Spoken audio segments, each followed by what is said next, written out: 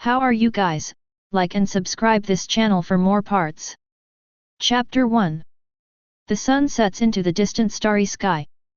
The world is suddenly dark, and the mountains and rivers are already in autumn. Su Chi put his hands behind his back, facing the setting sun, and spoke leisurely. Next to him stood a girl wearing a JK dress. At this moment, she was looking at him with an infatuated look on her face. "Senior Su, you are still so talented." The girl worshipped. Su Chi turned around. That flawless face! It almost made the girl scream. Su Chi's dark brown pupils were like the purest amber. He looked at the girl affectionately and took a step forward. "Meng Meng, actually I." Next second. "Ouch!" Su Chi screamed. For some reason, his left foot hit his right foot and he fell flat on his face. Su Chi looked around vigilantly. It was empty, no one was around. "It's okay, no one saw it." Su Chi breathed a sigh of relief. The scene just now was just his fantasy. Except the sunset in front of me is real. This handsome and flawless face is real. The rest are fake. Su Chi got up from the ground and frowned. "I just bought new clothes yesterday, and they got dirty on the first day of the trip. I'm really unlucky as always." Su Chi took out his cell phone and checked the time. 5:46 minutes. The last sightseeing bus down the mountain is at 6:30. He had plenty of time to get to the site. Along the mountain road, Su Chi went all the way down. The beautiful scenery around seemed extremely unreal under the afterglow of the sunset. It's like it's reflected from another world. It seems that the scenery is different from that on the mountain. Su Chi frowned and thought. But the steps never stopped. At this moment, a shrill horn sounded behind me. Buzz! Su Chi turned around suddenly and saw a truck coming from nowhere and almost rushing towards him. At this moment, several thoughts flashed through Su Chi's mind. What the hell? What's going on? Where did this truck driver come from? I have to get out of the way. Just when Su Chi wanted to dodge, a prompt suddenly came in my mind. Ding! Suitable host detected, system activated. Host, Su Chi. Luck, -10. Evaluation, an ordinary unlucky handsome guy. The truck heading our way is a truck that is responsible for transporting warriors to another world, but it seems that it has picked the wrong target. You now have a few choices. 1. Accept the arrangement of fate and go to another world on behalf of the hero. Reward, Deluxe Novice Gift Pack. 2. Stop the truck and reprimand the driver for being distracted during work hours. Next time, make it clear who you want to create. Reward, Intermediate Novice Gift Pack. 3. Less trouble is worse than more trouble, get out of the way quickly. Reward, Beginner's Gift Pack. Su Chi had already thought of the answer in 1/1000th of a second. He didn't have time to be happy that he had awakened the system. When a life or death crisis comes, I'm not a hero. Still trying to stop a truck? Are you kidding me? Trying to stop a truck with your bare hands, right? I choose 3. Ding! Selection successful. Su Chi felt a force pulling him, instantly pulling him from the middle of the road to the edge of the road. If nothing unexpected happens, I'm safe. Su Chi breathed a sigh of relief. Just because you are so beautiful, baby. Inside the truck, the driver was listening to music, shaking his head. This music is very catchy, with a beautiful melody and is easy to sing. It reminded him of the days when he would get up and dance at the sound of the CK crow. Although the truck driver was distracted by the music, he was always keeping an eye on the chosen hero out of the corner of his eye. The hero wants to escape. That won't do. I am responsible for escorting heroes to another world, and I have never failed in 23 years. He's known as the gold medal driver. Thinking of this, the truck driver drifted and hit Su Chi, who was in a daze. Nima. Trucks can drift. Suchi heard a system prompt sound. Ding! Due to the negative blessing of the host's luck, I encountered a gold medal driver. Unfortunately, I failed to avoid him. Bang! The next second, Suchi was knocked away. A mysterious force pulled him away from this world. Before falling into a coma, Suchi had only one thought. What a pity! Your system can't beat a driver. What a sin! When Suchi woke up again, the sky is clear and blue and transparent. The dying voice of the system came to my ears. Ding! This system suffered heavy losses in the confrontation with the gold medal driver, but fortunately it fulfilled its mission and successfully separated the host from the originally planned low-level martial arts world. Upon hearing this, Suchi immediately said excitedly, "So that means we didn't cross over successfully? Ha ha ha! You are worthy of it, system. I wrongly blamed you." To be honest, Suchi didn't want to travel through time. He has a happy family, handsome looks, and a good mind. Although the luck is a bit bad. For example, when eating instant noodles, there will definitely be no seasoning packets. When going to the toilet, you will definitely plug the toilet. When buying cans, there will definitely be no pull rings. When buying milk tea, there will definitely be no straws. When eating watermelon, there will definitely be watermelon seeds. When queuing, someone will definitely cut in line, and you will definitely not be able to get on the bus. But that doesn't matter. What matters is that he loves the land. The depth of love. And the less important ones. Millions in savings that have yet to be squandered. Suchi was happy for less than 10 seconds before the system said with its dying breath, after this system turned the tide, it successfully separated the host from the original low-level martial arts world. On the way back to the original world, something unexpected happened and the host has now fallen into the world of immortal cultivation. Suchi was stunned. He thought of Lawyer Zhang. After my strong argument, the defendant's $2 million fine was waived and his sentence was changed to 20 years in prison. Suchi often reads novels. Of course he knew that the low-level martial arts world and the immortal cultivation world were two completely different concepts. In the low-level martial arts world, things like the 18 dragon subduing palms and the 9 yin white bone claws are no exaggeration as to how powerful they are.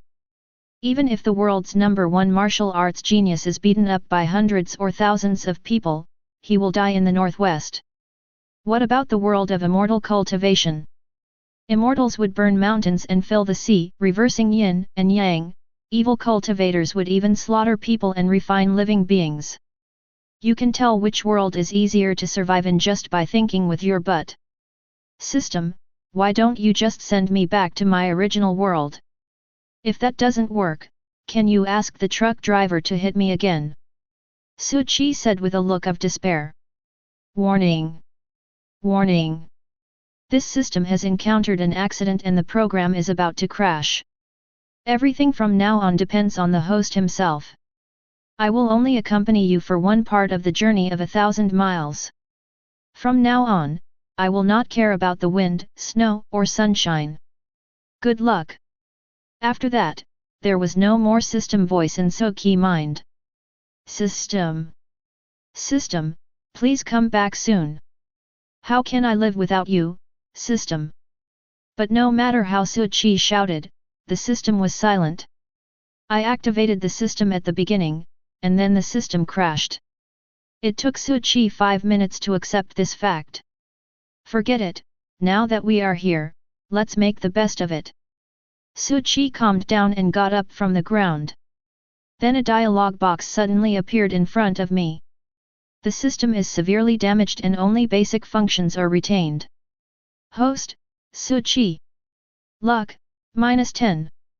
Evaluation, an ordinary unlucky handsome guy. Because of a bug, the beginner gift package is waiting to be extracted. Note, after extraction, this function will completely disappear. Suchi first came to the world of immortal cultivation. One good news and one bad news. Bad news, the system crashed. The good news, it didn't completely collapse. Chapter 2. Extract. Su Qi opened the novice gift package. Then a prompt popped up. Congratulations to the host for obtaining the Immortal Body. Immortal Body, live as long as the sky, live as long as the earth? All rubbish. You will have endless life, and as long as you are not killed, you will not die. Then Su Qi felt a mysterious power surge into his body. In a very metaphysical way, he felt that he had infinite life.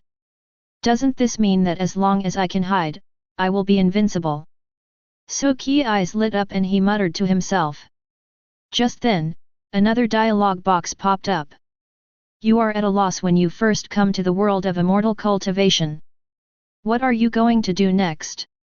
1. Join the immortal sect and officially embark on the path to immortality. Reward, foundation building pill. 2. Act with caution, enter the arena first, and understand this world. Reward, 1000 taels of gold. 3. Do nothing. Reward, luck plus 1 cost, lifespan minus 10 years. I didn't expect that I could still answer multiple choice questions after the system crashed. Su Qi hesitated for 0.1 seconds and then chose 3 directly. If you are a normal person, you will definitely not choose 3. How many years does an average person live? If you can live to 70, you are already considered old. But Su Qi has infinite lifespan, so option 3 is the correct choice. The system's extraction function has crashed. Even if I complete the first or second task, I won't get the reward. Besides, the higher the reward, the greater the danger. Even if it functions normally, I will not choose 1 or 2. The premise is that I have an infinite lifespan. I just don't know if this luck needs to be extracted. A series of thoughts flashed through Su Qi's mind. Then he glanced at the panel. Host, Su Qi.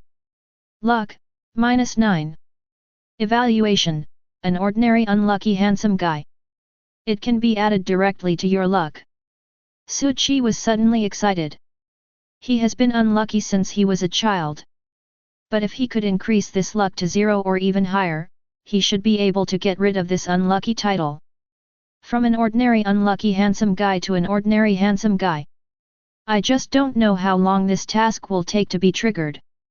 Su Qi really can't wait to turn his luck into a positive number. But when I think about the fact that I have unlimited life, I am no longer in a hurry. Day and night are too short, so we shall strive for 10,000 years. Only then did Su Qi have time to look at the surrounding scenery. This should be on the top of the mountain, Su Qi can see very far. There seems to be a town at the foot of the mountain. So Su Qi set off. On the way down the mountain, Su Qi discovered a cave in a hidden place halfway up the mountain. It seems that no one has lived here for a long time, and there are cobwebs in the corners. However, there were no secret books on cultivating immortals, but there was a wooden bed that was barely enough for sleeping.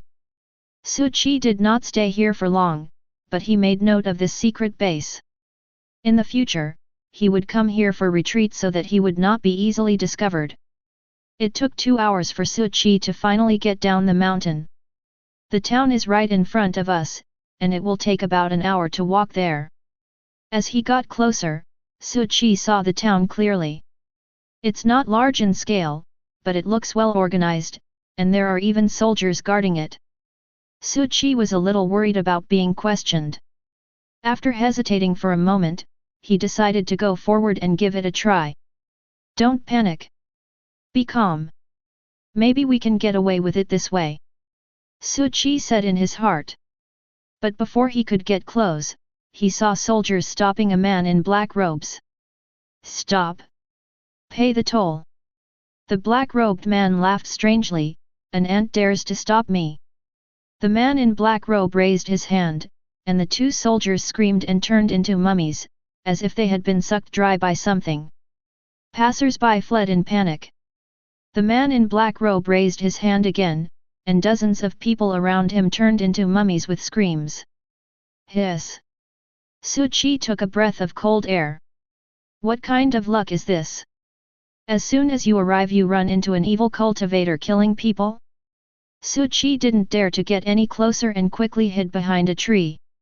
After a long time, Su Qi dared to stick his head out and found that the evil cultivator had disappeared, leaving only a pile of mummies to prove that what had just happened was not an illusion. The town is too dangerous. I'd better hide in my deep mountains and forests. Once this thought came to my mind, I could no longer suppress it. Su Qi ran away. He decided not to come out again until his luck reached a positive level. Only after returning to the secret cave did Su Qi feel a little more at ease. The world of cultivating immortals is really too dangerous. If I had moved faster just now, I would have turned into a mummy like those unlucky guys. Su Qi lay down on the bed and officially started his life of lying down. Last month, Su Qi tidied up the cave a bit and made it more comfortable. He often thought about his life in his hometown. His parents and friends must have been very worried about his sudden disappearance. Thinking that he might not be able to see her again in this life, Su Qi couldn't help but feel like a literary youth again. I am alone in the hotel, awake by the cold lamp. Why do I feel so sad? I miss my hometown thousands of miles away tonight, and tomorrow will be another year of worry. Half a year has passed. Su Qi has been in and out of the cave a few times. And every time he went out, he almost lost his life. With this -9 points of luck, it was difficult for him to survive in the world of immortal cultivation. You have been lying flat for half a year and are determined to do something. 1. Explore the town again. Reward, Foundation Building Pill. 2. Search the surrounding area and prepare some game to satisfy your cravings. Reward, 3rd grade Demon Pill. 3. Do nothing. Reward, Luck +1 cost, lifespan -10 years. Su Qi decisively chose 3. Once every 6 months. That means I will be able to leave in just 4 years. Su Qi felt that life had hope. But the system never issued any tasks in the next 2 years.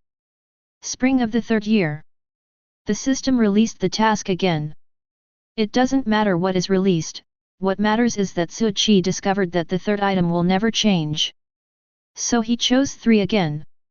Spring goes and autumn comes, year after year. 5 years, 10 years, 15 years, 20 years. Su Qi has lost track of time, and the word is carved all over the wall. He hasn't spoken to anyone in the past 20 years and is almost losing his ability to speak. His hair and beard had grown so long that from a distance one might have thought he was an ape man. If it weren't for the literary soul burning in his body and the 4 books and 5 classics playing in his mind every day, he would have become a madman.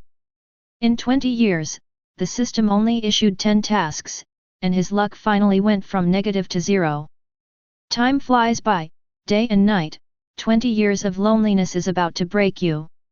1. Regardless of everything, go to the town again. Reward, 9 transformation golden pill.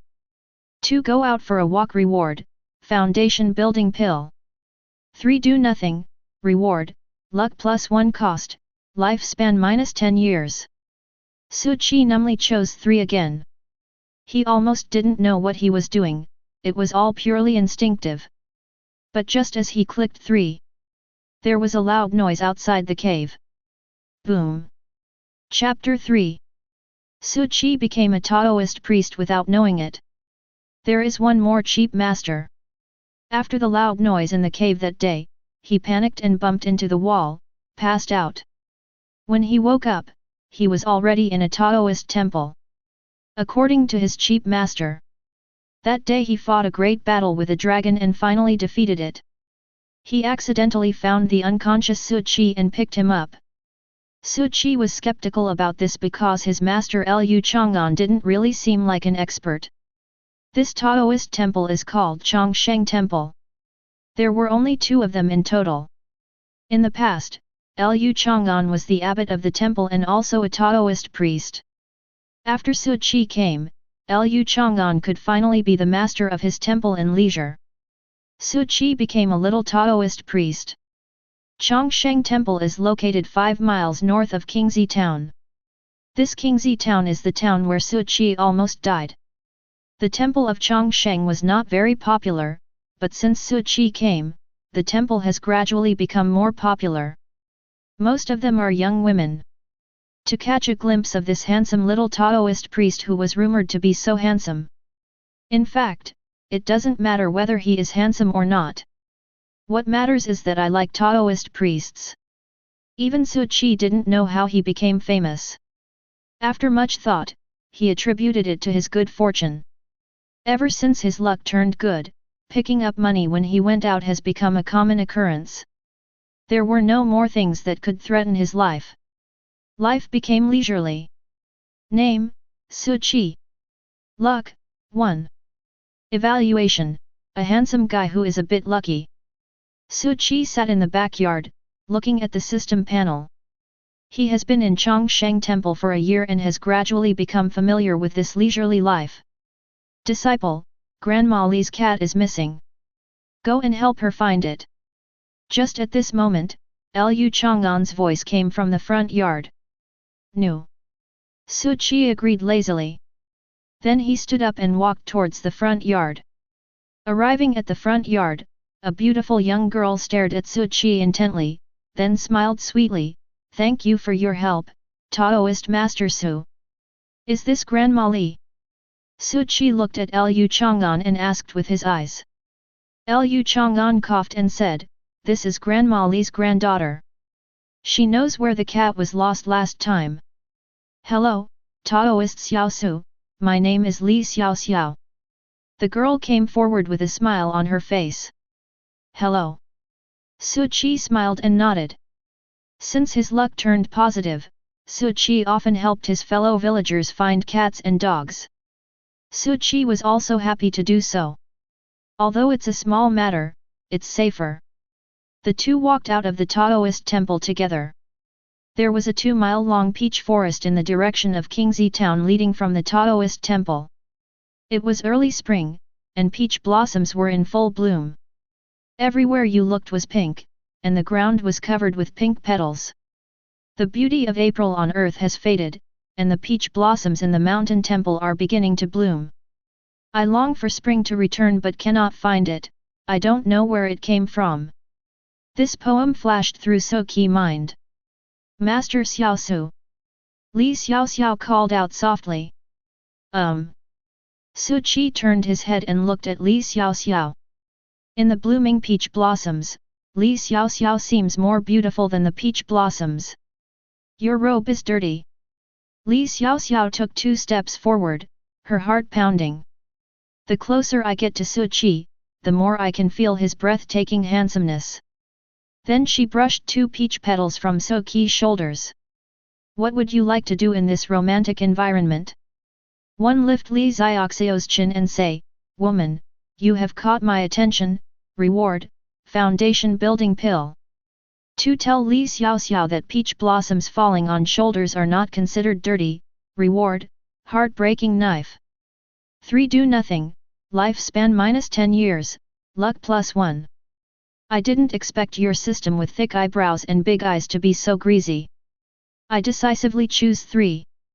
Su Qi muttered inwardly. The moment his luck turned into 2, Su Qi was refreshed and felt as if he had changed a little. However, this change is not visible to the naked eye. Thank you, Miss Li. Su Qi said. Li Xiaoxiao is simply a lucky star. No, you're welcome. Li Xiaoxiao said with a red face. Where did Grandma Li's cat get lost? Su Qi asked. Just as he finished speaking, a big cat suddenly jumped out of the woods and meowed at the two of them. Ziahua. Li Xiaoxiao picked up the cat in surprise. You found it already? Su Qi increasingly felt the importance of luck. Although it sounds metaphysical, it is very practical. When my luck was 1, I had to look for it symbolically. Now that my luck is 2, I don't even have to move my legs, it will be delivered to my door automatically. Since Miss Li has found the cat, I will go back. Su Qi said with a smile. Master Xiao Su, thank you. Li Xiaoxiao said happily. You're welcome. Su Qi turned around and left gracefully. Returned to the Taoist temple. Lu Chang'an was meditating and practicing. When he saw Su Qi coming back, he was surprised and asked, "You found it so quickly?" Su Qi nodded and said, "As soon as we arrived at the peach forest, it ran out by itself." "You're so lucky." Lu Chang'an laughed in silence, then said, "Disciple, you have been in the Taoist temple for more than a year. I see that you have a good character, so today I will formally teach you the method of cultivation." Su Qi's eyes lit up and he said quickly, "Thank you, Master."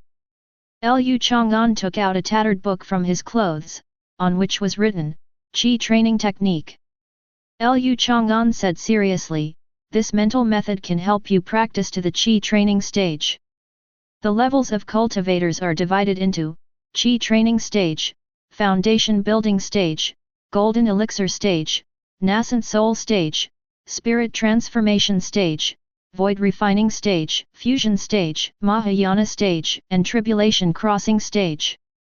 "What about after the Qi training period?" Su Qi asked. Lu Chang'an said seriously, "The Qi training stage is the foundation of cultivation. It is particularly important to lay a solid foundation. Don't aim too high. You should know that some people can only linger in the Qi training stage throughout their lives." "I understand, Master."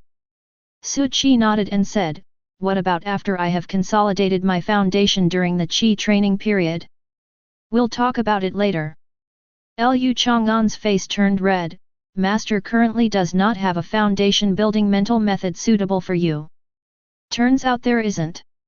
Su Qi thought to himself that it seemed that what Master said about fighting the dragon was just bragging. Holding the Qi training method, Su Qi returned to the backyard and began his first practice. "It's not that I don't have a technique for the foundation establishment stage. I also have one for the tribulation crossing stage. It's just that I don't have one that's suitable for you. I'll find one for you later." Lu Chang'an's voice came from the front yard again. "I know." Su Qi replied lazily. It took Su Qi 3 days to get started. According to Lu Chang'an, each realm is divided into 9 levels. He is now at the Qi training level. In 1 year, Su Qi broke through from the first level of Qi training to the second level of Qi training. During this period, 2 more points of luck were added. His luck of up to 4 points made his path of cultivation seem like he was being assisted by God. Winter comes and summer goes, and 5 years have passed in a flash. Su Qi's luck has reached 10 points. He found that the higher the luck, the easier it is to trigger system tasks. His cultivation level also officially entered the 9th level of Qi training. With the blessing of luck, you have a sudden enlightenment while practicing, and your cultivation level is +1. Su Qi checked his body in astonishment and found that he had actually advanced from the 9th level of Qi training to the 10th level. Is there such an operation? The following content is not related to the main text. I saw a lot of complaints later, so I will answer some of your questions. 1. You won't keep refining your Qi. 2. Why is this world of cultivating immortals so lame? The explanation is in the following text. 3. Please feel free to eat it. Chapter 4. Lu Chang'an said that each major realm has a maximum of 9 levels. But now I have broken through to the 10th level? Su Qi noticed that the 10th level was more powerful than the 9th level. Although he didn't know how strong the cultivators in the foundation establishment stage were, he now felt that they were not far from the foundation establishment stage. Although the system crashed, it's still very powerful. Su Qi thought happily. And so, another 3 years passed. Su Qi's luck has reached a terrifying 20 points. The higher his luck, the more frequently his cultivation will increase. So far he has reached the 39th level of Qi training. As he did not have the skills for the foundation establishment stage, Su Qi was unable to break through to the foundation establishment stage, but he felt that he should be much stronger than the cultivators in the foundation establishment stage now. His strength increases exponentially with each additional level. Before he knew it, Suchi had been staying in Chongsheng Temple for 9 years. In these 9 years, time has not left any traces on his face. The first 3 years, Li Xiaoxiao comes here 4 to 5 times a year. Later the frequency gradually decreased. The 5th year was the last time Li Xiaoxiao and Suchi saw each other. At that time, she cried and said that she was going to get married and could not wait for Suchi any longer. After that, it never appeared again. Suchi also goes to Qingzi Town 2 or 3 times a year. He is very popular in Qingzi Town, on the one hand because of his handsome appearance, and on the other hand because of Liu Chang'an. As the only cultivator in the vicinity of Qingzi Town, Liu Chang'an is highly respected by both the martial arts world and ordinary people. If they encounter evil spirits or monsters, they have to ask Liu Chang'an for help. Although Qingzi Town is a border town where evil spirits and demons are not rampant, there are still 1 or 2 cases a year. Therefore, Liu Chang'an is like a guardian angel to Qingzi Town. In the past 9 years, Suchi has witnessed too many separations and deaths. He was originally a literary youth who was sad about the passing of time. It is inevitable to be touched when encountering such a situation. But after seeing this kind of thing so many times, he gradually became numb. Compared to the 100-year lifespan of ordinary people, the lifespan of those who practice Taoism is much longer. Perhaps cultivating immortality is, on the one hand, about achieving longevity, and on the other hand, about cultivating the mind. The 10th year, spring. Suchi opened his eyes from meditation. Just now, he had broken through the 50th level of Qi training. The reason he woke up was because an uninvited guest came to the Taoist temple. Liu Chang'an. Liu Chang'an. The visitor was a man in his 50s, dressed elegantly but with a worldly look on his face. Suchi came to the front yard and saw the man. Just as he was about to ask him to stop shouting, Liu Chang'an walked out of the main hall. Liu Ziming, what are you doing here? Liu Chang'an asked calmly. Come back to Chang'an with me. Liu Ziming went forward and pulled without saying anything. A cultivator should not be contaminated by the mundane world. Please go back. Liu Chang'an said calmly. After he finished speaking, he waved his sleeves and Liu Ziming was carried to the entrance of the Taoist temple by a light breeze. Liu Chang'an, Dad is dying. He just wants to see you one last time. Liu Ziming said in a sad voice. Liu Chang'an's originally indifferent face finally moved, and the veins on his hand holding the whisk unconsciously bulged. After a long while, he let go of the whisk and sighed softly, when do we leave? Right now, without losing a moment.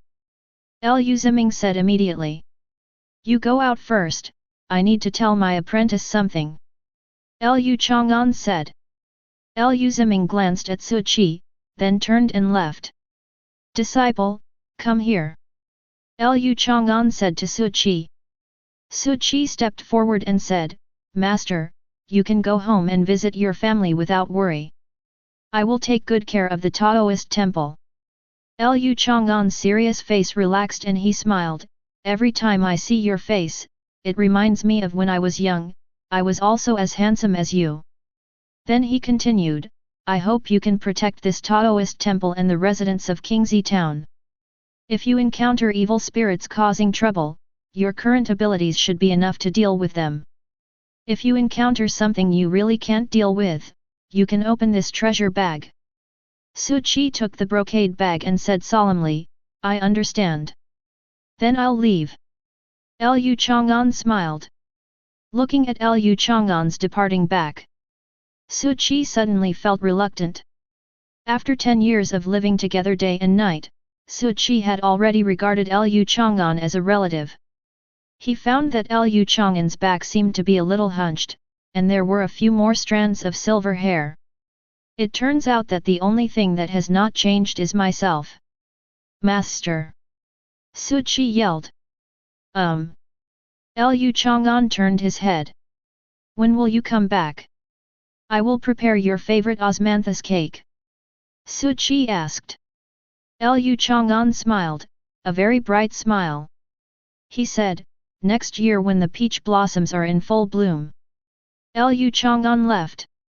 Su Qi is the only one left to manage the huge Taoist temple. Although I usually take care of it alone. But it always feels a little different. Su Qi said silently in his heart. The Chongsheng temple still has a lot of incense. Almost everyone who comes here will ask, where is Taoist Liu? Why can't we see him today? I'm going home to visit my family. I'll be back soon. Su Qi always says this. January passed in a flash. Su Qi now has a luck of 28 points. His cultivation level has also reached the 56th level of Qi training. He didn't know how strong he was now, he just felt that the spiritual energy in his body was surging like a river, extremely full. This day, Su Qi was meditating in the yard. There was a hurried knock on the door outside the Taoist temple. Su Qi opened the door of the Taoist temple and saw a panicked man coming in. Why are you so panicked in the middle of the night? Su Qi asked. This is a new face. Su Qi was sure he had never seen it before. Little Taoist priest. There is an evil spirit causing trouble in the peach blossom forest ahead. Please save my wife and children. The man begged. Lead the way. Su Qi turned around and picked up the peachwood sword, saying. Well. The man's face lit up with joy, and he took Su Qi straight to the peach blossom forest. But after entering the peach blossom forest, Su Qi did not see any evil spirits harming anyone. At this moment, the man leading the way suddenly fell to the ground with a bang and lost his breath. He he he. A strange laugh was heard. A ghost with its body pieced together walked out from behind the tree. The head is that of an old woman, the body is that of a young man, the left hand is that of a child, the right hand is that of a woman, and the legs are that of a man. It looks extremely weird. Master Xiaosu, do you still remember me? The ghost spoke, and it was the old woman's head that spoke. Are you the Lu Po from the town entrance? Su Qi frowned. Grandma Lu from the town died 3 years ago. Who would have thought that she would come back to life in this ghostly form? Master Xiaosu, I didn't expect you still remembered me. I'm so hungry. I'm really hungry. Let me eat your flesh and drink your blood. The ghost roared and rushed towards Su Qi. Uncoordinated but extremely fast. If an ordinary person saw it, he would probably be scared into going insane. Grandma Lu, since you are dead, please rest in peace. I will help you to be reborn. Su Qi raised the peachwood sword and slashed it down casually. Boom! Su Qi did not use any spiritual power in this sword strike. But the terrifying force directly cut out a strong wind, which was sharper than a knife. Wherever the strong wind blew, everything was reduced to dust. No! The ghost uttered only a scream before instantly turning into ashes. Physical salvation is the most deadly. Chapter 5. Come out. Su Qi said lightly. Pa pa pa. There was a burst of applause. A man in black robes walked out from the darkness. How did you, a mere Qi training stage person, find me? I didn't notice it. I was just trying to trick you. Su Qi spread his hands and said. He looked at the black-robed man in front of him and felt that he looked familiar. The scene from 30 years ago came to my mind. This person is the evil cultivator from 30 years ago. A voice surged in Su Qi's heart. When he first came to the world of immortal cultivation, he was frightened by the evil cultivators in front of Qingzi town and hid in the mountains for 20 years, but he never thought that he would see them again. Hearing Su Qi's words, the evil cultivator froze. The face hidden in the darkness had a hint of coldness. He was actually deceived by a young Taoist priest. You are Liu Chang'an's apprentice, right? The evil way of self-cultivation. Yes, what's wrong? Su Qi asked lightly. That's right. He seriously injured me 30 years ago. Now I have achieved the golden elixir. Although he was lucky enough to return home to visit his family and escaped the disaster, I want him to see the Qingzi town he guarded, his beloved disciples, and even his dilapidated Taoist temple reduced to ashes when he returns." The evil cultivator laughed wildly, and terrifying pressure surged out like a tide. Under this pressure, the peach trees in the forest wailed in pain. Su Qi, however, seemed unaffected and ran away. "Want to run?" The evil cultivator chased after him with a grim smile. "Until we came to an open space." Su Qi just stopped. "Run, why don't you run?" The evil way of self-cultivation. Master said that he would come back when the peach blossoms are in full bloom. I'm afraid that if the peach forest is gone, he won't come back. Su Qi said lightly. "You are still thinking about such nonsense at this time. I will not let you die easily. I will extract your soul and burn it with Dan fire for 9,981 days. I will let that old guy Liu Chang'an know the consequences of offending me." The evil cultivator raised his hand. The heaven and earth wailed, and a tide composed of countless wronged souls surged out of the evil cultivator's body and rushed towards Su Qi. Wherever the tide of wronged souls passed, all life was plundered, vegetation withered, and birds fell. And behind Su Qi is the 2-mile peach forest. Su Qi's spiritual energy rushed into the peachwood sword like a river. The peachwood sword emitted a faint glow in the night sky. "Cut! No fancy moves!" Su Qi slashed out with a sword. "He only has one move and one sword." Laugh! A sound of breaking air was heard. A sword energy 10 feet long surged out. Wherever the sword energy passed, the ground that had not been touched began to crack.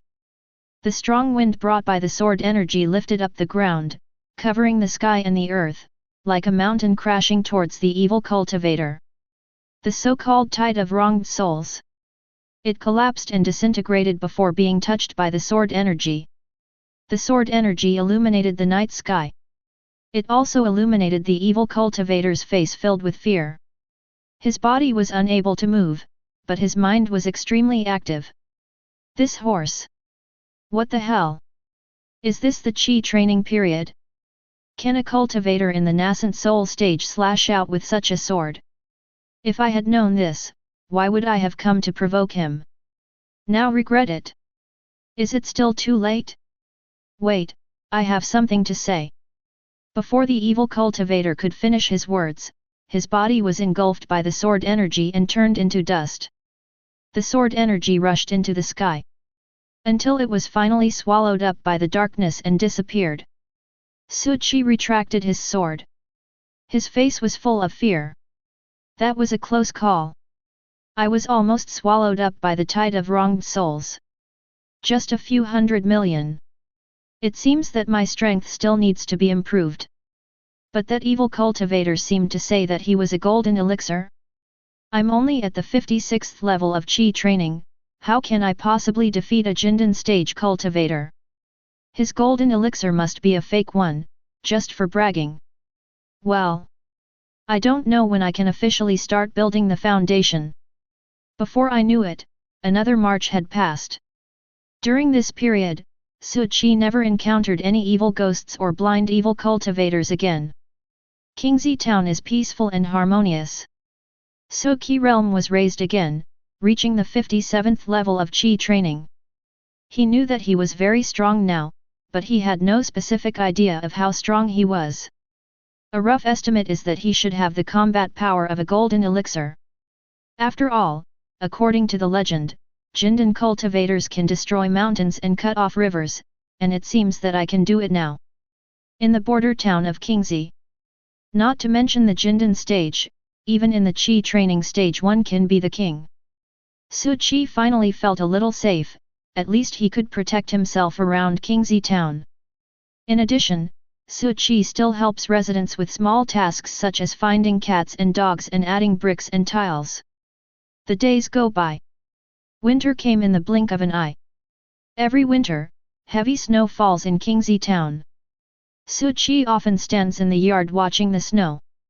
Also see the peach forest outside the Taoist temple.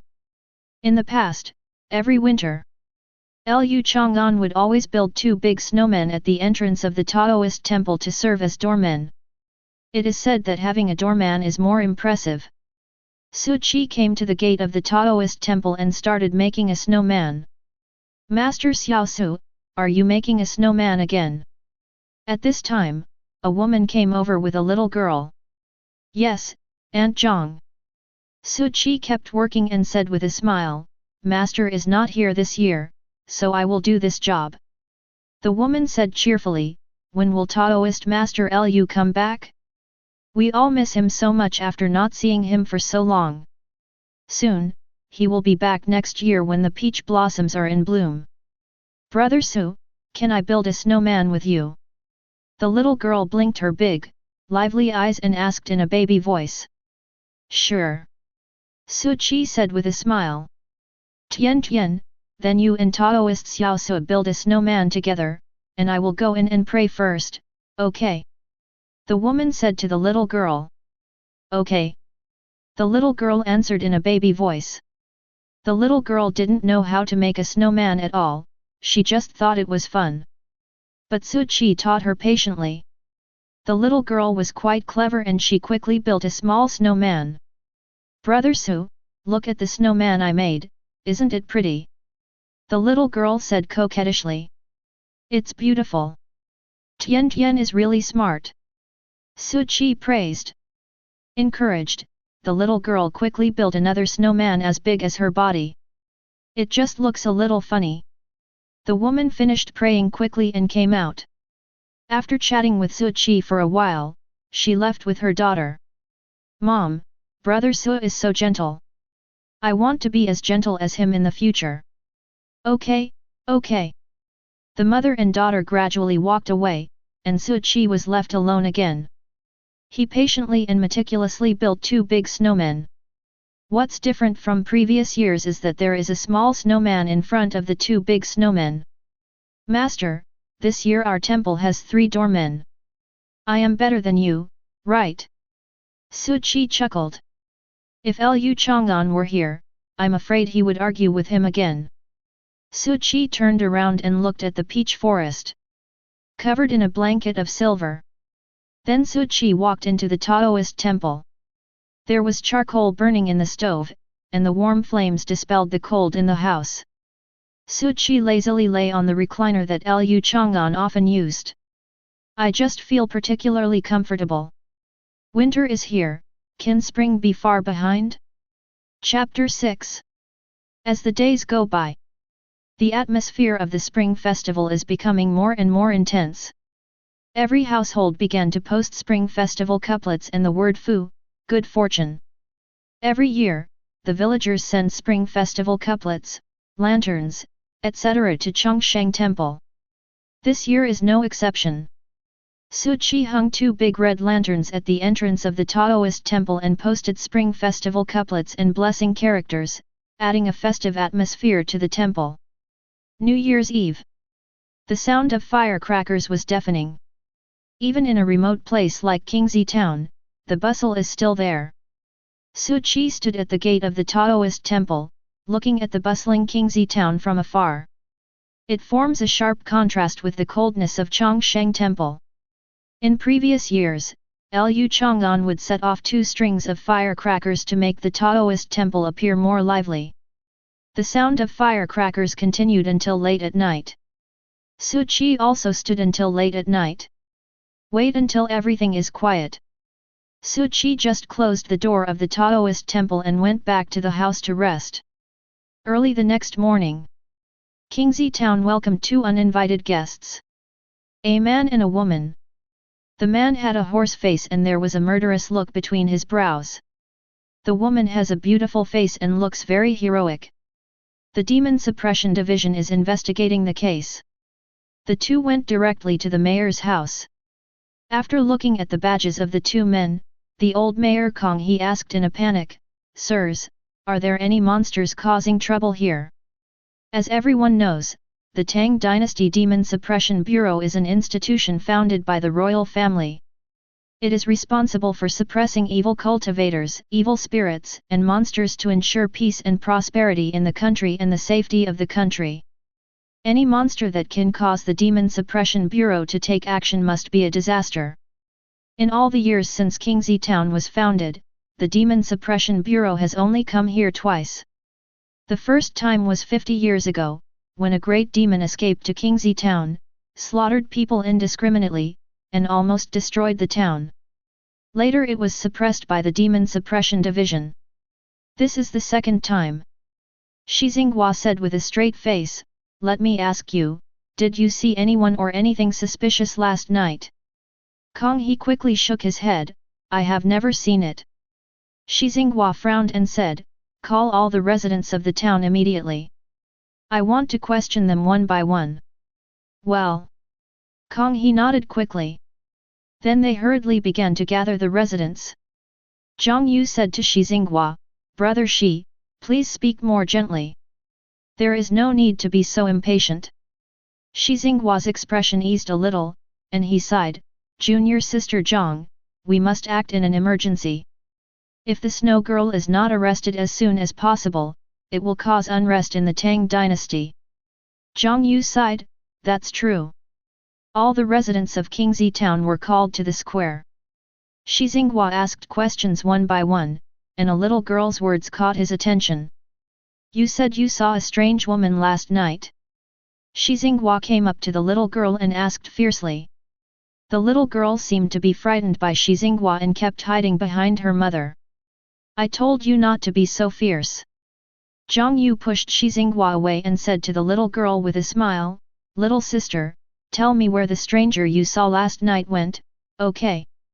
The little girl nodded and said timidly, "I saw an injured sister at the entrance of the town last night, and then she went towards the snowy mountains." "But in white?" Shi Xinghua asked. "Yes." The little girl nodded. "Not good." Shi Xinghua's expression changed drastically and he said, "We are still a step too late. If the Snow Girl recovers from her injuries, neither you nor I will be her match. We must set off as soon as possible." Zhang Yu also knew the seriousness of the matter, and the two of them quickly headed towards the snow-capped mountains. The little girl didn't breathe a sigh of relief until the two men left. She spread out her palms, and there was a crystal-clear snowflake in her palms. This was given to her by her sister last night. "Is that sister a bad person?" the little girl murmured. Inside the Chongsheng temple, Su Qi is sweeping the snow. Suddenly a man and a woman broke in. It was Shi Xinghua and Zhang Yu. "The Demon Suppression Division is investigating the case." Shi Xinghua shouted coldly. "Demon Suppression Division?" Su Qi looked confused. Apparently never heard of it. "Little Taoist priest, did you see a woman in white last night?" Shi Xinghua asked again. Su Qi frowned, still thinking about the name of the Demon Suppression Division. Seeing that Su Qi ignored him, Shi Xinghua was furious. "Little Taoist priest, I'm asking you a question." "Oh, sorry." Su Qi scratched his head sheepishly and said, "I was just thinking that the name of the Demon Suppression Division is quite impressive. You don't know about the Tang Dynasty Demon Suppression Division?"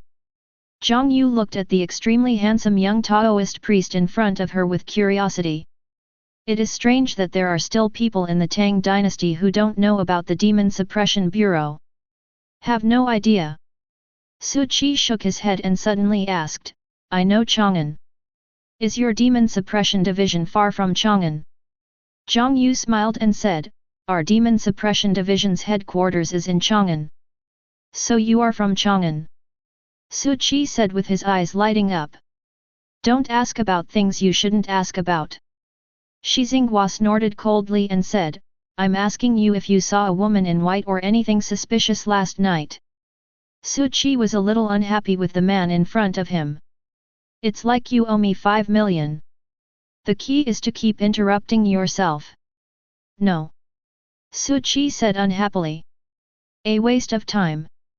Shi Xinghua snorted coldly, and after scanning the Taoist temple with his spiritual sense, he said to Zhang Yu, the snow girl should have escaped into the snowy mountains. Junior sister, let's go quickly. Before leaving, Zhang Yu asked with a smile, little Taoist, do you want to know about Chang'an? Think. Su Qi nodded. Then let's talk about it after I finish my work. Zhang Yu smiled. Good. Su Qi then said, if you encounter any difficulties, you can come to me. How dare a mere Qi training cultivator to speak so arrogantly? Shi Xinghua made a sarcastic remark and then turned and left. On the way, Shi Xinghua asked, Junior sister Zhang, are you attracted to that little Taoist priest? Zhang Yu smiled and said, I think he is very interesting. Shi Xinghua was a little jealous, except for his handsome face, his cultivation is so poor that it's unbearable to look at. Such a man is totally unreliable. Zhang Yu thought for a moment and said, you are right. Shi Xinghua raised the corner of his mouth. But the next second Zhang Yu said, then why don't you just let him rely on me? Shi Xinghua was speechless for a long time. Damn, this guy deserves to die. Why do you have to be so handsome? Who understands the pain of ugly monks like us? The two entered the snowy mountains. The spiritual awareness of a Jindan cultivator can cover about 100 meters. Compared to this big snow mountain, it is indeed not good enough. Fortunately, the snow girl was seriously injured, so they could always find clues if they searched carefully. There's blood! Shi Xinghua said excitedly. The two then chased in the direction of the blood. Half an hour later, the bloodstain stopped abruptly and the clue was gone. How so? Shi Xinghua looked unhappy. Brother Shi, don't worry. Zhang Yu took out a compass and said, the snow girl has the mark of the demon suppression division on her body. The compass can accurately find her location within 1,000 meters. The compass showed no response. The two men's expressions changed drastically. This means that the snow girl's wound has healed. Chapter 7. The healing of the snow girl's wounds means that her strength will recover extremely quickly. The snow girl in her prime was comparable to a cultivator at the peak of the nascent soul stage. The two of them were no match for her at all. Boom! At this moment, a loud noise was heard from the snowy mountain. The overwhelming snow poured down from the top of the mountain like a rushing river. It was extremely spectacular. There's an avalanche. Shi Xinghua looked unhappy. No need to guess, this is the work of the snow girl. The avalanche was moving at an extremely fast speed, and it arrived in front of the two men in the blink of an eye. But a cultivator in the Jindan stage can destroy mountains and cut off rivers, so he has nothing to fear from a mere avalanche. Shi Xinghua took out the long sword he carried with him. A sword slashed out. Boom! Spiritual power poured out, splitting the avalanche into two, revealing a safe passage in the middle. The avalanche rushed past the two men. The two people standing in the middle were unharmed. But the next second, a woman's laughter was heard in their ears. The two of them looked drastically changed. Shi Xinghua instantly turned into an ice sculpture. The amulet on Zhang Yu's body shattered, and frost spread like a maggot on the tarsal bones. In a few seconds at most, she would become the same as Shi Xinghua. Crack! Zhang Yu crushed a teleportation talisman. The next second she disappeared from where she was. Zhang Yu fled to Chongsheng Temple. Her whole body was filled with cold poison, and she was almost frozen to the point of losing consciousness.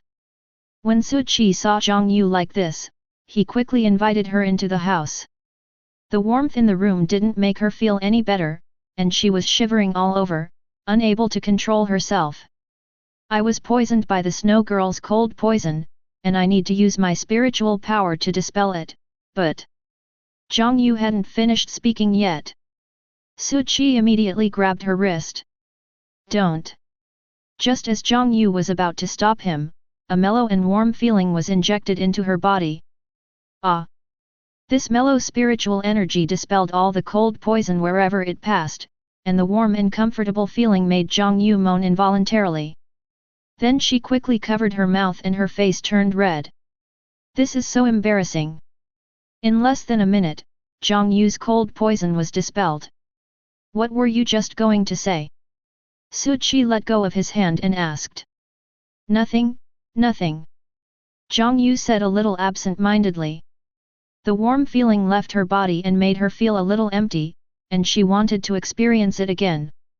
In fact, what she just wanted to say was that if one does not have enough spiritual power, the cold poison will backfire and become like her.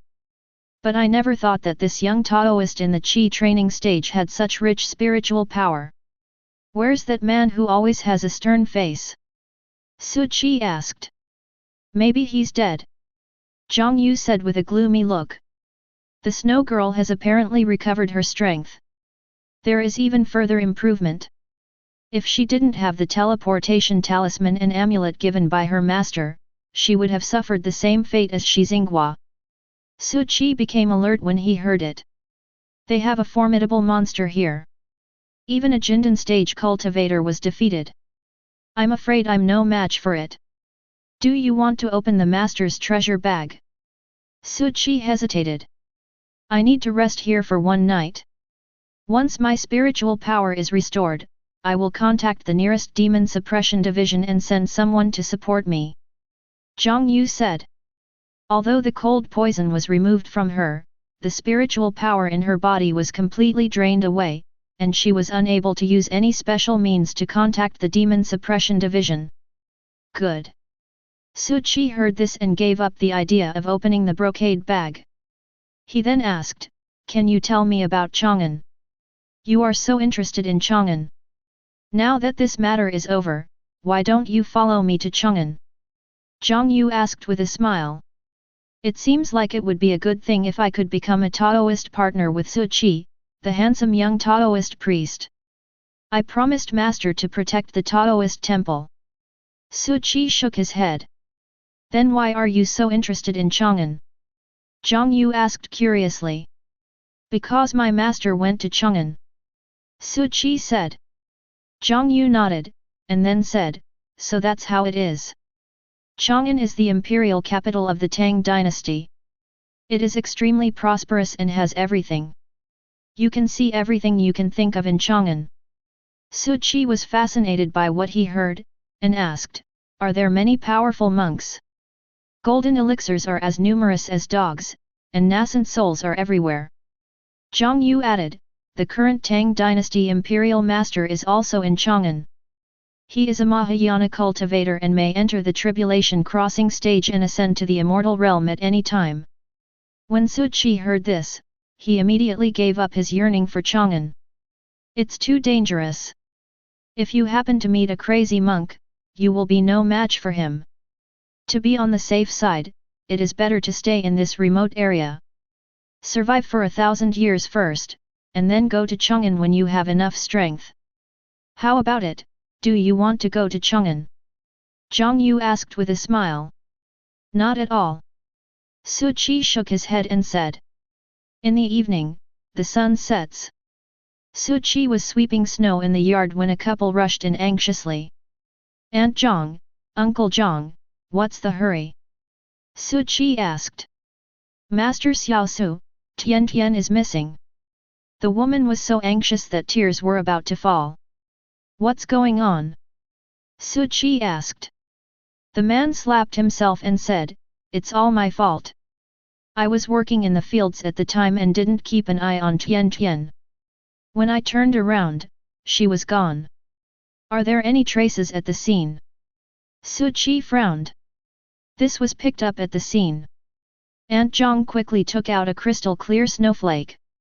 Su Qi took the snowflake and felt it was cold to the touch. It seemed to be made of some kind of crystal. It's the snow girl. At this moment, Zhang Yu came over and said with a serious expression.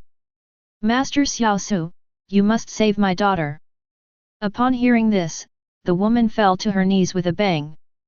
The mayor has told the residents the truth, and 2 officials from the Demon Suppression Bureau are searching for monsters. Can anything good happen to Tian if she falls into the hands of the monster? The man also knelt down and said, Master Xiaosu, if anything happens to Tian, we won't know how we will survive. Please save my daughter. Su Qi quickly lifted them up and said, Aunt Zhang, Uncle Zhang, don't worry, I will definitely rescue Tian Tian. After saying that, Su Qi turned around, picked up the peachwood sword and walked towards the snow mountain. Zhang Yu hurriedly chased after him. She followed Su Qi and advised, Little Taoist priest, you are no match for the snow girl, don't go. I have to go. Su Qi said. Why? You wait until tomorrow. When my spiritual power is restored, I can contact the people from the Demon Suppression Division, and you won't lose your life in vain. Zhang Yu asked puzzledly. Su Qi shook his head, what happens after we contact them? How long will it take for them to arrive? If it takes too long, will Tian Tian still be alive? Su Qi recalled the scene of the little girl making a snowman that day. At this time, heavy snow began to fall from the sky again. But you are only in the Qi training stage, it won't be helpful for you to go.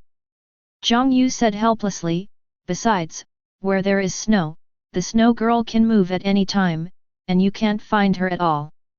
The snow-capped mountains cover a very wide area, and the snow covering them is more than tens of millions. You have to try, don't you?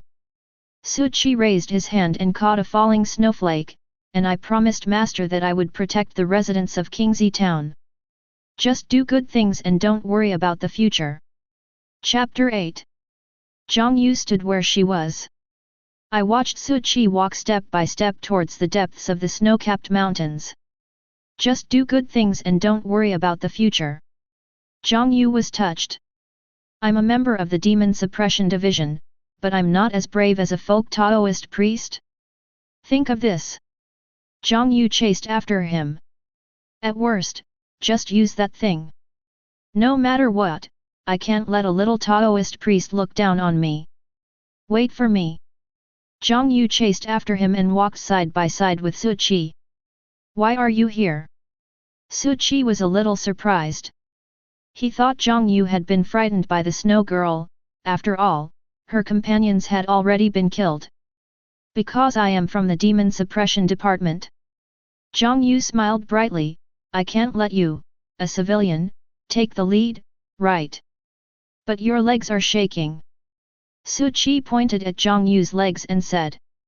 Zhang Yu blushed, thinking that if she didn't speak, she would die. She quickly said, I'm cold.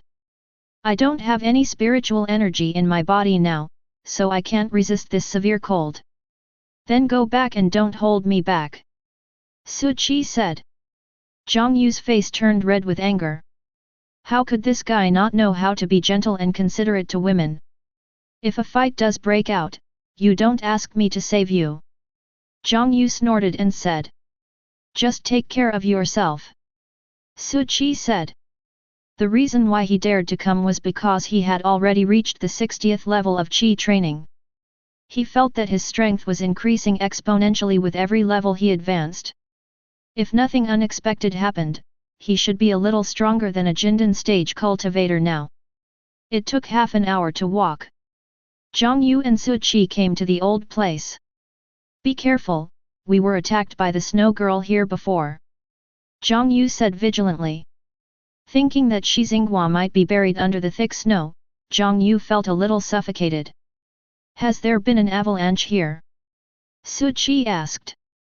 Yes, the avalanche was caused by the snow girl. Zhang Yu said. Boom. As soon as he finished speaking, the avalanche came again. Just like the first time.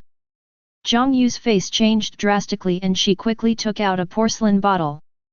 After opening the porcelain bottle, a crystal clear pill came out.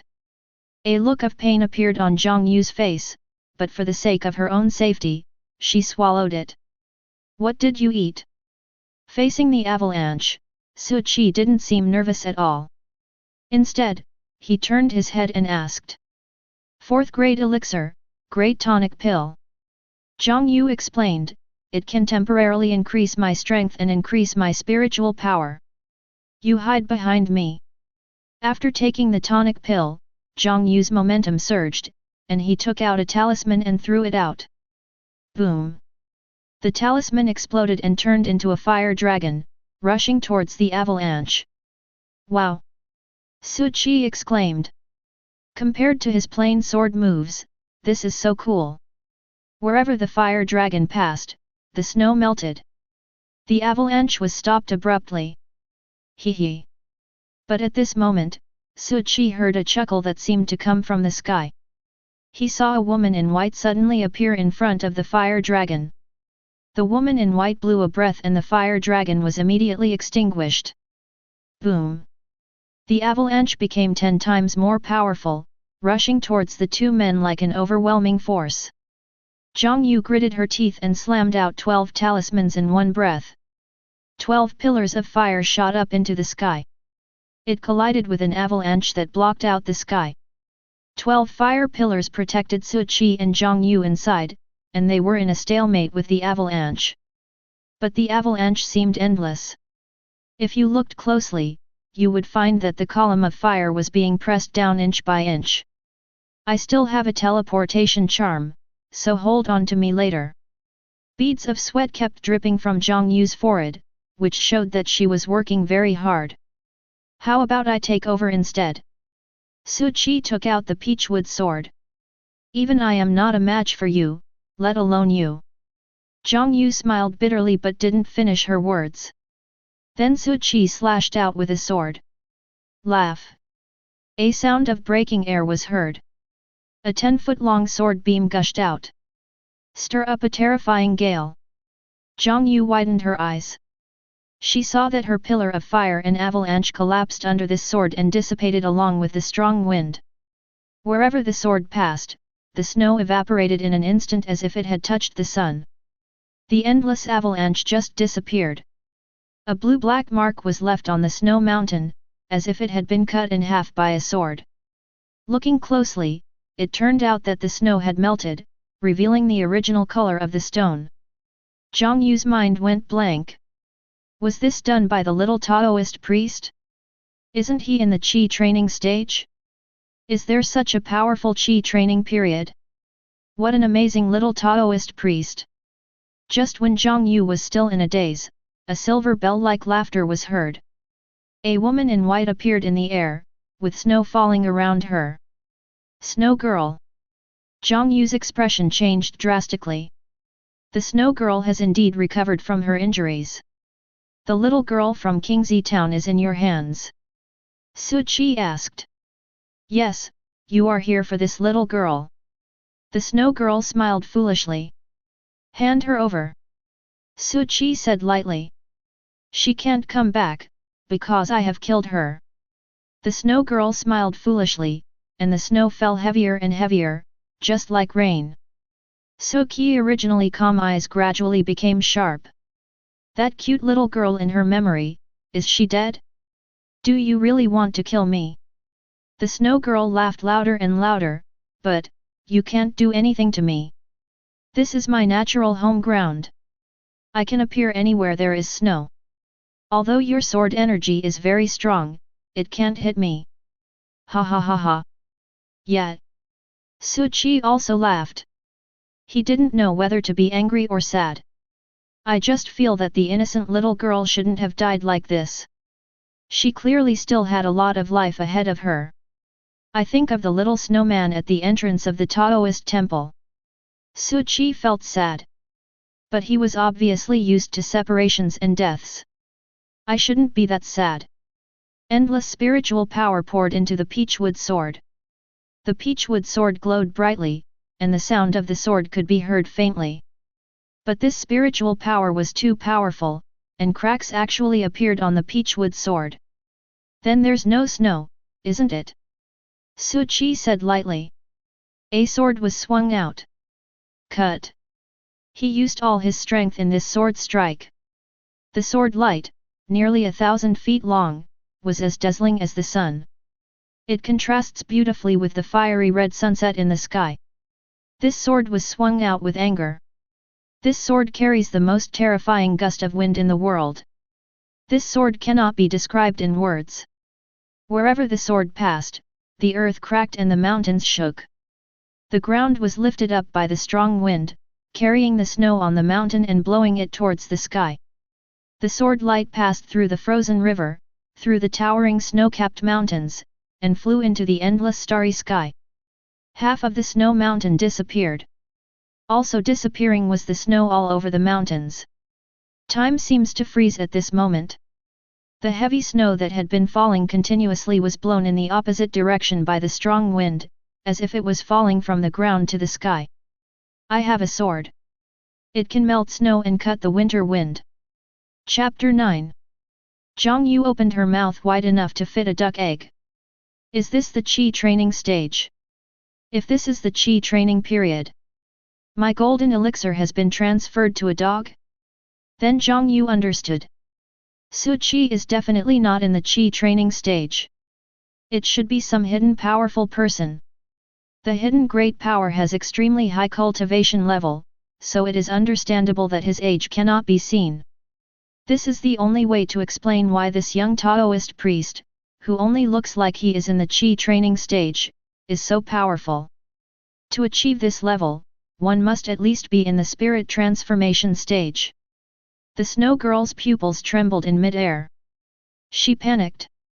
No. Am I kidding? Why would he overturn a mountain just because of a disagreement? Now, do you have any place to hide? Su Qi asked with a cold light in his eyes. The snow girl's scalp tingled. She quickly waved her hands and said, "Senior, we can talk it over. I was just kidding. The little girl is fine now." Where? After hearing this, Su Qi's murderous intent subsided a little. The snow girl quickly said, "Come with me, I will take you there." The name has changed unconsciously. Su Qi and Zhang Yu followed the snow girl to a cave. Fortunately, Su Qi's sword did not reach here. Otherwise, everyone in this cave would have died.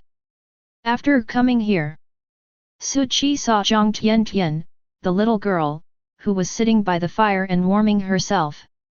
She didn't look injured at all. Next to her was a man who was tied up. "Senior brother Shi," Zhang Yu said in shock. She thought Shi Xinghua was dead, but now it seems that the snow girl did not kill him. "Brother Su, why are you here?" When Zhang Tian saw Su Qi, she ran over happily. "Look, senior, I told you Tian is fine. I like her so much, how could I kill her?" The snow girl laughed wryly. Shi Xinghua's mouth was blocked by a pair of smelly socks. When he saw Su Qi and Zhang Yu, he immediately started to moan, "MMMM." Zhang Yu rushed forward and pulled the smelly socks out of Shi Xinghua's mouth. Shi Xinghua yelled, "Junior sister, you were also captured? This snow girl is not human. She tortured me, Wu." A grown man actually cried in public. How big of a blow must this be? However, Su Qi actually felt a little secretly happy. This guy was so arrogant before. It seems that this snow girl is quite capable. What on earth is going on? Su Qi asked. The snow girl told the whole story honestly. It turned out that she had been forced to sign a master-servant contract with a big shot in the Demon Suppression Division and suffered humiliation. Later one day, the big shot died suddenly in an accident, and she was freed, so she fled all the way from Chang'an to this place. But the people from the Demon Suppression Bureau were unwilling to let her go. They wanted to capture the snow girl and sign a master-servant contract with another person. A top-notch talent like the snow girl must be controlled in one's hands to be safe. Before this, she had been hit by the demon-suppressing sword and her strength had dropped drastically. Shi Xinghua and Zhang Yu accidentally discovered the trace of the snow girl and followed her all the way. Xuanyu didn't like killing people and just wanted to live her life in peace, so Shi Xinghua was able to save his life. The kidnapping of Zhang Tian was also a misunderstanding. The snow girl liked this little girl very much. When she was looking for her to play, Zhang Tian took the initiative to ask to play in the snow, so the snow girl brought her over. After listening to the words of the snow girl, Shi Xinghua and Zhang Yu both had their world views overturned. The notice issued by the Demon Suppression Bureau headquarters was that the Snow Girl had murdered her master and defected, and a nationwide wanted notice was requested. But I never thought that it was quite different from the facts. Senior, I really don't want to go back to that place full of demons in human skin. Please let me go. The Snow Girl said as she crawled on the ground. Shi Xinghua said in despair, the lie detector test showed no abnormalities. What the Snow Girl said was true. The Great Tang Dynasty Demon Suppression Department is harboring filth and iniquity, and is a traitor. Shi Xinghua has always been proud of the Demon Suppression Bureau. Now this incident made him feel like his faith was shattered. Zhang Yu was more open-minded. She comforted him, Brother Shi, this world is so big that there are always places where the sun doesn't shine. Although there are bad people in the Demon Suppression Division, most of them are good people. As long as we can keep the Tang Dynasty safe and the people healthy, our persistence is meaningful. I don't care about your business, as long as you don't harm the residents of Qingzi Town.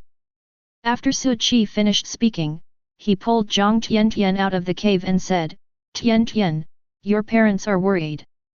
You can't play around like this in the future. I know, Brother Su. Zhang Tiantian responded in a baby voice. As soon as Su Qi left, Xuanu stood up from the ground and glanced at Shi Xinghua and Zhang Yu. He said coldly, you must want to capture me now, right? If I can get a position in exchange, I will have no worries about food and clothing. Shi Xinghua smiled bitterly and said, Xuanu, you underestimate us too much. Since you are innocent, I will not insist on arresting you. Just pretend that we have never seen each other. After saying that, Shi Xinghua also walked out of the cave. I deeply sympathize with your situation. From now on, we will pretend that we have never met. After Zhang Yu finished speaking to Xuanu, she left. As a woman herself, she understands the Snow Girl too well. Wait until everyone leaves. The Snow Girl seemed to have been drained of all her strength. Fell to the ground. Everything that happened today was like a dream. That little Taoist priest who suddenly appeared was so scary. Fortunately, these people were reasonable people, and after hearing about her experience, they chose to let her go. Don't pretend to be a bad guy anymore. The Snow Girl smiled bitterly and talked to herself. In order to protect herself, she put on the mask of a bad guy, but now she finds that as long as sincerity is exchanged with sincerity, there are still more good people in this world. Su Qi successfully brought Zhang Tiantian back. Zhang Tianatian's parents thanked her profusely and took her home.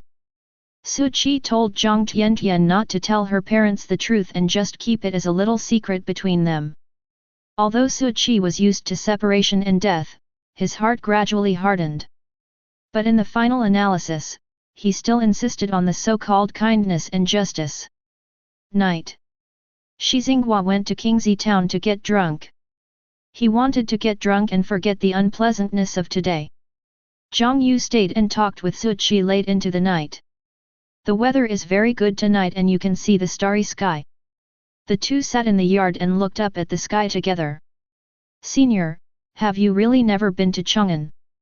Zhang Yu asked. No. Su Qi shook his head and said. Zhang Yu mistakenly thought that he was a divine transformation cultivator and hit his cultivation level, pretending to be a pig to eat the tiger. Su Qi was too lazy to explain this. After all, the 60th level of Qi training is even more incredible when spoken out. Just let her misunderstand. If you want to come to Chang'an in the future, you can come to Jiang's house to find me.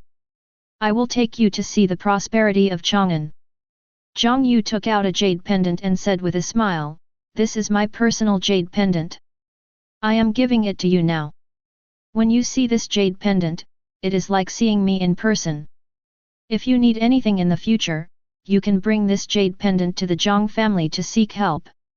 Although I know that you will probably never use this jade pendant in your lifetime, I will keep it as a souvenir and a token of my gratitude. Thank you for helping us today, which has led to this happy ending. Su Qi took the jade pendant. Suddenly I thought of a poem. The horse gallops in the spring breeze, and I can see all the flowers in Chang'an in one day. Chapter 10. Winter goes and spring comes. The cold winter is finally over. The snow outside Changsheng Temple is gradually melting. So Qi cultivation was improving in an orderly manner. As his luck continued to improve, the incense offerings at Changsheng Temple became increasingly popular. Su Qi often stopped outside the Taoist temple and looked at the peach forest. I have rehearsed the scene of reunion in my mind countless times. The peach trees are beginning to produce new buds. Su Qi looked at the flower buds about to bloom and thought. Faster, faster. Finally, the peach blossoms began to bloom. The peach forest has reached its most beautiful time of the year. 2 miles of peach forest road, a sea of pink. So Qi mood also changed from calm to happy.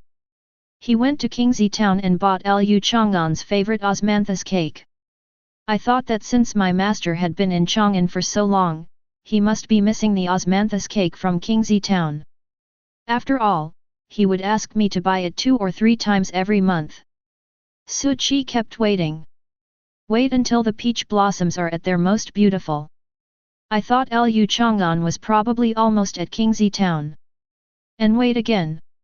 Wait until the peach blossoms are about to wither. I thought Lu Chang'an should be here soon. Wait until spring passes and summer comes. Lu Chang'an didn't come back either. Su Qi thought. Master, he finally broke his promise. Su Qi was still the only one in Changsheng Temple. However, Zhang Tiantian often comes to play with Su Qi, which adds some vitality to these lonely days. Wait until the hot summer. Lu Chang'an finally got news. It was brought by the mayor, a handwritten letter from Lu Chang'an. I am writing to you as if I had met you in person. My disciple, how are you these days? I often miss the sweet-scented osmanthus cakes and the local customs of Qingzi town. I always feel out of place in Chang'an. But I am entangled in worldly affairs and cannot escape. I have finally broken my promise this year. But I am already preparing for the return trip. I have also found a suitable foundation building mental method for my disciple. Wait for good news from me. After reading the letter, Su Qi smiled and said to himself, Old man, you finally remembered that you still owe me a foundation building technique. It's another year of peach blossoms blooming. Lu Chang'an still hasn't come back. So Qi luck is getting higher and higher, and his cultivation is also getting higher and higher. 3 years, 5 years, 10 years. Lu Chang'an writes to me every year. He always said that he would return home soon, but in the end he was delayed by mundane matters. Su Qi gradually got used to it. His appearance has not changed in the past 10 years. The little girl back then has become a teenage girl. Brother Su, why are you still exactly the same as I was when I was a child? Zhang Tiantian often asks questions. Because people with a good attitude look younger. Su Qi always says this. Zhang Tiantian was so beautiful that matchmakers proposing marriage proposals to her almost broke down the door of Aunt Zhang's house.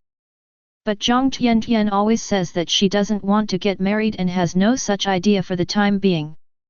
Zhang Tianatian's parents doted on her very much, and the family was not short of money, so they let her do whatever she wanted. 10 years. Everyone gradually got used to the days when Lu Chang'an was away. From slaying demons to finding cats and dogs, Su Qi is capable of doing it.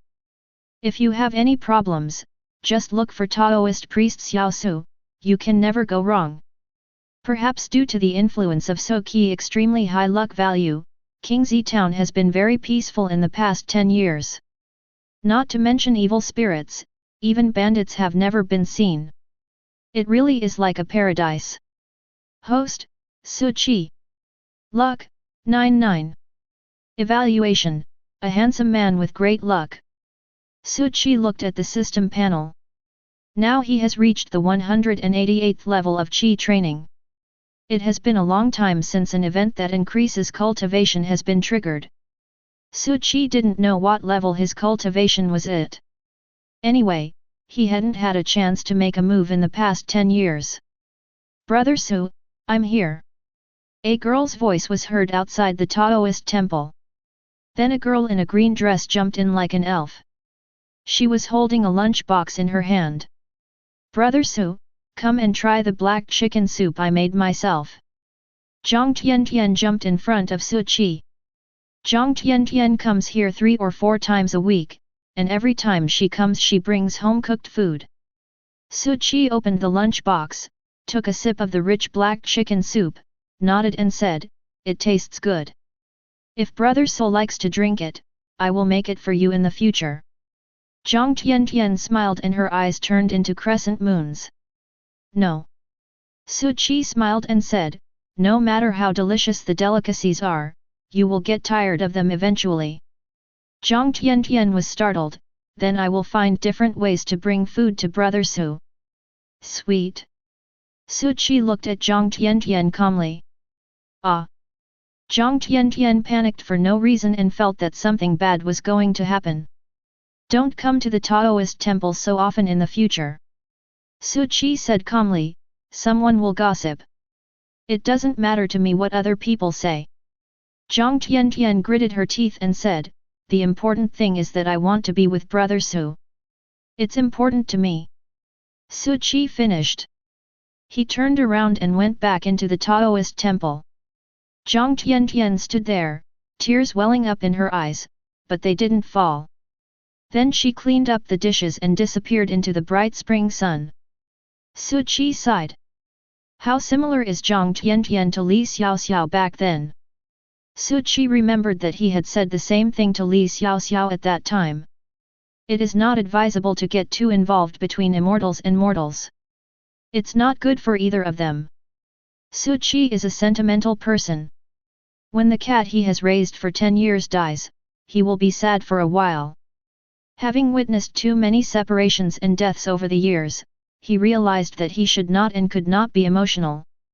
After that, Zhang Tiantian indeed came less often.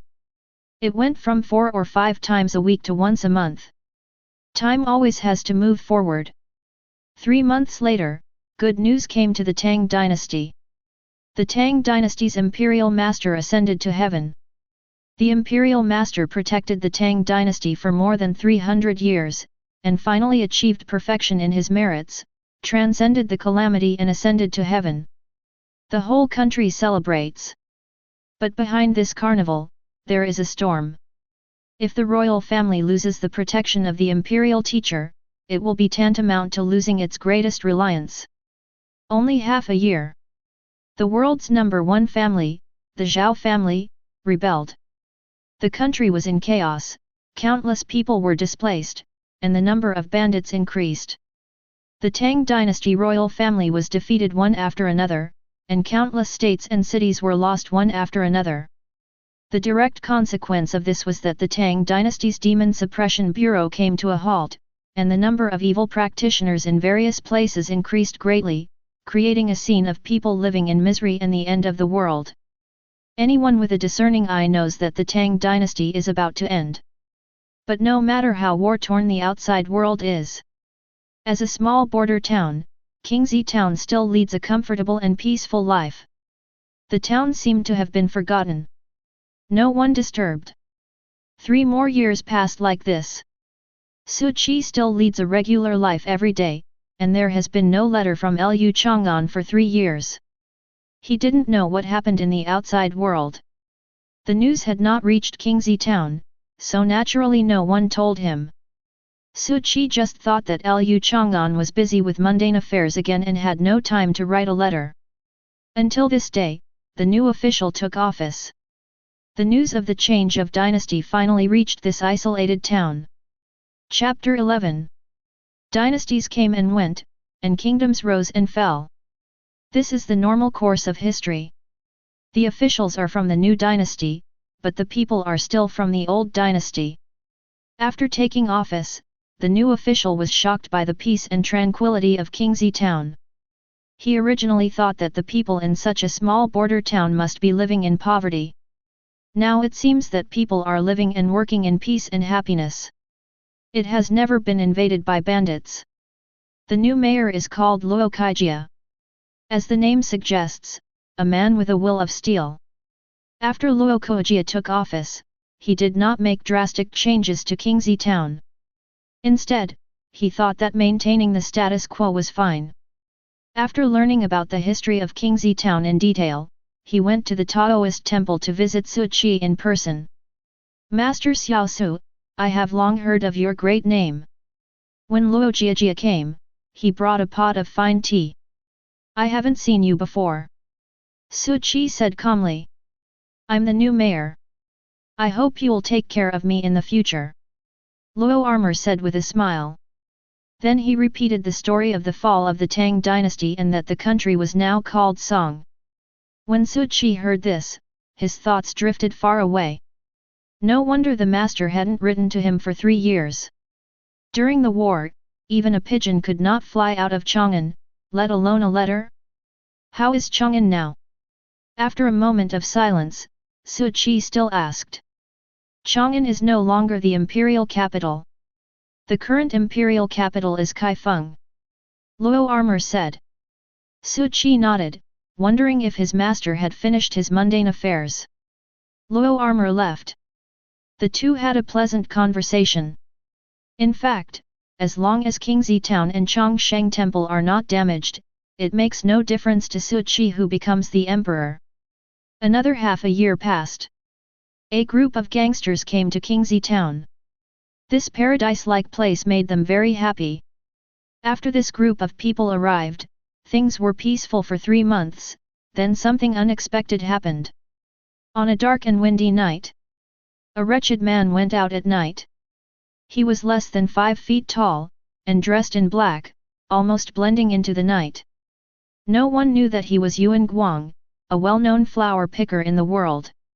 Yuan Guang harmed countless young girls in his life. When he was impatient, he even spared no pains for old ladies and even the sows in the pigsty. Yuan Guang is notorious, but few people have seen his true face, which shows his caution. Yuan Guang came to an independent house and climbed in as light as a swallow. His target tonight is the flower of Qingzi town, Zhang Tian. My little beauty, the master is here. Yuan Guang's eyes were lustful and he muttered to himself. Soon, he found Zhang Tian's room. He skillfully opened a small hole in the window and saw Zhang Tian sleeping soundly. Yuan Guang took out some smoke and blew it into the room. But at this moment, a gust of wind blew up from the room, and all the smoke was sucked into the room by Yuan Guang. Completion. Yuan Guang inhaled a large amount of smoke, lost his balance, fell from the roof and fainted. The next day, when Zhang Tian woke up early, she found Yuan Guang in the yard. She was so scared that she immediately reported to the police. Yuan Guang's identity was soon discovered, and Luo Kaijia was overjoyed. It was a great achievement to have this notorious flower thief in his hands. Yuan Guang never figured out why he failed until he was sent to jail.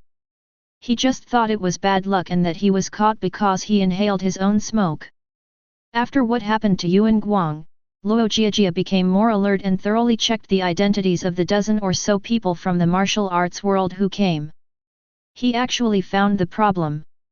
3 of them are fugitives. Another one is a woman dressed as a man. The fugitives were all captured by Luo Kaijia. After this woman dressed as a man took off her disguise, her pretty face was revealed. It just happened to grow on Luo Jiajia's heart. Luo Jiajia fell in love, but it was unrequited love for the time being. Zhang Tian came to Chongsheng temple again. Brother Su. Zhang Tian called out. What's wrong? Su Qi was leisurely making tea. I know that the amulet you gave me saved me.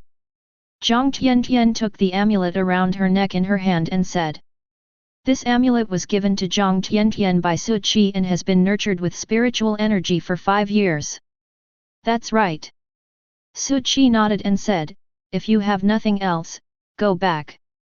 Brother Su, I want to be like you. Zhang Tian said stubbornly. What's the same as me? Su Qi was puzzled. I want to become a monk like you. Jiang Tiantian said, I want to be with you forever, so I also want to practice. My idea was simple before. I wanted to live a simple life with the one I love, have a child, and live a happy life. But the lifespan of a monk is too different from that of a mortal. I want to be with you longer. Jiang Tiantian's words made Su Qi mood slightly disturbed. But he quickly suppressed it. His lifespan is eternal, even if Jiang Tiantian starts practicing now.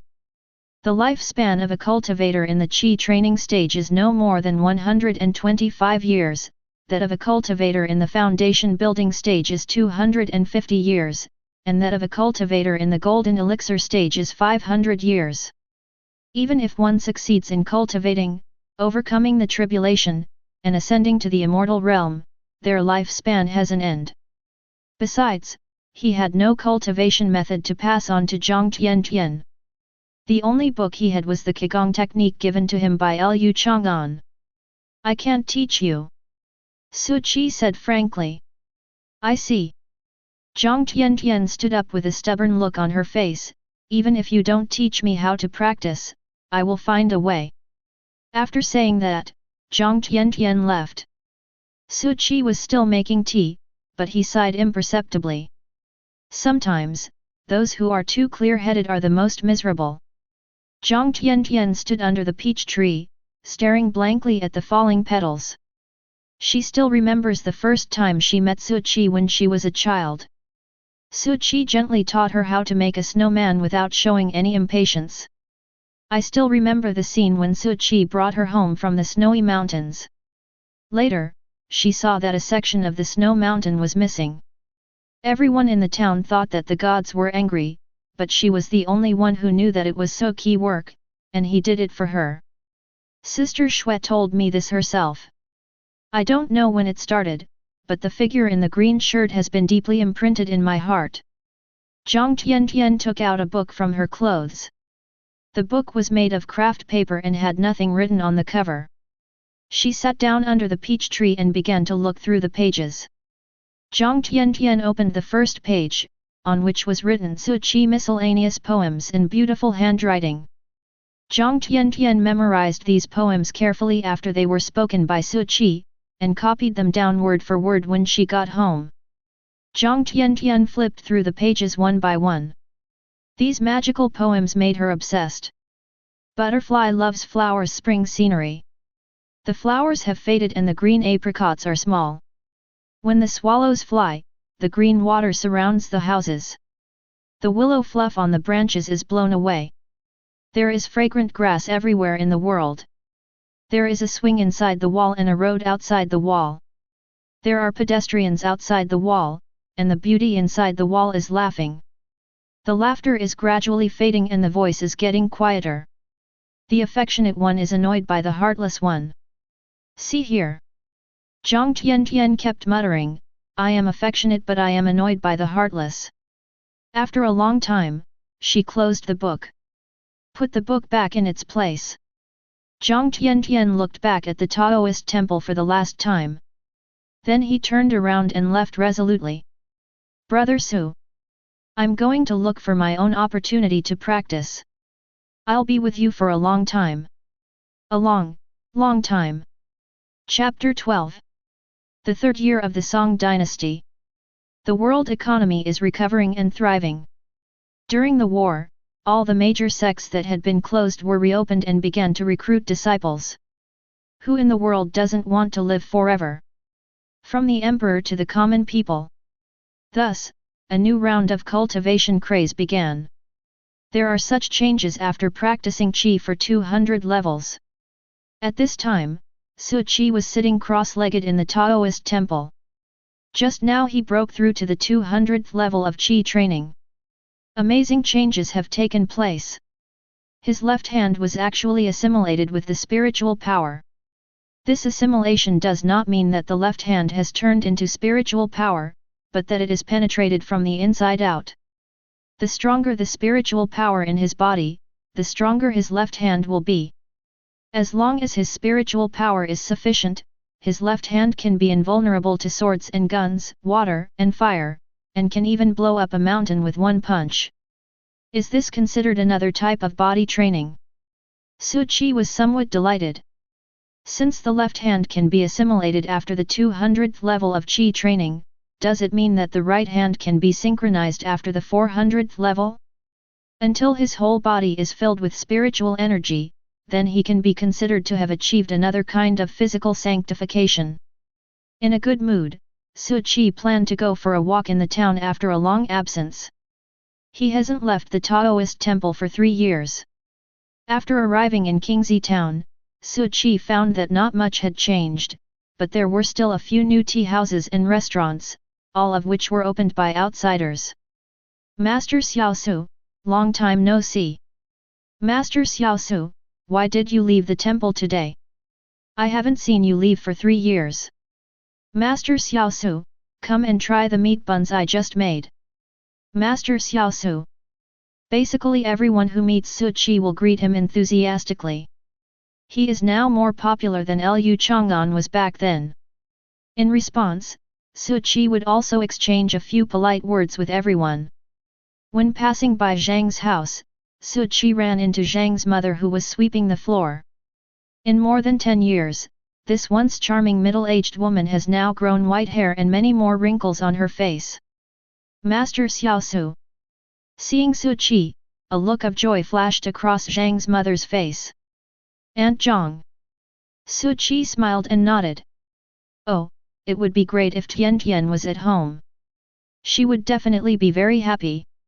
Mother Zhang sighed. 3 years ago, after Zhang Tiantian came back from the Taoist temple, she ignored her parents' dissuasion and left Qingzi town alone a few days later, saying that she was going to look for an opportunity to practice. Until now, there has been no news from him and no one knows where he is. Aunt Zhang, don't worry too much. Tian is a lucky person. She will be fine. Su Qi comforted. He looked up at the second floor of Zhang's house, which used to be Zhang Tianatian's room. The wind chime that Su Qi gave me is still hanging outside the window. As time goes by, things remind us of people. I don't know what happened to this stubborn girl now. Su Qi's calm heart was also rippled. Master Xiao Su, I know you are a man of great ability. I can tell from the fact that you haven't aged in more than 10 years. Mother Zhang said softly, if Taoist Xiao Su wants to leave Qingzi town one day, please find Tian Tian and tell her that we miss her and ask her to take care of herself while she is away. Good. Su Qi nodded in agreement. Mother Zhang smiled with relief and said, I feel relieved now. After saying goodbye, Su Qi continued walking forward. Looking at Su Qi back, Zhang's mother murmured, Tian Tian, in fact, your father and I know what you are thinking, but Taoist Xiao Su lives in heaven, how can he marry a mortal? People still have to believe in fate. There's an immortal recruiting disciples. Everyone, go to the town entrance and take a look. What? Where did this immortal come from? I heard it's called the Taoist Buddhist Immortal Sect. It sounds very noble. Come on, join in the fun. When Su Qi was buying osmanthus cake, he heard a noise behind him. He turned around and saw the residents running hurriedly towards the town entrance in 2s and 3s. Immortal accepts disciples. Su Qi became interested. After paying the money, he walked towards the town entrance. When we arrived at the town entrance, we saw an old Taoist priest with a sage-like appearance and a handsome young monk. This combination was very eye-catching. I am the elder of the Taoist and Buddhist Immortal Sect. I am now recruiting disciples. Anyone interested can come forward and test their immortal roots. The old Taoist said, stroking his white beard. In front of him was a crystal-clear stone, about the size of 2 fists. Master, where is your Taoist and Buddhist sect located? How strong is it? Someone asked. The Taoist and Buddhist Immortal Sect is located in Fixia Mountain outside Kaifeng City. The current Great Song Dynasty State Master is the leader of our Taoist and Buddhist Immortal Sect. What do you think of our sect's strength? The old Taoist said with a faint smile. I heard that the current Great Song Dynasty's imperial master is a half-step Mahayana, extremely powerful, and is actually the leader of the Taoist and Buddhist immortal sect. I wonder if I have a chance to join. I want to join, too. I want to live forever. The old Taoist's words caused heated discussion. But at this time, someone asked, Master, why are you still bringing a monk with you? Amitabha. The handsome young monk put his hands together and said, Buddhism and Taoism are originally one family. Our sect has always upheld this philosophy. I hope you will not be offended. The old Taoist smiled and said, This little monk you see is my second disciple. In other sects, Buddhism and Taoism cannot be compared, but in our sect, we always adhere to the concept that Buddha is originally Taoism. Only by practicing Buddhism and Taoism together can we create supreme monks. As soon as these words came out, many people nodded. What is pattern? This is the pattern. As soon as I heard this sect, I knew it had a grand vision. So a young man stepped forward first and said, Let me test it. The Taoist pointed at the transparent stone and said, Put your hand on it. The young man did as he was told and placed his hand on it. At this time, the old Taoist said, Close your eyes, meditate carefully, and imagine that you are flying on a sword. The young man closed his eyes and began to meditate with bated breath. After a moment, the stone shone with golden light, which was a little dazzling. The old Taoist exclaimed, It's actually a top-grade gold spiritual root. Young man, what's your name? The young man showed a look of delight and said quickly, Master, my name is Yang Shui. Okay, it's really handsome. The old Taoist smiled with relief and said, Are you willing to join our Taoist and Buddhist sect? We will focus on training you. With your talent, as long as you don't die halfway, it is not impossible for you to reach the stage of transcending tribulation and ascend to the immortal world. I do. Yang Shui said hurriedly. He was now extremely grateful that he did not oversleep today, otherwise he would have missed this great opportunity. Although I don't know what this top-grade golden spiritual root means, it sounds very cool. This made Yang Shui straighten his back unconsciously. You have always looked down on me in the past, but from now on I will make it so that you can no longer reach me. Are you kidding me? Yang Shui can have a top-grade spiritual root. I don't believe I'm worse than him. Let me try it too. I want to try it too. Yang Shui's detection of a top-grade spiritual root excited everyone. You have to know that Yang Shui is usually lazy and eats a lot, relying on his parents at home. Even a person like him can have high-quality spiritual roots, so how can I be worse? In a short while, the old Taoist's exclamations continued to be heard. You have a top-grade water spirit root. You have a top-grade fire spirit root. You have a top-grade earth spirit root. This girl, you actually have a top-grade wood spirit root. Chapter 13. I didn't expect that there are so many good talents in Kingxi Town. It really opened my eyes. The old Taoist exclaimed. Su Qi on the side was watching with great interest. It turns out that in the world of cultivating immortals, there really is a concept of testing spiritual roots. Thinking of this, Su Qi felt a strong desire. He wants to test what kind of spiritual roots he has. Thinking of this, Su Qi stepped forward and said, Senior, how about helping me test it? Master Xiao Su is also here to test the immortal roots. Of course, Taoist Xiao Su is also immortal after all, so he naturally wants to cultivate immortality. But Taoist Master Xiao Su is a cultivator, otherwise he wouldn't have remained young for more than 10 years. After all, independent cultivators cannot compare to the sects. With the cultivation of the sect, Taoist Master Xiao Su can go further. Everyone was talking about it. The old Taoist stroked his white beard and smiled, Of course, put your hand up. Su Qi walked forward and placed his hand on the stone. After putting his hand on it, Su Qi felt a burst of coolness and thought to himself that it was really a good thing. Close your eyes and imagine that you are flying on a sword. At this time the old Taoist said again. Su Qi closed his eyes. I began to imagine myself flying a sword in the sky. Although he has now reached the 200th level of Qi training, he does not know how to fly a sword. To fly with a sword one must be at least at the spirit transformation stage. Everyone stared at the stone. In their opinion, Su Qi was a cultivator and should have incredible talent. But after a while, the stone didn't react at all. Hey! Many people uttered a few exclamations. After a while, the stone finally began to flicker, but it was a grey light, which was different from the results of other tests. Okay, open your eyes. The old Taoist said with a frown. After Su Qi opened his eyes, he asked expectantly, Senior, how are my qualifications? The old Taoist shook his head and said, You are just a low-grade, attributeless spiritual root. You are really poor. With this kind of talent, you can only be an outer sect disciple in our immortal section. After Su Qi heard this, he agreed with it deeply. My luck has always been bad, so it seems reasonable that I have low-grade spiritual roots. If it weren't for the system improving my cultivation, I would probably still be lingering at the 9th level of Qi training.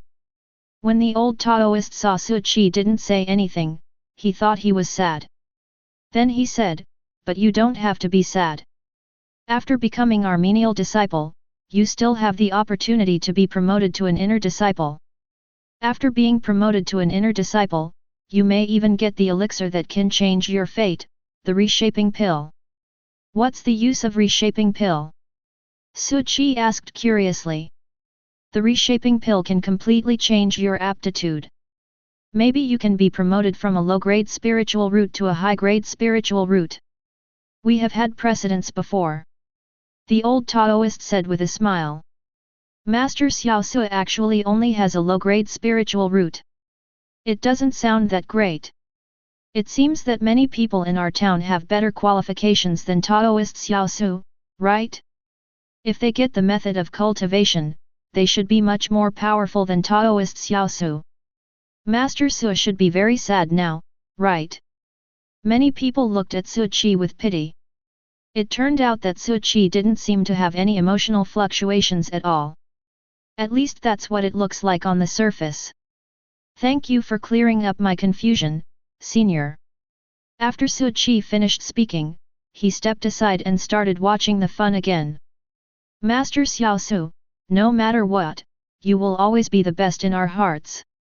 Su Qi returned to the team, and the residents comforted him warmly. The test lasted for a full hour. Basically all young people were tested. Among the 70 young people, 40 have high-grade spiritual roots, 10 have top-grade spiritual roots, and the remaining 20 have low-grade spiritual roots. Among them, Su Qi attributeless spiritual root is the foundation. No matter what technique a spiritual root without attributes practices, it will be extremely slow because there is no bonus. As for those spiritual roots with attributes, as long as they practice techniques that match their attributes, they will achieve twice the result with half the effort. However, there is one advantage of spiritual roots without attributes, and that is that they are a panacea.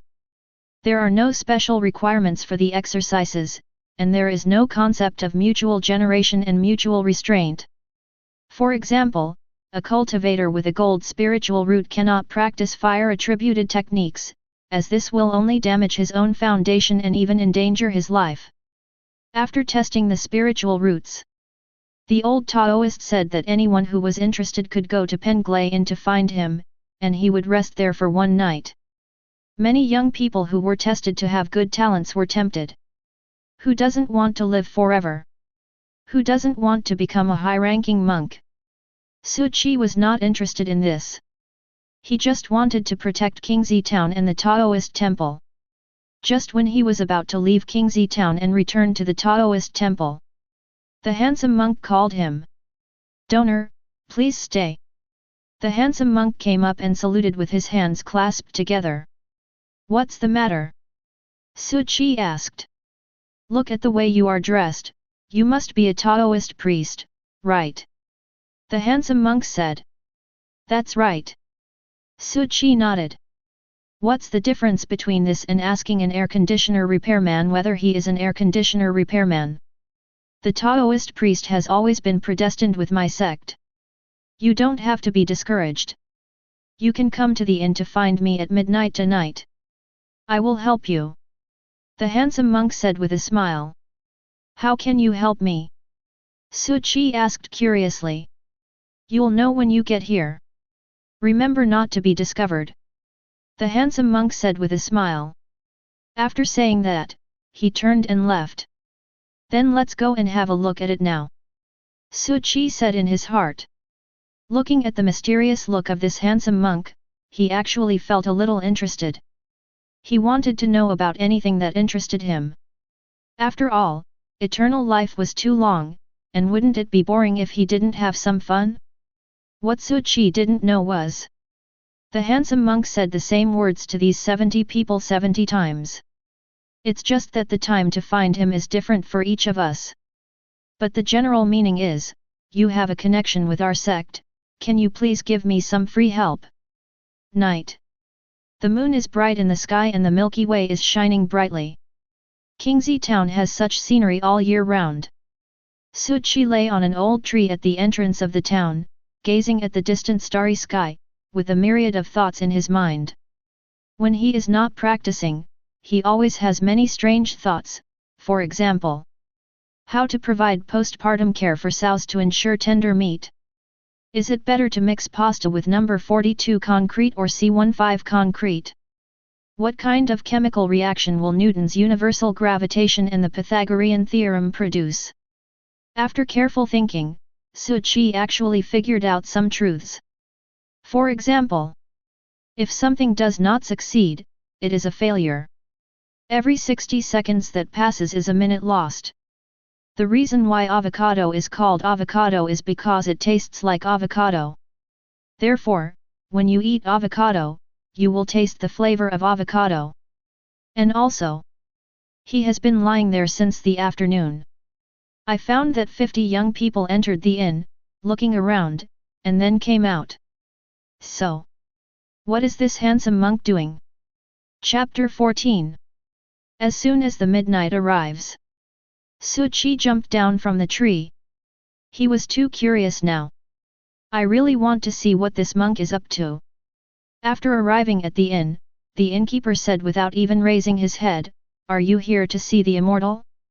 Room A on the second floor. Su Chi went straight up to the second floor. Then I found room A. The door was ajar and not closed tightly.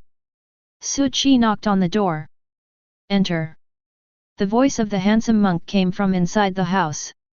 Su Chi pushed the door open and saw the handsome monk standing by the window.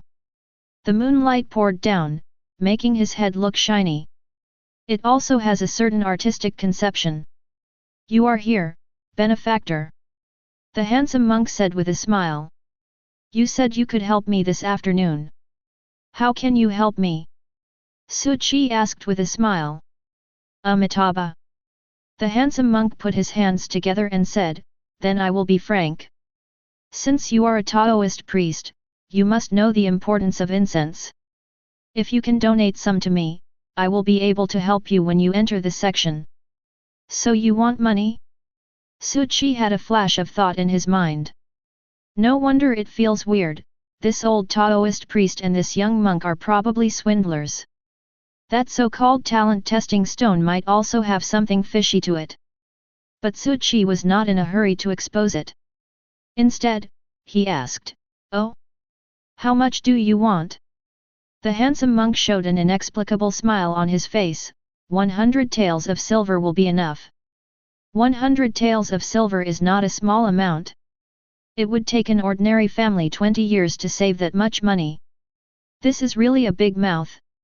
Su Chi thought to himself. However, he remained calm and asked, Does your sect also circulate the currency of the mortal world? What can you do with this money? As we all know, monks have basically no need for money. The things generally used for trading are things like spiritual stones that can assist in spiritual practice. Recruiting disciples is a tough job. We naturally need money to travel the mortal world, and most of this money will be donated to major temples, which can be regarded as accumulating merit for the donors. Those who practice Taoism must not take money too seriously, and donors should not be attached to appearances. The handsome monk said with a smile. If I can't come up with the money, will I have no chance to join your clan? Su Chi asked. Given your qualifications, I'm afraid you can only be an outer sect disciple in this life. The handsome monk sighed. That's a shame. Su Chi smiled and said, It seems that I have no chance with your clan, so I will leave first. A look of surprise flashed across the handsome monk's face. How could this Taoist resist such temptation? Until Su Chi left. The door was pushed open again, and the old Taoist priest from the day walked in. How is it? The old Taoist asked. 50 out of the 70 people expressed their willingness, 30 of them said they would deliver the money tomorrow, and 20 said they would consider it. The handsome monk said with a smile. The old Taoist nodded and said with a smile, After this job, we will become rich and return home in glory. By the way, has the young Taoist priest arrived? I have asked around, and he is from a nearby Taoist temple. The temple is very popular, so I am afraid he has accumulated a lot of savings. The old Taoist asked again. The handsome monk showed a trace of contempt on his face and said, Dad, even if this person has money, he is a miser who won't spend a penny. He has just left. The old Taoist priest showed a trace of regret. What a pity, I will lose a lot of money again. Dad, I have an appointment with a girl soon. Can you lend me your charming bone powder? After talking about money, a lustful look appeared on the handsome monk's face.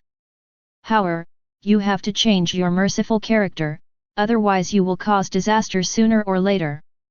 The old Taoist said seriously. Dad, I know my limits. The women I touch are those with no background and won't cause us any trouble. The handsome monk said. Finally, the old Taoist priest took out a small porcelain bottle and handed it to the monk.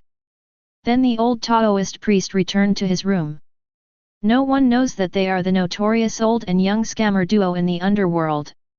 No one even knew that they were father and son. The old Taoist priest was named Luo Wanbei and the young monk was named Luo Hao. It had been 3 years since the founding of the Song dynasty, and it had also been 3 years since the two of them had been committing fraud. During these 3 years, the two have used various scams to defraud huge amounts of wealth. Luo Wanbei was ready to retire and return home in glory after completing this last job.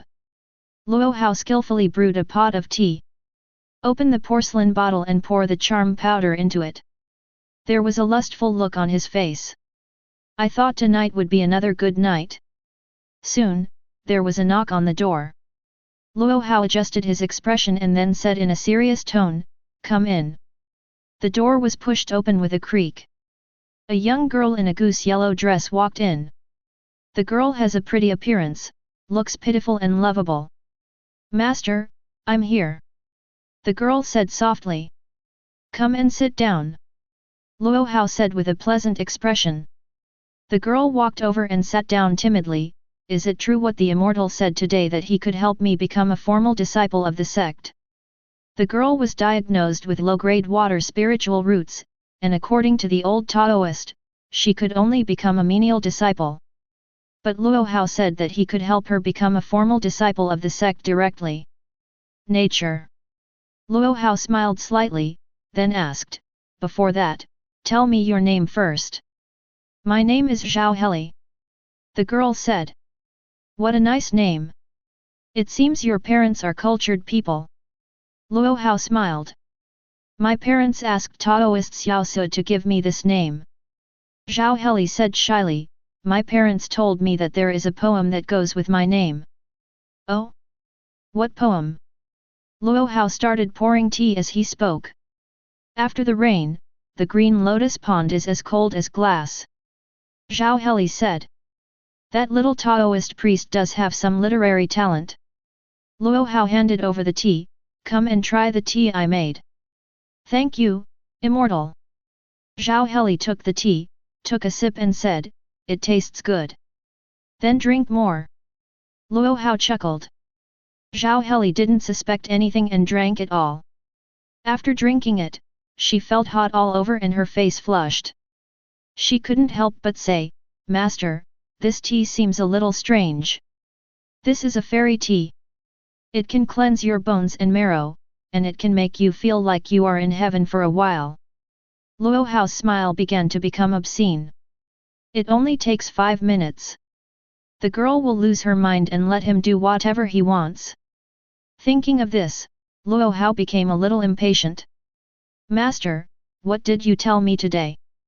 Zhao Heli asked again. Tonight we will only talk about romance and nothing else.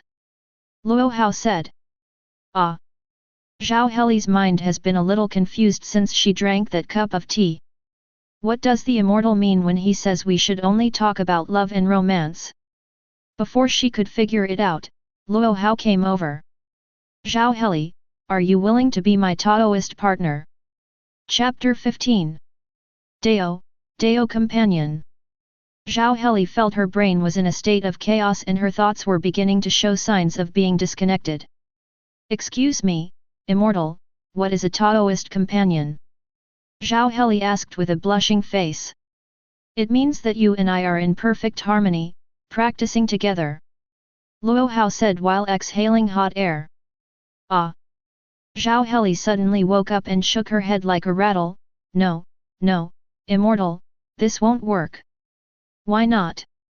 Luo Hao grabbed Zhao Heli's wrist and said with a frivolous smile, practice dual cultivation with me, I can make you feel ecstatic and even help you achieve immortality.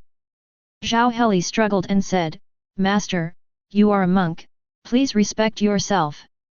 Okay, stop struggling. Am I not worthy of you in this state?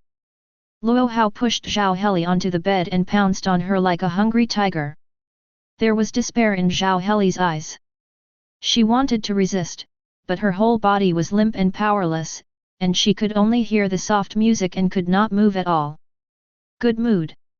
Just then, a voice came from behind Luo Hao. Who? Luo Hao turned around suddenly and saw Suchi leaning against the window with his hands folded. The moonlight sprinkled down, making his face look even more dreamy, like a banished immortal descending to earth. So it's you, the Taoist priest, get out of here. Luo Hao was disturbed and said angrily. It's fine if you just cheated, but you shouldn't do such a beastly thing. Suchi said lightly. If it's just a scam, he doesn't care. But doing this has touched his bottom line. Haha, get out of here before I lose my temper. You dare to meddle in my business? Do you believe that I can kill you in a minute? Luo Hao said arrogantly. Master Xiao Su, leave me alone, just go away.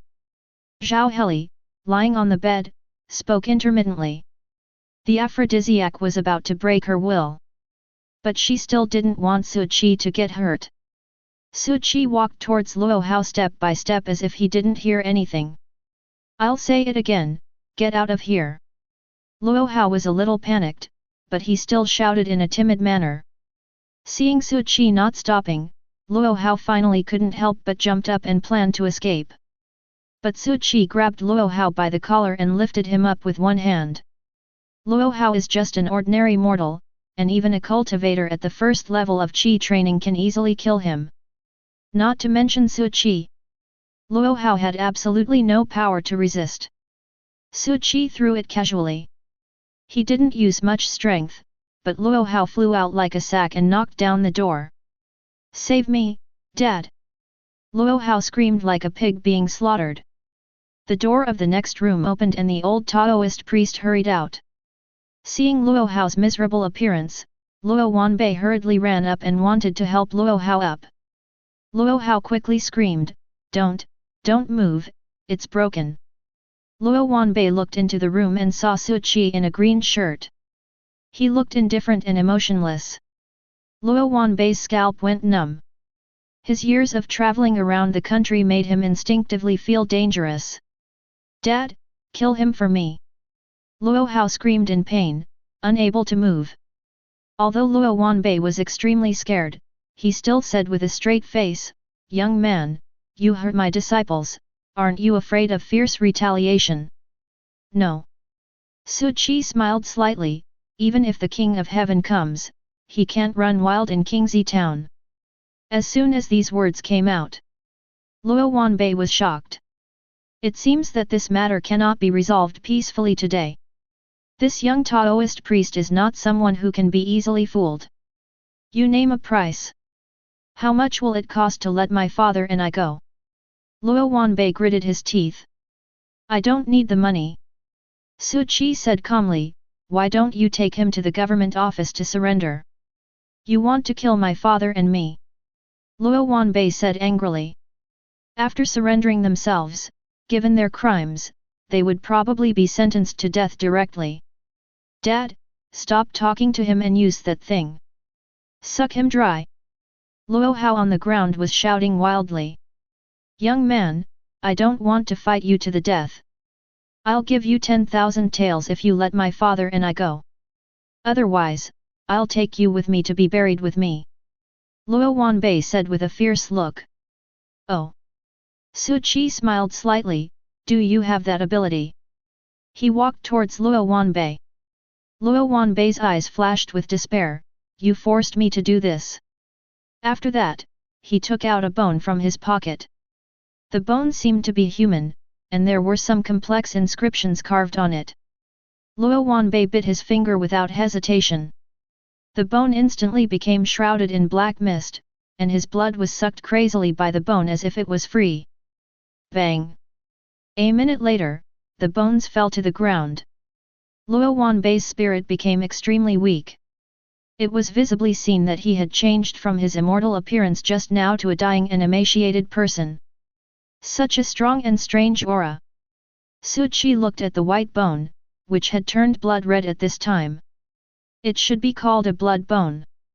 You forced me to do this. If the blood demon comes, no one in this town will survive." Ha ha ha. Luo Wanbei laughed wildly. As soon as he finished speaking, flesh and blood suddenly grew on the bone. The flesh and blood squirmed wildly and soon expanded and turned into a ball of flesh. The ball of flesh squirmed again and turned into a bloody man. Blood, flesh, blood, flesh. The bloody man kept muttering. A terrifying and strange aura emanated from him. Luo Wanbei seemed to have seen this beautiful town transformed into a scene of purgatory. The blood demon is his trump card for survival. Although each use will consume 10 years of his lifespan, Luo Wanbei doesn't care in order to stay alive. Destroy it! Destroy them all! Luo Wanbei's eyes were filled with madness. It's so noisy! Just then, So Qi's impatient voice was heard. Immediately afterwards, Luo Wanbei saw the blood demon being pierced by the little Taoist priest. "It's useless, even if you..." Before Luo Wanbei could finish his words, he saw the blood demon explode, and the blood bone shattered along with it. Luo Wanbei was stunned. What happened? Blood demon is dead already. That was the secret treasure he had obtained with great difficulty. I don't know how many times this blood demon has helped me overcome difficulties. When did I become so fragile? Since you are unwilling to surrender, I will help you." Su Qi tied the father and son together.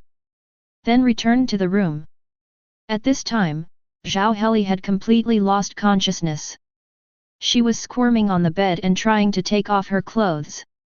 Su Qi sat down, pinched her wrist and poured spiritual power into her body. Wherever the spiritual power passed, the effects of the aphrodisiac were completely dispelled. But after a moment, Zhao Heli regained consciousness. When she realized her ugly behavior, she jumped up with a red face and thanked Su Qi. "Master Xiao Su, thank you." Su Qi turned around, pointed at Zhao Heli and said, "You're exposed." "Ah!" Zhao Heli looked down and screamed. Chapter 16. Luo Wanbei and his son were sent to the authorities. Luo Jiajia was overjoyed. He had been blessed with great luck since coming to Qingzi town. A double harvest in career and love. Although I am still working hard on my love life, I have achieved a lot in my political achievements. Maybe he'll get promoted soon. After this fraud incident, the residents of Qingzi town have become more vigilant. I will not be easily fooled if I encounter such a situation again. So Qi life returned to normal. He still thinks about some cosmic philosophical questions in his spare time. Liu Chang'an hasn't written to Su Qi for 6 years, and Su Qi is a little worried. But Chang'an was too far away, and he didn't even know how to get there. Another year has passed. Still no letter. This summer is exceptionally hot, and even the pug at the town entrance has been roasted to the point of exhaustion. Changsheng Temple welcomed an old friend. Long time no see, senior. Zhang Yu saluted Su Qi. 17 or 18 years have passed since we last met. Although Zhang Yu is a Jindan stage cultivator, his face also shows traces of time. Looking at Su Qi's appearance which had not changed over the years, Zhang Yu once again confirmed her guess. Su Qi must be a powerful hermit. Haven't seen you for a long time. Su Qi said lightly. Zhang Yu came here this time to ask for a favor. Zhang Yu said straight to the point. Explain. Su Qi means concise and comprehensive. There is a village called Shixi 150 miles away from Qingzi town. Strange things have happened recently. Men and beautiful women will suddenly die for no reason if they pass by this village. I have been ordered to go and investigate this time, but I am a little unsure. I hope you will go with me. Zhang Yu said. The Demon Suppression Division is still there? Su Qi asked.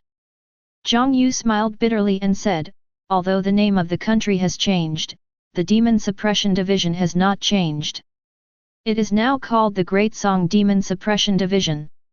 I can go with you. Su Qi thought for a moment and said, after this incident, I want you to go to Chang'an to find someone for me. Are you willing? Zhang Yu nodded repeatedly after hearing this.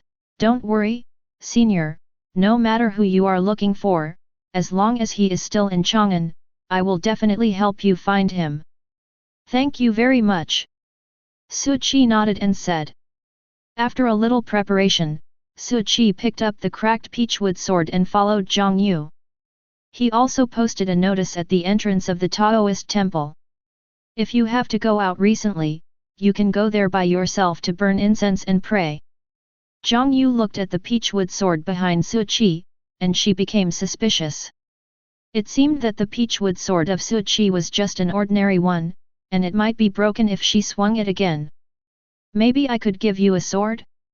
The distance of 150 miles is not short.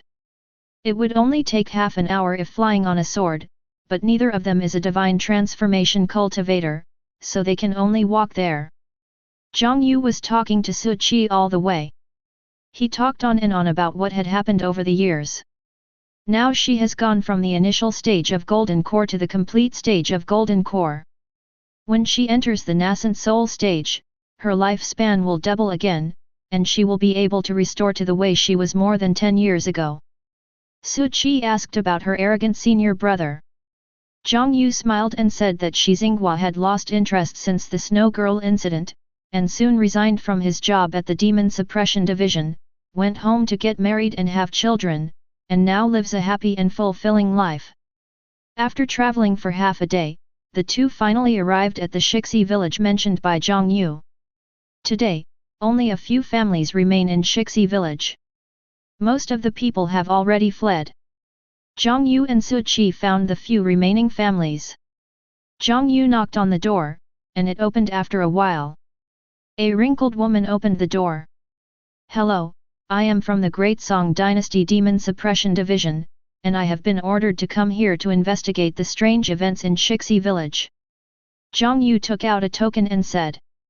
The old woman glanced at the token in Zhang Yu's hand and was about to say something when a teasing male voice came from the room. What are you guys from the Demon Suppression Division doing here? the King Yun sect, will take over this matter. As he spoke, a young man came out. After he saw Zhang Yu and Su Qi, he was stunned for a moment, then stared at Su Qi. There was a huge wave of fear in my heart. How is it possible? How is it possible?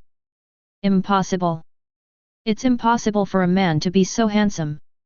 Zhang Shui screamed wildly in his heart. He has triangular eyes, a flat nose, and a melon-shaped face. Almost all the words that describe ugliness can be used to describe him. Before meeting Su Qi, he never knew a man could be so handsome. Then this shock turned into a raging fire of jealousy. His attitude became 3 points colder. Zhang Shui snorted and said, "It's okay that the Demon Suppression Division came late, but one is in the Jindan stage and the other is in the Qi training stage. Are they here to die? I advise you to leave quickly. Are you a disciple of King Yun sect?" Zhang Yu didn't get angry, but asked. She sensed that this ugly man was a cultivator in the nascent soul stage. Being able to cultivate to the nascent soul stage at this age is considered a genius. Good. When Zhang Shui talked about his own sect, there was a strong sense of pride on his face. As we all know, there are countless sects in the world. But only 3 major sects can be called the top ones. King Yun sect, Jushan Sword sect, Fenjiaixuan. The top sects are above the secular world, and not only are they not subject to royal jurisdiction, but every dynasty has to give them wide accommodating treatment, otherwise they would be in danger of collapse. Therefore, Zhang Shui had no respect for Zhang Yu's identity at all. Zhang Shui then said, "I will be responsible for the strange incident in Shixi village this time. Go back to where you came from."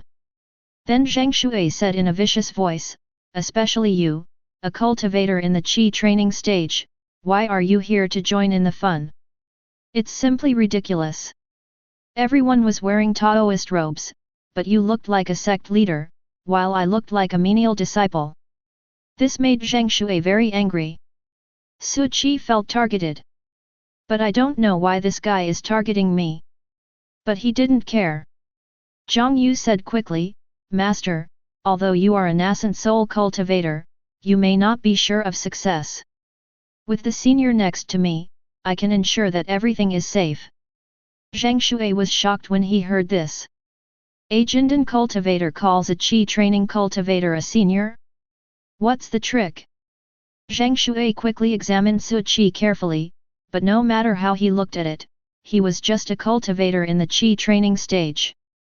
So now there are only 2 possibilities. The first one is that this guy is just a cultivator in the Qi training stage. The second type is a big guy who pretends to be a pig and eats the tiger. Zhang Shui tends to think the first option, but Zhang Yu's attitude makes him unsure. Feeling fearful, he no longer insisted on driving the 2 people away. Instead, he snorted and said, "Just don't hold me back later." Seeing Zhang Shui give in, Zhang Yu breathed a sigh of relief. If Zhang Shui insisted on driving her away, she really had no choice. She was afraid that Su Qi would get angry and beat this guy to death, and then the Demon Suppression Division and King Yun sect would become enemies. The King Yun sect has Mahayana cultivators, but the current national master is only half a step into the Mahayana stage. At this time, the old woman suddenly said, "You 2 should leave quickly. Dezhuang will be back as soon as it gets dark, and your lives will be in danger." Zhang Shui on the side sneered, "Did you hear that? Run quickly." But when he turned around and saw the old woman looking at him, he immediately exploded. "What do you mean? Are you talking about me?" Zhang Shui was so anxious that he jumped up and down. The old woman nodded, "You and this little girl. I am a great King Yun sect genius, how could I be afraid of a mere demon or monster?" Zhang Shui pointed at Su Qi and said, "Besides, why are our lives in danger? What about him? Isn't the subtext of this old woman saying that she is weaker than Su Qi? I can be uglier than Su Qi, but I can never be weaker than him. He's handsome." The old woman said. A question mark slowly rose above Zhang Shui's head. Being handsome brings privileges. Facing Zheng Shui's questioning, the old woman nodded, yes. Because De Zhuang specializes in killing ugly men and beautiful women. How can this be possible? Zheng Shui was furious. Chapter 17. It's just a weird thing, but they still treat people differently. Did the ugly man eat your rice? Zheng Shui felt the deep malice of this world. Grandma, who is this De Zhuang you are talking about? Zhang Yu asked. The old woman sighed and said, De Zhuang's real name is Wu De Zhuang. He was originally a young man selling pancakes in our village. He has a beautiful wife named Pan Xiaolian. Speaking of this young man, he is also very handsome, and he and Pan Xiaolian are a perfect match. But then one day he found out his wife was having an affair with someone. This person was the son of Lu, the ugliest blacksmith in our village. He was 10 times uglier than his father. I don't know why the two of them got together. After Wu Dazhuang found out, he beat up Lu Taijiang's son, but Pan Xiaolian, who loved her deeply, chose to forgive him. Wu Dazhuang thought the matter was over, but later he found out that his wife had not repented and had committed adultery with the blacksmith Liu's son. He was so angry that he had a heart attack and died. Pan Xiaolian and the blacksmith Liu's son were shameless and committed adultery again while keeping vigil for Wu Dazhuang. As a result, the dead Wu Dazhuang jumped out of the coffin and killed them both. It was a tragic death. From then on, all the beautiful women and ugly men in the village were killed by Wu Dazhuang. Not only that, any ugly man or beautiful woman who stayed in Shixi village at night would be killed by Wu Dazhuang, except for the extremely handsome men. After listening to the old woman's words, the three of them looked at each other. Although Zheng Shui knew that he was ugly, he would never allow others to mention it.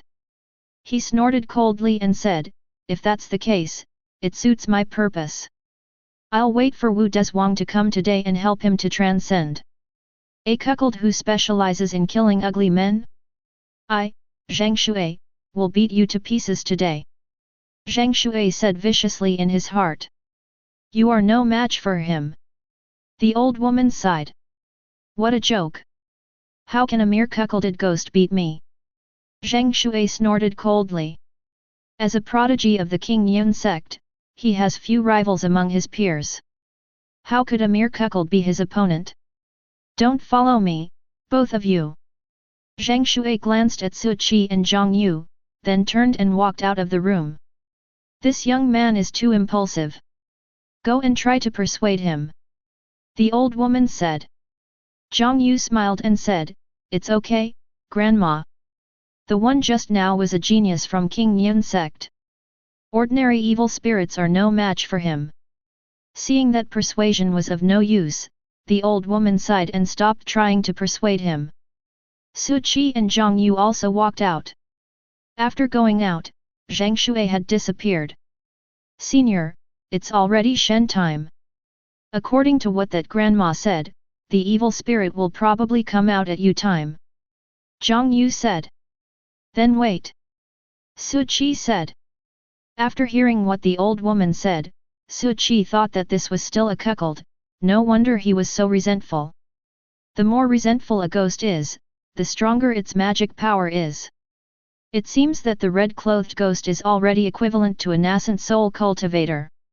If it is a black-clothed evil spirit, it can fight back and forth with a cultivator in the spirit transformation stage.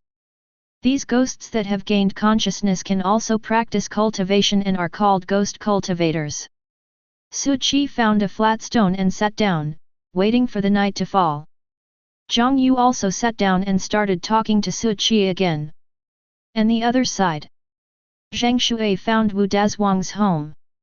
With one sword, his house was razed to the ground. You cuckold, I'll wait for you here today. Come and kill me if you dare. Zheng Shui said loudly. He must kill this kind of ghost that targets ugly men. We ugly guys haven't offended anyone. Time passes by little by little. Zheng Shui just stood there without moving. The days are always shorter in winter and the sky gradually darkens. A ghostly aura permeated the Shixi village. Zhang Shui, who was resting with his eyes closed, suddenly opened his eyes. He felt a monstrous ghost energy reviving. Green Hat Ghost, Grandpa is here. Zhang Shui's voice was like a loud bell, echoing throughout the entire Shixi village. As he shouted, the speed at which the ghost energy condensed increased. Boom! The ground exploded and a man in red jumped out. This man has a handsome appearance and it can be seen that he was a handsome guy before he was born. He has only whites of his eyes, which looks very strange. The man in red is Wu Dazhuang. He saw Zhang Shui. Then he suddenly became excited. Ugly man! Damn it! A ghost claw appeared out of nowhere and grabbed towards Zhang Shui. It's actually a red-clothed ghost. Zhang Shui was shocked. The red-clothed ghost is at the same level as him. It seems that this time is not as easy as he thought. Roll! However, Zhang Shui was not afraid. He drew his sword and shattered the ghost claw in an instant. Senior, the fight has started. Zhang Yu was a little worried, it turned out to be a red-clothed ghost. Should we help? Let's take a look first. Su Qi said. Zhang Shui just said not to follow him. And it seems that we can still cope with it for now. Ugly man, die! Wu Dazhuang screamed even more shrilly. Bright red blood gushed out from the red clothes, and a huge bloody claw appeared. Swish! There was a sound of blood claws breaking through the air, and they grabbed towards Zhang Shui. Zhang Shui's expression changed and he swung out his sword again. Clang! The long sword was bounced back, and this time the blood claws couldn't cut it open. Zhang Shui was not in a hurry. He snorted coldly, pinched his fingers and shouted, "Glorious heavenly might, 9 heavens divine thunder!" Boom! A dark cloud gathered in the sky, and a bolt of lightning as thick as a chopstick struck down. Wow! Su Qi, who was watching the battle from a distance, exclaimed. This is a cool move. It's just that the lightning is a little thinner. It would be great if you could learn it yourself. It's King Yunsek's 9 heavens divine thunder art. Zhang Yu said with a hint of regret, lightning is the most masculine thing in the world. It is naturally able to restrain evil spirits, but the degree of heat is still a little lacking. Lightning struck, and the bloody claw instantly shattered. Wu Dazhuang, who was originally very crazy, also showed a brief look of fear. But when the thunder and lightning disappeared, madness filled his face again. Ugly men, die! A pool of blood formed under Wu Dazhuang's feet. As he soaked in the pool, the blood color on his body became increasingly darker. A huge blood-red sphere condensed above his head, beating like a heart. Glorious heavenly might, 9 heavens divine thunder! Zhang Shui made hand seals again, and dark clouds gathered above Wu Dazhuang's head. Boom! The divine thunder as thick as chopsticks struck down again. The blood-colored sphere trembled violently and some cracks appeared. Wu Dazhuang, who was under the sphere, trembled all over and let out a sharp scream. The cracks on the sphere were soon covered with blood and returned to normal. Zhang Shui gritted his teeth and launched the 9 heavens divine thunder again. Boom boom boom! After 3 consecutive divine thunders, the sphere was covered with cracks, but it never broke. After being covered in blood, it recovered instantly. Cold sweat dripped down Zhang Shui's forehead. The 9 heavens divine thunder art consumed a lot of spiritual energy, and he didn't have much spiritual energy left in his body. Chapter 18. Zhang Shui became increasingly depressed. But Wu Dazhuang's momentum was growing stronger and stronger. As the blood ball above his head grew bigger, Wu Dazhuang's momentum also rose steadily. Senior, you can take action now. Zhang Yu said. No hurry. Su Qi said. He wanted to see what this blood cell was used for. Zhang Yu had no choice but to obey. Zhang Shui had already begun to think about giving up. He now felt a little regretful about why he used the 9 heavens divine thunder. Once his spiritual power was used up, wouldn't he become a lamb to be slaughtered? Glorious heavenly might, 9 heavens divine thunder. Zhang Shui made hand gestures again and shouted loudly. Wu Dazhuang roared, and the blood ball on his head swelled even more. But the next second, Zhang Shui actually ran away. It slipped away very quickly. Come and go without a trace, swift wind curse. Zhang Shui quickly formed seals, his legs were wrapped in invisible wind, and he jumped hundreds of meters in a flash. Hu, hui. Wu Dazhuang was roaring and preparing to take the blow, but when he found that Zhang Shui had run away, he was stunned and even quacked like a duck. But then he became even angrier. The scene of Zhang Shui's escape reminded him of the blacksmith's son who also ran so fast. Ugly man, die! The blood ball exploded, and blood began to rain within a 1,000-meter radius.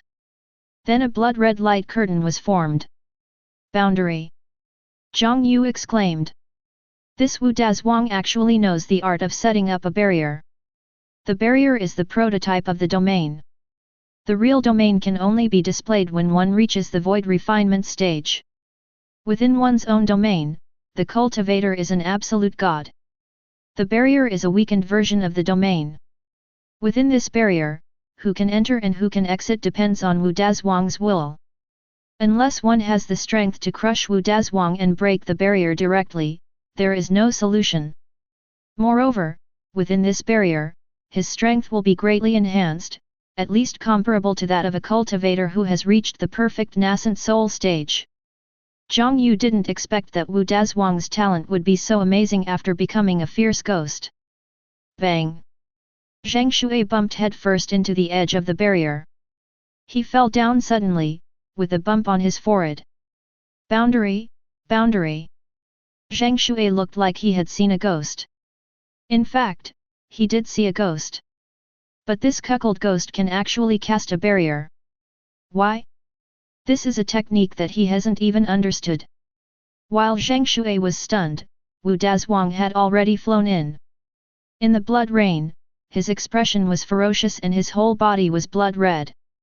But the most eye-catching thing was not his red clothes, but the green hat on his head, which was glowing green and black.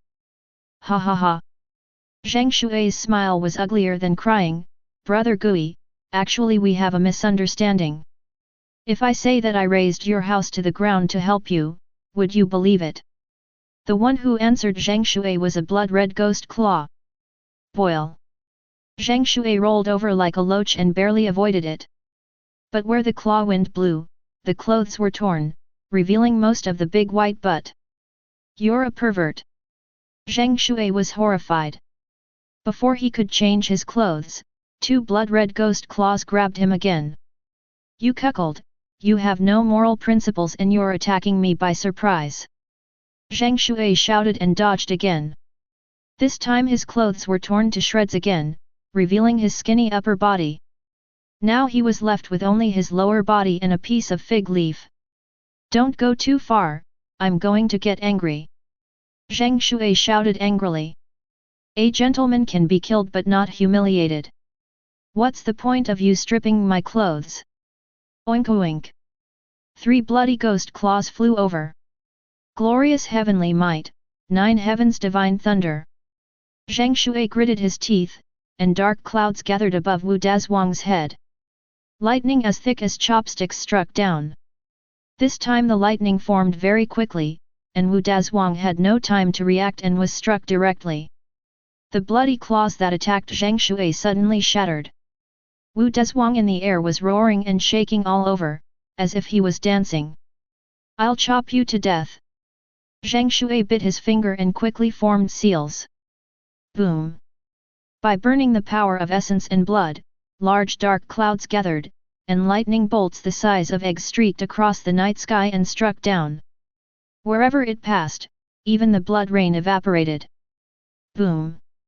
The divine thunder struck Wu Dazhuang. The blood color on his body dimmed a lot, and he let out an even more shrill scream. As expected of King Yunsek's genius. Zhang Yu exclaimed. Even she didn't expect that Zhang Shui could make a comeback. If there are 2 more lightning bolts, Wu Dazhuang will surely die. But at this time, Zhang Shui was already at the end of his strength. He fell to the ground with a thud. Hiss! As he had no more clothes on his buttocks, he sat directly on the water pond, shivering from the cold. Why are you still being so stubborn?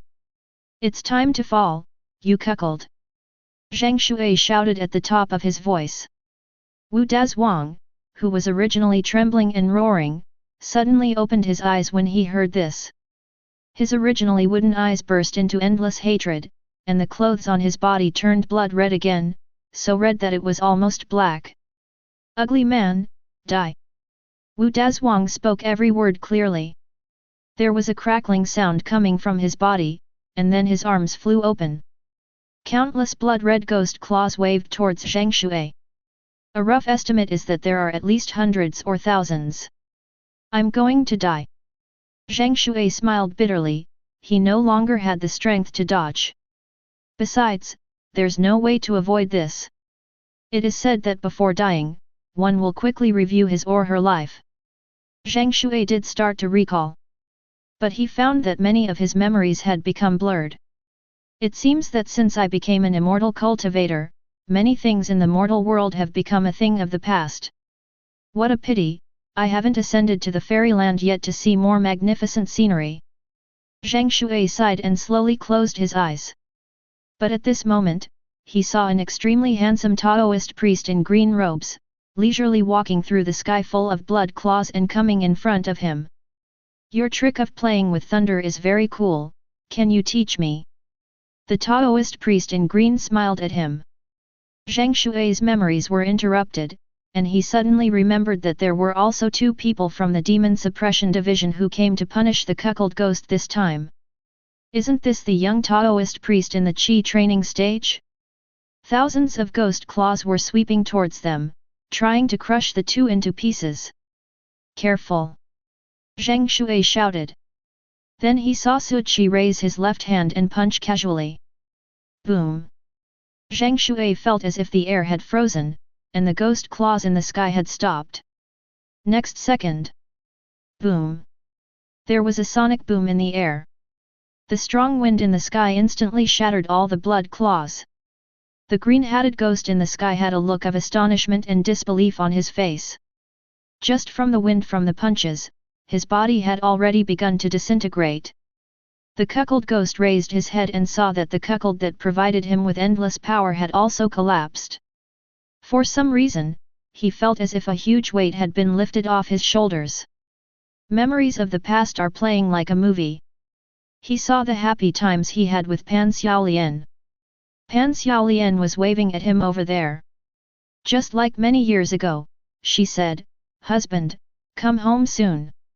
If there is an afterlife. I don't want to be cuckolded anymore." Definitely. Cuckold, dead. Zhang Shui suddenly felt that the moon was particularly dazzling tonight. The figure in front of me. So tall. So handsome. So powerful. A line of tears welled up in my eyes. Why? Chapter 19. Zhang Shui went back overnight. He vowed not to leave the mountain until he reached the spirit transformation stage. It's so freaking discouraging. How is it possible for there to be such a handsome and strong monk in this world? And she looks younger than him.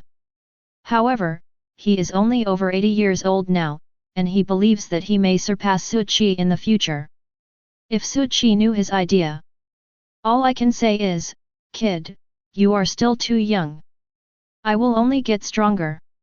After killing the cuckold ghost, Su Qi actually had an unexpected surprise. With the blessing of great luck, kill the Green Hat ghost and obtain a special magic weapon, Green Hat Curse. After using this magic weapon, people will definitely wear green hats. Su Qi picked up a green hat from the Green Hat ghost and fell into deep thought. Does it mean a person must wear a green hat? How evil this is! Su Qi put away the green hat while thinking about it. Maybe it will be useful. If you see someone you dislike and give him a green hat in the future, you have to accept it. Senior, this cuckold ghost actually has any relics? Zhang Yu asked curiously. Well, very evil things. Su Qi nodded and said. Although Zhang Yu was curious, she didn't ask any more questions when she saw that Su Qi didn't want to say more. Senior, now that the Green Hat Ghost has been killed, I should go back and report. Zhang Yu said. Don't forget what you promised me. Su Qi said. Don't worry, Senior. Even if I dig up the ground in Chang'an, I will find the information you want. Zhang Yu assured. Now she just wanted to hug Su Qi's thighs tightly. If you have any cases that you can't solve in the future, just come and ask the gods for help. No matter what kind of evil spirits and monsters there are, they are no match for me, Senior Su. Thinking of the beautiful scenes in the future, Zhang Yu couldn't help but smile. At this moment, Su Qi accidentally saw a glimmer of light in the pond where Zhang Shui had just sat down. He walked over and fished out an extremely exquisite token. The whole is made of the finest jade, with the words King Yun inscribed on it. It's the identity token of King Yun sect. Zhang Yu exclaimed. Su Qi turned to the other side and saw Zhang Shui's name written on it. He put the token away and said, I'll give it back to him next time I see him. After saying, the two of them left. After the cuckold ghost died, all the ghost aura in Shixi village disappeared. It has returned to its former peaceful and tranquil state. But at this moment, a house's door opened. The old woman who had received Su Qi and others had a look of horror on her face. The Green Hat Ghost is dead. This matter must be reported to the Lord as soon as possible. After saying this, the old woman disappeared in a wisp of black smoke. Su Qi had been on a business trip for less than a day when he returned to the Taoist temple early the next morning. He tore off the notice and returned to the Taoist temple. I haven't looked at my property panel for a long time. When Su Qi opened it again, he was a little surprised. Host, Su Qi. Luck, 130. Cultivation, Qi training level 260. Evaluation, a handsome man with great luck. This time there is even an additional cultivation panel. But it's useless. You can tell how many levels of Qi you have cultivated by checking your body.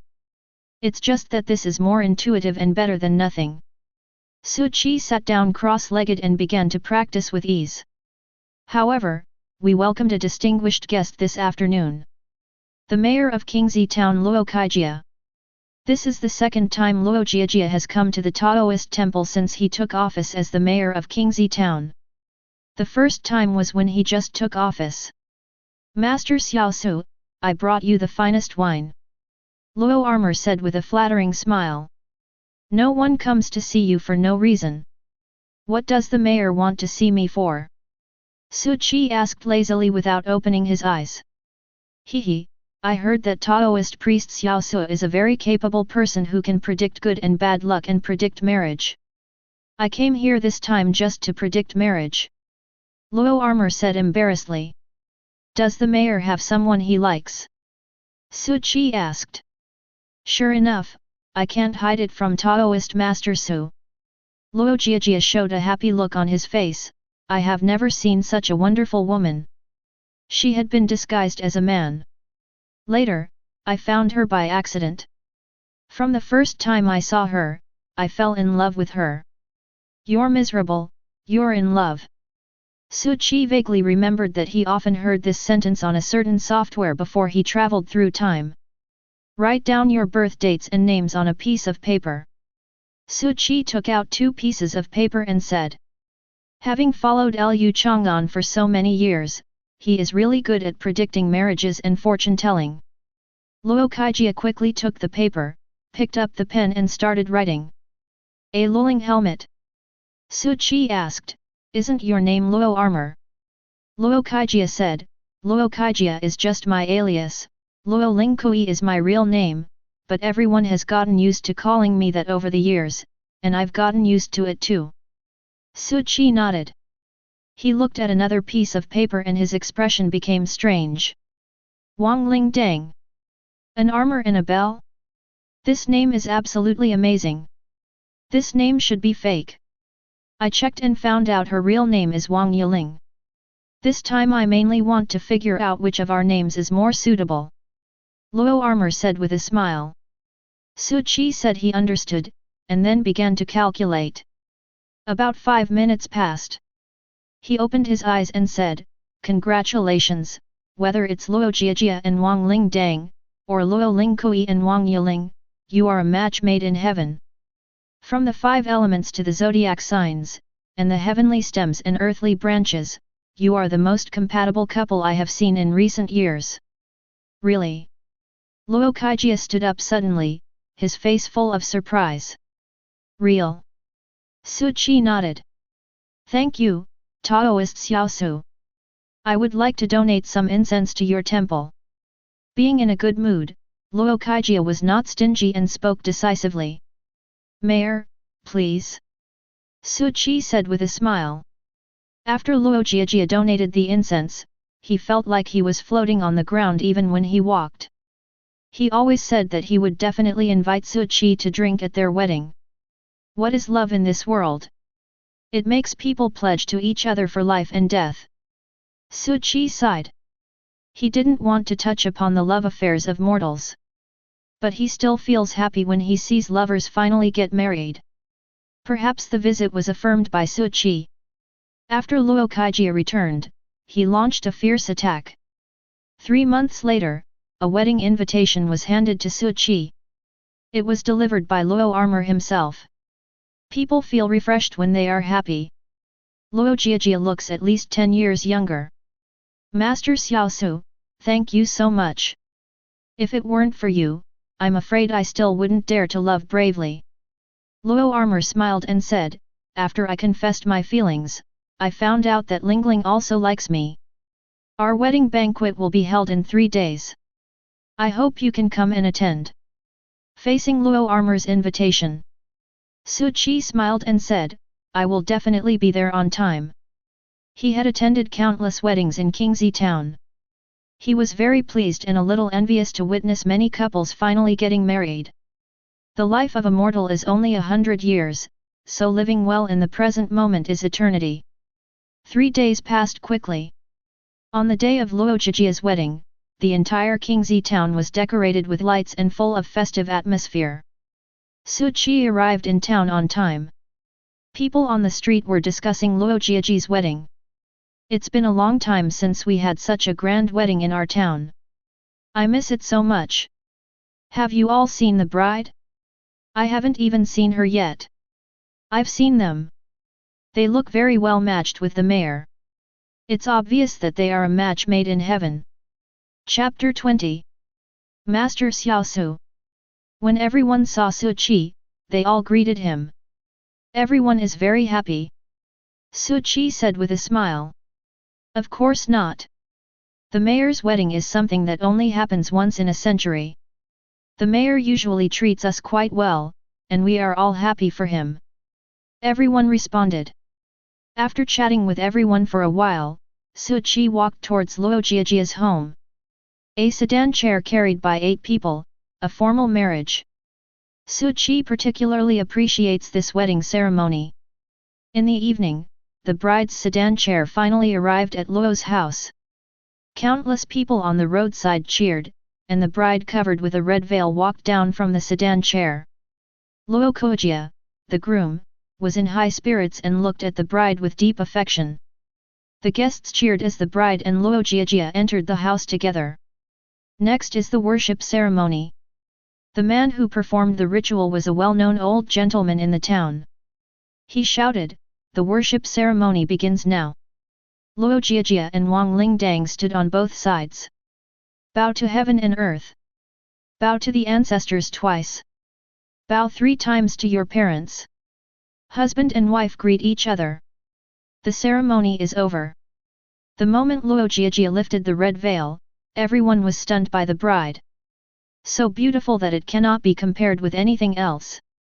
There was a look of intoxication on Luo Kaijia's face. At this moment, Wang Lingdang is the most beautiful existence in his eyes. Lingling, I finally married you. Luo Lingkui said softly. Wang Lingdang blushed shyly, lowered her head and said softly, yet. Luo Jiajia turned around and said to everyone, "Thank you all for coming to my wedding today. I hereby assure all the guests that Wang Lingdang will be my first wife from now on, and we will never be separated, no matter life or death." Good. Everyone applauded. Then Luo Armor looked at Su Qi again. She said gratefully, "Lingdang and I have everything we have today thanks to Taoist Xiao Su. If he hadn't said that we were destined to be a match made in heaven, I probably wouldn't have mustered up the courage to confess my feelings." Everyone looked at Su Qi. Su Qi was holding a wooden box in his hand. He walked up with a smile. "This is a gift for you. There's a horn comb in it. It means that you will be married and love each other without any doubt." "Thank you, Taoist Xiao Su." Wang Lingdang also said gratefully. She thought she would wander forever until she met Luo Jiajia and found the direction of home. "Okay, the banquet will begin, everyone enjoy the food," Law Armor announced. Just when everyone was about to pick up their chopsticks, a roar came from outside the door. "Wang Yiling, you are so brave." Everyone looked outside the door and a handsome young man in gorgeous clothes walked in with the gait of a dragon and a tiger. "What's going on? I don't know. Could it be the bride's ex-husband? Your brain is full of shit, right? I think it must be the bride's ex-lover. Here to steal the bride." When Wang Lingdang saw the person coming, her originally rosy face turned pale. "Who are you?" Luo Kaijia protected Wang Lingdang behind him and said with a frown. "You deserve to die." The young man looked at Luo Armor and said sternly. "Soldier! Take this man out." Luo Kaijia felt a little uneasy, but more of it was anger. Several soldiers surrounded the young man and tried to carry him away. "Let's see who dares." The young man snorted, and a terrifying pressure swept out. The soldiers instantly fell to their knees, unable to move at all. "I am the third son of the Ye family in Kaifeng and a formal disciple of the Filiu sect Yeliang Xiao." The young man pointed at Wang Lingdang and said, "And this woman is my fiancée, Wang Yiling, the eldest daughter of the Wang family in Kaifeng. Today's farce makes me very angry, and the consequences will be serious." Everyone was shocked. The Wang family and the Ye family in Kaifeng are both top families. There are first-rank ministers in the family who serve as officials in the court. Who would have thought that Luo Jiajia's wife had such a background? Luo Jiajia's face turned pale, and he looked at Wang Lingdang. "Lingdang, is everything he said true?" Wang Lingdang nodded first, then shook her head and said sadly, "In order to cancel this engagement, I have voluntarily left the Wang family. I am no longer the eldest daughter of the Wang family with a prominent family background. Now I am just a commoner, Wang Lingdang. Can you cancel my engagement just because you want to?" Yeliang Xiao sneered, "It has always been me, Yeliang Xiao, who has the right to cancel other people's engagements. I tell you, you can't escape from my grasp.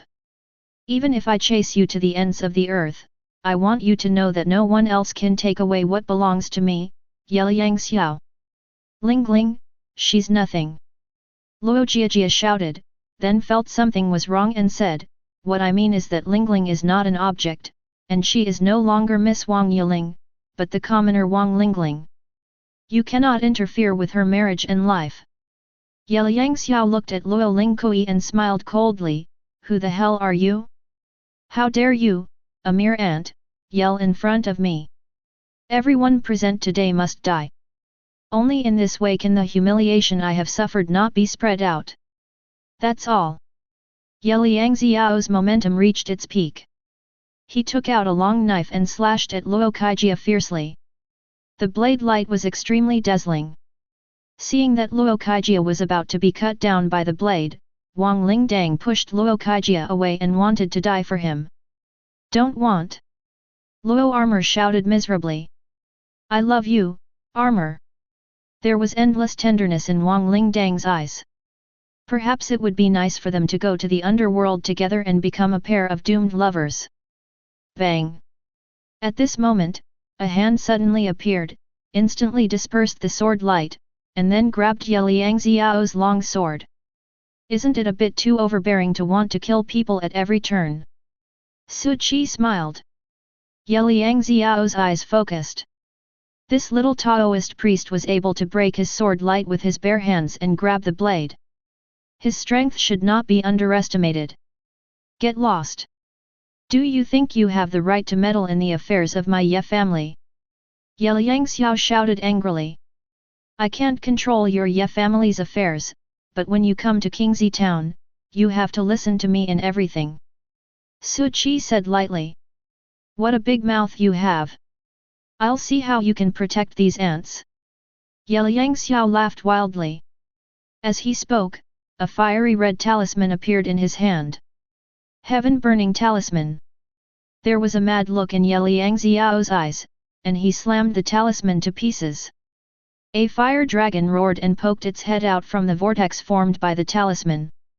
As soon as the fire dragon appears, this place will be reduced to ashes in an instant. Ye Liangxiao wants to make this town disappear along with it. Bang! The next second, Ye Liangxiao's eyes widened as if he had seen a ghost, and his laughter stopped abruptly. As soon as he saw the fire dragon sticking its head out, he was punched to pieces by the little Taoist priest. There wasn't even a spark left. You can't stand a beating. Su Qi said with a look of regret. Ye Liangxiao didn't know what to say. This was the first time in his life that someone had acted so pretentious in front of him and left him speechless. How should I put it back?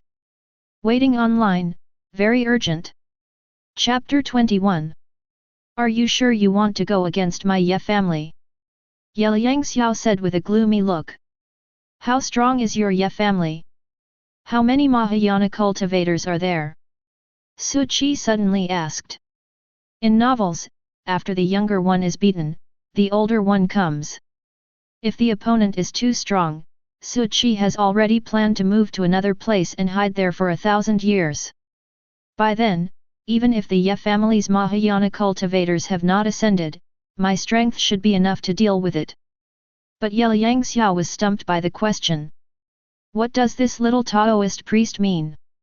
Asking about the Mahayana period right away? You must know that the current national teacher is only half a step into the Mahayana stage. Except for those top sects, Mahayana cultivators in this world are extremely rare.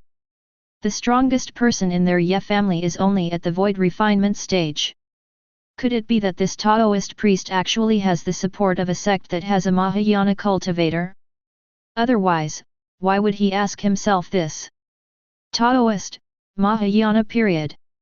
The more Ye Liangxiao thought about it, the more frightened he became. Could this guy be from King Yun sect? In front of the behemoth King Yun sect, not to mention their Ye family, even the Filiu sect behind it is like an ant. Thinking of this, Ye Liangxiao's back was already wet with cold sweat. How could there be a King Yun sect genius in Qingzi town?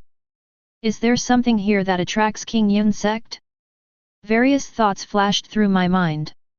Ye Liangxiao changed his arrogant attitude. He asked cautiously, Excuse me, are you a disciple of King Yun sect? Ye Liangxiao is arrogant, but he is not a fool. If he offended the genius of King Yun sect, not only would his life be in danger, but the entire Ye family might be doomed. No. Su Qi shook his head and said. Ye Liangxiao breathed a sigh of relief. Fortunately it was not the case, and then his expression became defiant again. Butler Lu! Ye Liangxiao shouted at the top of his voice. A middle-aged man walked in lightly. He has the aura of a nascent soul cultivator on his body. Master, what do you want? The middle-aged man asked. The smile on Ye Liangxiao's face became more and more arrogant. Although he was only in the foundation building stage, he had a nascent soul protector. No one here today can escape, including this little Taoist priest. Give me. The word kill had not yet been uttered.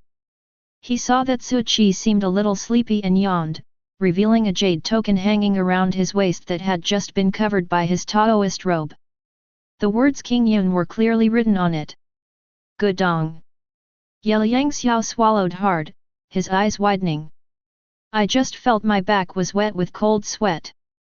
He had seen the King Yun Sect's token, which was exactly the same as the one Su Qi was wearing. Almost, just a little bit. Liang Xiao suddenly burst into laughter neurotically. God will not abandon me. This Taoist priest is the genius of King Yun Sect.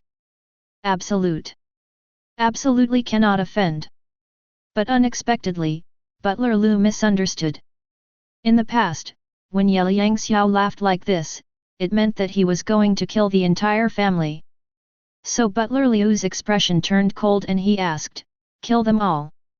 Hearing this, Liang Xiao shuddered all over. Then he yelled, "What the f***ck is wrong with you?" Ah!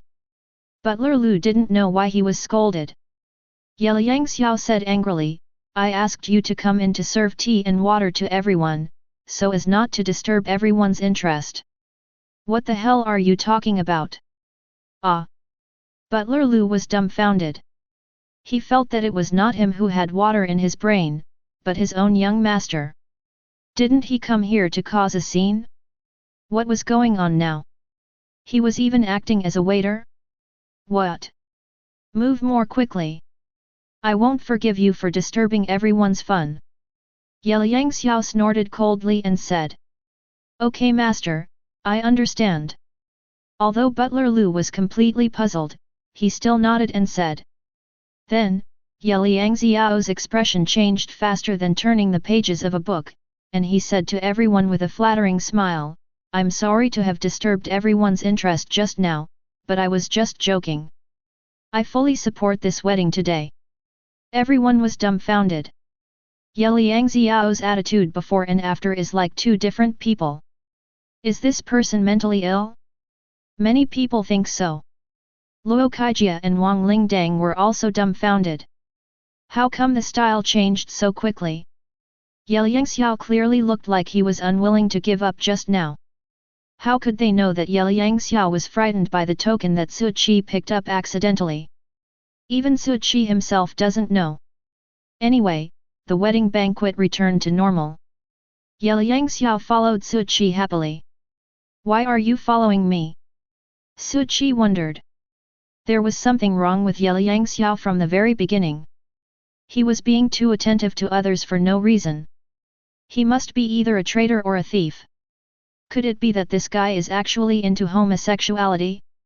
Thinking of this, Su Qi looked at Liang Xiao with vigilance. If necessary, he will take action. The guy was beaten to a pulp and his unreasonable thoughts were put to an end. May I ask what your name is, fellow Taoist? Liang Xiao smiled flatteringly. Su Qi. Su Qi means concise and comprehensive. Liang Xiao was shocked. This smell was so right. The King Yun sect disciple he met before was so arrogant. Brother Su, you hide your identity and lurk here, but what important mission does the sect have? Liang Xiao asked quietly again. What are you talking about? Su Qi wondered. Why didn't he understand what Liang Xiao said? Liang Xiao showed an expression of understanding, and said repeatedly, I understand, I understand. How can the sect's secrets be exposed so easily? But he was moved. This is a good opportunity to climb up to the King Yun Gate. By establishing a good relationship with Su Qi, he would be equivalent to having a relationship with King Yun sect. In this way, why would he worry about the prosperity of the Ye family? And with this kind of relationship in place, as long as I don't do anything stupid, I can act like a tyrant wherever I go. King Yun sect, one of the three major sects in the world. A sect that even the emperor has to pay homage to. As for Wang Lingdang's matter? Does that still matter? There are so many women in the world, you don't have to choose this one. Liang Xiao is not a sentimental person. He only does things that are beneficial to him. Even if Su Qi ignored him, he still followed her shamelessly. Opportunities are earned by yourself, not given by others. After the wedding banquet, the bridal chamber will be disturbed. Luo Jiajia was in a state of panic because of the commotion caused by everyone. It was not until late at night that everyone left, leaving only him and Lingling. "Lady!" Luo Armor shouted. Wang Lingdang hummed softly, then picked up 2 wine glasses. "This is the last step. Drinking the wedding wine represents eternal union and a long-lasting happiness." "Madam, are you really the eldest daughter of the Wang family?" Luo Kaijia looked at Wang Lingdang's beautiful face and murmured. "I'm not some young lady, I'm just your wife, Wang Lingdang." Wang Lingdang handed the wine glass to Luo Kaijia. Luo Kaijia also nodded, and felt that he was the happiest man in the world at that moment. The two drank from the same cup of wine and walked together for the rest of their lives. Chapter 22. There was a small accident at the wedding of Luo Jiaji and Wang Lingdang. But the final result is still satisfactory. Liang Xiao was in no hurry to go home, and followed Su Qi around like a follower all day long. Butler Lu didn't understand this. But when Liang Xiao revealed Su Qi's identity, Butler Lu immediately said that Liang Xiao was dog number 1 and he was dog number 2. 2 big bootlickers, one big and one small, settled down in Chongsheng Temple. Chongsheng Temple already has guest rooms open to the public, and you can use them as long as you pay. In response to this, Liang Xiao generously donated a huge sum of money, saying that he wanted to renovate the Chongsheng Temple. Su Qi certainly had no objection. The expansion of Chongsheng Temple took more than a month, and some old places were renovated. It now looks more grand. I don't know if it's because my life is too comfortable or if it's because of Su Qi influence. Liang Xiao's temper has improved a lot. Now he no longer has a sour face when meeting people, but greets them with a smile. 3 months later, Butler Lu asked, "Master, how long are we going to stay here? I am bored in this god-forsaken place." "Then cut it off." Liang Xiao glanced at Butler Lu and said lightly. Butler Lu felt a chill in his lower body and quickly said with a smile, "In fact, this place is beautiful with clear water and fresh air. It is a good place to recuperate." "But master, have you forgotten that the master's birthday is coming soon?" Liang Xiao pondered for a long time before he said, "What's my father's name?" "Ah!" Butler Lu opened his mouth wide. Liang Xiao suddenly laughed and said, "I was just kidding. If you hadn't mentioned it, I would have forgotten. Life here is too comfortable. I'm going to say goodbye to Brother Su." Butler Lu breathed a sigh of relief, thinking that Liang Xiao was really stupid. Liang Xiao came to the front hall. Su Qi was indeed sitting cross-legged here practicing. "Brother Su, it's my father's birthday, I have to go home, I'll come and bother you later, do you mind?" Liang Xiao bowed and said. Su Qi didn't even open his eyes and said calmly, "Just pay." "That's natural," Liang Xiao said with a cupped hand. Liang Xiao left, taking Butler Lu with him. The Taoist temple, which had originally been full of life, became deserted again. But this time it didn't stay quiet for long. 3 days later, Zhang Yu came at dawn. "Senior Su." After seeing Su Qi, Zhang Yu hurriedly bowed and said, "Any news?" Su Qi looked at Zhang Yu. "There is news." Zhang Yu nodded. Su Qi didn't know why, but she was a little nervous. It had been a long time since she heard from Liu Chang'an. "Sit." Su Qi pointed at the cushion and said. After sitting down, Zhang Yu hesitated for a moment and then said, "Senior Su, let me make it clear to you in advance that this news is not good news." Su Qi paused while pouring tea, then hummed softly. "Your master, Liu Chang'an, returned to Chang'an to attend his father's funeral. After the mourning period, he tried to leave Chang'an several times, but was stopped by the Liu family. I don't know why.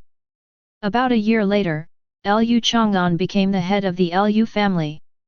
Originally, the Liu family was already shaky and in danger, but after Liu Chang'an took over, it actually prospered and soon returned to the list of the 8 major families. This good life lasted for several years.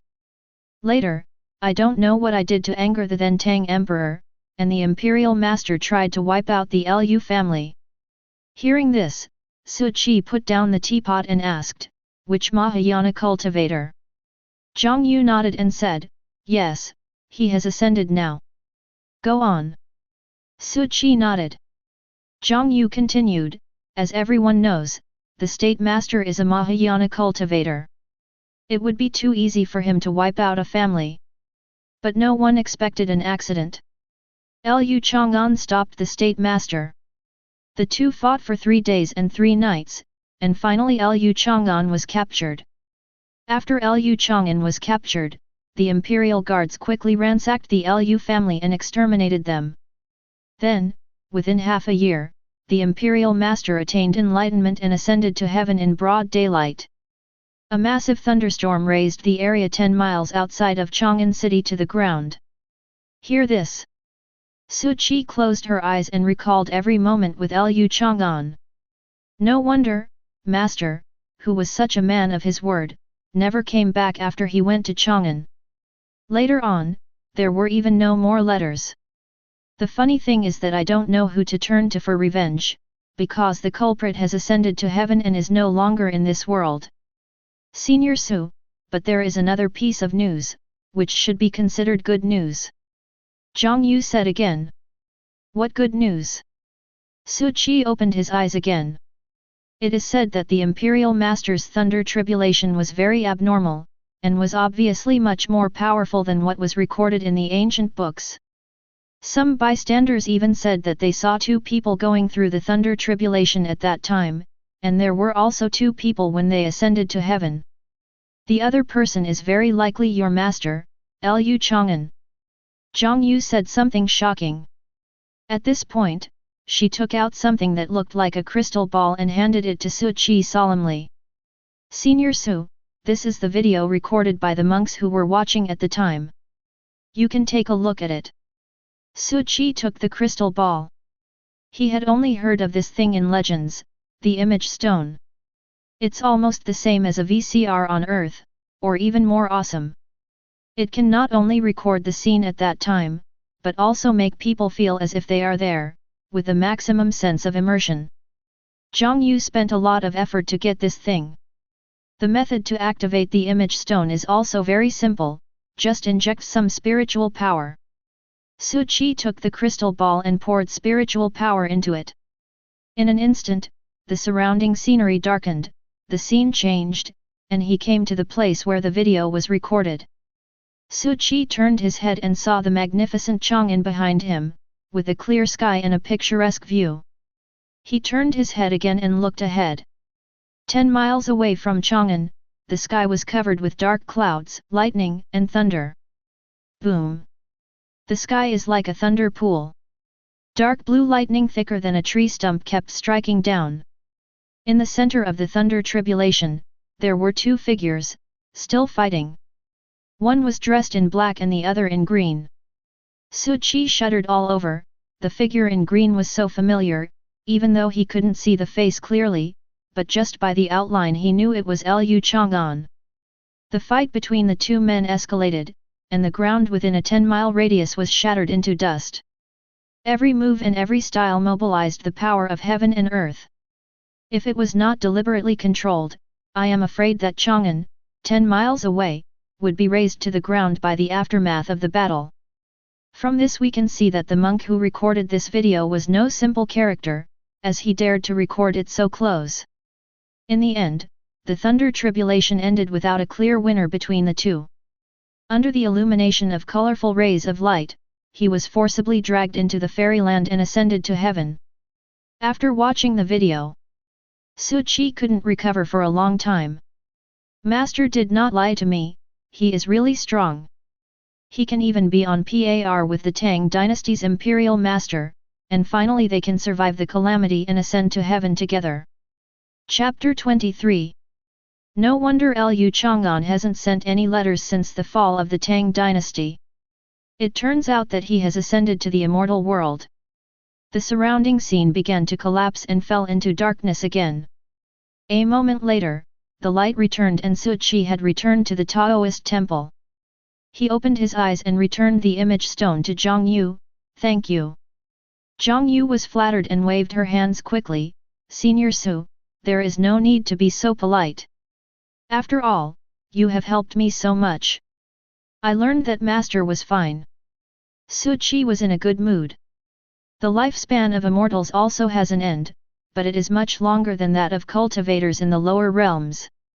Su Qi believed that as long as he practiced hard for a few thousand years, he should be able to ascend to the immortal world, and then the master and disciple would be reunited.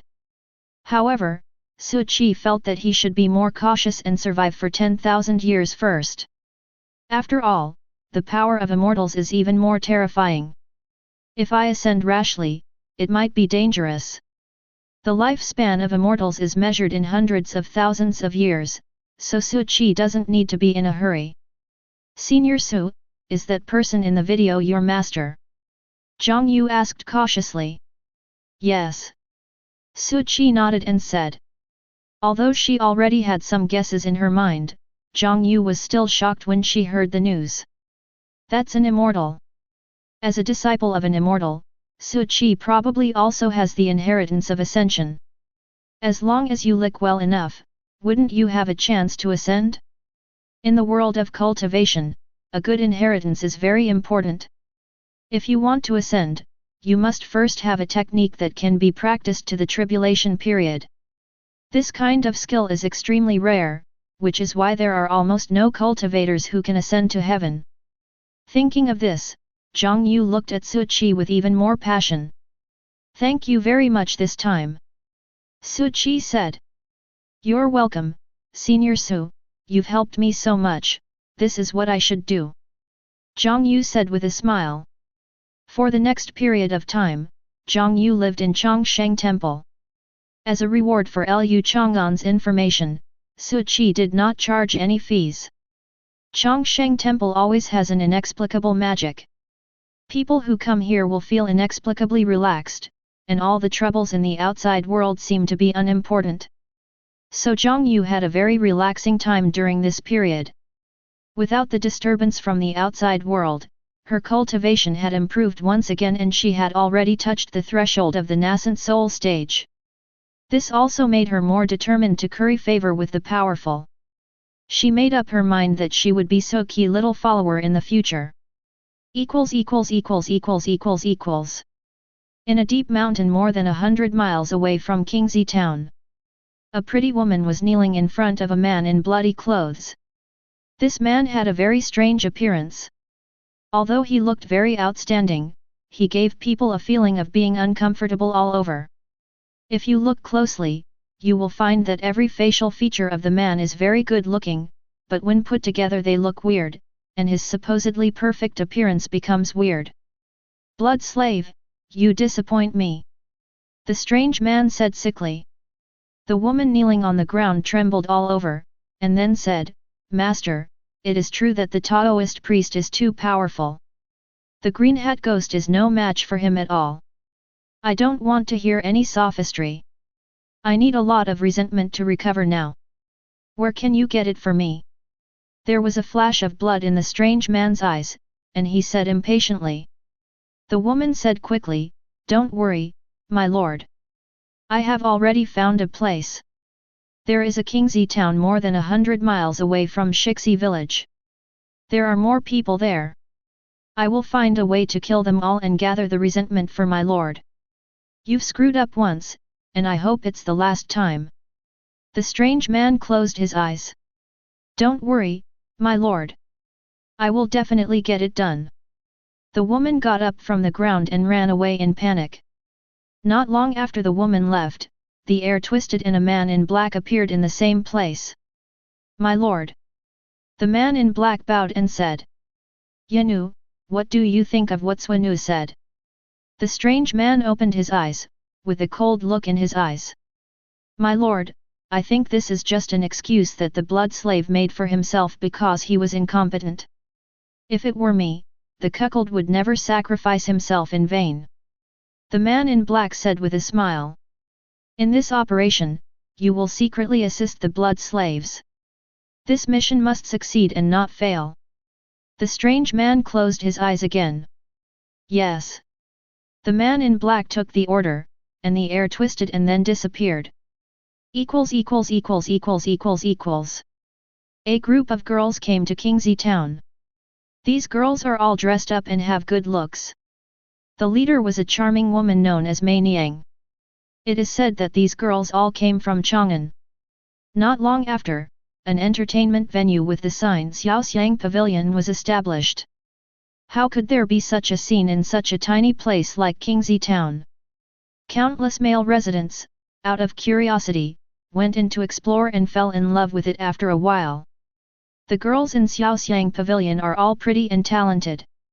Although the rule of Xiaoxiang Pavilion is to sell art but not bodies, it does not stop the enthusiasm of male residents at all. Every now and then he would invite a few good friends to go to the Xiaoxiang Pavilion to recite poems and compose couplets, trying to attract the favor of the girls and get close to them. Although Luo Kaijia is the mayor of Kingsley town, he is also a man who has seen the world. There are countless such entertainment venues in Chang'an, Kaifeng, and other places. If he didn't already have a family, he would also like to go here and find out. Look at who the owner of Xiaoxiang Pavilion is. He actually opened a store in Kingsley town. Although Xiaoxiang Pavilion seems to be bustling with people, there are actually only a few regular customers coming and going, and their purchasing power is not strong. Wouldn't it be a sure loss to open a store here? That day, Zhang Yu went to the town to buy some charcoal. When I saw the sign of Xiaoxiang Pavilion, I found it hard to believe. Xiaoxiang Pavilion is one of the 3 largest brothels in Chang'an, with branches all over the country, but most of them are in busy cities. Why would there be one in Kingsley town? Zhang Yu was born and raised in Chang'an. As a member of the Demon Suppression Division, she knew everything about Chang'an. But she couldn't figure out why Xiaoxiang Pavilion appeared in Kingsley town no matter how hard she tried. However, her intuition told her that Xiaoxiang Pavilion's action must have a deeper meaning. Thinking of this, Zhang Yu decided to find out.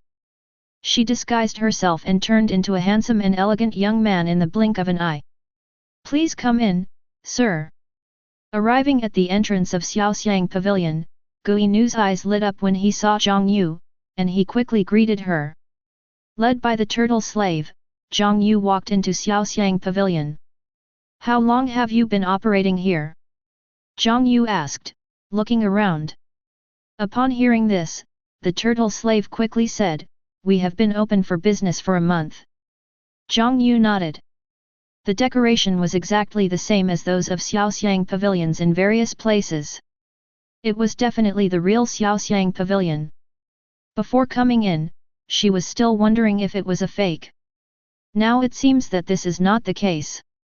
Chapter 24. Sir, is this your first time visiting our brothel? Just then, a gorgeous woman came forward. When Zhang Yu saw the woman, she was very surprised. It's Mei Niang. She even came all the way from Chang'an to Kingxi town. It seems that Xiaoxiang Pavilion has big plans this time. It's not the first time. Zhang Yu said with a smile. Although no one knows why Xiaoxiang Pavilion came to Kingxi town this time, it has already aroused Zhang Yu's interest. Look at the young master's extraordinary bearing, I guess he is not a resident of Kingxi town. Mei Niang smiled. I'm just a traveler. I never thought that the famous Xiaoxiang Pavilion in Chang'an would open in this remote place.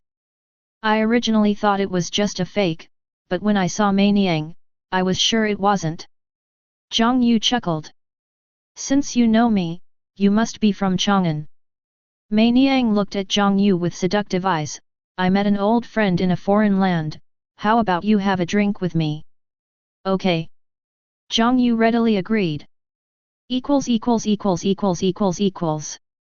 Outside Kingxi town. Finally done. I've been preparing for more than a month. This time I want to kill these 5,000 people in one fell swoop and collect enough resentment from the Lord.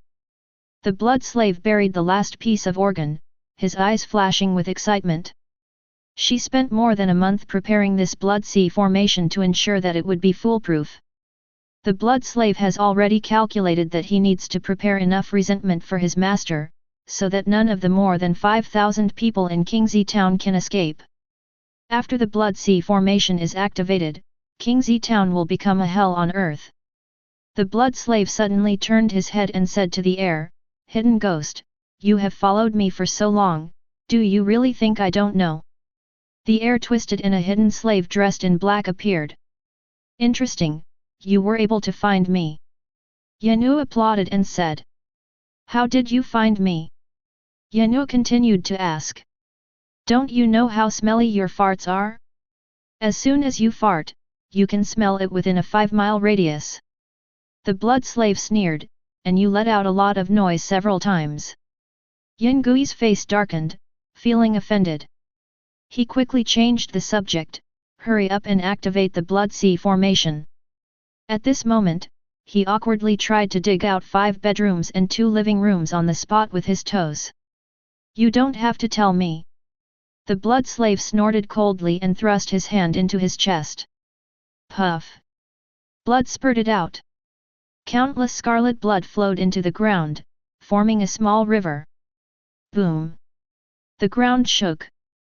Blood fountains spurted out simultaneously from dozens of locations outside Kingxi town. The blood seemed endless, spreading towards the sky and forming a huge blood curtain.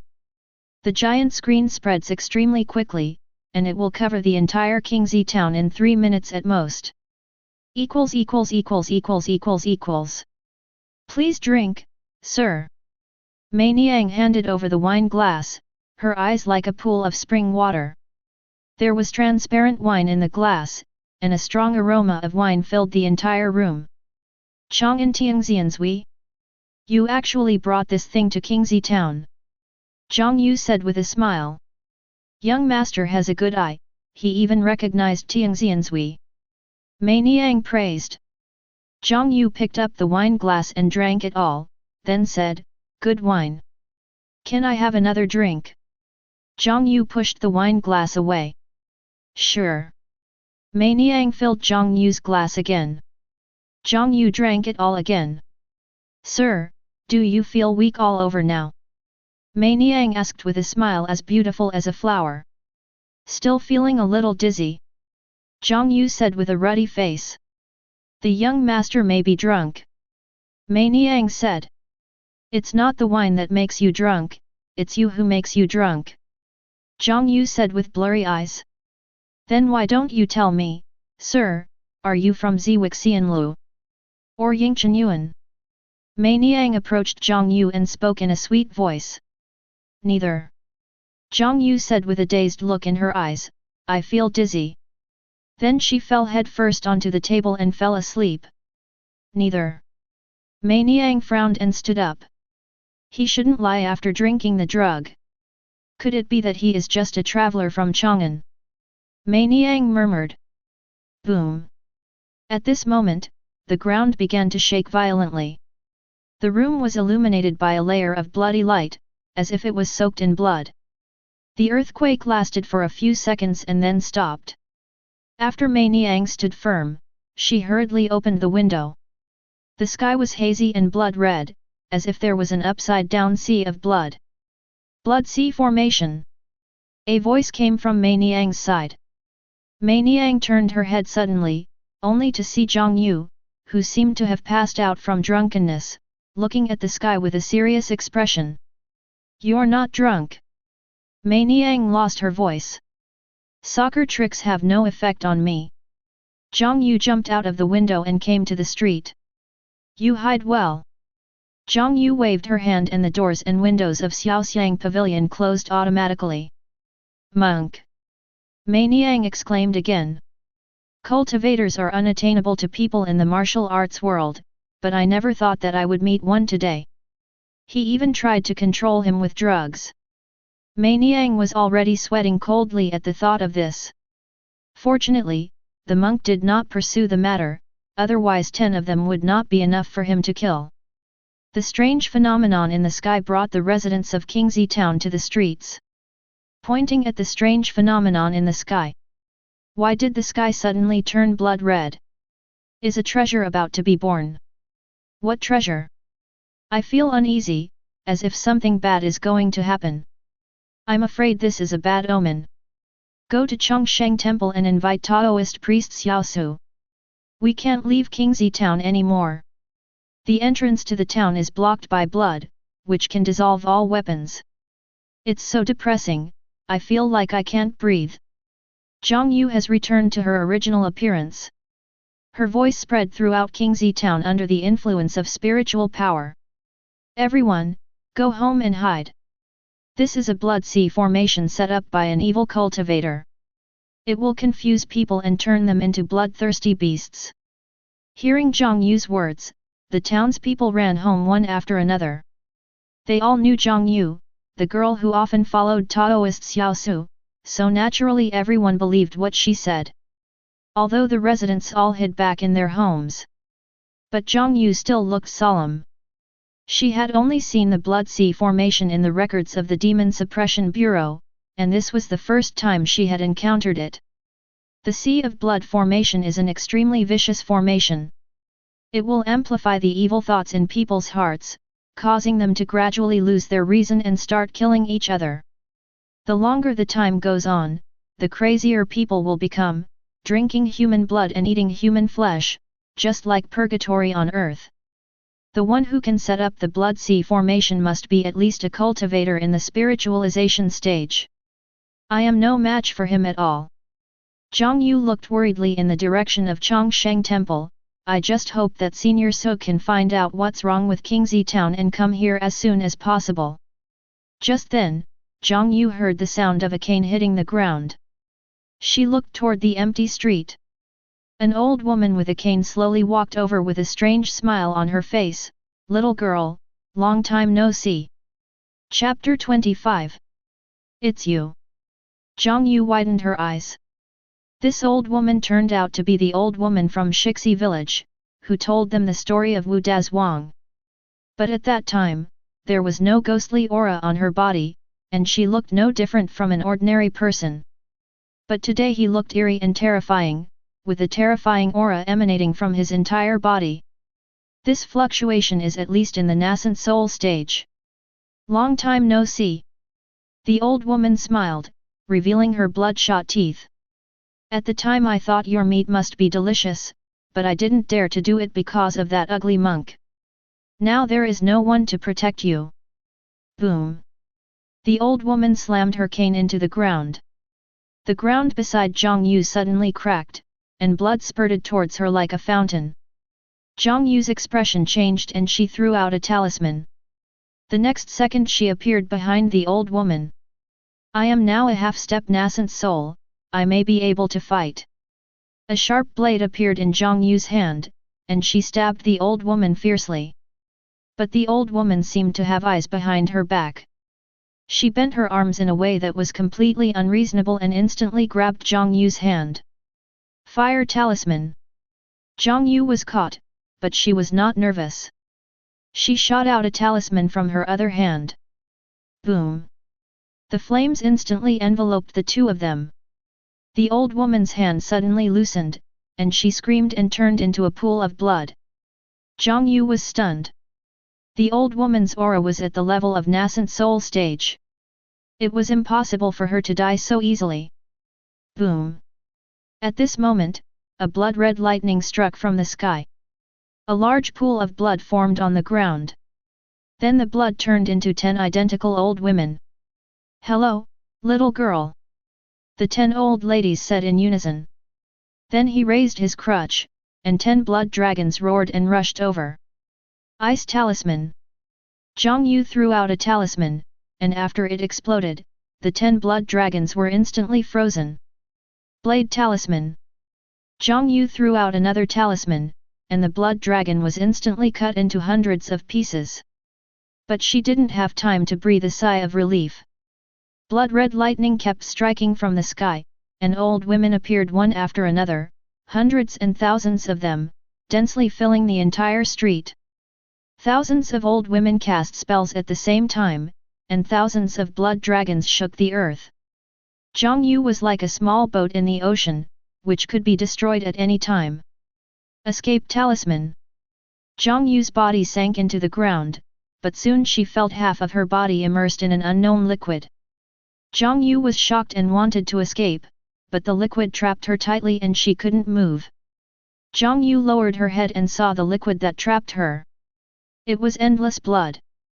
Thousands of blood dragons roared and gathered together, forming a blood column more than 10 feet wide, which smashed down towards her.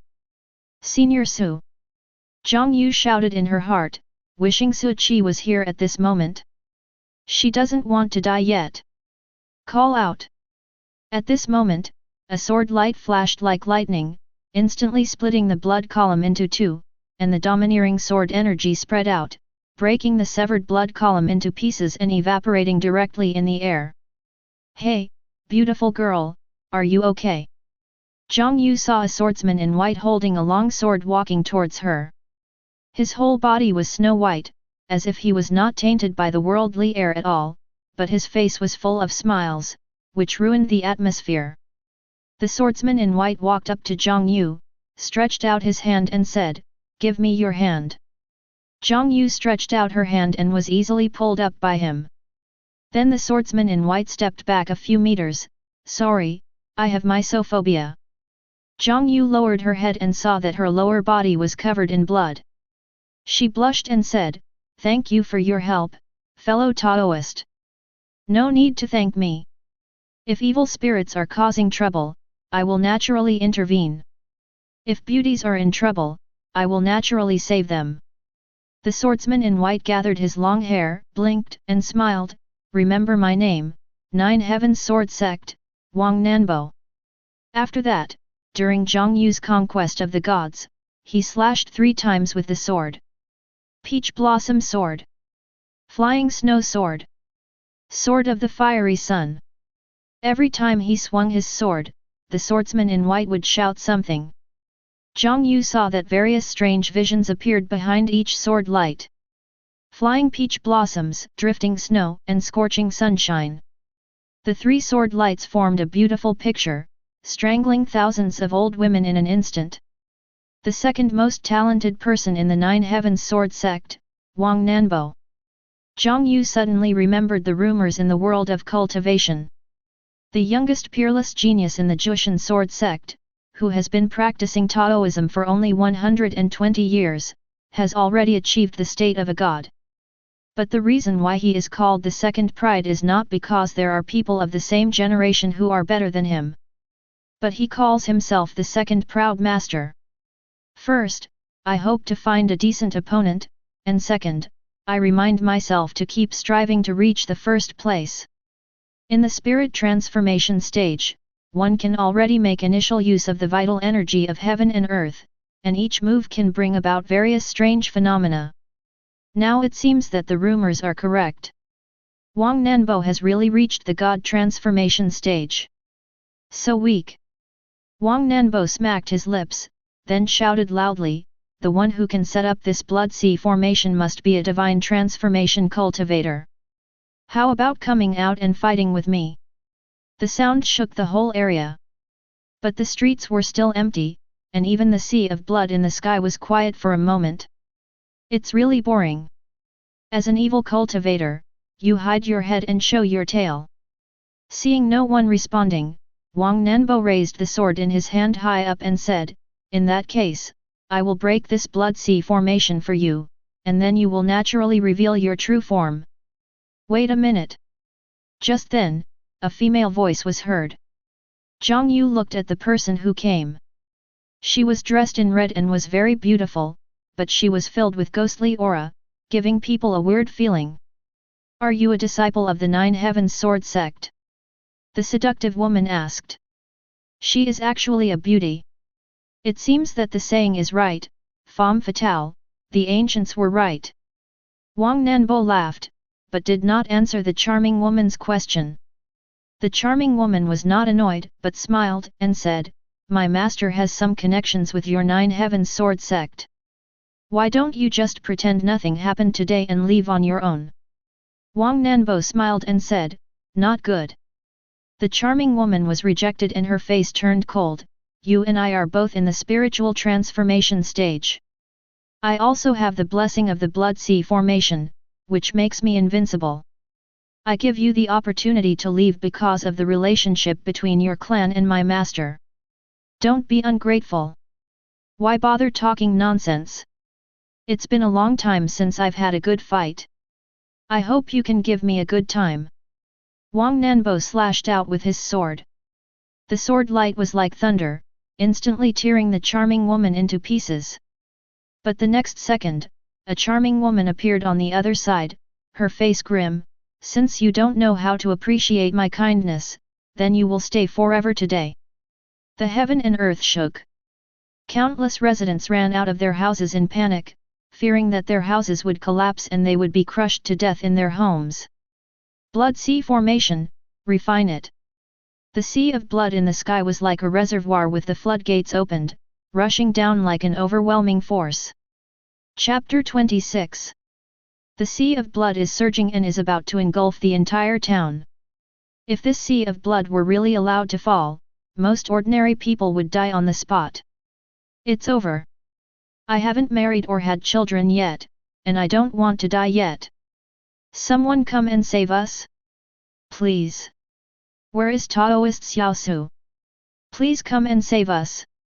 Most people looked desperate. Under this sea of blood, everyone felt the breath of death. Wang Nanbo's originally nonchalant face also turned a little serious. He smiled and said, "Guess if this sea of blood can fall down. You can't stop me."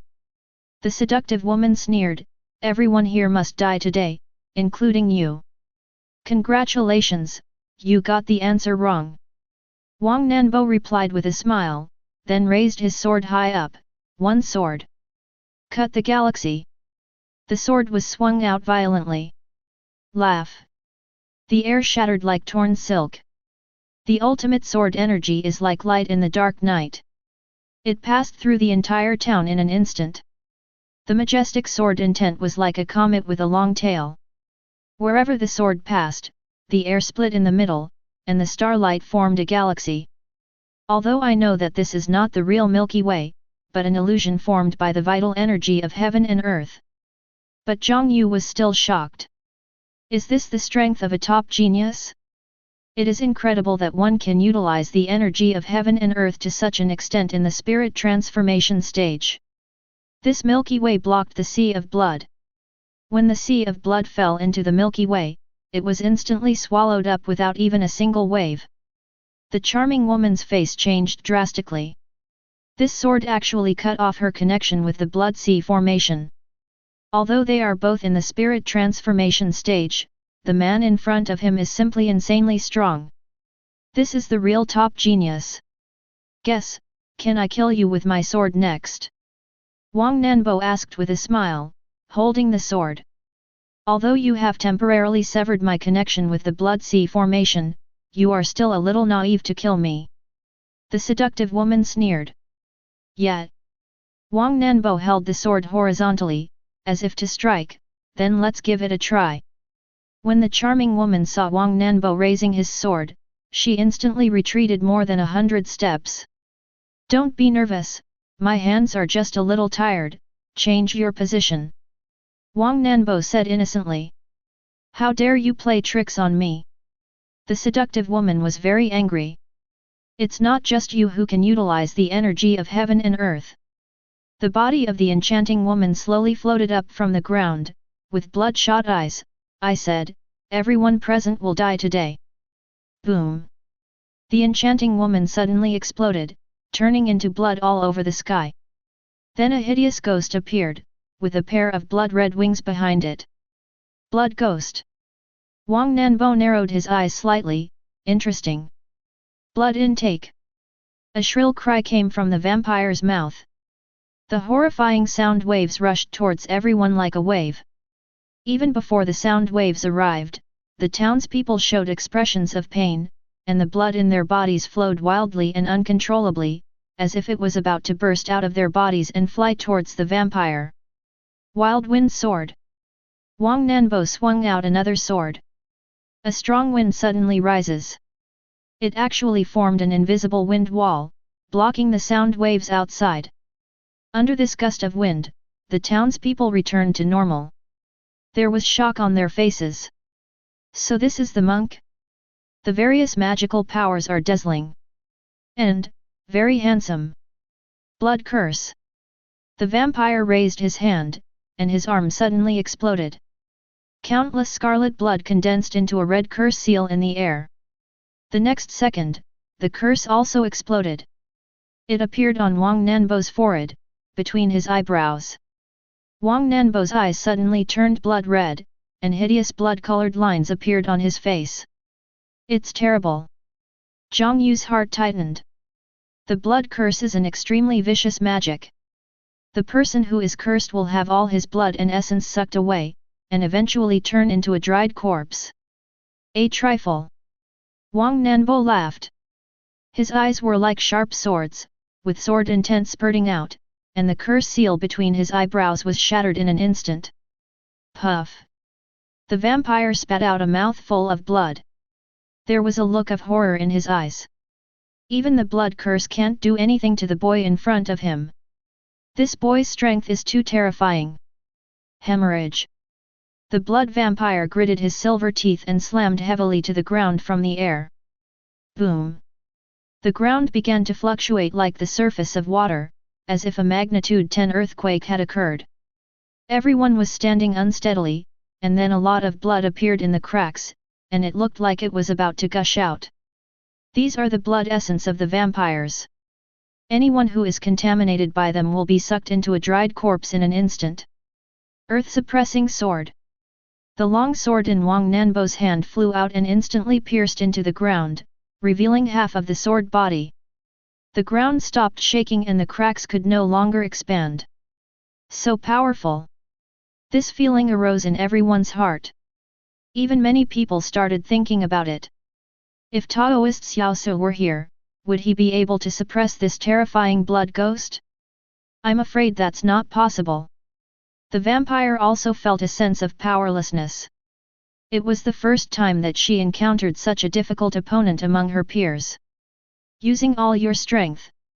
Wang Nanbo smiled and said, I still have some energy left. What are you so proud of?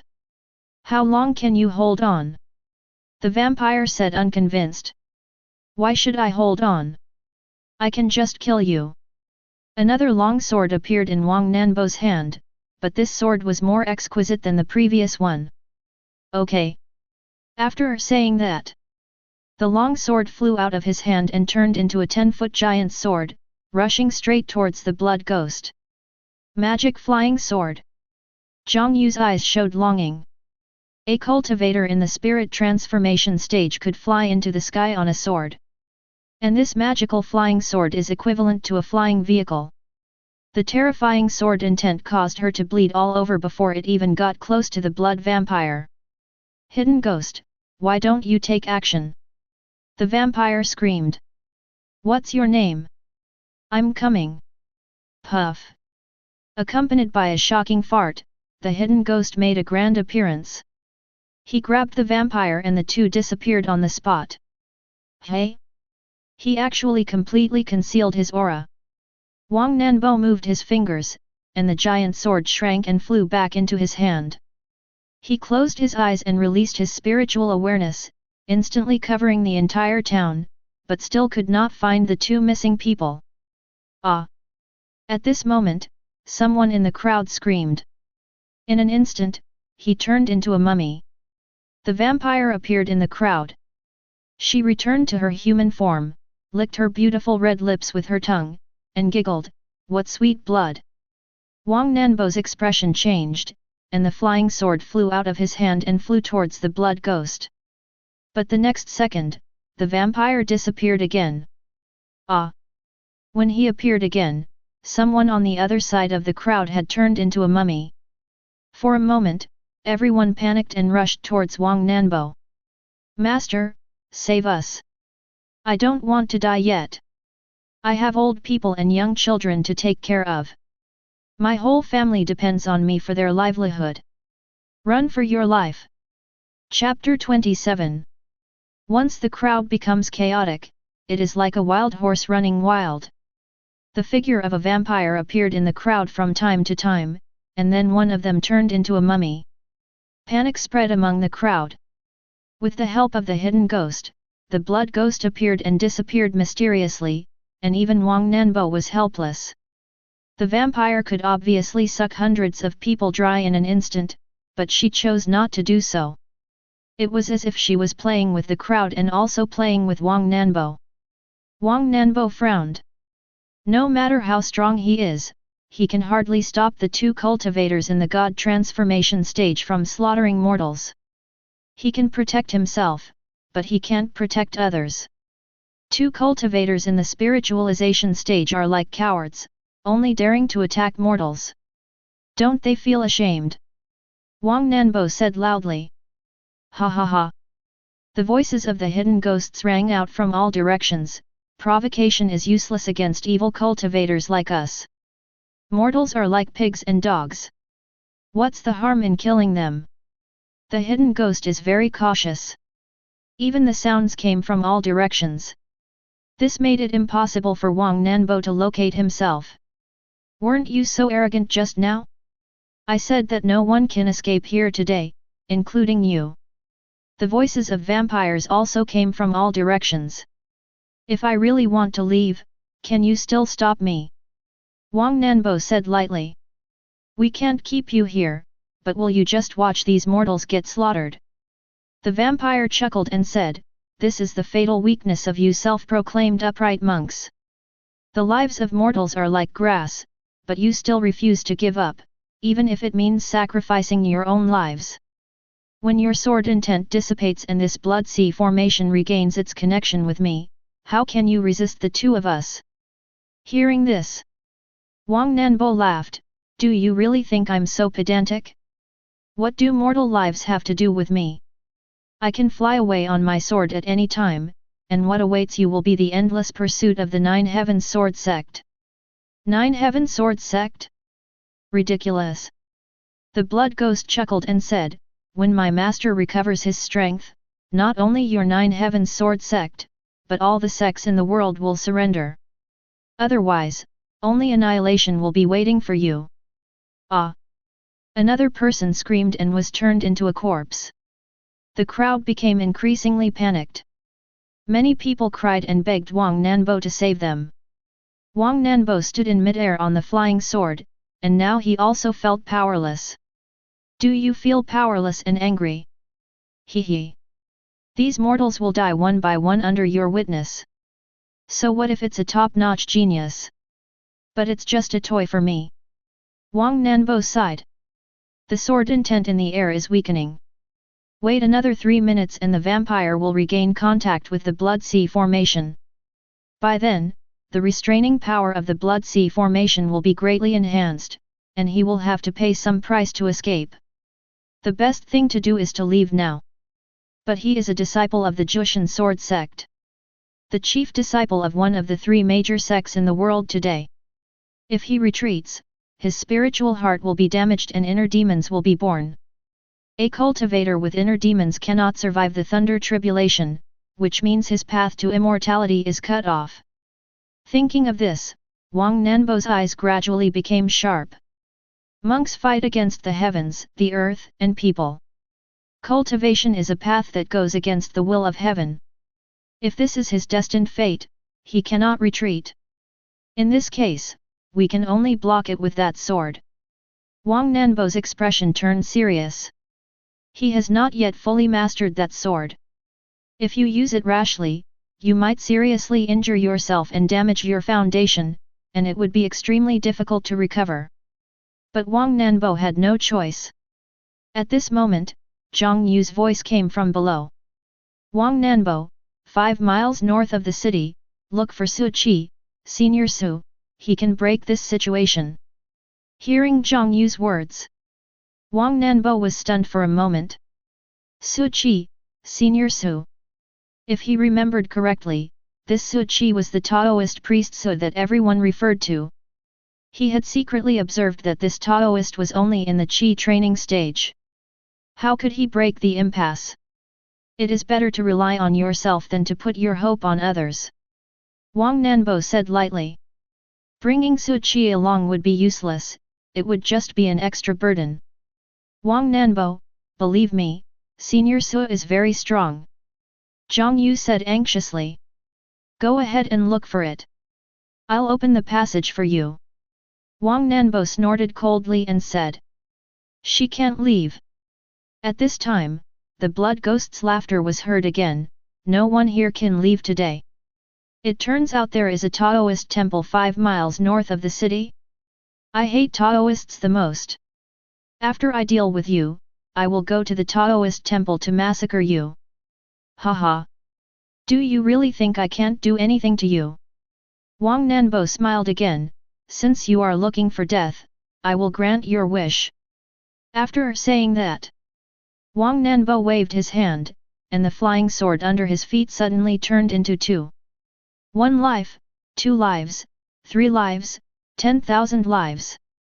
Every time Wang Nanbo recited a sentence, 1 more flying sword appeared under his feet. When he read the last word, he paused, his face flushed and veins bulged. Sword. Wang Nanbo almost roared out the last word. The 3 flying swords paused for a moment, and in the shocked gazes of everyone, they instantly turned into a sea of swords in the sky. 9 Heaven Sword Sect, 10,000 Swords Technique. Zhang Yu's eyes widened, shocked beyond words. 10,000 Swords Technique. 1 flying sword can transform into thousands of flying swords. Each flying sword has unique abilities. But to transform into tens of thousands of flying swords, one must at least be a cultivator in the nascent soul stage. Wang Nanbo actually achieved it in the spirit transformation stage. At this time, Wang Nanbo stood in the air, and the strong wind made his robe rustle. His long hair danced wildly and his handsome face was cold, like a banished immortal. Now! Wang Nanbo uttered a word lightly.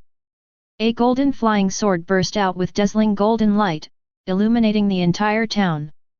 The sunlight is strong and everything is visible. The hidden ghosts and blood ghosts that were originally hidden revealed their figures. There was horror in both of their eyes.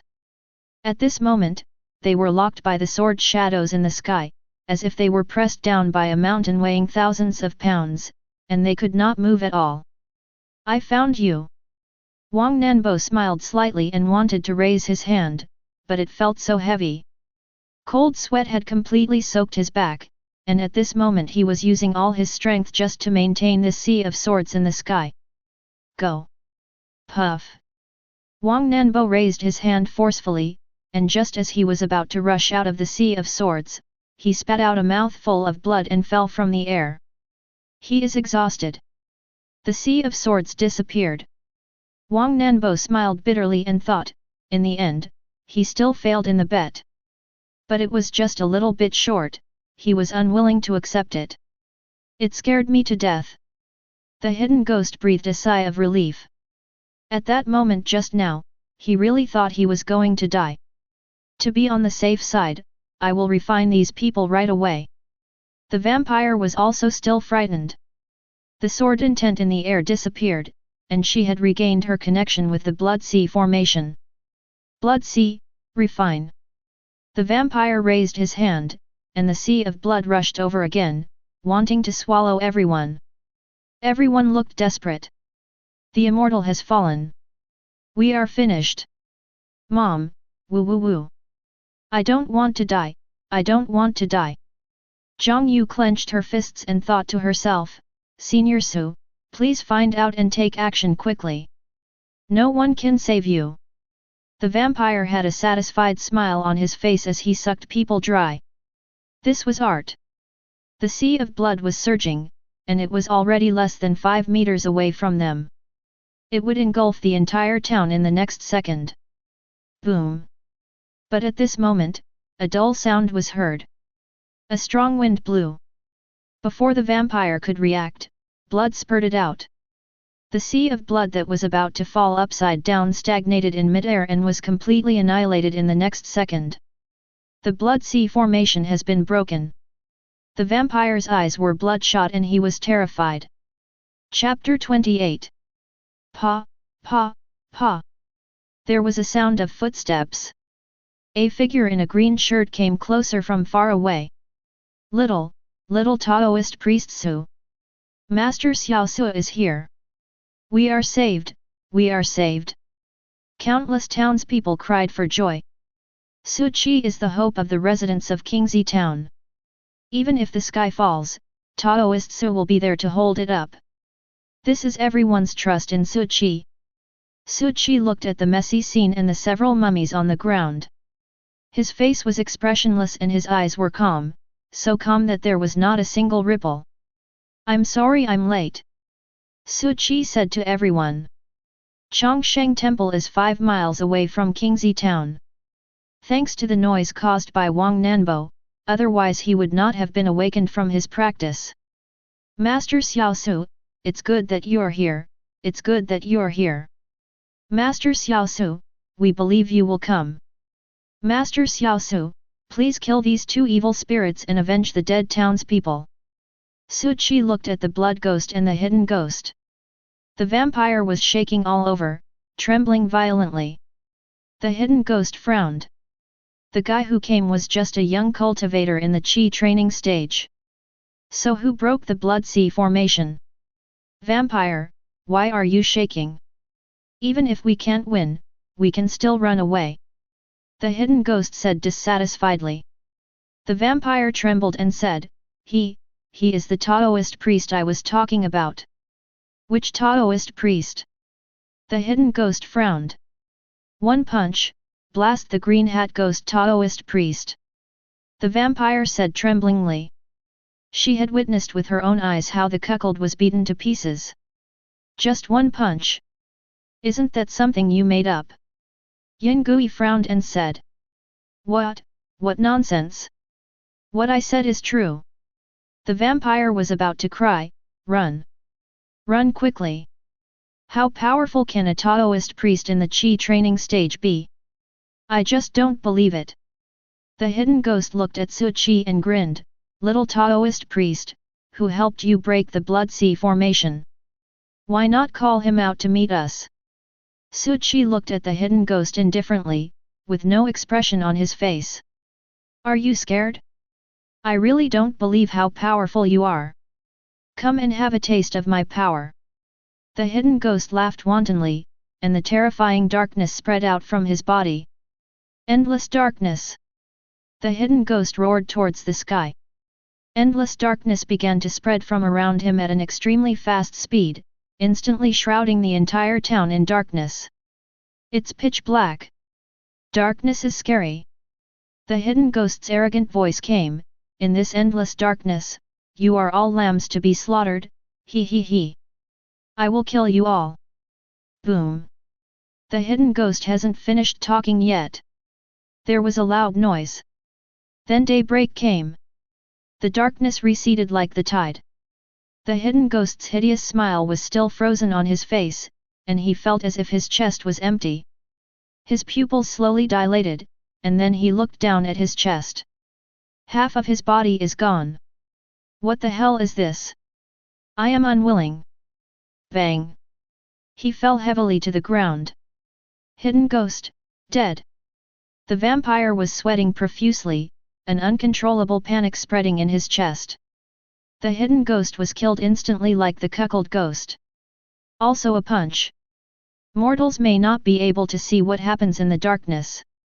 But she could see it. The young Taoist priest killed the hidden ghost with just one punch. As weak as a baby. You should know that Yin Gui's strength is 3 points stronger than hers. The blood sea formation was broken and she was seriously injured. How could she fight now?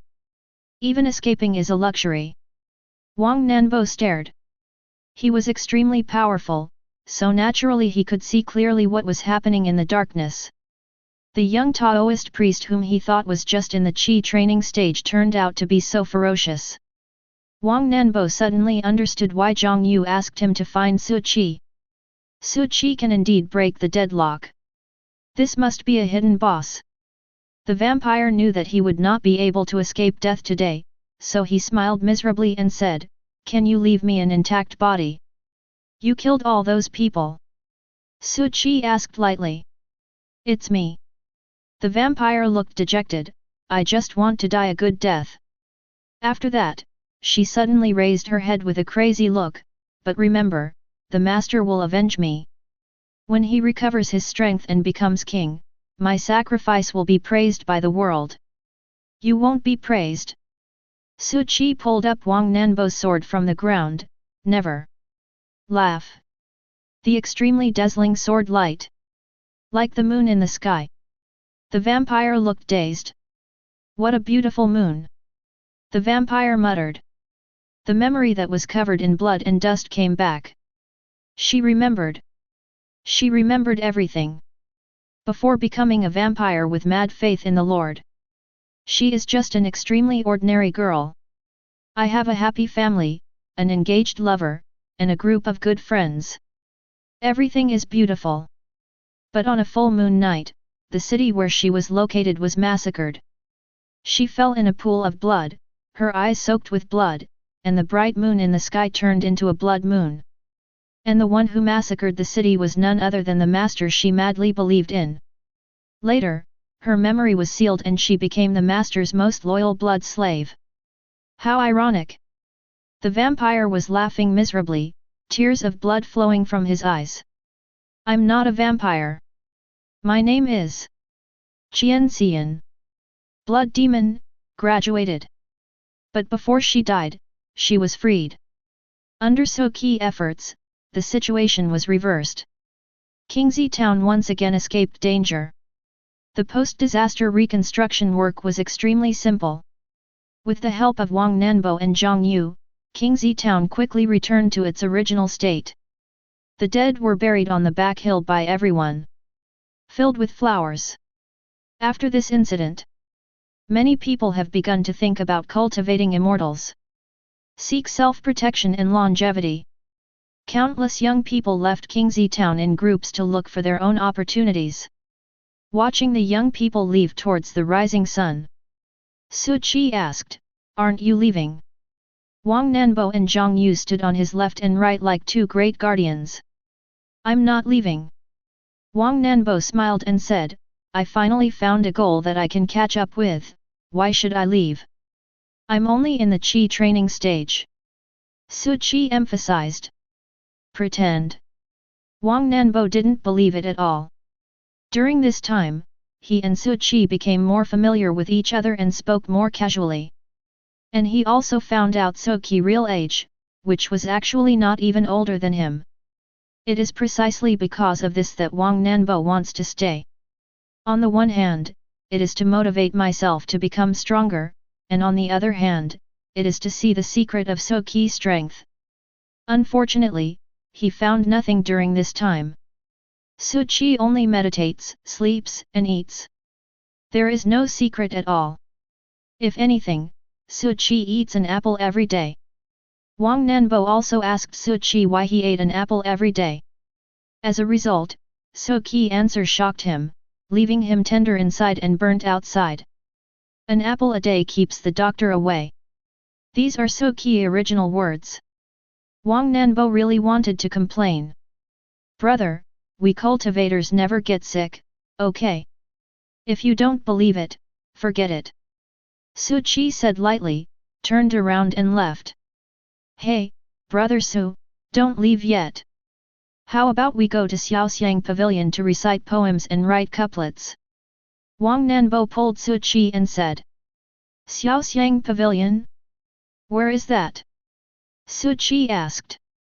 Wang Nanbo's eyes widened. "No way, brother Su, are you really blind or are you just pretending to be blind? Isn't Xiaoxiang Pavilion 500 meters away?" Following the direction of Wang Nanbo's finger, Su Qi saw a magnificent building. "No, I'm a serious person." Su Qi waved his hand and said. "Such an upright person. For this kind of place." "Hiss. Like. Are you really curious?" Chapter 29. That's right. Who would go to Xiaoxiang Pavilion if they were not serious? Wang Nanbo dragged Su Qi towards Xiaoxiang Pavilion. After that, he said to Zhang Yu, Don't you think so, Miss Zhang? Senior Su, Wang Nanbo is right.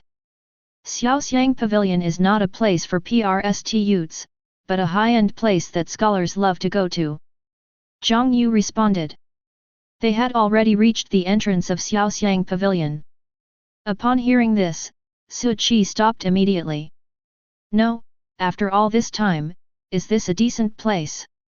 Su Qi thought. He suddenly felt a little bored. He had originally wanted to go out and see the world and see what the brothels in the books looked like, but now he had no interest at all. I suddenly remembered that I haven't eaten an apple today. I'll go back first. Su Qi turned and left. Brother Su, what are you doing? We are already at the door. Wang Nanbo was dumbfounded. Ding ling ling. Su Qi passed by the door of Xiaoxiang Pavilion and couldn't help but take a look inside. At this moment, the wind chimes at the entrance of Xiaoxiang Pavilion suddenly rang without any wind. Su Qi quickly turned his head and left without looking back. Hey! Wang Nanbo was surprised and asked, I've been here so many times, why didn't I notice there was a wind chime hanging at the door? Right at this moment, a beautiful figure hurriedly ran out from Xiaoxiang Pavilion. It was Mei Niang. Mei Niang looked at Wang Nanbo and Zhang Yu with surprise. Mei Niang, are you so happy to see me coming? You even came out to greet me. Wang Nanbo laughed. Mei Niang blushed, Master Wang, please don't tease me. The wind chime at the door just rang. Did you see who moved it? No one touched the wind chime, it just rang by itself. Wang Nanbo said. Right. Zhang Yu saw Mei Niang looking at her and nodded. Did you see anyone passing by just now? Mei Niang said anxiously. At this time, Su Qi was nowhere to be seen. Wang Nanbo didn't think much about it and said, someone just passed by. I wanted to come and play with Brother Su, but he left first because of something. Brother Su? Mei Niang asked doubtfully. You have seen Su Qi, the Taoist priest you all call Little Su. Wang Nanbo laughed. Master Xiao Su. Mei Niang was stunned for a moment, and murmured, it's Taoist priest Xiao Su. Is there any saying about this wind chime? Wang Nanbo finally reacted and asked with interest, could it be that when an indecent person comes to this decent place, the wind chimes will ring? I didn't expect that Brother Su, who appears to be abstinent and cold on the surface, is actually so lustful in private. Zhang Yu heard this. He rolled his eyes and said, don't talk nonsense, or Senior Su will beat you up if he hears you. Tisk, is it wrong to tell the truth? Otherwise, why didn't the wind chimes ring when we came here so many times, but rang as soon as Brother Su arrived? Wang Nanbo said with a smile. Then he looked at Mei Niang, tell us quickly, what does this wind chime say? Mei Niang smiled and said, my lord, I can't tell you this. Anyway, it's not what you think. Alas, what a pity. I thought I had caught Brother Su's handle. Wang Nanbo looked regretful. Miss Zhang, shall we go in and have a few drinks together? Wang Nanbo said to Zhang Yu again. I'm not going. I want to go back and cook for Taoist Xiao Su. Zhang Yu shook her head and left. They've all left. It's really boring. Wang Nanbo looked at Mei Niang again. Mei Niang, it looks like it's just you and me today. Mei Niang apologized, Master Wang, it may not be possible today. I have something else to do. I'll let Xiao Chun and Xiao Dong accompany you. Forget it, forget it. You all are busy, so I'll go back to the Taoist temple. Wang Nanbo said listlessly. Next time Prince Wang comes again, Mei Niang will definitely accompany him. Mei Niang said. It's a deal. After Wang Nanbo finished speaking, he turned and left. After seeing Wang Nanbo leave, Mei Niang hurried back to Xiaoxiang Pavilion. She wrote a note, stuffed it into a bamboo tube, then tied it to the leg of a carrier pigeon and released it. Watch the carrier pigeon disappear into the sky. Mei Niang murmured, if it was Taoist priest Xiao Su, it wouldn't be considered wronged. The carrier pigeon had just flown a short distance out of Kingxi town when it was caught by a man flying on a sword. This man is Wang Nanbo. Little pigeon, don't be afraid. I will let you go after I read the note. As Wang Nanbo spoke, he took out the note from the bamboo tube, still muttering, I want to see what secrets your Xiaoxiang pavilion has. He unfolded the note, which only had one sentence written on it, Master, the person has been found. The person has been found? Who is he looking for? Brother Su. Wang Nanbo murmured. He read it over and over again, and there were only these few words. So he stuffed the note back and said to himself, what does Xiaoxiang Pavilion want to do with Brother Su? It really makes people curious. Little pigeon, fly faster and deliver the message to your pavilion master. Wang Nanbo released the pigeon again. The carrier pigeon flapped its wings and disappeared into the sky. It's so annoying. It feels like everyone has a secret, but I'm the only one who's confused. Wang Nanbo fell down and lay on the grass. With his legs crossed and a piece of grass in his mouth, he did not look like a cultivator in the spiritual transformation stage at all. Could it be that Brother Su has some deep blood feud with Xiaoxiang Pavilion? Does Xiaoxiang Pavilion want revenge? No, Mei Niang's behavior doesn't seem like that. Besides, Xiaoxiang Pavilion is just a brothel in the mortal world. Brother Su can destroy it with just a wave of his hand. Or is it possible that the head of Xiaoxiang Pavilion is Brother Su's long-lost father? Well, this is quite possible. Brother Su is still so young, and it is not impossible that his parents are still alive. But why does the wind chime ring? Is there any other possibility? Forget it, forget it. I don't want to think about it anymore. Mortal affairs are too hard to guess. Cultivation is still more interesting. Wang Nanbo jumped up from the ground and was about to fly away on his sword. But as soon as he stepped on the flying sword, he fell down again. I see, that wind chime must be some kind of magical weapon. Wang Nanbo's eyes sparkled as he muttered to himself, this magical instrument must have recorded something like Brother Su's hair or blood that can match his information. As long as Brother Su gets close, this wind chime will ring. In that case, the second scenario I speculated is possible. Brother Su must have been separated from his parents when he was a child, or the head of Xiaoxiang Pavilion was poor at that time and abandoned Brother Su. This is why Feng Ling was able to record Brother Su's information, so that he could find Brother Su to make up for the debt he owed to him over the years when he became successful one day. This is also the reason why Xiaoxiang Pavilion was opened in this remote area. The pavilion master of Xiaoxiang Pavilion must have consulted a fortune teller. My logic forms a perfect closed loop. I have solved the problem. Ha ha ha, I really am a genius. Chapter 30. Wang Nanbo, who thought he had solved the mystery, returned to Chongsheng Temple with a proud look on his face. During the meal, he couldn't help laughing out loud several times. Wang Nanbo, are you having a seizure?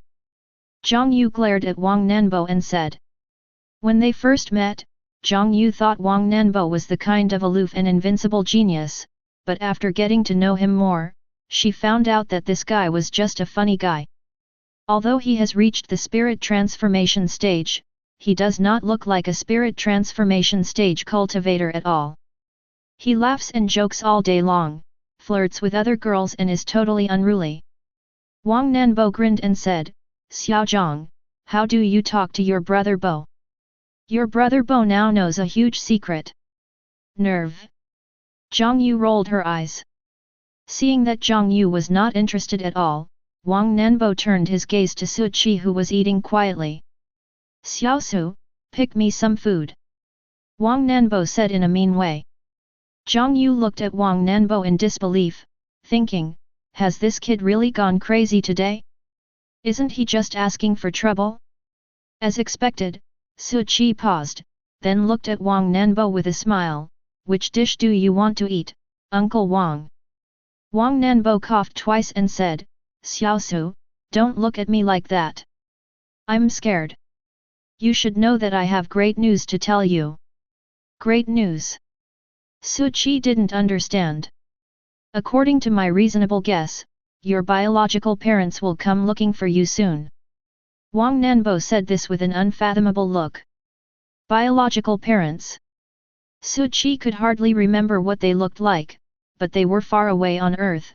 How could they come here, unless they could also travel through time?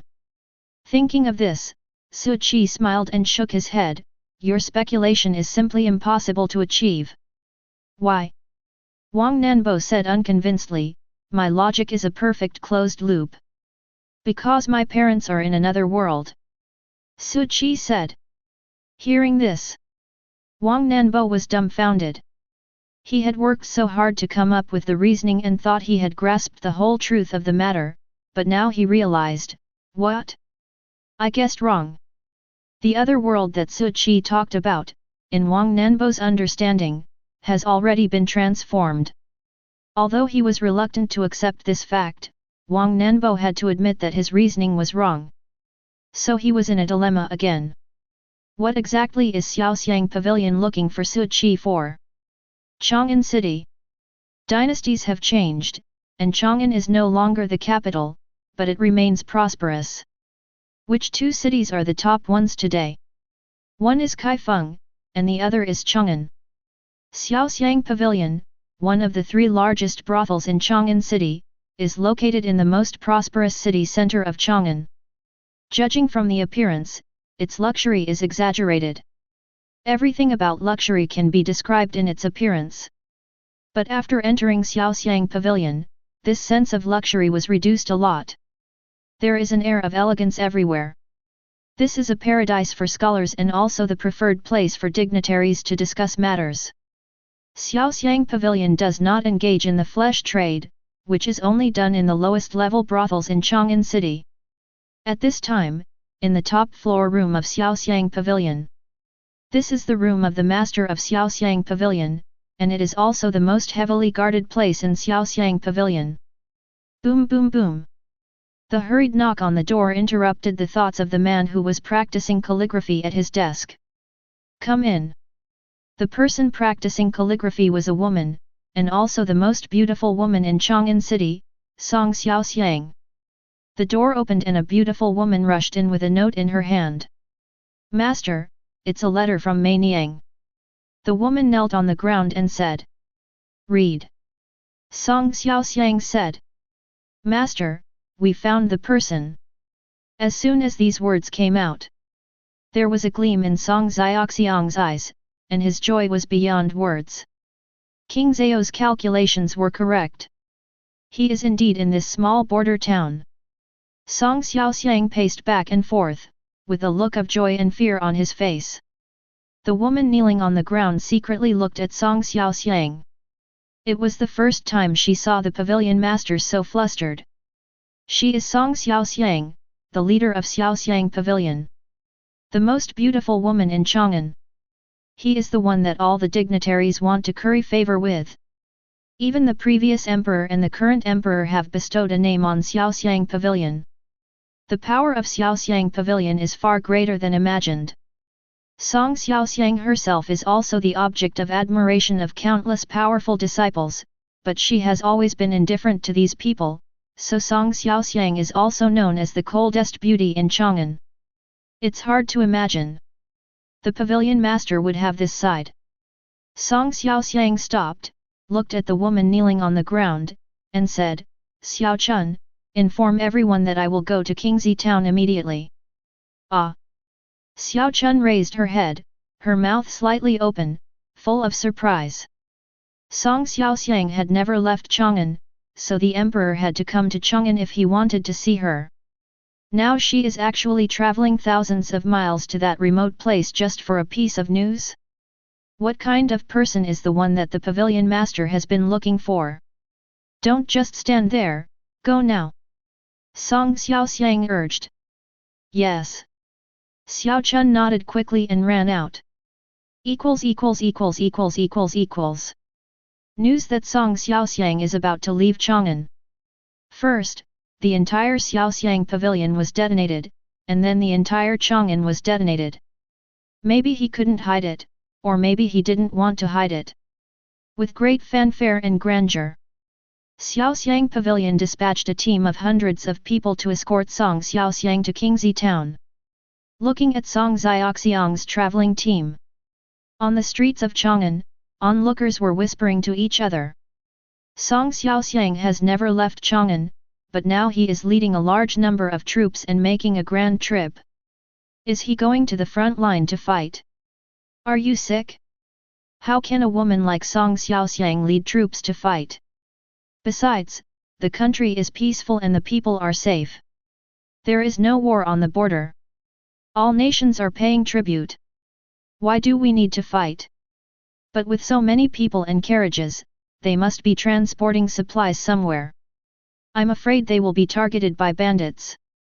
Ha ha ha, do you know what kind of people are in Song Xiaoxiang's guard team?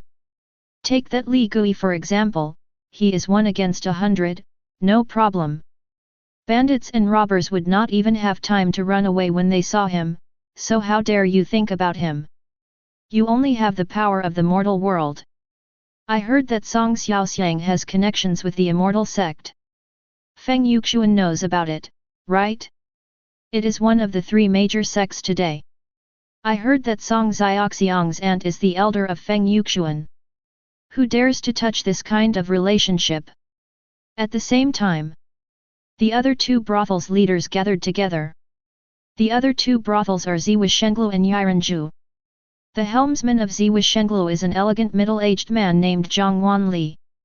The person at the helm of Yiranzhu is a charming woman named Jiao Yi.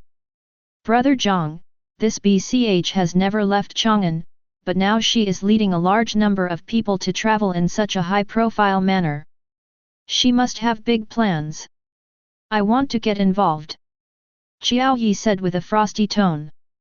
I think her trip is an opportunity for us. Zhang Wanli waved his folding fan and spoke with confidence. Chapter 31. I'd like to hear more about it. Jiao Yi said. Song Xiaoxiang is the soul of Xiaoxiang Pavilion. If she falls, Xiaoxiang Pavilion will naturally collapse as well. At that time, the large number of shares left vacant will be seized by our 2 families. From now on, there will no longer be 3 major brothels, but only 2 major brothels. Zhang Wanli said with a smile. You mean? Jiao Yi asked uncertainly. It's just what you think. Zhang Wanli was still smiling. But we have to consider the guards around Song Xiaoxiang and her relationship with the immortal section. Jiao Yi said. Bullshit about the relationship with the immortal sect, that's just a rumor spread by the world. How could a mere prostitute like her have such great power? Zhang Wanli said disdainfully. But the current emperor is very respectful to this BCH, and everyone can see it. Jiao Yi said. The current emperor is just afraid of rumors, but I have secretly investigated and found that Song Xiaoxiang has no connection with the immortal sect. Even if he does, I am not afraid. Zhang Wanli said very confidently. Could it be that, Brother Zhang, you also have connections with the immortal sect? Jiao Yi asked, covering her mouth. Good. Zhang Wanli waved his folding fan and said with a smile, I recently made friends with a genius from the 9 Heavens Sword sect. 9 Heavens Sword sect. Jiao Yi covered her mouth, her eyes sparkling with excitement. Brother Zhang, can you introduce this genius to me? That's exactly what I meant. Zhang Wanli whispered, Sister Qiao, as long as you can get close to this genius and make him fall at your feet, I'm afraid I will have to rely on you in the future. I understand. Jiao Yi nodded quickly and said. This is the genius of the Jushan sword sect. The legendary monk. Even if Zhang Wanli didn't say it, Jiao Yi would try every means to get close to this genius. With this relationship, Jiao Yi will also have the same treatment as Song Xiaoxiang. Zhang Wanli stood up and said with a smile, then I will go and invite this genius. After Zhang Wanli left, Jiao Yi quickly took out the bronze mirror and tidied her appearance. She wants to show her best side. After a while, the door was pushed open again. Zhang Wanli followed a young man very respectfully. This young man has an ordinary appearance, but he has a fierce aura that makes him seem superior. Are you Jiao Yi? The young man looked at Jiao Yi with an ambiguous smile on his face. I have met the Immortal Master. Jiao Yi showed a shy smile on her face. Still a virgin? The young man asked with a wicked smile. I am still a perfect woman. Jiao Yi nodded and said. Good. The young man grinned and said, remember my name is Huang Jiang, and you will be my woman from now on.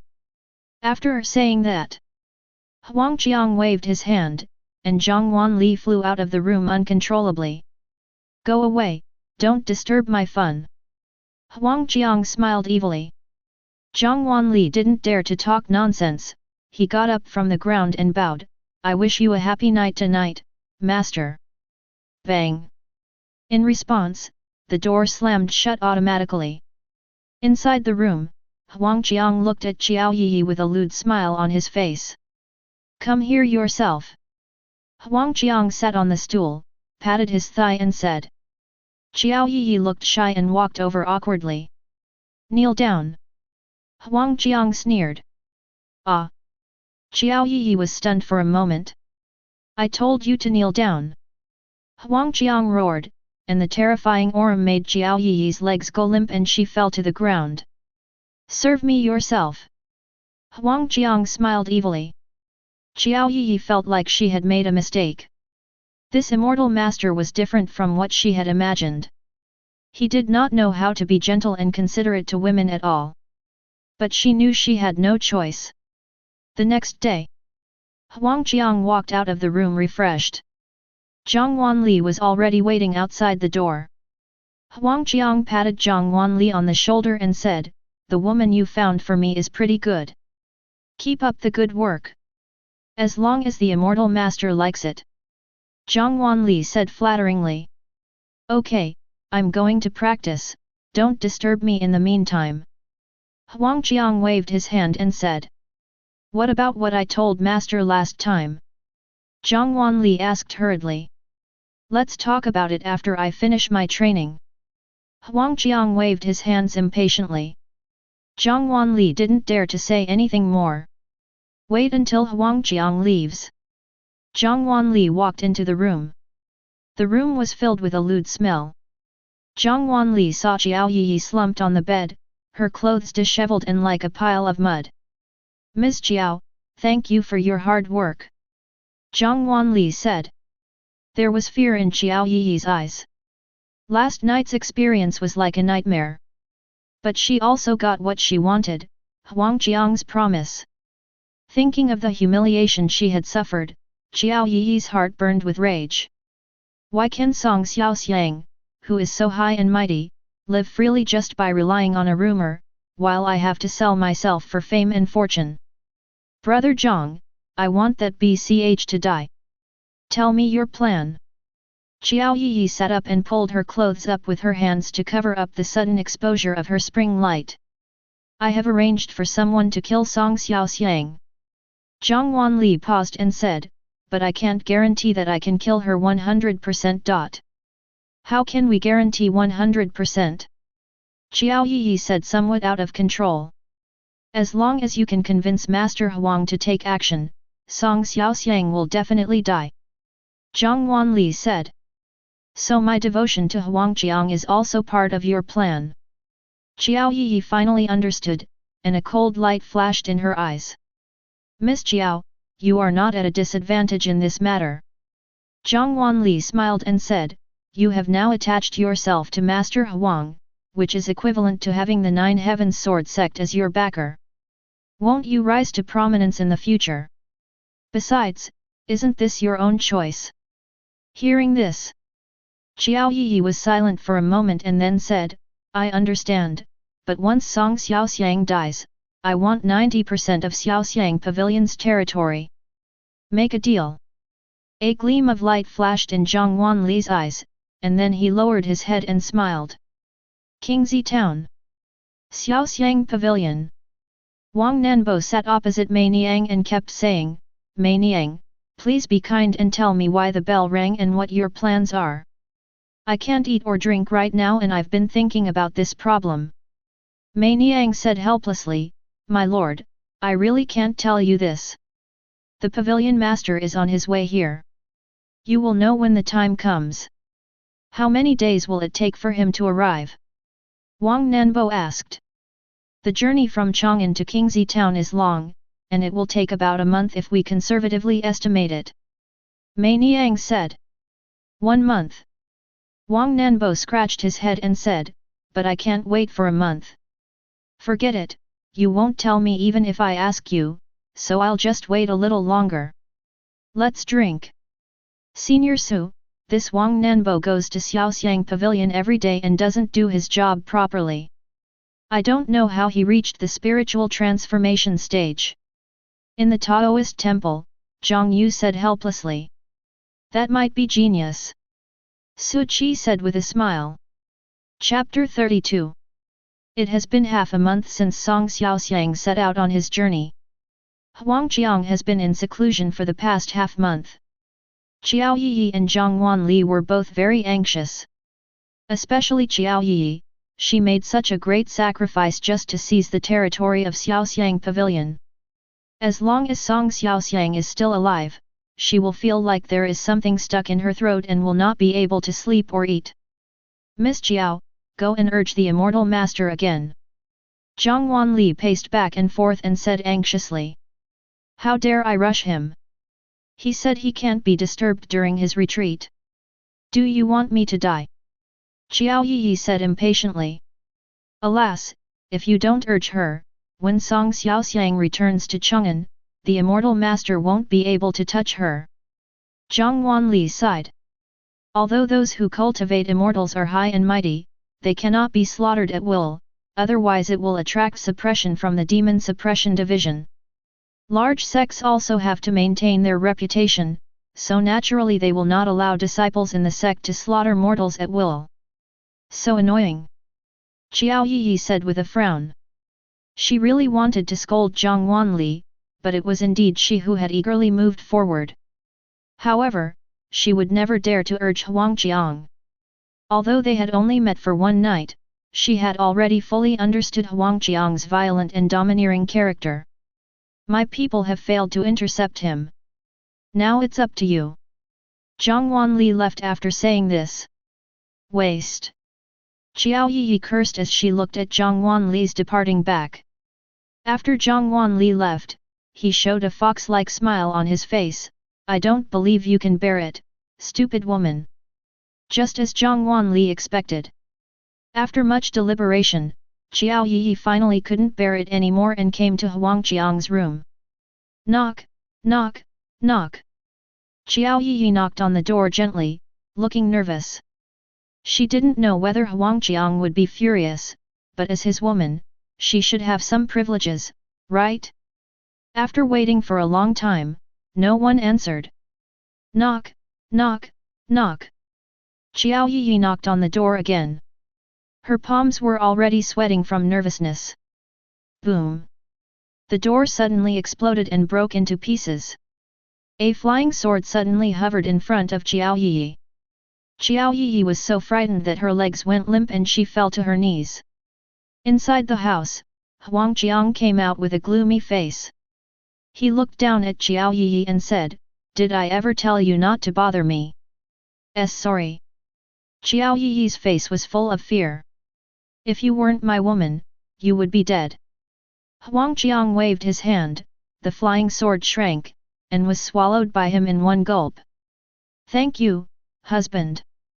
Qiao Yi suppressed her fear and her smile was uglier than crying. Don't call me husband. Recognize your own status and call me master from now on. There was a cold look in Huang Qiang's eyes. Yes, master. Qiao Yi lowered her head, feeling humiliated, but also having a different kind of excitement. Come inside with me. Huang Qiang turned his head without even looking at her. Qiao Yi followed in with her head down, and soon, some lewd music could be heard from the room. It lasted until late at night. Xiao Yi collapsed on the bed, not even having the strength to speak. This is your punishment for interrupting my practice. Huang Qiang said with a wicked smile. Master, I know I was wrong. Xiao Yi said with a seductive look. Tell me, what's the matter? Huang Qiang said refreshed. Master, I would like to ask you to help me get rid of ABCH. Xiao Yi said. Get rid of who? Huang Qiang said casually. The head of Xiaoxiang Pavilion, Song Xiaoxiang. Xiao Yi said. What kind of organization is this Xiaoxiang Pavilion? Huang Qiang asked. Xiaoxiang Pavilion is one of the 3 largest brothels in Chang'an. If you help me get rid of Song Xiaoxiang, I will become the largest brothel owner in Chang'an. You will also be proud of it if you tell others about it. Xiao Yi said as she leaned against Huang Qiang. Huang Qiang smiled evilly and said, I am not interested in these false names. After you become the owner of the largest brothel in Chang'an, how many beauties like you can provide me? Xiao Yi's face turned pale. Huang Qiang just wanted her body and didn't seem to want to take responsibility at all. But she quickly adjusted. The relationship between him and Huang Qiang is just one of mutual benefit. So she smiled and said, as many as you want. Good. Huang Qiang smiled evilly, in that case, I will help you become the owner of the brothel in Chang'an. Thank you, Master. Xiao Yi's eyes showed excitement. Finally, Song Xiaoxiang, UBCH, are finally going to die. From now on, there will only be Xiao Yi in Chang'an, not Song Xiaoxiang. Xiao Yi said in her heart. Where is this Song Xiaoxiang you mentioned now? Huang Qiang asked again. Master, this BCH left Chang'an with great fanfare half a month ago and has now arrived in the Wanhua area. Xiao Yi said. Not in Chang'an? That would be easier. Huang Qiang smiled evilly, I will leave early tomorrow morning. Now, open your mouth. Early the next morning. Huang Qiang left early. Not long after Huang Qiang left, Zhang Wanli came again. Ms. Qiao, I knew you could do it. Zhang Wanli flattered with a smile on his face. Xiao Yi snorted coldly and said, do you think I'm the same as a loser like you? Zhang Wanli's smile froze, but he quickly covered it up.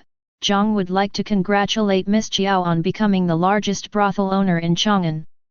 From now on, when it's my Yiranzhu territory, you, Ziwishenglu, must stay away. Otherwise, you know the consequences. Xiao Yi said lightly. Zhang will follow Miss Qiao's lead. Zhang Wanli said while bending over. Back off. Xiao Yi ordered them to leave.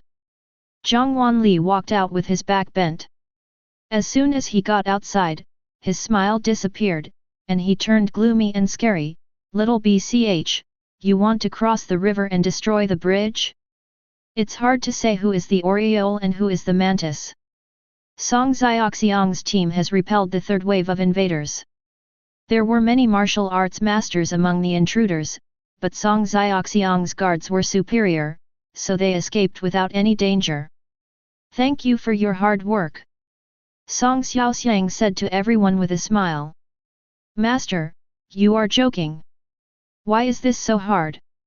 These little bastards are just here to make fun of you. Ha ha ha. I mean, I haven't warmed up yet, I hope to get a few more waves. There are too many fools in this world. They actually dare to plot against our pavilion master. They really don't know their own limitations. The guards around Song Xiaoxiang laughed and talked loudly.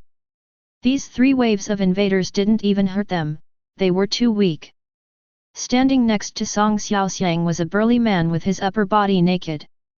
His bronze skin glowed under the sun. He folded his hands and did not say a word from beginning to end. He is Song Xiaoxiang's first guard, Li Gui. Li Gui's Kung Fu has reached the pinnacle, and his martial arts have even reached perfection. He is one of the few martial arts masters in the world. Chapter 33. Martial Arts Master. Martial arts can reach the level of gods. This is a popular saying. But the martial arts grandmaster does have his own magical qualities. Some powerful martial arts grandmasters can even rival the cultivators in the spirit transformation stage. This is not a fantasy. For example, Li Gui once killed a cultivator in the nascent soul stage with just 3 punches. Perhaps this nascent soul cultivator underestimated his enemy, but this also shows the true value of a martial arts grandmaster. After thanking everyone, Song Xiaoxiang returned to the carriage.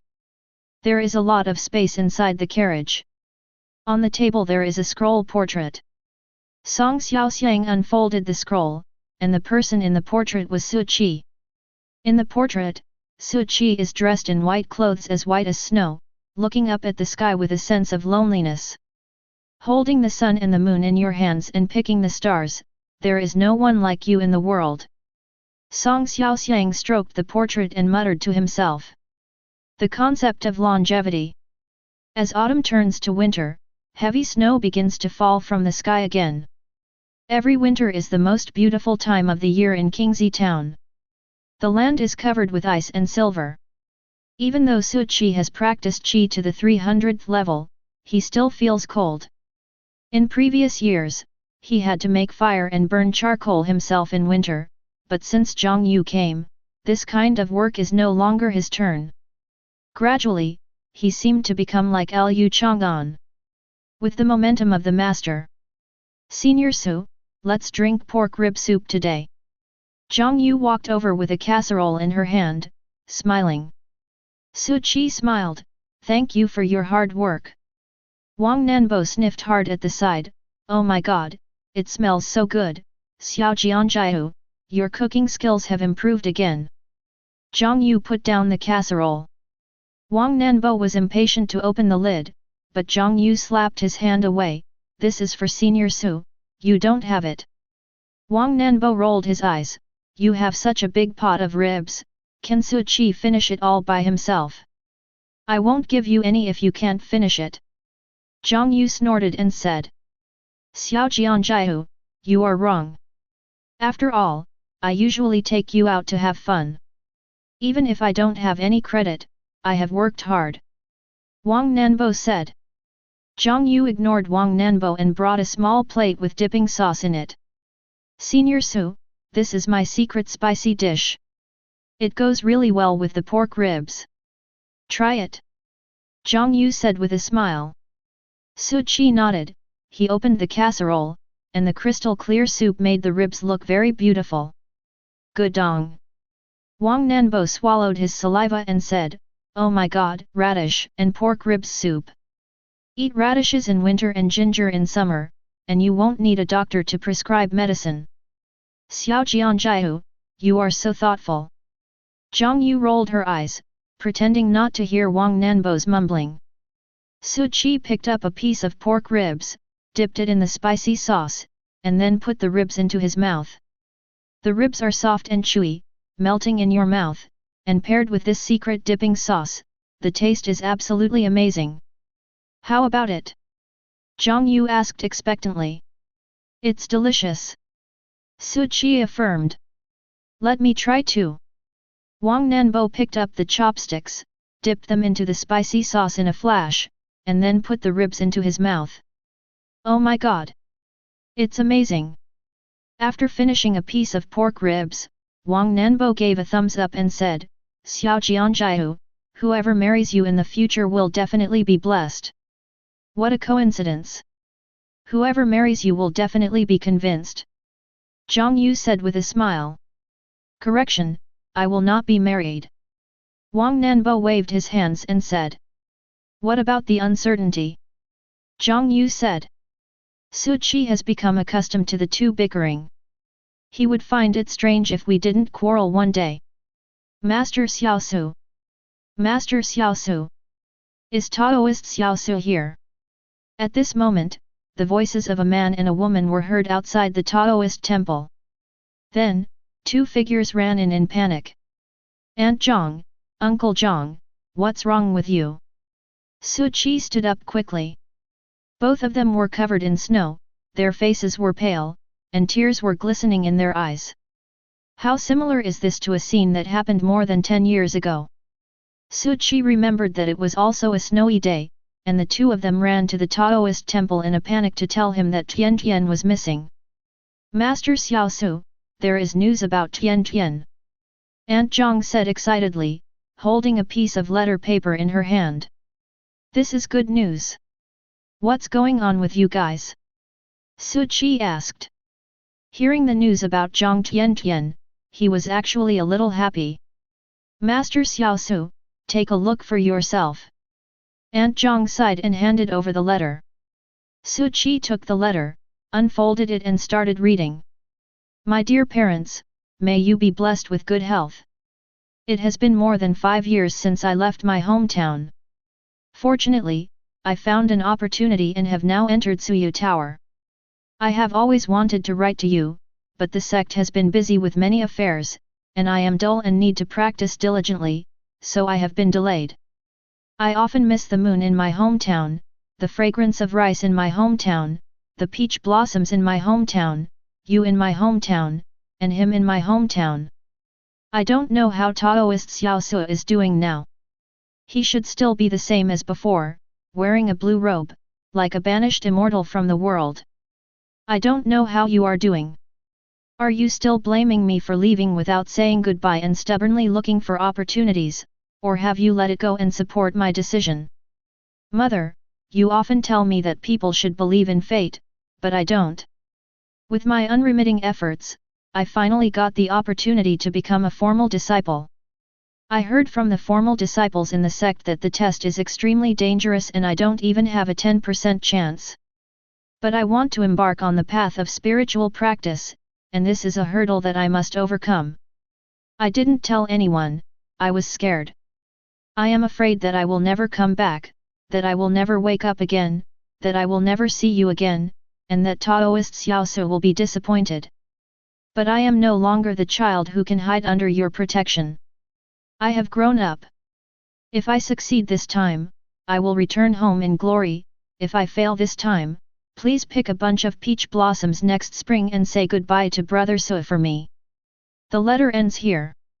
Su Qi folded the letter and handed it back to Aunt Zhang. He closed his eyes, and every moment he spent with Zhang Tiantian flashed through his mind. Rather than saying this is a letter home from Zhang Tiantian, it is more like a farewell letter, reporting safety and also saying goodbye. Master Xiao Su, I don't know what the test of the Suyu Tower is, but I beg you to save Tiantian. We don't want to see our loved ones die before us. Uncle Zhang bent his knees and was about to kneel down to Su Qi. Su Qi raised his hand to support Uncle Zhang and was about to say something when Wang Nanbo spoke up. Uncle, were you talking about Suyu Tower? Wang Nanbo asked curiously. That's right, Immortal, do you know? Uncle Zhang looked excited. This third-rate sect is still using that screening system. How stupid! Wang Nanbo shook his head and said. Do you know the assessment of Suyu Tower? Su Qi looked at Wang Nanbo. I don't know. I just heard about it. Wang Nanbo shrugged and said. Just when Su Qi wanted to punch him, Wang Nanbo pointed at Zhang Yu and said, but little Zhang Yu must know. Chapter 34. Su Qi looked at Zhang Yu. Zhang Yu sighed and said, I do know. Aunt Zhang and Uncle Zhang turned their gaze to Zhang Yu again. Zhang Yu continued speaking. The Locking Moon Tower is also known as the Locking Moon sect. It ranks last among many sects, and the technique they practice is called the Locking Moon technique. But this Locking Moon art is not a serious technique and has serious side effects, so they set up a set of assessment mechanisms. Only those who pass this assessment mechanism can become formal disciples and practice the Locking Moon art. But the assessment mechanism of the Suyu Tower is anti-human. Their sect believes that only by abandoning humanity can one achieve divinity, so the death and injury rate of this assessment is also very high. Only about 0.5 out of 10 people can survive. That means the one who survived also lost half his life. Hear this. Aunt Zhang and Uncle Zhang were almost unable to stand and looked like they were about to faint. Master Xiao Su, you must save our Tian Tian. Aunt Zhang said with tears in her eyes. Okay, stop talking. Su Qi raised his hand to stop Zhang Yu, and then said, Aunt Zhang, don't worry, I will keep Tian Tian safe. Thank you Taoist Xiao Su. Thank you, thank you. The old couple thanked him profusely. With so key assurance, they felt much more at ease. Okay, you guys go back quickly, I'll set off after I'm ready. Su Qi advised. Then we won't trouble you anymore. Uncle Zhang and Aunt Zhang left. Su Qi watched their backs disappear in the heavy snow. Where is the Suyu Tower? Su Qi asked softly. It's 100 miles outside Shanyu City, very far from Qingzi town. Zhang Yu said. Then let's set off immediately. Su Qi said. No need to be so anxious. At this time, Wang Nanbo said, there are still 10 days left before the assessment of Suyu Tower. We can set off early tomorrow morning. How do you know that? Su Qi asked. Even if you haven't eaten pork, have you seen a pig run? Wang Nanbo smiled and said, this Locking Moon Tower is the most unique among all our sects. Every time we hold an assessment, we have to invite all the sect disciples and people from the martial arts world to watch. This time is no exception. I have received an invitation a long time ago. As he spoke, Wang Nanbo took out an invitation from his space ring. The invitation was quite well made, with gold-plated borders all over and the Suoyu Tower logo on it. Su Qi took a look and found that the start time was indeed 10 days later. The location is just 100 miles outside Shanyu City, Yueshan. Zhang Yu said on the side, every year, the Demon Suppression Division receives many invitations from the Suyu Tower. I can ask for 2 invitations from the nearest Demon Suppression Division. You can't get in without an invitation. Su Qi asked a nonsense question. If you don't have an invitation, you will be stopped outside the section. Zhang Yu said. Then let's set off tomorrow. Su Qi said. Finally I'm going out again. I've been here for so long that I almost forgot what the outside world looks like. Wang Nanbo stretched and said with a smile. You've been to Xiaoxiang Pavilion quite often. Zhang Yu said on the side. Xiaojianjiu, no matter how delicious the delicacies are, there will be a day when you get tired of them. You are still young and don't understand. Wang Nanbo said with a smile. Bah! Damn scumbag! Zhang Yu cursed. Let's all get some rest today. We'll set out early tomorrow. After Su Qi finished speaking, he turned around and went back to the bedroom. Watch Su Qi leave. Wang Nanbo asked with a gossipy look on his face, Xiao Jianjiu, who is this Tian Tian? Seeing Su Qi so nervous, it can't be his old lover, right? Zhang Yu shook her head and said, of course not. Then he recounted what happened that year. After listening, Wang Nanbo touched his chin and said, I didn't expect that Su Qi would get anxious sometimes. I always thought that nothing could move him. Senior Su is a man with a cold face but a warm heart. Zhang Yu said. I don't know if your heart is hot, but your body is definitely hot. Do you want me to help you?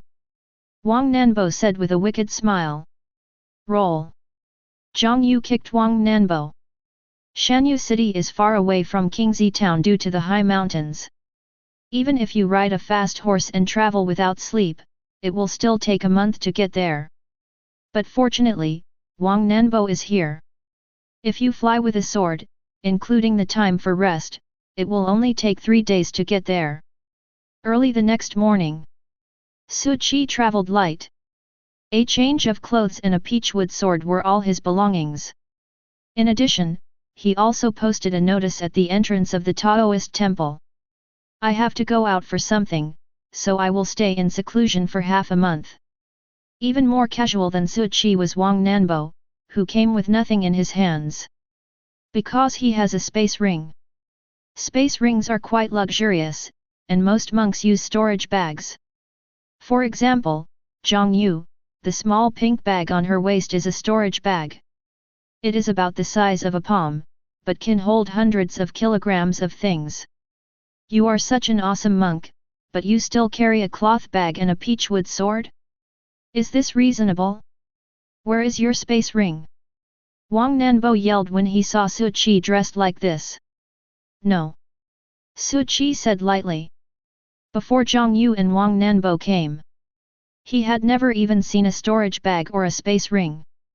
Damn it, you are already at the void refining stage and you still don't have a spatial ring?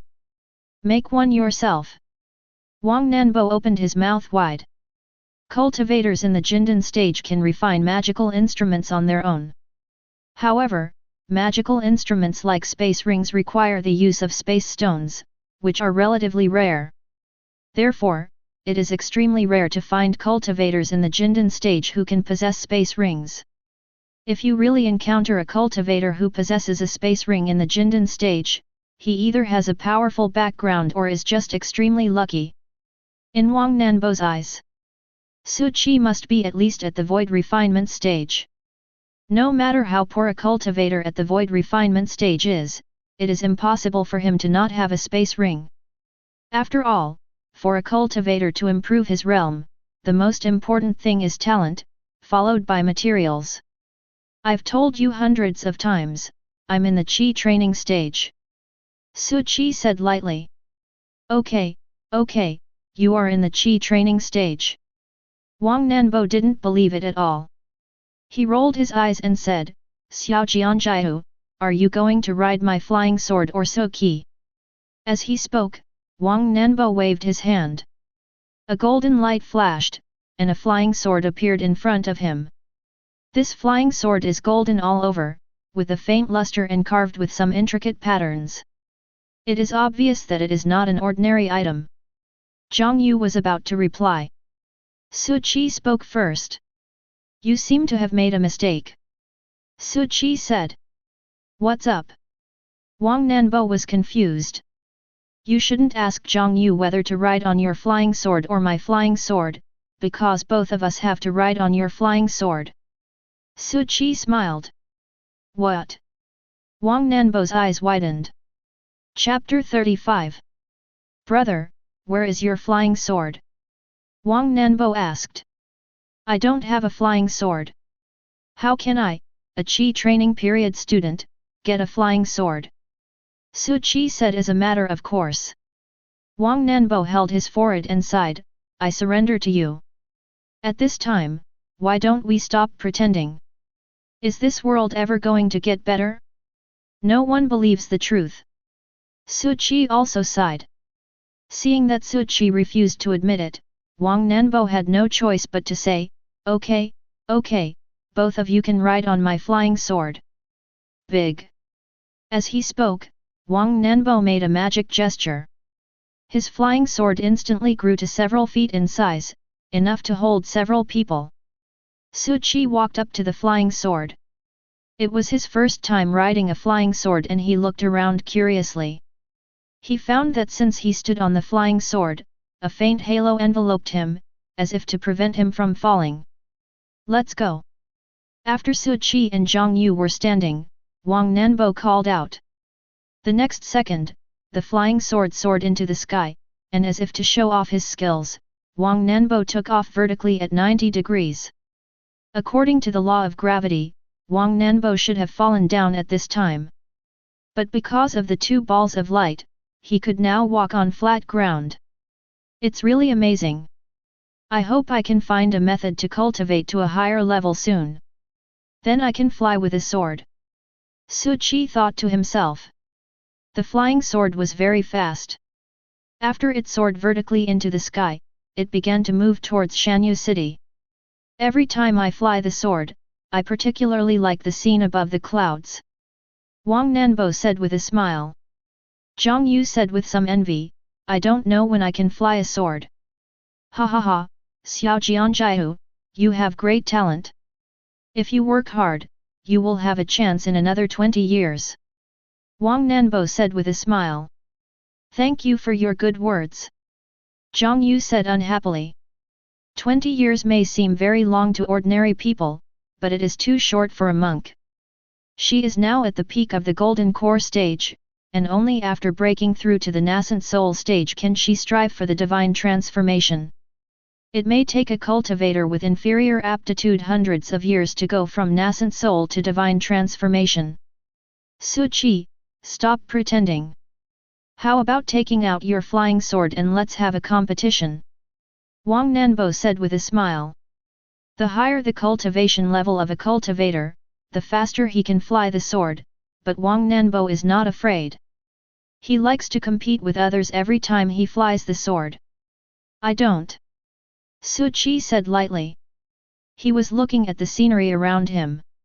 It was just like taking a plane before traveling through time, with clouds all around, but the view was better this way, he could touch it with his hand. Do you want some excitement? Wang Nanbo suddenly asked. How is it exciting? Zhang Yu asked curiously. Now I have activated the magic circle, which can resist the strong wind, but this is too dull. I will open the magic circle and let you experience what true speed and passion are. Wang Nanbo said with a smile. Okay. Zhang Yu's eyes showed excitement. Come. Su Qi also said. Here it comes. The next second, the magic circle was removed. A strong wind blew over instantly, lifting the three people's hair high up and making it dance wildly in the sky. Oh! Zhang Yu, who was riding a flying sword for the first time, opened her mouth and screamed. Su Qi also felt his heart beating faster, as if he was standing on a plane and about to skydive.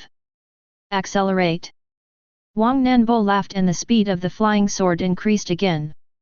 The three of them were flying freely among the clouds, having a great time. 3 hours later, the flying sword landed on a hilltop. I'm a little tired. Wang Nanbo said.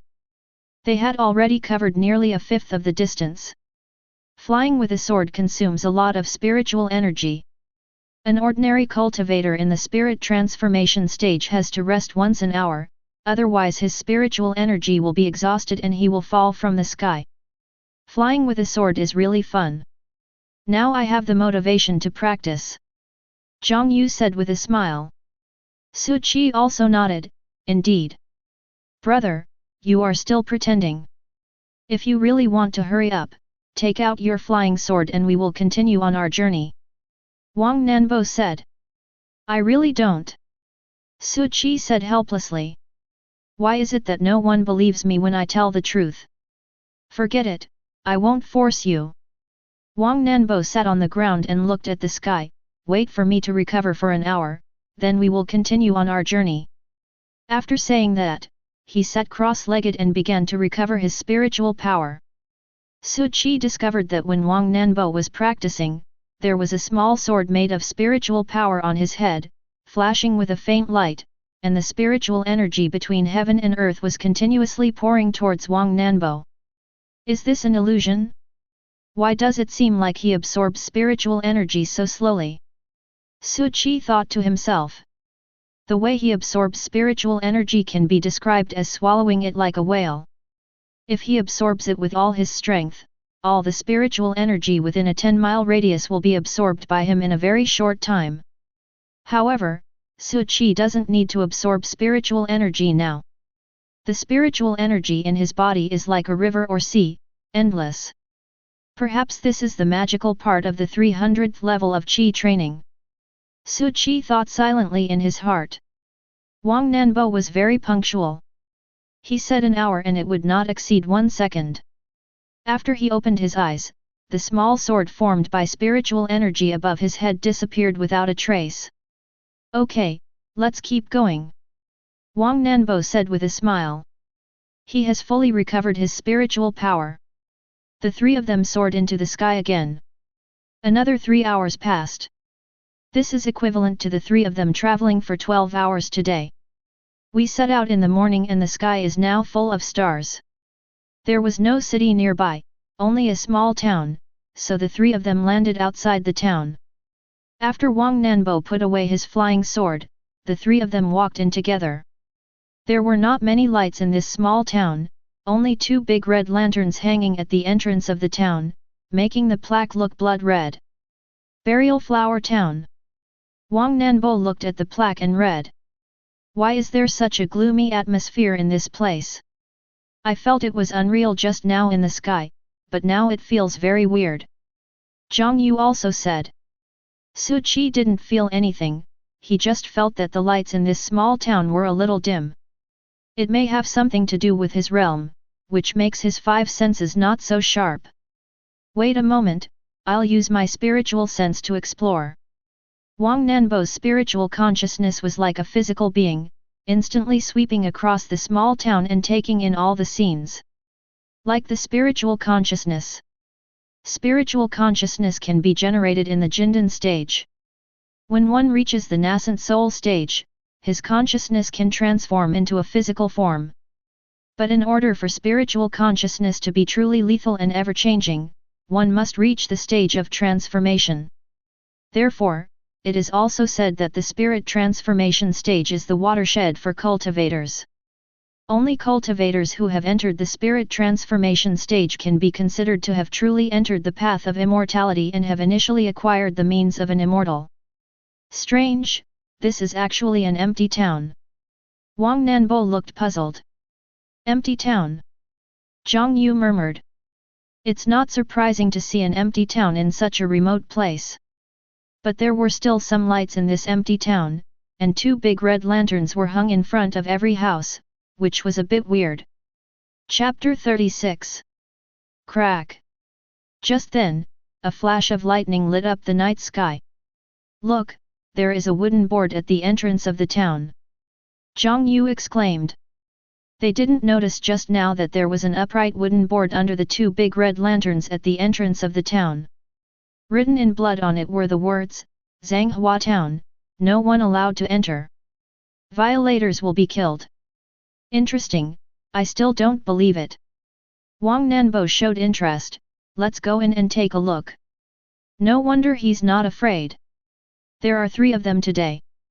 One is in the Jindan stage, one is in the Huashan stage, and one is at least in the Liangzi stage, that's what he thinks. With this configuration, you can easily defeat any evil spirits you encounter. Seeing Wang Nanbo walking forward, Su Qi and Zhang Yu followed. There is a red line at the entrance of Zhanghua Town, as if to warn visitors that they will die if they cross this red line. Playing tricks? Wang Nanbo was the first to cross the red line. Su Qi also stepped over, followed by Zhang Yu. It's so cold. Zhang Yu suddenly said after crossing the red line. Cold? It's a little chilly, but not freezing, right? Wang Nanbo said with a frown. But Su Qi didn't feel anything and was no different from before he came in. Thinking of this, Su Qi grabbed Zhang Yu's shoulders and passed some spiritual energy to her. As the spiritual energy entered her body, Zhang Yu felt warm instantly. This reminded her of the scene more than 10 years ago when she was penetrated by the cold energy of the snow girl, and Su Qi also dispelled the severe cold for her in the same way.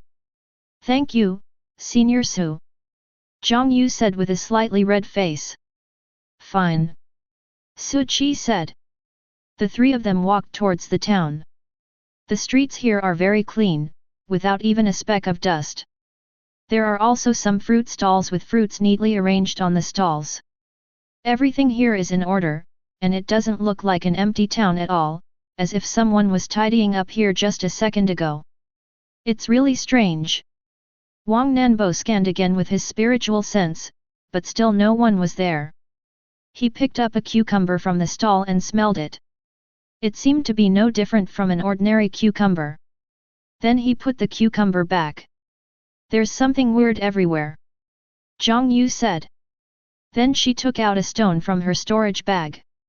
After a little spiritual energy was input, the stone became transparent, revealing a spot of light surrounded by complex terrain. This is a Pathfinder stone.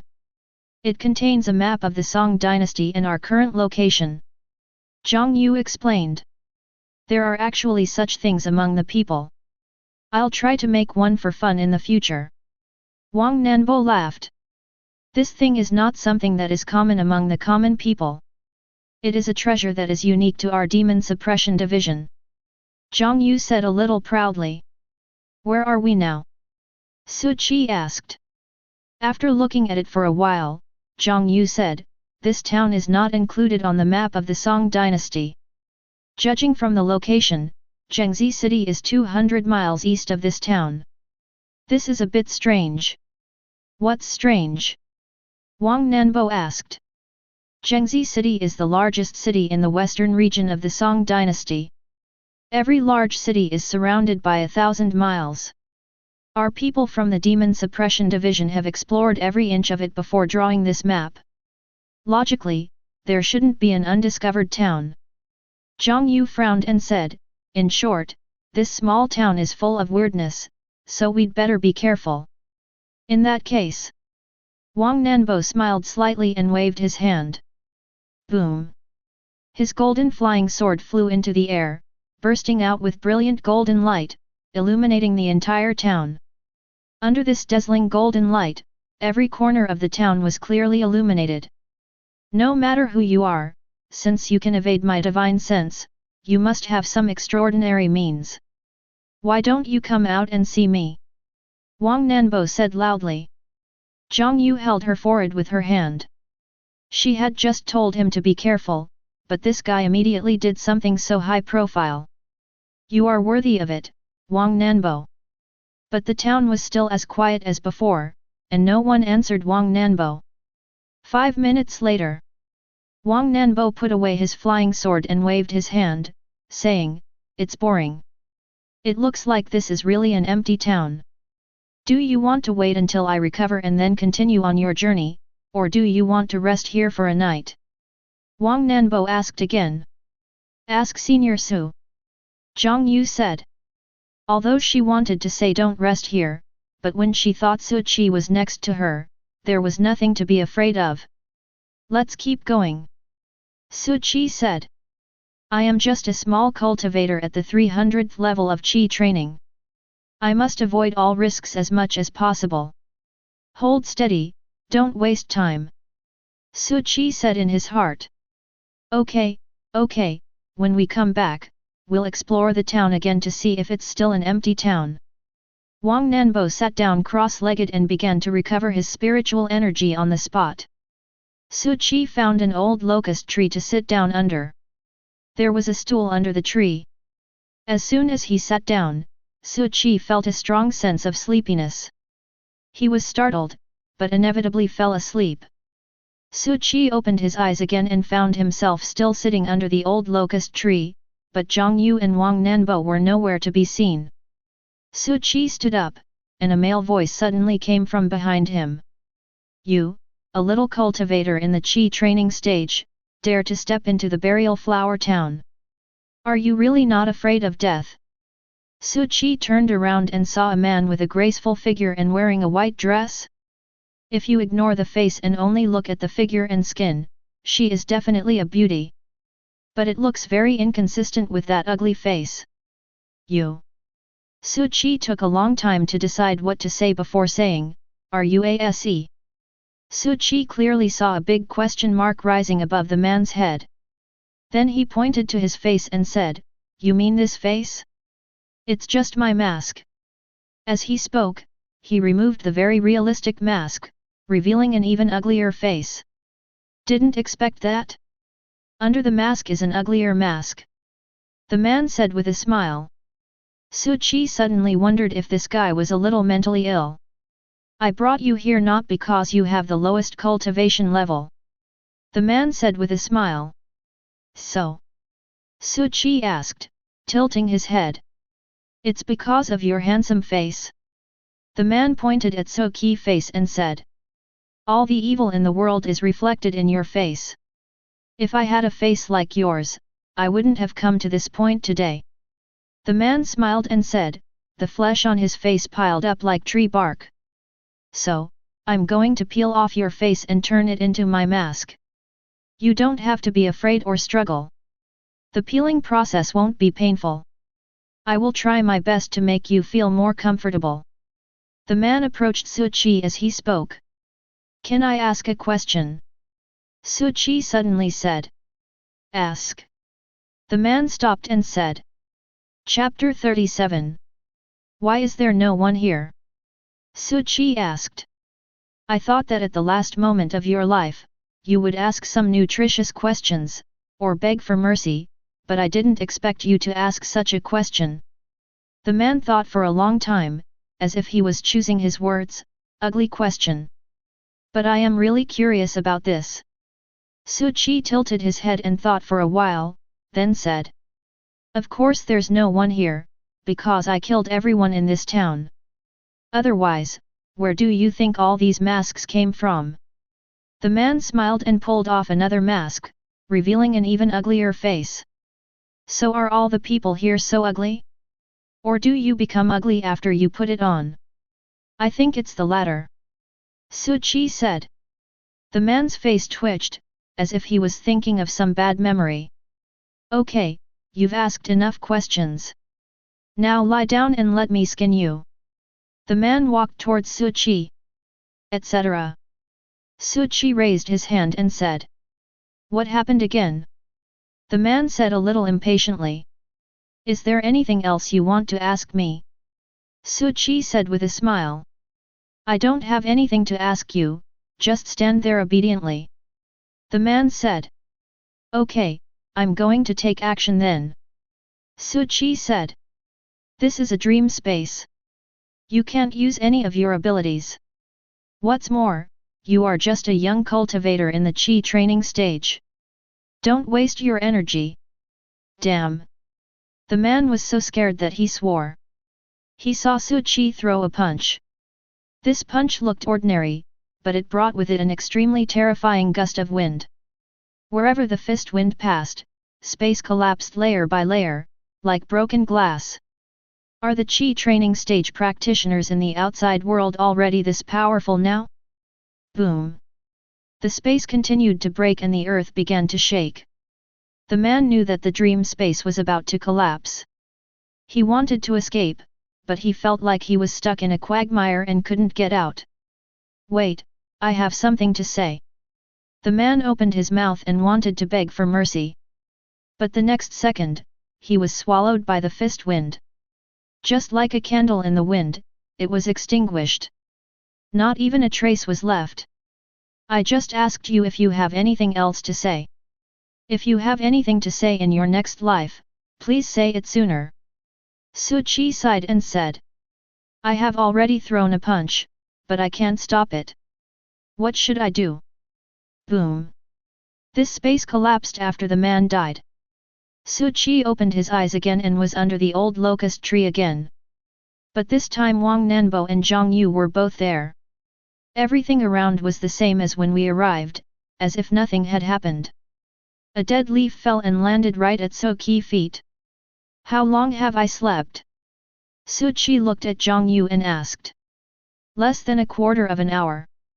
Zhang Yu said. Su Qi nodded. It seemed that this inexplicable man had the ability to drag people into the dream space. If they died in the dream space, they might really die in the outside world. Su Qi didn't say what had just happened. There is really nothing much to say about a little demon who only dares to attack those in the Qi training stage. At the same time, in a deep mountain thousands of miles away. Puff! A man with a ruddy face suddenly vomited blood and his face turned pale in an instant. Meng Nu, what's going on? The strange man sitting on the throne frowned. The man called the Dream Slave was terrified. My lord, my nightmare clone was killed. Have you seen the appearance clearly? The strange man frowned.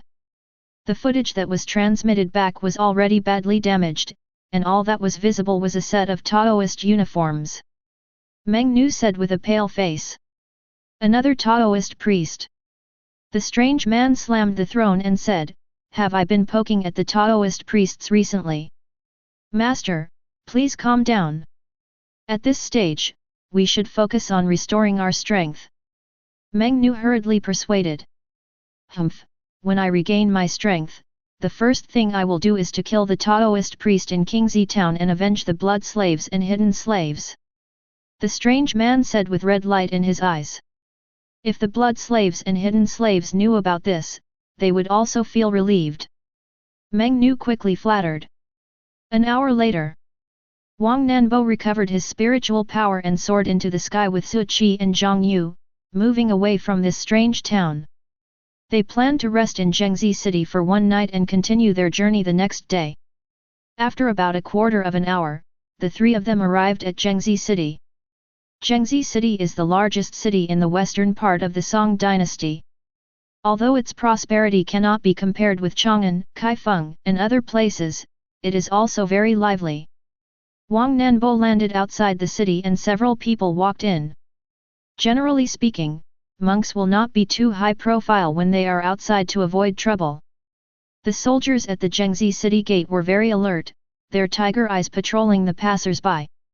Su Qi and others were not questioned when they entered the city and entered the city smoothly. After entering the city, the streets were brightly lit, but probably because it was night, there were not many pedestrians. There's a Ziwa Shengla here, why don't we go and have some fun? Wang Nanbo saw a brightly lit building and said with his eyes lighting up. Just play, play, play, that's all you know how to do. We're here to do serious business. Zhang Yu said unhappily. It's not too late. Life is long, so enjoy it while you can. Wang Nanbo said with a wicked smile.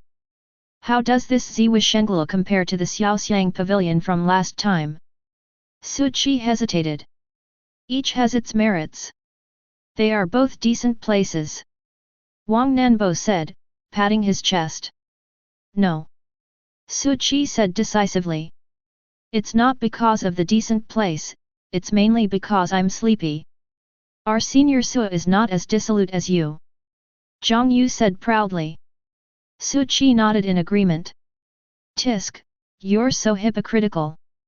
Wang Nanbo curled his lips.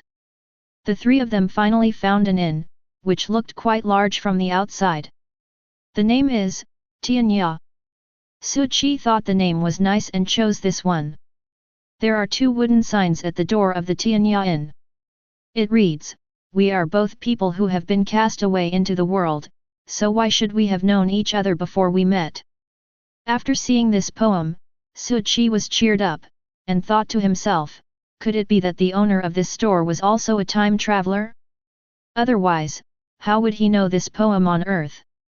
As soon as you enter the inn, the decoration inside is very simple. The shopkeeper is a middle-aged man who looks like a kind and honest person.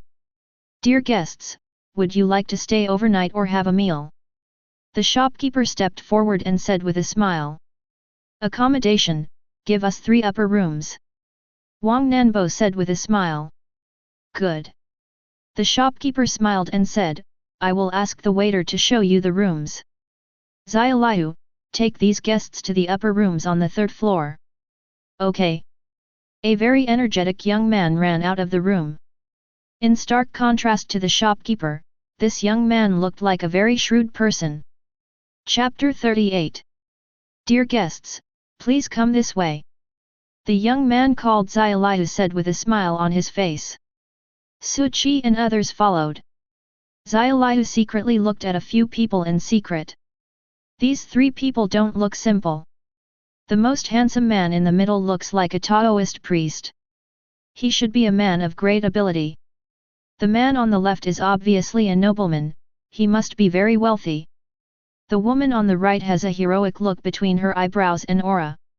It seems she is very likely a member of an official family. Xiaoliu was secretly shocked. At the same time, he came up with some small ideas, wondering if he could get close to these dignitaries. After arriving at the 3rd floor, Xiaoliu showed the 3 rooms to the 3 people. My dear guests, these are the upper rooms of our inn. They have windows and you can see the scenery of the city. The lighting is good, and I guarantee you will sleep comfortably at night. Yeah, not bad. Wang Nanbo said with satisfaction. He had stayed in so many inns, but this one gave him a good feeling. If you need anything, you can tell me at any time. I'm always here. Xiaoliu said with a smile again. I understand. You go down first. Wang Nanbo waved his hand and said. Okay. Xiaoliu retreated. I'll sleep in the first room, and you two can choose the remaining ones. Wang Nanbo said. The first room is the smallest, the second is the largest, and the third is the second largest. At Zhang Yu's strong request, Su Qi moved into the second room. After settling down, Wang Nanbo asked Su Qi to go to Ziwishengla for fun together, but Su Qi righteously refused. You misunderstood, I'm not the kind of person who goes to serious places. Su Qi thought seriously. In the end, Wang Nanbo had to go to Ziwishenglu alone. The night is very quiet. There is a big, round moon outside the window. Su Qi opened the window and looked at the bright moon. People today cannot see the moon of the past, but this moon once shone on the ancients. Su Qi suddenly became inspired. Before he traveled through time, he liked looking at the moon. Although the moon is more beautiful now than it was then, it seems that I no longer have the same mood as I did back then. At the same time, thousands of miles away, Huangqiang is still on his way. Drive! Huangqiang shouted while waving the whip. He felt that it was a bit low for a monk like him to travel on horseback. But there is no other way. I haven't reached the spirit transformation stage yet, so I can only choose this method. Now I have reached the peak of the nascent soul stage. When I reach the spiritualization stage, I will be able to fly a sword. Only then will I have the demeanor of an immortal. Huangqiang thought. The number one genius of the Jushan sword sect will be mine sooner or later, Wang Nanbo, just wait. Huangqiang looked at the bright moon in the sky and shouted with great passion. Su Qi was about to close the window and go to sleep.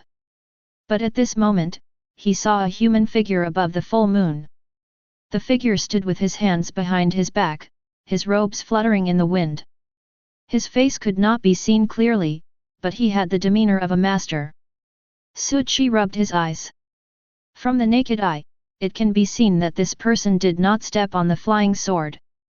The cultivators who can fly in the air without the help of flying swords are at least in the Mahayana stage. What is a Mahayana monk doing here? Su Qi was a little confused. But the next second he knew what happened. The figure just waved his hand, and everything in the sky disappeared. Stars, moon, clouds. Black, endless black.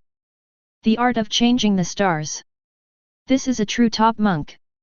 The originally clear night sky suddenly became as dark as ink, and even the lights in the city were obscured. It was pitch black, so dark that you couldn't see your hand in front of you. A thick breath of death spread from Su Qi's heart. This is going to massacre the city. Refining the entire Zhengzi city.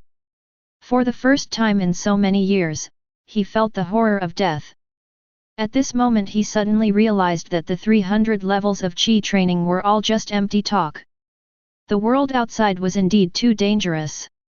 Living in a remote corner, Qingzi town is the safest place. But Su Qi didn't intend to move. He had no means of escape. If you have the chance, you should learn a skill to escape. This was Su Qi's only thought. Who dares to act wildly here? At this moment, a loud shout was heard. Golden light shot up into the sky, becoming the only light in the darkness. Su Qi saw a monk flying into the air with a string of Buddhist beads in his hand, and a sacred aura all over his body. Master Huizi, you are here. The person above the moon shadow spoke softly. So it's you, Demon Lord. Huizi clasped his hands together, and the golden light on his body surged again, dispelling as much as half of the darkness. You can't massacre the city today as long as I'm here. Huizi said. Then let's give it a try. The man called the Demon Lord said. But at this moment, Su Qi saw a flash of cold light. It is difficult to describe what kind of light this is. Whether it is Buddha's light or darkness, it is all shattered at this moment. The clear blue sky reappeared. Sword intent. The ultimate sword intent. Su Qi felt goosebumps all over his body. So amazing. Even though I couldn't see it clearly, the feeling made my soul tremble. Get out of Jiangxi City. The swordsman in white stood on the tallest bell tower in Jiangxi City and said calmly. Li Taibei, I didn't expect you to be here too. The demon lord said with a smile. The swordsman leaned against the bell tower, saying nothing. Well, since you are here, I will give you some face. After saying that, the figure above the moon shadow disappeared. Monk Huizi saluted the swordsman, but when he raised his head again, the swordsman had disappeared. At this moment, Su Qi was not only shocked but also delighted. Because the system just triggered the reward again. With the blessing of great luck, I have mastered the sword move, instant sword. Su Qi closed his eyes, and the sword just now was reflected in his mind, playing in his mind over and over again. I must learn this move. Su Qi said to himself. However, he didn't have a suitable weapon now, so he could only simulate the sword in his mind. The more he learned, the more frightened he became. Compared to this sword, he had previously been just slashing around randomly, with no method at all. This sword can increase my strength by at least 50%, or even more. Su Qi said secretly.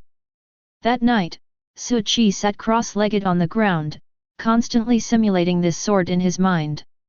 It was not until dawn that Wang Nanbo returned to the inn, drunken. Let's go, let's go. Wang Nanbo pushed open Su Qi door and said drunkenly. Su Qi sat cross-legged on the ground, looking calm. Get rid of the smell of alcohol on you first. Hey, what's this? Wang Nanbo waved his hand, and the spiritual energy immediately dissipated the smell of alcohol on his body. He also regained sobriety and was no longer drunk as before. Su Qi, you don't understand the feeling of being tipsy. That's what it's like to be intoxicated. Wang Nanbo said with a smile. Okay, let's go. Su Qi opened his eyes and stood up from the ground. Chapter 39. For some reason, Wang Nanbo seemed to sense a strong sword intent from Su Qi. Although it was only a flash. However, as a prodigy of the Jushan sword sect, his perception of the sword intent could definitely not be wrong. So Su Qi is a hidden swordsman. Wang Nanbo's heart trembled, but then he became excited. He stayed with Su Qi to motivate himself to become stronger, and now he had another reason to fight. Su Qi feels particularly good now. Maybe it was because of the assistance of the system, he understood this sword move very quickly. He could already use this sword in his mind, although he was not very proficient, but he could completely simulate the earth-shaking destructive power. This way, we have another way to save our lives. Su Qi thought to himself. Before the two of them went to Zhang Yu's room, Zhang Yu came over on her own initiative. Are you leaving? Zhang Yu has tidied everything up. Right. Wang Nanbo said. After the three people left, the young man named Xiaoliu felt a little disappointed. He originally wanted to curry favor with the powerful, but he didn't expect these people to not stay at all and just left directly. 2 days later, the three finally arrived in Shanyu City. Shanyu City is a city near the northwest region. This city is neither big nor small, and overall it can be described as mediocre. Due to the constant wind and sand, most of the houses here are bungalows. Walking on the streets of Shanyu City, you can see quite a few slogans promoting the assessment of Suyu Tower. The 99th sect assessment of Suyu Tower is about to be held. We sincerely invite all major sects and people from the martial arts world to come and observe. You only have a few chances to fight in life, don't wait until old age to regret wasting your time. The largest sect test in history, you absolutely cannot miss it. Look at these slogans on the roadside. Wang Nanbo smacked his lips and said, I've heard about the tricks played by Suyu Tower, but I didn't expect it to be so outrageous, like selling vegetables in a vegetable market. Suyu Tower has always been in this style. Zhang Yu was not surprised. Su Qi was thinking about how to find Zhang Tiantian. What to do after finding Zhang Tiantian? How to make her willingly give up this assessment? This is a problem. Unless I have an orthodox cultivation inheritance to pass on to this girl. But unfortunately I don't have it. So Su Qi turned his gaze to Wang Nanbo. Wang Nanbo felt a little chilly and asked in confusion, Su Qi, why are you looking at me like that? You said you were the sect's chief disciple, right? Su Qi asked with a smile. Yes, what's wrong? Wang Nanbo straightened his chest. Does this chief disciple you are talking about have great power? Su Qi asked. Of course it's great. Wherever I go, all the disciples of the sect who are younger than me have to call me senior brother. Wang Nanbo said proudly. Then if someone wants to join your sect, can you make the decision? Su Qi asked with a smile. Well. Wang Nanbo suddenly came to his senses, you want to send your old lover to our sect. Not my old lover, but my sister. Su Qi corrected. Today a big sister, tomorrow a little sister, and the day after tomorrow a little baby. Wang Nanbo said subconsciously. Then he was kicked by Zhang Yu. After being kicked, Wang Nanbo said seriously, this depends mainly on your sister's qualifications. If her qualifications are good, there will be no problem. If her qualifications are not good, it may be a bit difficult. Anyway, you figure it out, or I'll treat you as the chief disciple just bragging. Su Qi said. Brother, you are being unreasonable. Never mind, let's meet her first. I will find a way to get her into the section. Wang Nanbo sighed and said.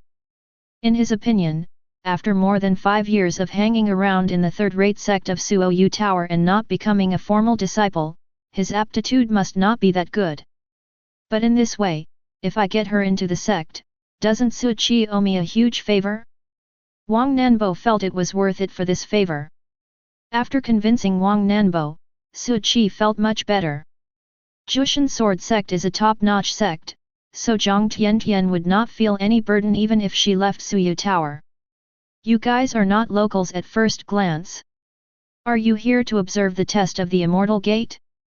I have an invitation letter here. Do you want it?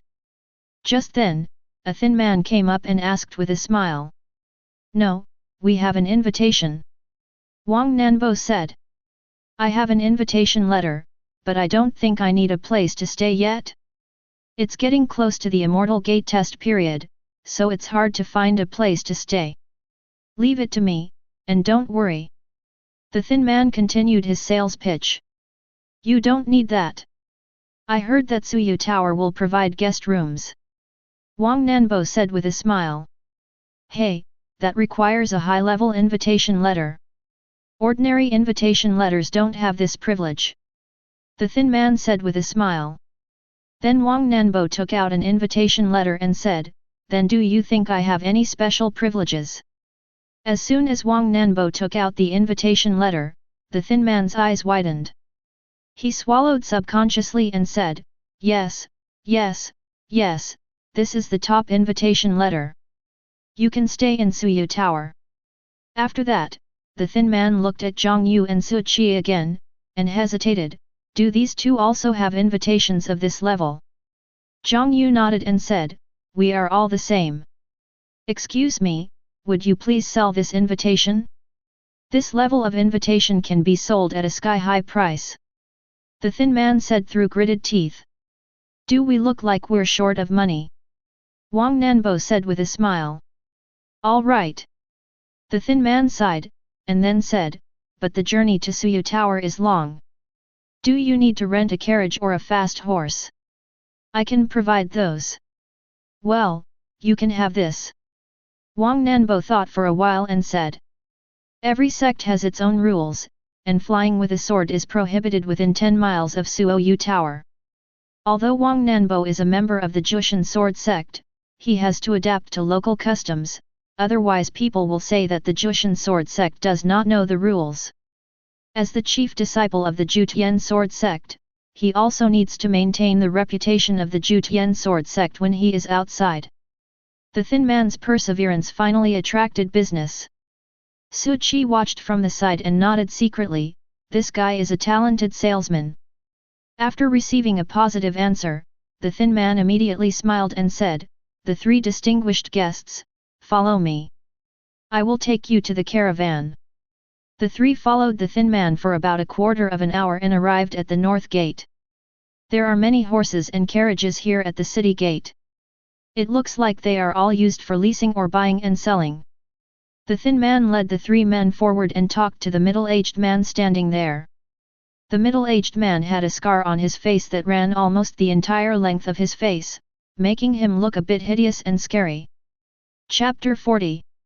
King Ma, I have brought a few distinguished guests to take care of your business. The thin man said very politely. The middle-aged man glanced at Su Qi and others and asked, rent a horse or a carriage? Zhang Yu thought for a moment and said, let's take a carriage. The carriage costs 10 taels of silver a day, and the deposit is 100 taels, which will be returned when you return the carriage. The middle-aged man said. 100 taels of silver is a huge sum of money for a mortal. From this we can see that those who can afford to rent a carriage are either rich or noble. Zhang Yu glanced at Wang Nanbo and said, pay the money. Her monthly salary was only a few hundred taels, so naturally she would look for Wang Nanbo, the sucker, at this time. Wang Nanbo liked to have fun in the world and often had tens of thousands of taels of silver on him. Wang Nanbo pretended to search his pocket and then took out a stack of banknotes. The thin man and the middle-aged man were stunned by the stack of banknotes.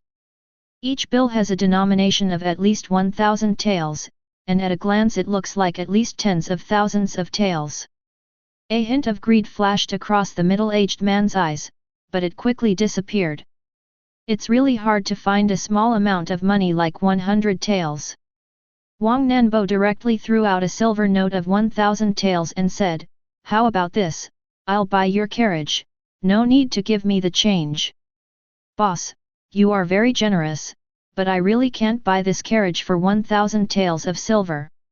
It will cost at least 2,000 taels. The middle-aged man said with a smile. 2,000 taels, then 2,000 taels. Wang Nanbo threw out another silver note as if it were waste paper. For monks, especially high-level monks, the currency in the human world is really just like waste paper, so he doesn't care. You are stupid. At this moment, a clear and beautiful female voice was heard. When everyone looked back, they saw a beautiful woman in a light green dress walking towards them, with an expression that seemed to be both angry and resentful on her face. This carriage can be bought for 30 taels at most. Are you willing to pay 2,000 taels? The woman said with her hands on her hips. The middle-aged man's face was gloomy. My lady, to destroy someone's financial resources is like killing their parents. Don't you understand this principle? The woman rolled her eyes and said, I just can't stand profiteers, what's wrong with that? Wang Nanbo was certainly not stupid, he just didn't take money seriously. Seeing this woman who spoke out for justice, he became a little interested. Girl, where is the carriage worth 30 taels you mentioned? Can you take us there? The woman smiled and said, of course. Boss, give me the banknote. Wang Nanbo said to the middle-aged man with a smile. The middle-aged man had a dark face, and the thin man quickly approached Wang Nanbo and said, Sir, I advise you not to do this. Oh. Wang Nanbo looked as if he was listening attentively. This boss is called Ma Zhou. He used to be a bandit. He has hundreds of brothers under him, and all of them are good fighters. If you offend him, it won't matter in this city, but you will be in danger once you leave the city. The thin man whispered. Bandits. Wang Nanbo showed interest. He had only heard of it before, but didn't expect to actually encounter it. Xiong Meizi, also known as Xiong Ma Thief, is generally speaking a robber who robs people on the road. Lie. The thin man quickly pointed his finger and said, King Ma hates being called a horse thief the most. Don't let him hear it. 2,000 taels is fine. I see you are not short of money. Just consider it as a way to ward off disaster. Ma Zhou folded his hands with a sneer on his face. From time to time, he glanced at the woman who had just ruined his business. He believed that after the thin man explained his identity to the noble-looking boy, the boy would not ask for a refund as long as he was sane. Unexpectedly, Wang Nanbo had just told Skinny that he knew, and then he reached out to Ma Zhou. "Okay, boss, give me back the money." Ma Zhou looked confused. Didn't the thin guy tell this kid his identity? However, he couldn't act too blatantly in Chanyu City. "Here you go. We are all adults now and we should be responsible for our own actions." Ma Zhou handed the banknote back and said with a forced smile. Wang Nanbo pretended not to hear anything. After getting the banknotes back, they went to another city gate under the guidance of the beautiful woman. There are also caravans at the east gate. And these horses look fatter and stronger than those at the north gate. "What's your name, girl?" Wang Nanbo talked to the woman. "My name is Yao Chun, and I'm from Kaifeng." The woman said with a smile. She looks very beautiful when she smiles, like a crescent moon. "Nice name." Wang Nanbo praised, and then said, "Thanks to you for speaking up for justice today, how can I repay you?" Yao Chun hesitated for a moment, then whispered to Wang Nanbo, "Are you going to watch the Suyu Tower sect test? Can I go with you? I ran away without telling my family this time, and I don't have much silver on me." Wang Nanbo's eyes lit up and he said enthusiastically, "Of course, it's our honor. Do you have an invitation? If not, I can get one for you. This one is available." Yao Chun said. "Okay, then you can come with us," Wang Nanbo said with a smile. Then he spoke to Su Qi and Zhang Yu. Come on, let's get to know each other. We will all be friends from now on. This girl is Yao Chun from Kaifeng and she is also here to watch the Suyu Tower sect test." Wang Nanbo first pointed at Yao Chun and introduced him. Zhang Yu and Su Qi both smiled and nodded at her. Then Wang Nanbo pointed at Zhang Yu and said, "This beautiful lady is Zhang Yu. She is the cook in our team and she cooks very well." Roll. Zhang Yu raised her eyebrows and kicked Wang Nanbo. Wang Nanbo dodged and said with a smile, "See, this woman is a violent person, be careful." Yao Chun smiled and said, "If you say that about this sister, I'll definitely hit you." Then Wang Nanbo pointed at Su Qi and introduced him, "This guy who looks a little more handsome than me is in charge of performing the ritual in our team." Su Qi glanced at Wang Nanbo. Wang Nanbo immediately changed his tone and said, "Ha ha ha, I was just kidding. This person is a Taoist priest. I believe you can tell that." Yao Chun looked at Su Qi with sparkling eyes. "I thought to myself, this young Taoist priest is really handsome." After the introduction, Yao Chun was integrated into the group.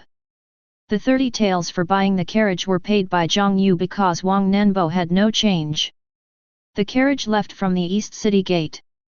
Shanyu City was only about 100 kilometers away from Yueshan, and it would take about 3 or 4 hours for the carriage to get there. After Su Qi and others left the city, Ma Zhou at the North Gate received the news first. "Haha, it looks like I'm going to get rich this time." Ma Zhou smiled sinisterly, and the scar on his face became more hideous.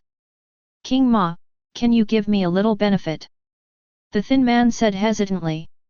"Don't worry, you're indispensable. How can I find such a fat sheep without you?" Ma Zhou patted the thin man's shoulder and smiled. Chapter 41. The carriage headed west. Yueshan was not originally called Yueshan, but a barren mountain. It was only after Suyu Tower was founded here that this desolate mountain gained a name. Wang Nanbo acted as the groom, and Yao Chun sat beside him to keep him company. Su Qi and Zhang Yu were in the carriage. Even while riding in the carriage, Su Qi still sat cross-legged, constantly simulating that sword move in his mind. "It feels like I haven't practiced so hard in a long time since I traveled through time.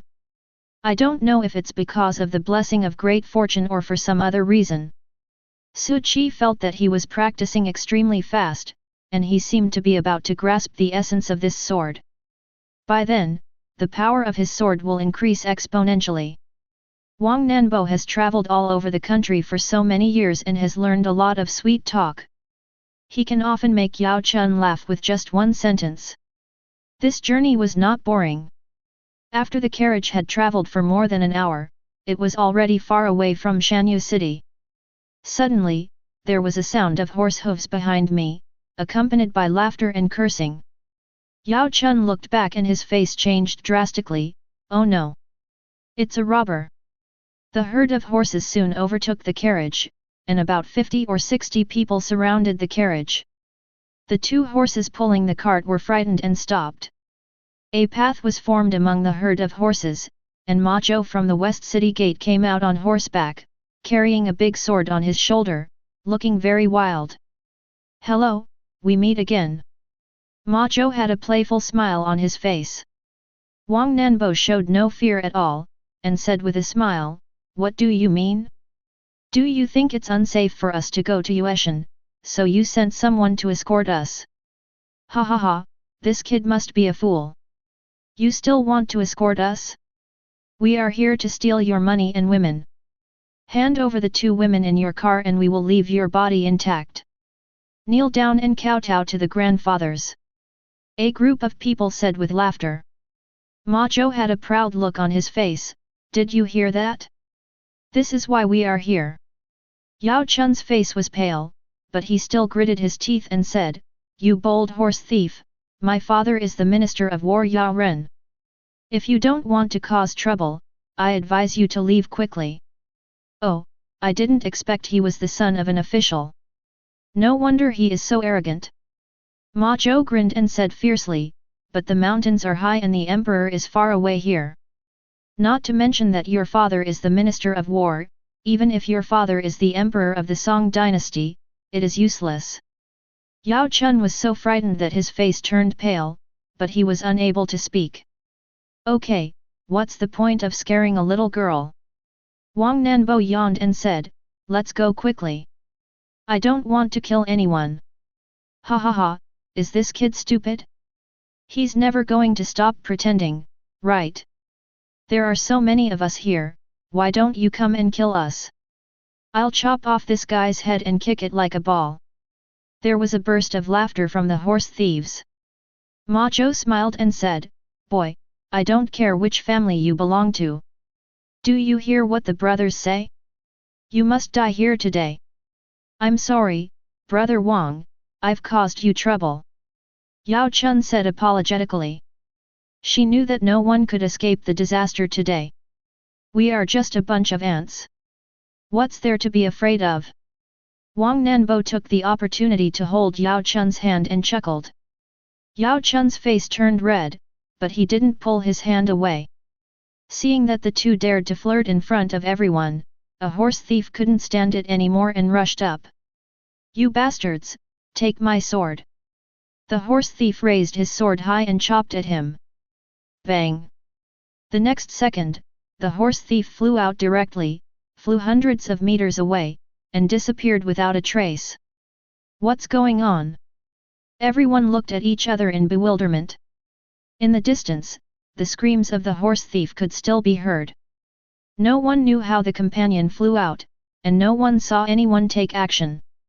I'll say it again, get out of here, or I'll be rude to you. Wang Nanbo said with a smile while holding Yao Chun's hand. You did this. Ma Zhou was frightened, thinking that there might be something strange about the boy in front of him. Wang Nanbo looked at him without comment. Boss, what should we do? A group of younger brothers looked at Ma Zhou. The strange scene just now made them suspicious. In fact, if Wang Nanbo wanted to, he could wipe out all these people with just a breath, but he really had no interest in slaughtering mortals. Although Ma Zhou wanted to give up, he was unwilling to do so when he thought of the tens of thousands of taels of silver notes and the two top-notch women in the car. This kid must have some one-time magic weapon that he wants to use to intimidate us. If he really has the strength to crush us, he would have taken action long ago. Fortune and wealth are sought through risk. Thinking of this, Ma Chu's eyes became sharp. Come on! Kill the men and leave the women alone. Ma Zhou raised his sword and roared. Rush! The bandits were so excited that they rushed forward, and the scene was quite spectacular. Xiao Yao-kun, let me show you a magic trick. At this time, Wang Nanbo turned around and smiled at Yao Chun. What magic? Yao Chun looked at the huge crowd in front of him and felt a little nervous. Wang Nanbo stretched out 2 fingers, raised them upwards, and smiled softly, get up. A strong wind blew the 50 or 60 people to and fro, and then they flew uncontrollably. Both people and horses are flying in the sky. Horses neighed and people kicked wildly in the air. Witchcraft! Witchcraft! Screams continued to be heard in the air. The scene in front of me was particularly spectacular, with 50 or 60 people floating in the air, which was extremely visually impactful. Yao Chun widened his eyes and said, You are the Immortal Master. As the daughter of the Minister of War, she naturally knew something about monks. I don't like the name Immortal Master. How about you call me Brother Bo? Wang Nanbo said with a smile.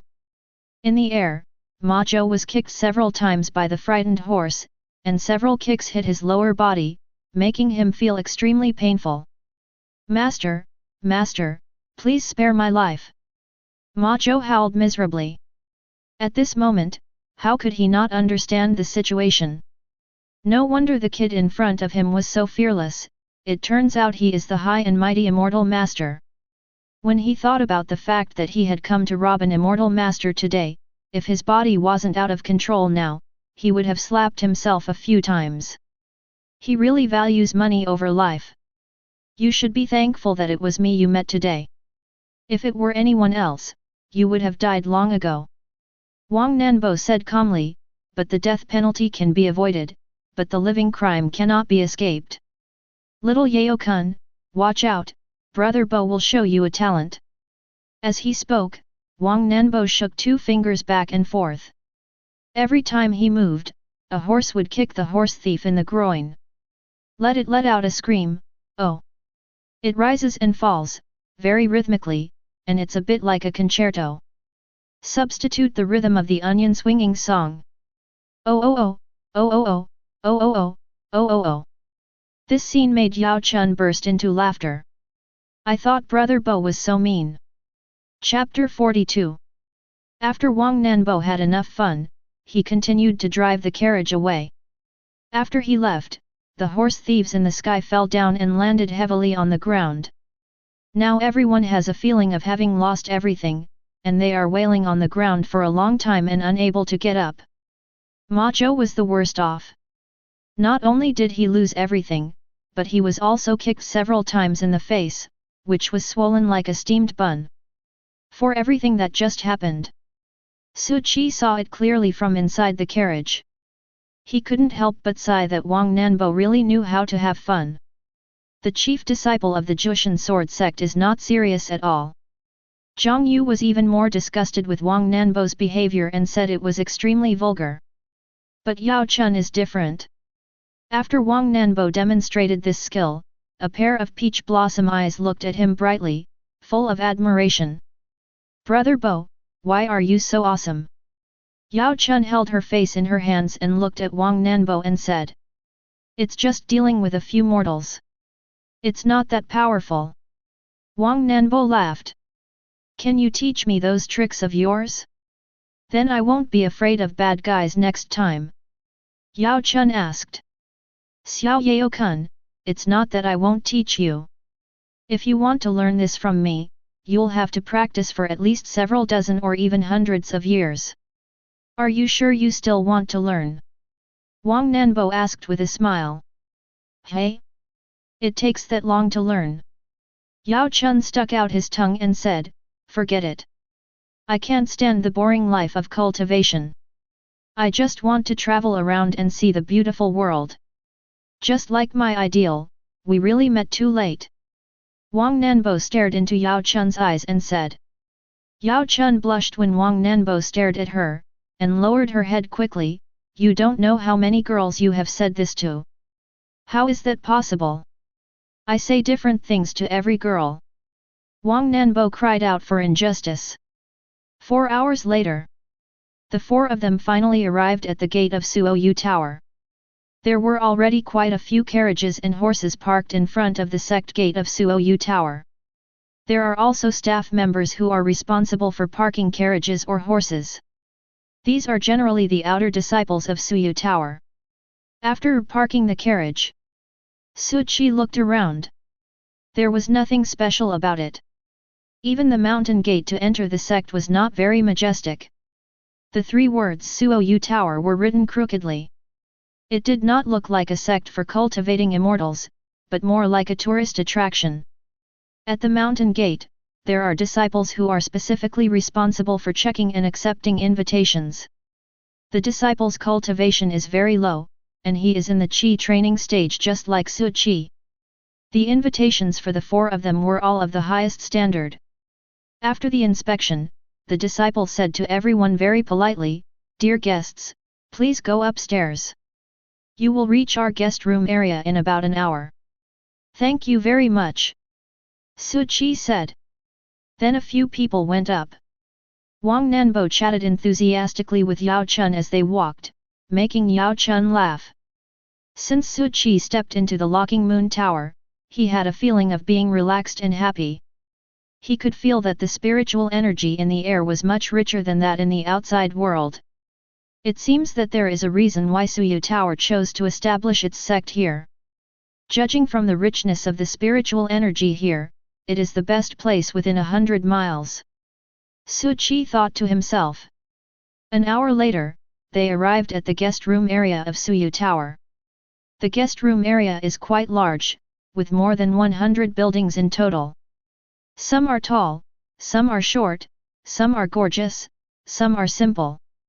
Although the invitations for several people were of the same level, the guest rooms assigned to them were different, which was the only difference.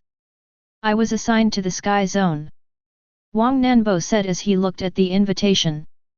Ours is in the region. Zhang Yu and Su Qi are both in the region. I'm in the Yellow Zone, Yao Chun said as he looked at the invitation. There are 4 areas in total here, Tiandi Xian Huang. The areas towards the front are more luxurious, while the areas towards the back are more simple. From this we can also see that Suoyu Tower attaches different importance to the different identities of the visitors. Xiao Yao-kun, how about you come with me to the Tian district? We can live in the same room, Wang Nanbo said with a wicked smile. Ah, I'd better stay in my Yellow Zone. Yao Chun blushed. Although she has a crush on Wang Nanbo, she is not that kind of girl. I'm not a bad person. Wang Nanbo touched his face and said, "Is there such a handsome bad guy?" Ouch! Then Wang Nanbo was kicked in the back again. He turned around and saw that it was Zhang Yu. He immediately said, "Little Zhang Yu, what's wrong with you? You look so disgusting, Sister Yao, don't be fooled by this guy. This guy is a frequent visitor to the brothel and calls himself the Little White Dragon of the Waves." Zhang Yu said. "I went to the brothel to recite poems and write couplets, just to talk about love and romance, it was very elegant," Wang Nanbo said. Along the way, Su Qi saw many dignitaries, all of whom were dressed very elegantly. There are many of these dignitaries in the Yellow Zone. "Miss Yao, why are you here?" At this moment, a middle-aged man said in surprise. Yao Chun looked over and said in surprise, "Uncle Lu, you are here too." The middle-aged man called Uncle Lu glanced at Su Qi and the others, and then said, "Didn't Lord Yao say that he would not participate in such activities? Did you come here secretly?" Yao Chun stuck out her tongue and said, "Yes, I ran away without telling my parents." The middle-aged man said, "Fortunately, I gave birth to a son, otherwise I would have been worried to death." Then he walked up to Zhang Yu, bowed and said, "I am Lu Liangjun, the Imperial Academy scholar, and I am honored to meet the demon suppressor Zhang Yu. Do you know me?" Zhang Yu said in surprise. I met Lord Zhang Yu when I went to the Demon Suppression Division. Maybe you don't have any impression of me. Lu Liangjun said with a smile. Demon Suppressor. Yao Chun opened his mouth wide and asked, Sister Zhang, you are actually the Demon Suppressor. The reputation of the Song Dynasty's Demon Suppression Division is well known. It is rumored that each of the Demon Suppression envoys in the Demon Suppression Division is capable of destroying mountains and breaking seas, and they are the backbone of protecting the Song Dynasty from being invaded by evil spirits. Yes. Zhang Yu smiled and nodded. Then, wouldn't Brother Bo be the same? Yao Chun asked. He's a piece of shit. Zhang Yu said unhappily. Your Brother Bo's status is much higher than that of a demon-suppressing envoy. Wang Nanbo said proudly. You must be the chief disciple of the Jushan sword sect, Wang Nanbo, Immortal Master Wang. Lu Liangjun said with a smile. Oh, that's good. You actually know me. Wang Nanbo said with his eyes lighting up. Isn't this just showing off? Nine Heaven Sword Sect? Is it the legendary Nine Heaven Sword Sect, the leader of the three great sects? Yao Chun exclaimed, covering her mouth. Good. Wang Nanbo nodded, pretending to be a master. I wonder who this is. Lu Liangjun looked at Su Qi and asked. He was also secretly surprised. He didn't expect that Yao girl was so lucky to meet so many important people. The two big men were secretly led by Su Qi, and he guessed that the identity of this Taoist priest might not be simple. Chapter 43. Chongsheng Temple, Su Qi. Su Qi said. I have heard of you for a long time. I have heard of you for a long time. Lu Liangjun said quickly with a smile. I was wondering what kind of power this Chongsheng Temple was. Why had I never heard of it before? He was confident that he knew all the sects in the world, but he had never heard of Chongsheng Temple. Master Lu knows about Chongsheng Temple. Su Qi asked with a smile. Ha ha ha, I didn't think of it at the moment, but I should have heard of it. Lu Liangjun said with a laugh. After some greetings, Su Qi and others left. Lu Liangjun watched the backs of Su Qi and others as they left, and thought to himself that he should spend more time with Yao Ren in the future. His daughter knew such an important figure, and her career would probably be smooth sailing in the future. Xiao Yao-kun, we'll leave first. I'll come and play with you after I'm settled. Wang Nanbo said goodbye to Yao Chun with a smile. Goodbye, Brother Bo. Yao Chun waved his hands and said reluctantly. After saying goodbye to Yao Chun, Zhang Yu said to Wang Nanbo, you don't really want to harm the girl, do you? Wang Nanbo laughed and said, what do you mean by trouble? I just enjoy the pleasure of getting along with all kinds of girls. Dead man. Zhang Yu cursed. I don't have any physical contact with them. I'm just a soulmate.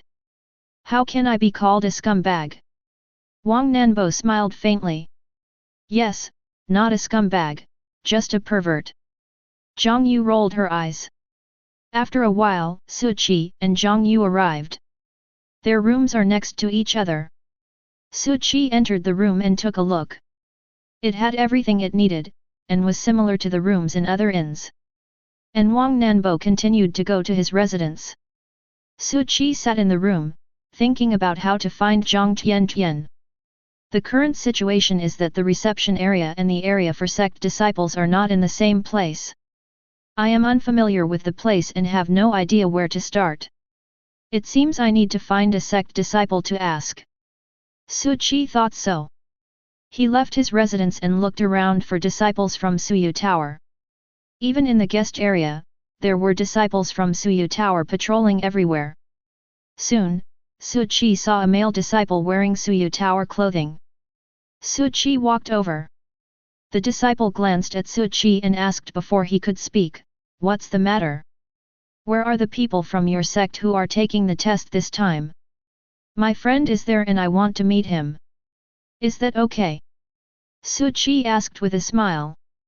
The male disciple looked Su Qi up and down, then smiled and said, "You are so handsome, is your friend a girl? If so, I advise you not to look for one." "Oh? Is there any explanation for this?" Su Qi asked in confusion. The male disciple smiled and said, "There are very few female cultivators in our Suyu Tower, so every female cultivator is a precious resource of our Suyu Tower. No matter what worldly attachments they have, they must be cut off. To put it simply, all worldly relationships must be severed.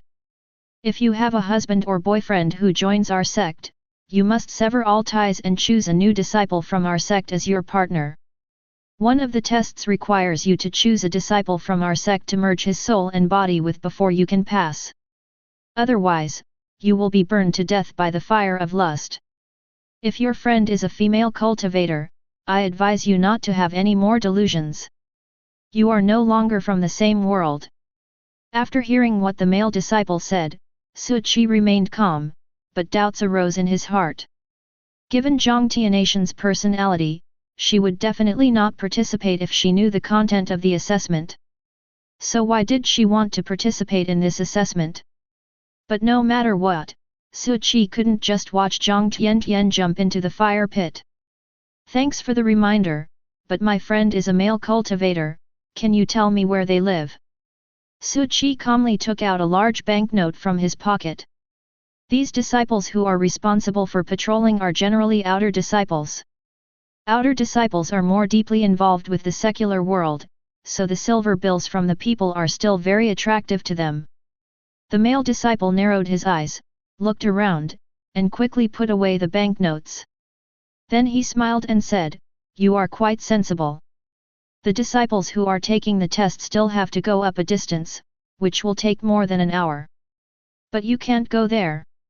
If you are discovered by the patrolling disciples, you may be killed on the spot. Then can you help me think of a solution?"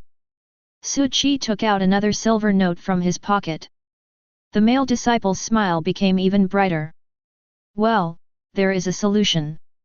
You can find a disciple from another sect to go up with you. This disciple must be important enough. As long as you have a legitimate reason, you can even go to the sect's main hall." After that, the male disciple said seriously, "We have never met before, and we have no relationship. You have never asked me for directions. I am leaving now."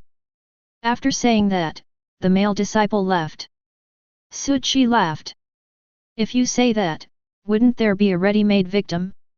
The chief disciple of the Jushan sword sect, is that enough authority?" 10 minutes later. Wang Nanbo listened to Su Qi's plan. "You want me to challenge the club?" Wang Nanbo said with his eyes wide open. "You are the chief disciple of the Jushan sword sect. You won't feel any pressure challenging the chief disciple of the Suyu Tower, right?" Su Qi asked lightly. "What's the pressure? Not to mention a chief disciple, even if all the disciples of Suyu Tower came, they would not be enough for me to fight." Wang Nanbo said proudly. "Okay, then you challenge all the disciples of Suyu Tower." Su Qi said. "Hey!" A question mark popped up above Wang Nanbo's head. "Are you trying to stir up trouble?" "Brother, if I want to challenge Suyu Tower, I must have a legitimate reason, right? Otherwise, it would seem like I am bullying the weak if I, a disciple of a top-notch sect, challenge a disciple of a third-rate section." Wang Nanbo said in a dilemma. "As the chief disciple of a top-notch sect, you should follow your heart and not be afraid of rumors. If a cultivator does not follow his heart and act according to his nature, then what is the point of cultivating immortality? You might as well go home and grow sweet potatoes." Su Qi said lightly. Hearing this, Wang Nanbo's eyes lit up, and he murmured, "What a good way to follow your heart and act according to your nature. Brother, what you said is very pertinent. I will help you with this." Su Qi grinned. Done. Wang Nanbo is actually a very casual person. His only goal is to become stronger and stronger. As long as he finds something interesting, he will definitely take action. "I'm sorry, disciples of Suyu Tower. Who made you have such disgusting rules when breaking up your sect? Let teacher Wang teach you today. Su Qi and Wang Nanbo left the guest area and headed upstairs. Soon he met the first disciple who was patrolling the mountain. Who are you? This is our sect's important territory, retreat immediately. The disciple said vigilantly. Su Qi pushed Wang Nanbo. It's your turn, bro. Wang Nanbo smiled evilly and wildly. Wang Nanbo of the Nine Heavens Sword Sect, come and kick the mountain. Chapter 44. Kick the mountain. The disciple was stunned at first. Wang Nanbo's words went over in my mind again. This guy seemed to be saying that he was Wang Nanbo of the Nine Heavens Sword Sect? Etc. Nine Heavens Sword Sect. Wang Nanbo. The disciple's eyes suddenly widened. The Jushin Sword Sect is a top-notch sect in the world of cultivation, and it far outclasses the Suyu Tower. Wang Nanbo is the best of his time, suppressing the geniuses of major sects to the point that they can't breathe. Only a handful of people can compete with him. Such a legendary figure, coming here to kick the mountain. What merits and abilities have I, Suyu Tower, had to deserve your attention? The disciple couldn't speak clearly.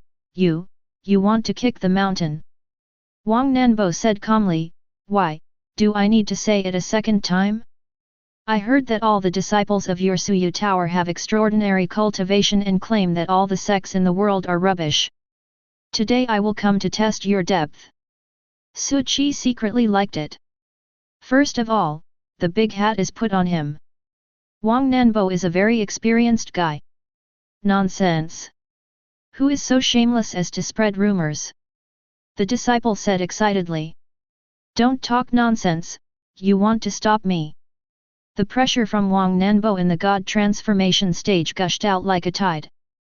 This disciple was only in the foundation building stage, and his legs went limp and he sat down on the ground. This is the God transformation stage. The guest elder of their sect is only at the spirit transformation stage. He hit me with his head. The disciple cried and said, please, please. Wang Nanbo didn't even look at the disciple, and he and Su Qi walked up the mountain without looking back. Until Wang Nanbo disappeared. The disciple finally came to his senses and quickly took out the communication stone to pass on the matter. Nine Heaven Sword Sect's Wang Nanbo is here to kick the mountain. The news spread quickly throughout the Suyu Tower as if it had wings. Most of the disciples of Suyu Tower looked up to Jutian Sword Sect. When they heard that the top genius of Jutian Sword Sect was coming to kick the mountain, they were all shocked. Just like that disciple, the first reaction was, are they worthy? Su Qi and Wang Nanbo are on the rise. When the disciples patrolling the mountain saw the two, they all moved away, smiling apologetically the whole time. It can be seen that these people are really afraid of Wang Nanbo. See? Xiaosu, this is my deterrent power. Wang Nanbo swelled up. How about I punch you? Su Qi said with a half smile. Ha ha ha, that's not necessary. Wang Nanbo said embarrassedly. You are AFG strong man who can blow up the Blood Sea formation with one punch. Can I take your punch? The two of them walked forward smoothly for half an hour. Then he finally met the first disciple who dared to block his way. Are you that damn Wang Nanbo? A young man wearing the uniform of the Suyu Tower sect said condescendingly with his hands folded. Wang Nanbo laughed and said, oh, are you trying to stop me? Everyone says that the Nine Heavens Sword Sect is powerful. Today I want to see if your chief disciple is just a name for nothing. The young man stomped his feet, and the aura of the Jindan stage instantly spread. Yin Hang took action. Yin Hang is the second elder's young disciple. He is very talented. Even if he can't win, he should be able to fight for a few moves, right? Don't be too optimistic. The person opposite is the chief disciple of a top-notch section. Don't boost others' ambitions and destroy your own prestige. Some disciples of Suyu Tower who were hiding in the dark and watching began to whisper. Wang Nanbo was amused by Yin Hang. A cultivator in the Jindan stage is so brave. They are two whole sections apart. Go away. Wang Nanbo put two fingers together and poked forward. The violent gale formed a sharp sword and shot straight towards Yin Hang. Yin Hang's face changed drastically, his protective shield was broken in an instant, and the sharp sword transformed from the strong wind stabbed straight at him. Clang! An invisible sword pierced his armor. The tremendous force sent Yin Hang flying hundreds of meters away and crashed into the woods. Yin Hang was defeated in the first encounter, and Wang Nanbo didn't even draw his sword. The disciples who were watching the show were all dumbfounded. Isn't this gap too big? After dealing with Yin Hang, Su Qi and Wang Nanbo continued to move forward, and no blind disciples came out to stop them. Another quarter of an hour passed. This time the road was blocked again. There was more than one person blocking the road, there were 5 people standing there. Wang Nanbo, go back. This is not a place where you can act wild. The leading disciple said with a cold face. I'm not being wild, I just want to kick the mountain. Wang Nanbo said innocently. We, the 5 tigers, will not let you go. If you know what's good for you, turn around and leave. If we attack you one by one, we are no match for you. But if all 5 of you attack us together, you will be defeated. Just go back to the guest area and we'll let bygones be bygones. The 5 people talked one after another, trying to put pressure on Wang Nanbo. What 5 tiger generals? Why don't I see them? Wang Nanbo said blankly. Are you blind? We are standing right in front of you. One of them said angrily. Oh, you are the 5 tiger generals. Stop talking nonsense and attack together. Wang Nanbo waved his hand and said. FK. This guy is too arrogant. Brothers, come on, show him some color. 5 tiger formation arrangement. Humph. Ha. The 5 Jindan stage cultivators hummed and hawed in unison, as if they were performing acrobatics. But it seems to be somewhat effective.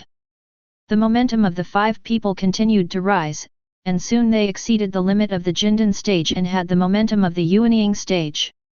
Wow, that's interesting. Wang Nanbo said with his eyes lighting up. 5 tigers capture the moon. Humph. Ha. The uniform shouts were quite impressive. But for some reason, Su Qi felt a little overwhelmed and wanted to laugh. Wang Nanbo had a serious look on his face, but judging from the twitching corners of his mouth, he was also enduring it with great difficulty.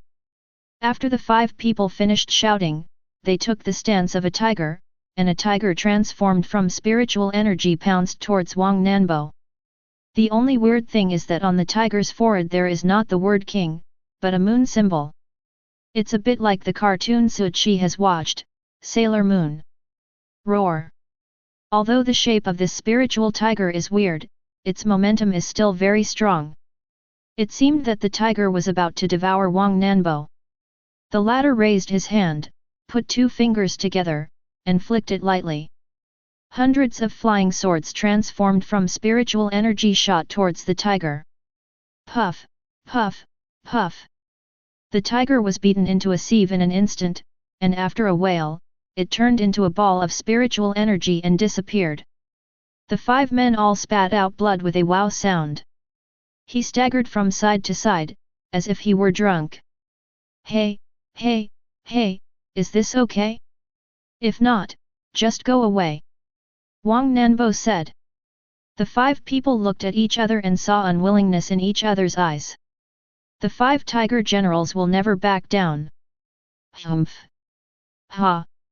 Grass. Run. The next second, Wang Nanbo raised his hand. The 5 people dispersed in a hurry. Chapter 45. The 5 tiger generals were defeated. The news quickly spread throughout Suyu Tower. Although the 5 tiger generals are a bit funny, they are still quite powerful. The combination of 5 people is comparable to the nascent soul stage. But even so, he was easily crushed by Wang Nanbo. Only then did they realize the gap between the top geniuses and them. There is a world of difference. This is too much. In a cave in Suyu Tower, a young man woke up from his retreat with an angry shout. He is the chief disciple of Suyu Tower, Jian Kao-fan. Dozens of disciples had already gathered in front of Jian Kao-fan's cave. Seeing Jian Kao-fan coming out of confinement, they all became excited.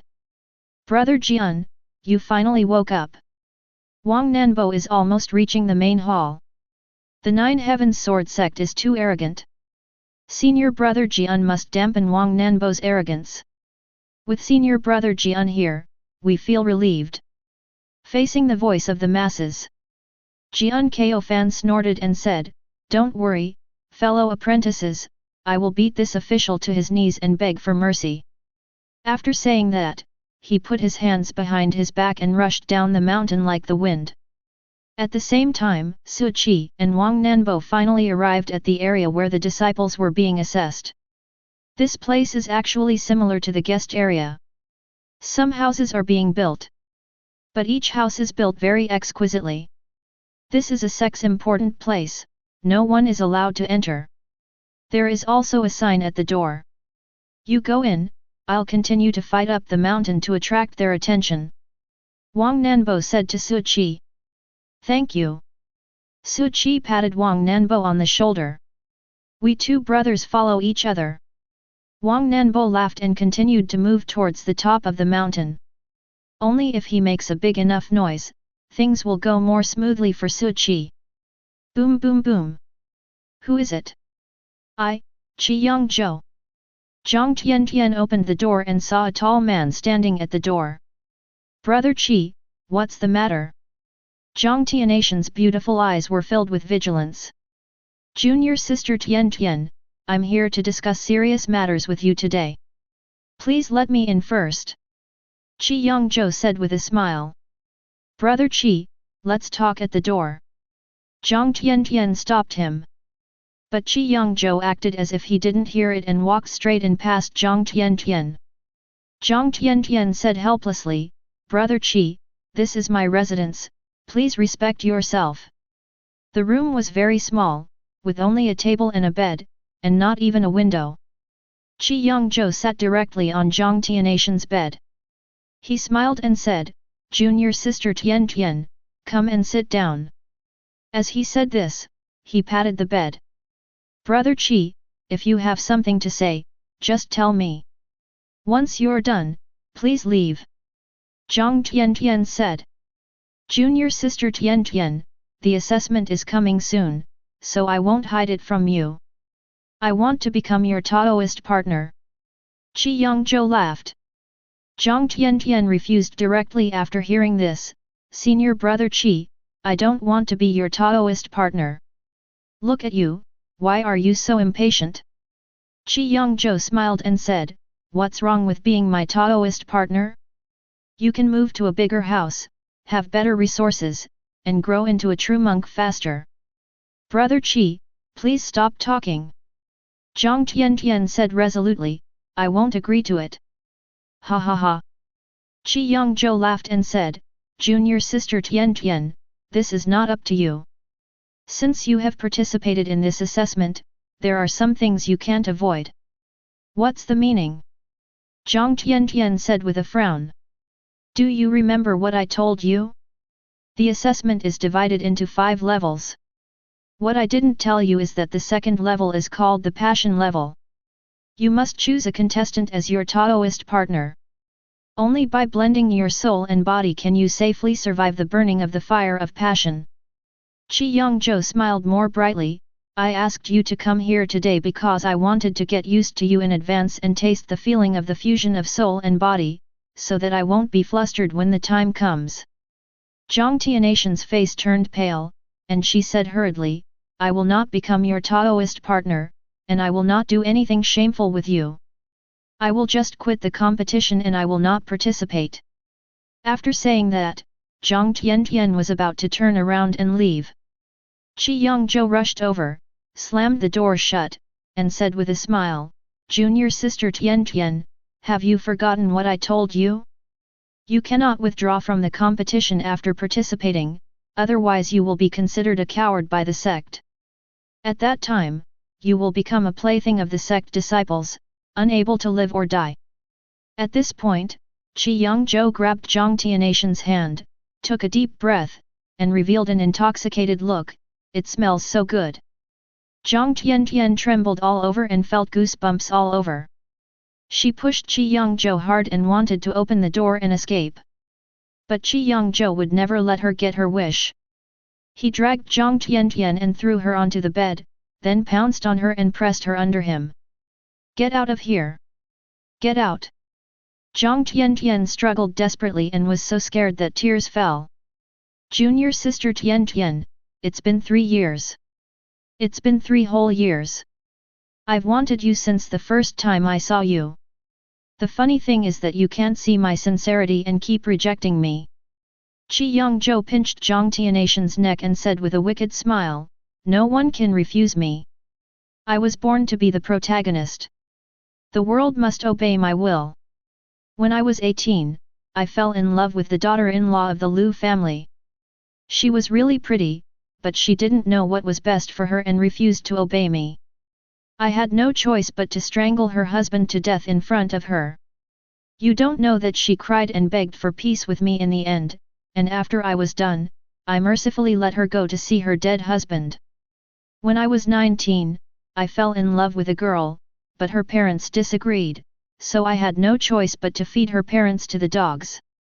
When I was 20 years old, Qi Yongzhou pinched Jiang Tianatian's neck with one hand and took off his pants with the other hand, while he kept recounting the evil deeds he had done in the past. Yes, that's the expression. You are no different from those b. In the end, you will become my plaything. Thanks to that chief disciple of the Nine Heavens Sword sect, otherwise I really wouldn't be able to be so blatant, ha ha ha ha. Qi Yongzhou took off his pants and reached out to take off Jiang Tianatian's. Tears had wet Jiang Tianatian's eyes. The strong feeling of suffocation made her hallucinate, as if she had returned to her carefree childhood. Build a snowman with Su Qi, watch peach blossoms together, ride on his neck and sing ya ya ya. Brother Su, where are you? Jiang Tianatian's eyes rolled up and she felt like she was about to die. Boom! The door burst open and sunlight streamed in.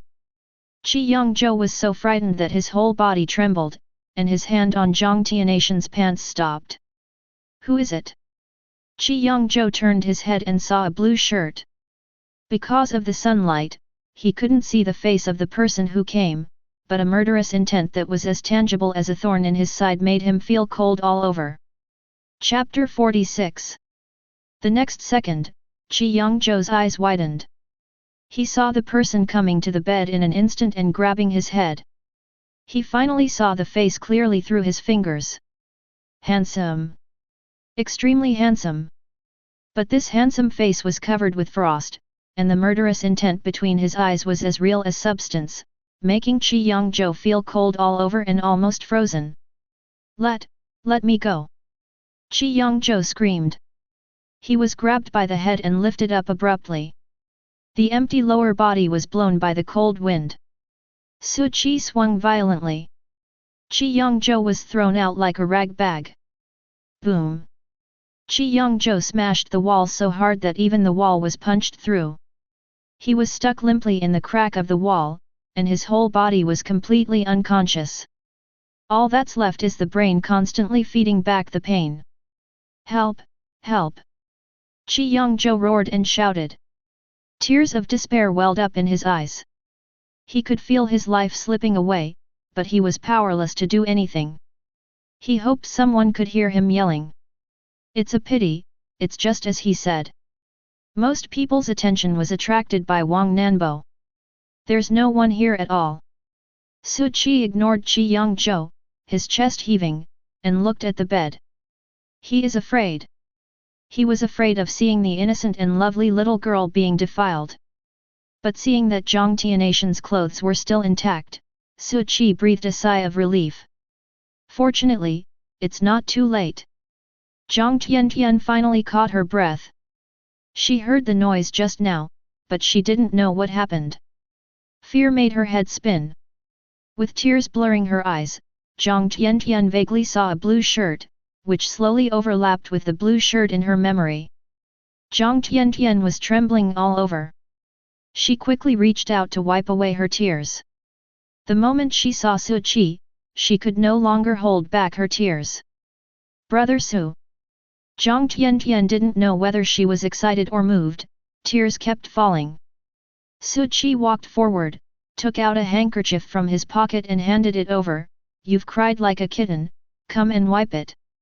Jiang Tiantian took the handkerchief, which was the one she gave to Su Qi that year. Jiang Tiantian was crying and laughing, wiping her tears and smiling foolishly. After she wiped away her tears, she got up from the bed and hugged Su Qi. Brother Su, I thought I would never see you again in this life. Su Qi gently stroked Jiang Tiantian's head and said softly, isn't this what you see? Jiang Tiantian choked up. The embrace was so warm and real that she wanted to pour out all the grievances she had suffered over the years. But in the end, Jiang Tiantian held back. She just wanted to enjoy the warmth of the moment. If only this moment could last forever. Jiang Tiantian thought to herself. Help, help. But at this time, Qi Yangzhou started roaring again, which scared Jiang Tiantian. When she saw the tragic situation in Qi Yangzhou, she screamed in fear. Brother Su, let's go quickly. If you injure a sect disciple, you will be hunted down. Jiang Tiantian said worriedly. Su Qi touched Jiang Tiantian's head and said calmly, not only will I not leave today, I will also ask Suyu Tower to give me an explanation. Ah! Jiang Tiantian raised her head, seeming not to understand. You'll soon understand. Su Qi went to Qi Yangzhou. Qi Yangzhou was still screaming, but when he saw Su Qi coming over, he immediately fell silent, closed his eyes and tried to pretend to be dead. Bang! Su Qi slapped Qi Yangzhou on the face. Qi Yangzhou fell out from the crack in the wall, rolled several times on the ground, and opened his eyes with a scream. Who are you? You're dead if you go wild in the sect of Suyu Tower. Qi Yangzhou roared in a timid manner. I could beat you to a pulp with one punch, but I won't. Su Qi smiled and said, I will ask Suyu Tower to give me an explanation. After saying that, Su Qi grabbed Qi Yangzhou's hair and lifted him up.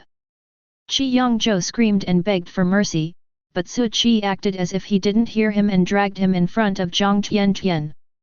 Come up, sweetie. Su Qi squatted down and said.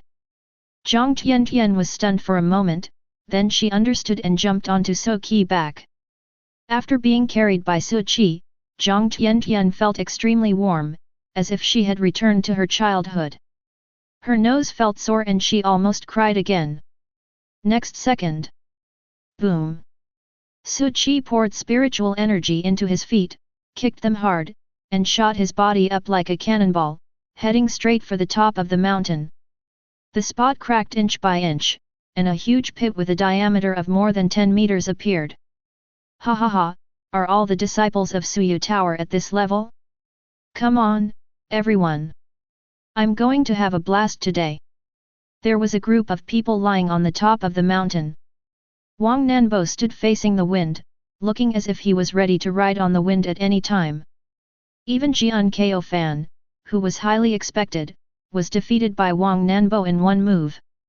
The disciples of Suyu Tower were completely in despair. One person crushed the entire sect's disciples. Now that the Peak Master and the elders didn't take action, no one could control this guy. Young man, forgive others when you can. Please go back now. At this moment, a figure came riding a sword and landed on the field. The second elder is here. Second elder, I'm sorry, we failed to maintain the dignity of the section. The second elder must make the decision for us. The visitor was Li Yuanwu, the second elder of Suyu Tower. Li Yuanwu's cultivation was at the late stage of refining void, and his overall aura was much stronger than Wang Nanbo's. I am a disciple who is challenging your esteemed sect. It seems that you don't need to intervene. Wang Nanbo was not afraid and said with a smile. Although his cultivation level is not as high as Li Yuanmu's, he can just run away if he can't win. Besides, Li Yuanmu didn't dare to attack him as it was against the rules. If you don't follow the rules, the behemoth behind him is no joke. We, the Suyu Tower, lost this time. We admit defeat. Li Yuanmu smiled faintly and said, "Young man, you can go back now, right? Or do you want to challenge not only the disciples, but also us old guys?" Wang Nanbo knew that things had come to this point and if he continued to make a fuss he would be in trouble. Just as he was about to say some polite words and leave, he saw a figure falling from the sky. Boom! There was a loud bang on the ground and a big pit appeared. After the smoke and dust cleared, Wang Nanbo saw Su Qi walking out, carrying a beautiful girl on his back and holding a naked Suyu Tower disciple in his hands. What the hell, what kind of look is this? Wang Nanbo swallowed. Suddenly I realized that Su Qi was going to cause trouble. He beat someone's disciple half to death and came here pulling his hair. Isn't this asking for trouble? However, Wang Nanbo was not afraid, but very excited. I can't beat you, old man, but my brother can. It's Qi Yongzhou. Why was he beaten like this? Who is this person? He is carrying junior sister Tian Tian on his back. Is this going to cause trouble? Chapter 47. Li Yuanmu frowned. He looked at the person who came and judging from the fluctuations, he was a cultivator in the Qi training stage. But a cultivator in the Qi training stage cannot cause such damage. This means that the person who came had a way to conceal his cultivation. Even he himself couldn't tell his true level of cultivation, which made Li Yuanmu a little unsure. Second elder, save me. When Qi Yongzhou saw Li Yuanmu, he shouted excitedly as if he had seen a savior. Who are you? Why did you hurt my sect's disciples? Li Yuanmu asked with a frown. Chongsheng Temple, Su Qi. Su Qi said lightly. Chongsheng Temple. Li Yuanmu searched his mind but couldn't find the name of Chongsheng Temple. I came here today for only one thing, to bring charges against you. Su Qi continued. Li Yuanmu narrowed his eyes and said, "Tell me about it. Your disciples from Suyu Tower wanted to harm my sister. How do you deal with this matter?" Su Qi said lightly. Li Yuanmu looked at Qi Yongzhou and said in a cold voice, "Qi Yongzhou, tell me the truth, what is going on?" Qi Yongzhou shuddered all over and quickly denied, "Please understand, second elder, this guy is talking nonsense. I just caught him having an affair with junior sister Tian Tian, and he killed me. We, the disciples of Suyu Tower, have always been internally managed. When will it be the turn of outsiders to get involved? I was just impulsive and wanted to argue with him, but I never expected to be severely injured by him." Zhang Tian Tian, who was on Su Qi's back, heard this and cursed angrily, "Second elder, this is not the case. Qi Yongzhou came to my place today and said he wanted to discuss something with me. He said there was a lust test in the assessment and he wanted to become my Taoist partner. I clearly rejected him, so he got angry and wanted to harm me. The two people each hold an opinion. They all spoke with true feelings. The disciples who were watching also split into two groups. I believe in Qi Yongzhou. He is usually kind and helpful to others. I don't believe he is that kind of person. You can only know a person's face but not his heart. I believe in junior sister Zhang Tian Tian. She is so innocent and would not joke about such things. Haha, women are the most vicious. It's obvious that Zhang Tian Tian is not a good person. I have personally seen Qi Yongzhou killing small animals. I think he is the beast." Li Yuanmu did not comment on the speeches of either of them. Instead, he looked at Su Qi and said, "Young man, no matter what, this is an internal matter of my sect. You, an outsider, injured a disciple of my sect, so you should give me an explanation." Shall I explain to you? Su Qi sneered, how do you want me to explain to you? Discard your own cultivation, leave Zhang Tiantian behind, and get out of Suyu Tower. Li Yuanwu said calmly. Ha ha ha. Su Qi burst into laughter.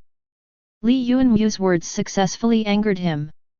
Your clan is indeed a mess, and today I have witnessed it. The smile on Su Qi's face disappeared, and he said lightly, so, you don't plan to explain to me? Li Yuanwu said forcefully, you are the one who should give an explanation. If you don't give up your cultivation, I will take action. Good. Su Qi said no more and took out the peachwood sword from behind him. The peachwood sword was covered with cracks and looked tattered. The disciples who were watching began to laugh.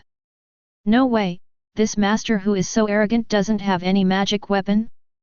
Who is he trying to scare with a broken peachwood sword? I am dying of laughter. Ha ha ha, some people are more arrogant than they are capable. Let's just wait and see. We must catch this guy and hang him in front of the sect for a month to serve as a warning to others. Wang Nanbo felt a little pity for these guys. In all the time he had known Su Qi, he had never seen him draw a sword, even though it was only a peachwood sword. But in front of a true swordsman, not to mention a peachwood sword, even a blade of grass or a tree can become the sharpest sword in the world. It seems that Su Qi is really angry. Li Yuanwu folded his hands and looked at Su Qi coldly. Although he couldn't figure out Su Qi's cultivation level, he was more inclined to believe that Su Qi had practiced some technique to conceal his cultivation level or possessed a magic weapon to conceal his cultivation level. And this guy was holding a peachwood sword. Li Yuanwu didn't believe that Su Qi could cause any trouble. There is a reason why Li Yuanwu is so tough today. The sect leader is away and all the elders are in seclusion. Now he is just like the face of Suyu Tower. How can the cards bow to outsiders? Seeing that Li Yuanwu did not intend to stop him, Su Qi raised the corner of his mouth and thought, don't cry later if you are so arrogant. He closed his eyes, and the amazing sword began to replay in his mind. Su Qi followed suit, and the spiritual energy in his body, like a river or sea, rushed madly to the peachwood sword in his hand.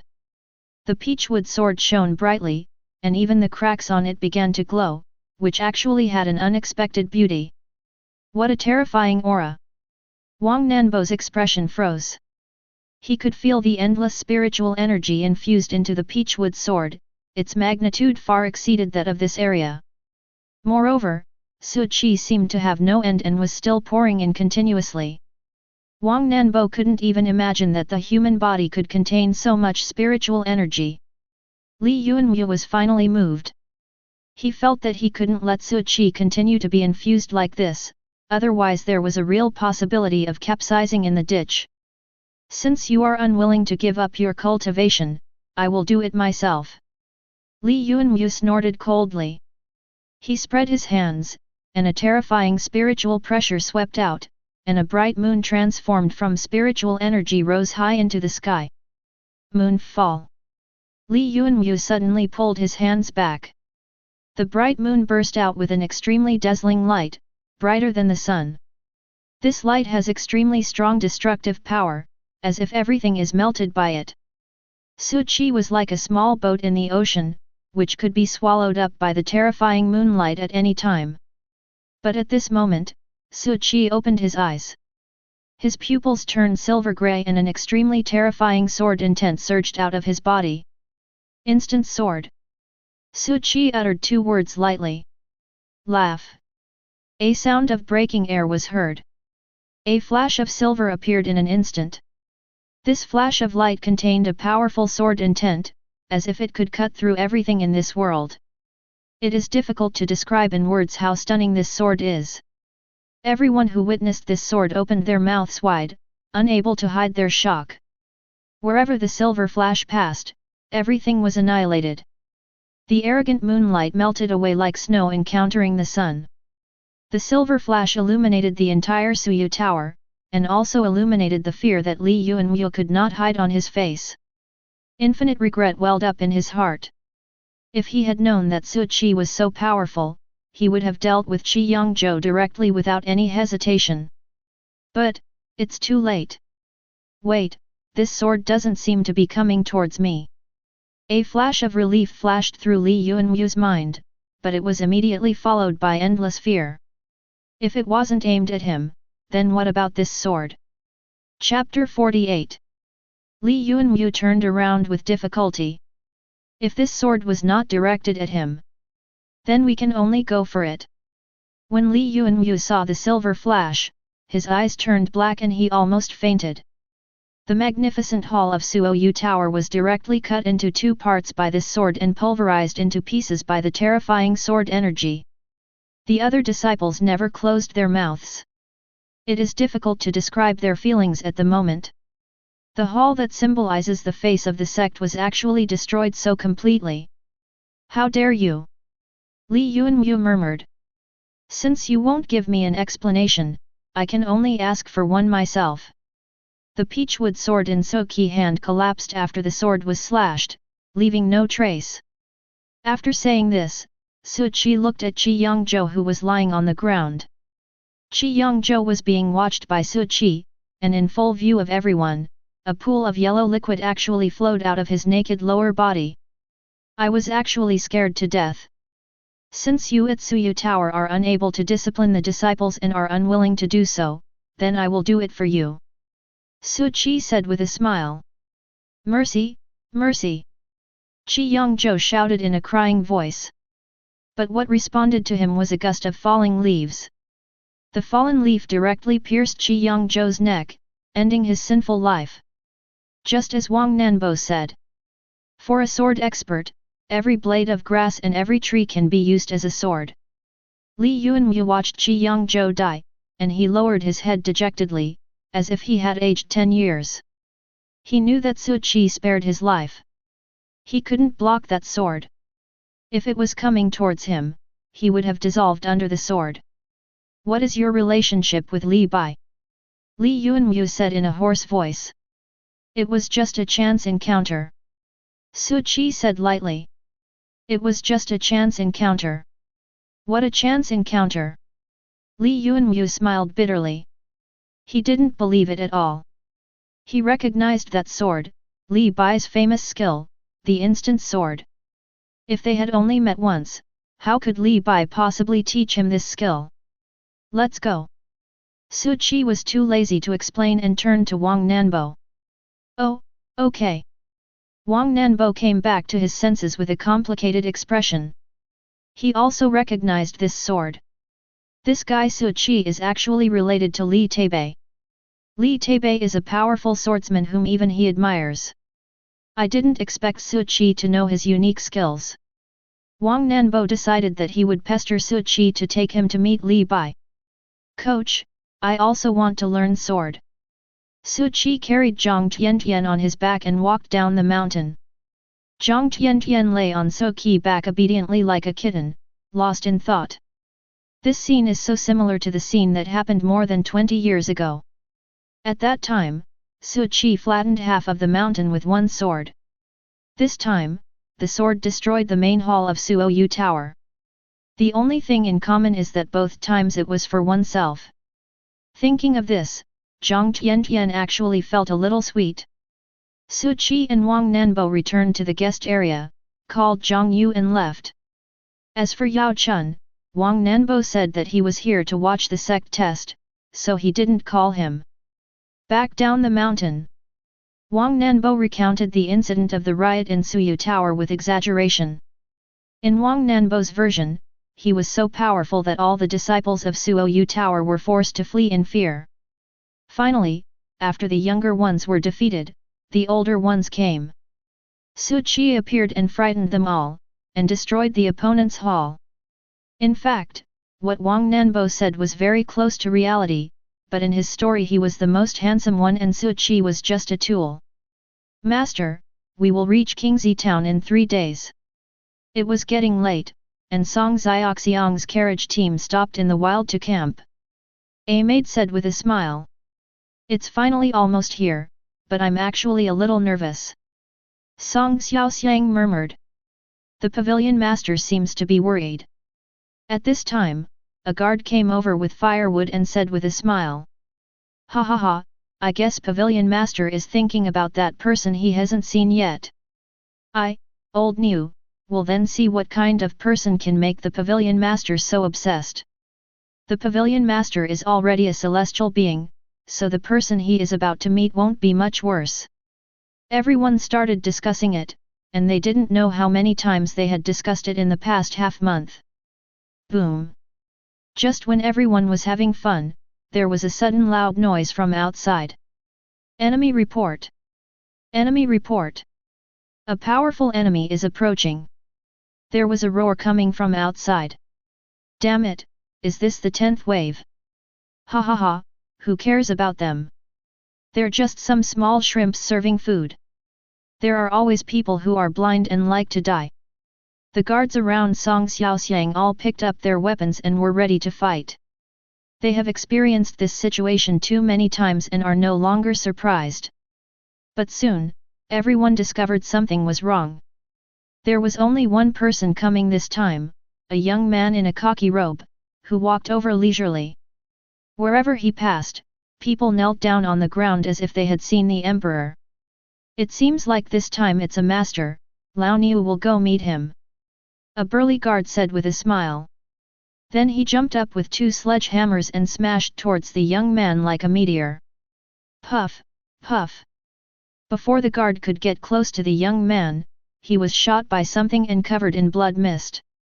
He fell from the sky and fell limply to the ground, twitching continuously.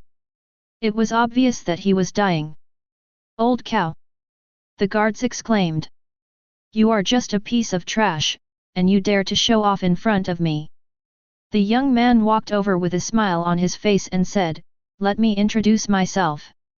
I am Huangqiang from the 9 Heavens Sword Sect.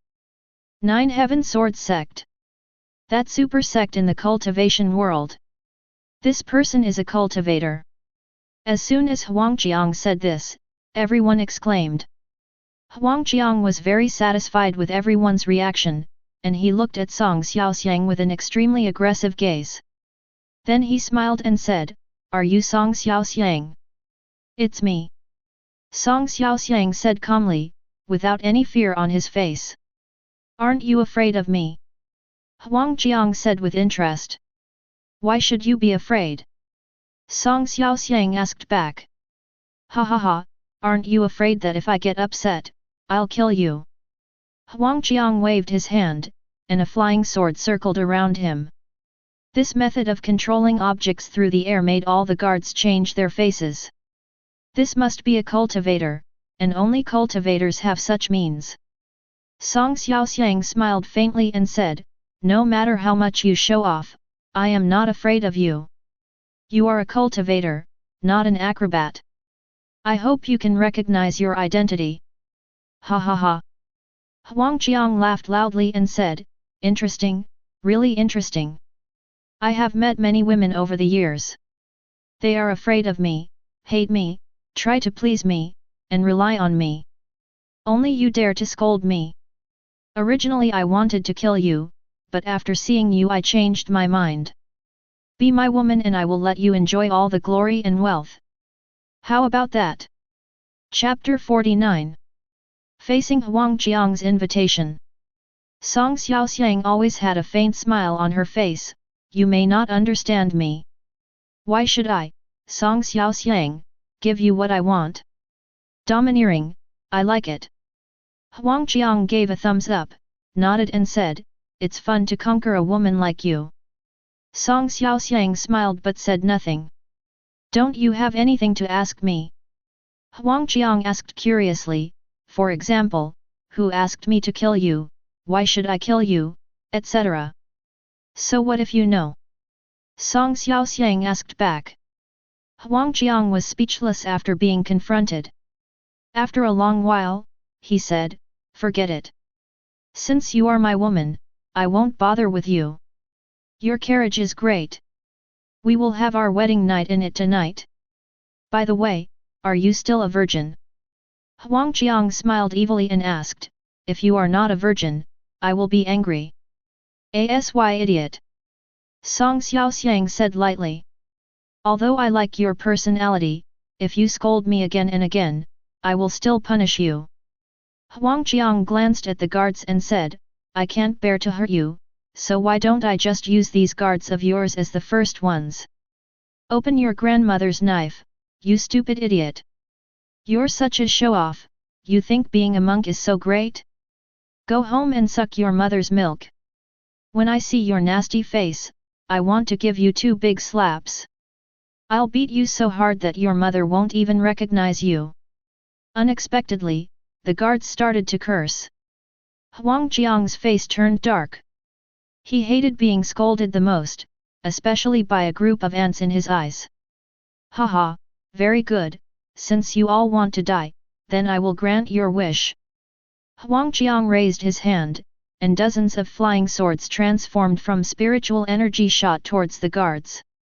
Uncle Ghost, it's your turn to take action. Old Li, save us. Brother Gui, don't sleep. Faced with the oncoming flying swords, the monks' faces changed drastically and they all shouted. Boom! A figure as big as an iron tower suddenly jumped down from the tree and then punched out. The attacking spiritual flying swords were instantly blown up and dissipated into the air. Li Gui, who was shirtless, yawned and said, Hurry, hurry, hurry, hurry, hurry me up. I just had a dream that I blew up the heavenly tribulation with one punch, and I passed the tribulation and ascended to heaven, but I was woken up by you, a bunch of life-hurting ghosts. Huang Qiang's face changed and his eyes narrowed. No wonder they are so arrogant, it turns out that there is a body cultivator backing them up. But in my eyes, body cultivators are nothing more than toys. Hearing this, Li Gui looked over and said with a disdainful curl of his lips, How dare a rubbish Yuanying cultivator speak so arrogantly? Rubbish! Huang Qiang laughed angrily, Today I will show you who is the trash. Cut! Huang Qiang waved his hand, and the flying sword surrounding him stabbed towards Li Gui like lightning. Li Gui took out the giant axe from behind him and smashed it towards the flying sword. Boom! The terrifying force smashed the flying sword directly into the ground. It's useless. Huang Qiang sneered. The next second, the flying sword broke out of the ground and stabbed straight into Li Gui's throat. Clang! Li Gui swung his giant axe and smashed the flying sword away. The flying sword flew hundreds of meters, but soon flew back like a meteor. I told you, it's no use. Huang Qiang laughed, No matter how strong your body is, you will still be killed by me. Oh? Really? This time, Li Gui did not dodge or evade, but walked straight towards the flying sword. Court death! Huang Qiang sneered. But the next second, his eyes widened, how is it possible? He saw that his flying sword was grabbed by Li Gui, and no matter how he drove it, he could not break free. Who do you want to FK with this broken thing? Li Gui showed disdain on his face, and then he exerted force with both hands, I will turn it into a pile of scrap metal. Under Li Gui's violent power, the flying sword let out a wail and actually bent visibly. Huang Qiang finally became anxious. This was his natal flying sword. If it was broken, it would have a fatal impact on his cultivation. Small.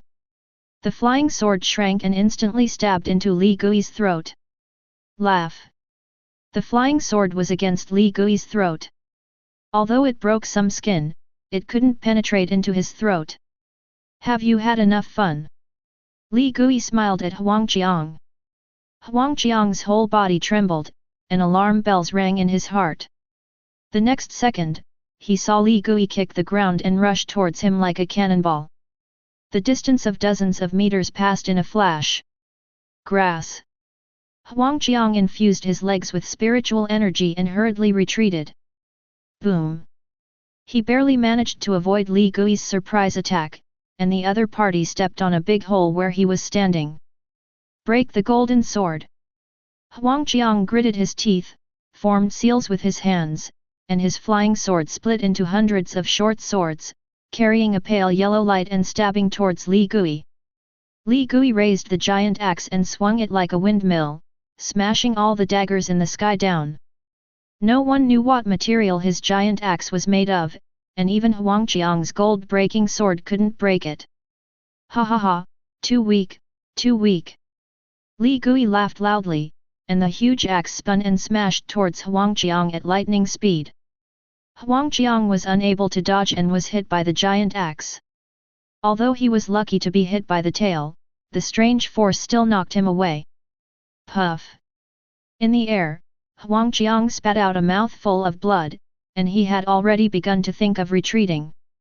The guy in front of him was like a monster, and he couldn't break his defense at all. But before Huangqiang landed, a black shadow fell from the sky. Huangqiang widened his eyes and saw that Li Gui had come to above his head without him knowing when. The iron tower-like figure pressed down like a mountain. Etc. Huangqiang spoke in horror. Boom! The next second, he was smashed into the ground. Huangqiang was stepped on the ground and felt that his internal organs were displaced. He had never thought that he could be beaten so badly by an ordinary person. Bang! Li Gui caught the spinning axe and said with a fierce smile, "Little Posse Ai, you are too weak. How dare a rubbish like you disrespect the pavilion master? I am a disciple of the Jushin sword sect, let me go." Huangqiang said with blood in his mouth. "I don't care what sect you belong to." Li Gui looked indifferent and raised his axe high. "If you hurt my brother, you must be prepared to be killed. If you dare to kill me, the Nine Heavens Sword Sect will not let you go." Huangqiang said in horror. "Then let them come to me." Li Gui swung down the giant axe fiercely. Puff! Blood spurted out. Huangqiang was first chopped off and then smashed into a pulp. "Just wait, I will tear you into pieces and turn your bones into ashes." A glowing little man flew out of Huangqiang's body. Upon closer inspection, it was Huangqiang's appearance. This was his nascent soul. At this moment, he was gritting his teeth and his face was full of hatred. After saying this, Huangqiang's nascent soul soared into the sky and disappeared into the horizon. Chapter 50. Qingzi Town. Su Qi successfully brought Jiang Tiantian back. "Dad, Mom." With tears in her eyes, Jiang Tiantian threw herself into her parents' arms. "Tiantian, you're finally back. Let me see if you've lost weight over the years." Zhang's mother also looked Jiang Tiantian up and down with tears in her eyes. Father Jiang was secretly wiping away tears. Family reunion and family happiness. Su Qi mouth curled up unconsciously. "Master Xiaosu, thank you so much, we don't know how to thank you." As Zhang's mother spoke, she was about to kneel down to Su Qi. "Aunt Jiang, you don't have to be so polite." Su Qi lifted Aunt Jiang up and said, "You contribute so much incense to the Taoist temple every year, and the master also told me to protect the people of Qingzi Town, so there is no need to be so polite. Master Chang'an and Master Xiaosu are both the patron saints of Qingzi Town. It is a blessing for Qingzi Town to have you here." Father Jiang said with emotion. At this time, Su Qi said again, "Aunt Jiang, Uncle Jiang, I also told Tiantian on the way back that if she is determined to pursue the path of immortality, then I will find a way to send her to the Jushin sword sect. The Jushin sword sect is a top-notch sect, not comparable to third-rate sects like the Suyu Tower, and it is not that dangerous." Zhang's mother and father looked at Jiang Tiantian worriedly. When they learned that their daughter still refused to give up, they wanted to persuade her, but they didn't know how. "Dad, Mom, I've already made up my mind.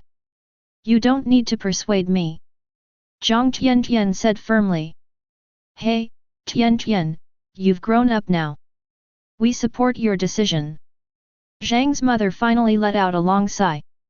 After sending Jiang Tiantian home, Su Qi returned to Chongsheng Temple. "Brother, I'll leave the sweet things to you," Su Qi said to Wang Nanbo. "Don't worry, I will definitely take care of this for you," Wang Nanbo said with a smile. Wang Nanbo is indeed very efficient. 2 days later, an old man with a sage-like appearance came to Chongsheng Temple.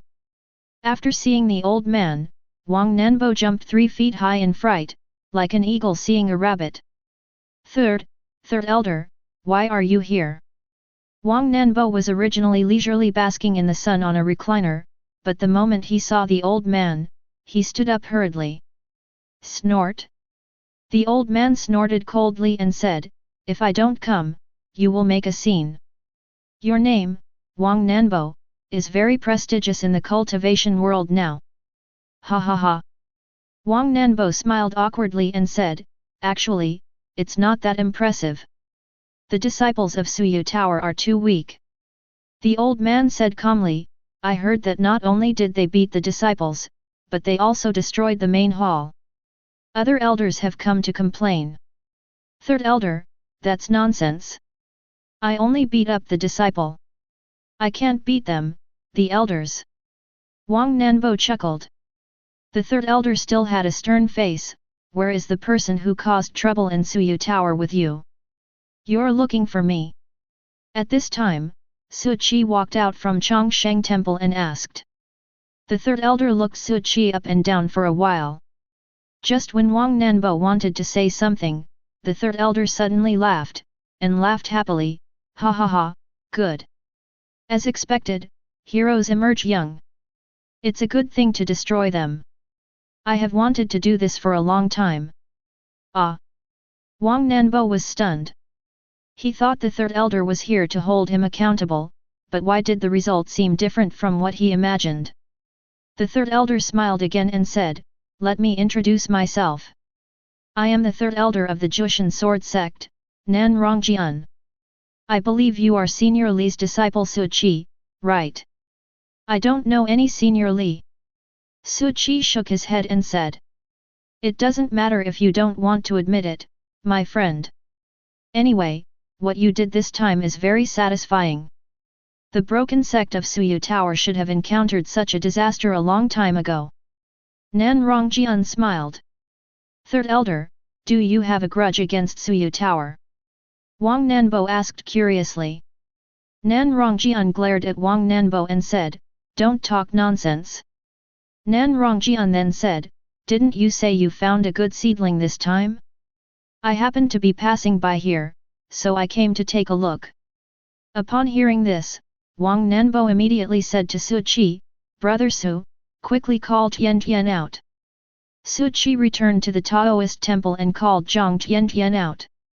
He said to Nan Rongjian, Senior, this is my sister. Please take care of her if possible. Nan Rongjian is an elder of the Jushin sword sect. If he protects Zhang Tian Tian, there will surely be no one so blind as to provoke her. Zhang Tian Tian looked at Nan Rongjian timidly. She knew this was the person who could decide her fate. The moment Nan Rongjian saw Zhang Tian Tian, the stone in his hand began to vibrate continuously, making a sound of metal clashing. His eyes sparkled, and his face was filled with excitement. It's actually an innate sword body. This guy is simply born to learn swordsmanship. Innate sword body. Wang Nanbo was also shocked. Are you sure, third elder? The sword testing stone has such a reaction, it can't be wrong. Nan Rongjian said with absolute certainty. Then he said to Su Qi, Su Xiaohu, don't worry, I will never let your sister suffer any injustice in my hands. From now on, she will be my Nan Rongjian's last disciple. What does it mean to be born with a sword body? Zhang Tian Tian asked timidly, even saying her name wrong. Wang Nanbo quickly explained, the innate sword body is a person who is born in harmony with the sword. Practicing the sword will achieve twice the result with half the effort. The first generation leader of our Jushin sword sect was born with a sword body. Later, he killed the heavenly tribulation and ascended to heaven with great force. His legend is still circulating until now. Su Qi was a little surprised, but also happy for Zhang Tian Tian. In this way, she will be highly valued in the Jushin sword sect, and the situation like that of Suyu Tower will no longer exist. The more Nan Rongjian looked at Zhang Tian Tian, the more he liked her. He thought to himself that it was a good thing that he came today, otherwise he would have missed out on such a good opportunity.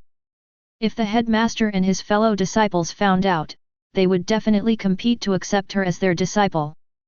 It's a pity that I got there first today. Thinking of this, Nan Rongjian couldn't help but want to laugh out loud. Your name is Zhang Tian. Nan Rongjian asked with a pleasant expression.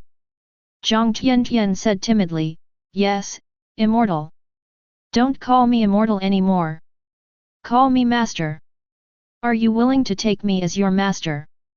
Nan Rongjian asked with a smile. Can I become very powerful following you? Zhang Tian asked with sparkling eyes. Can. Nan Rongjian nodded and said. I do. Zhang Tian said quickly. Ha ha ha, okay. Nan Rongjian laughed happily, then you should come back with me as soon as possible. I will take you to the sword pool to cleanse your tendons and marrow, and then we will officially start practicing. Zhang Tian turned her head and glanced at Su Qi, seeming to want to say something but stopping herself. Go ahead. Su Qi said with a smile. He was truly happy for Zhang Tian.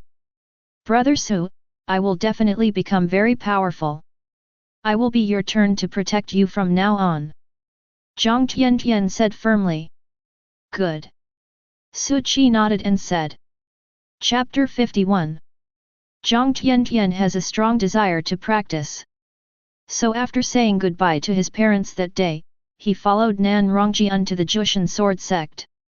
Looking at Nan Rongjian's back disappearing into the sky, Wang Nanbo smiled and said, Su Qi, I didn't expect Tian to have an innate sword body.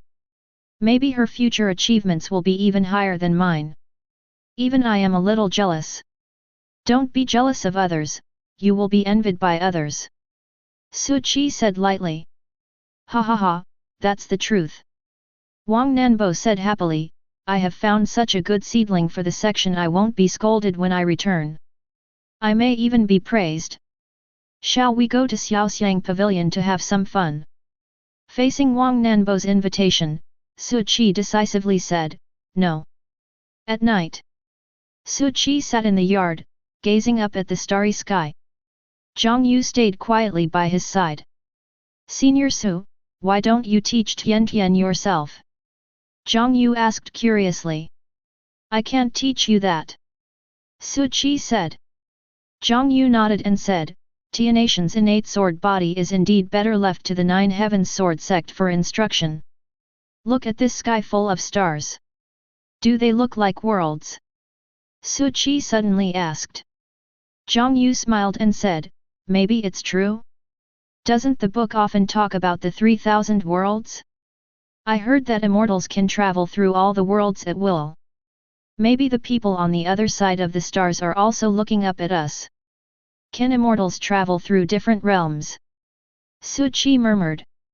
If this is true, then after he becomes an immortal, maybe he can return to Earth. But by then the Earth will probably have changed a lot and will no longer be the same as before. After I become an immortal, I will find the driver who robbed me and beat him up. Su Qi swore secretly in his heart. If it weren't for this negligent driver from another world, how could I have ended up here? Early the next morning, Wang Nanbo walked out of Xiaoxiang Pavilion in high spirits. But Mei Niang stopped him. Master Wang, weren't you always curious about why our pavilion master wanted to see Taoist Xiaosu? Mei Niang asked with a smile. Well? Are you willing to tell me? Wang Nanbo said with his eyes lighting up. You won't need me to tell you. You'll know it soon. Mei Niang smiled. Just when Wang Nanbo wanted to ask something, he suddenly heard the sound of gongs and drums coming from outside Qingzi town. He quickly looked outside Qingzi town. I saw a team of more than 100 people marching towards Qingzi town. There were more than 30 carriages, dozens of horses, and the guards in the lead all held their heads high and looked extraordinary and heroic. Residents who heard the noise stopped to watch, wondering what was going on. Where did these people come from? They look unusual. Is a big shot coming to Qingzi town? They are beating drums and gongs, what do they want to do? This is a big scene, go call the mayor. After receiving the news, Luo Jiajia rushed to the scene. After entering the town, the team stopped at the gate of Xiaoxiang Pavilion. The curtain of the carriage in the middle of the team opened, and a beautiful face peeked out. In full view of the crowd, a young girl jumped off the carriage, causing a flurry of discussion. This girl looks very impressive.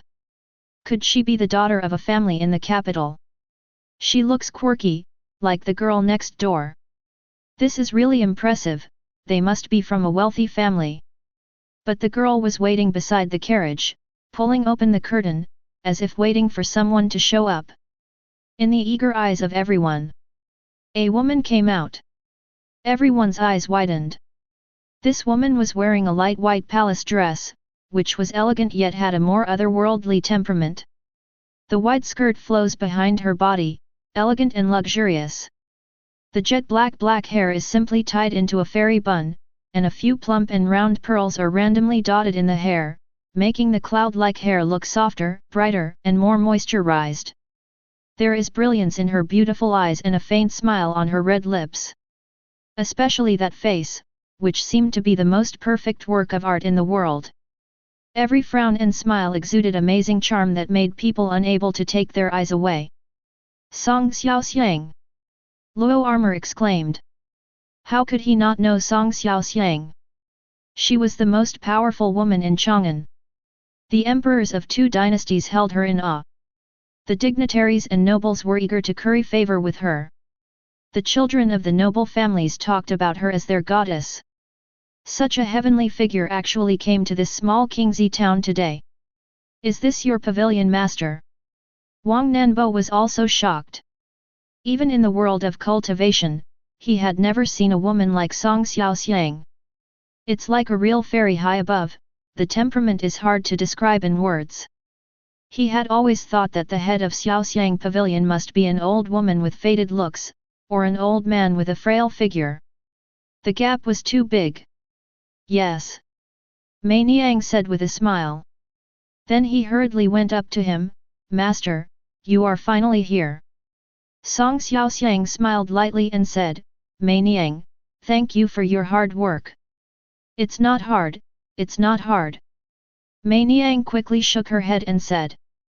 Then Song Xiaoxiang looked at Wang Nanbo and said with a smile, You are Wang Nanbo, the chief disciple of Jushan sword sect, right? That's right. I didn't expect Miss Song to recognize me. Wang Nanbo came back to his senses and smiled. Luo Ling mentioned you to me. Song Xiaoxiang said with a smile. Wang Nanbo's face changed and he asked, What is the relationship between Miss Song and that witch Luo? Sisterhood. Song Xiaoxiang thought for a moment and said. Miss Song, please stay away from witch Luo, or you will be led astray. Wang Nanbo complained. If Luo Ling heard you say that about her, she would probably get mad. Song Xiaoxiang said with a smile. Miss Song, please don't tell her. Wang Nanbo's expression changed, he scratched his head and smiled. There is only one peer who can make Wang Nanbo so afraid, and that is Luo Ling, the chief disciple of Fenjiaixuan. Luo Ling is not only the best in Fenjiaixuan, but also the undisputed number 1 among the younger generation in the world of cultivation. He is truly a master in contemporary circles, and no one can surpass him. Of course, most male cultivators were not happy about letting a woman be the number 1, but they were all defeated in the end. Wang Nanbo was also one of them. The battle situation at that time was simply a one-sided crushing, which almost left him with psychological trauma. Are you on good terms with Mr. Su now? Song Xiaoxiang suddenly asked.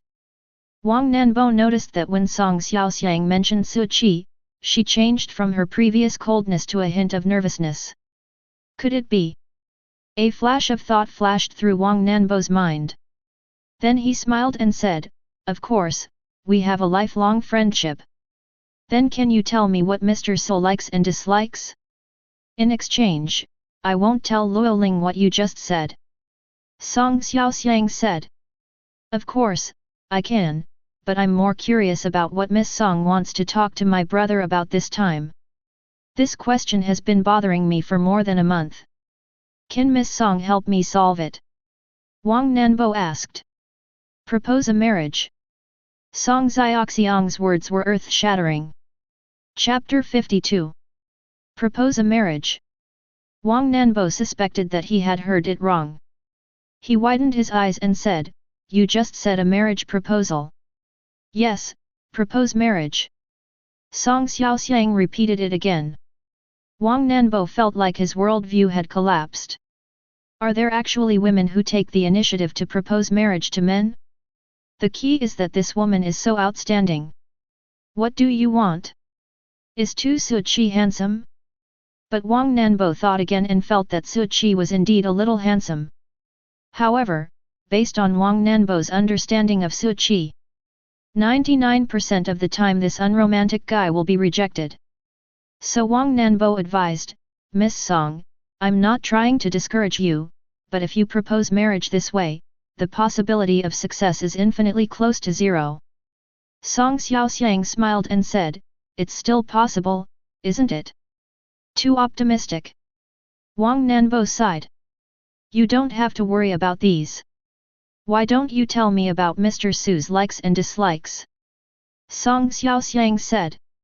There was no other way, so Wang Nanbo had to tell Suqi about his likes and dislikes in detail.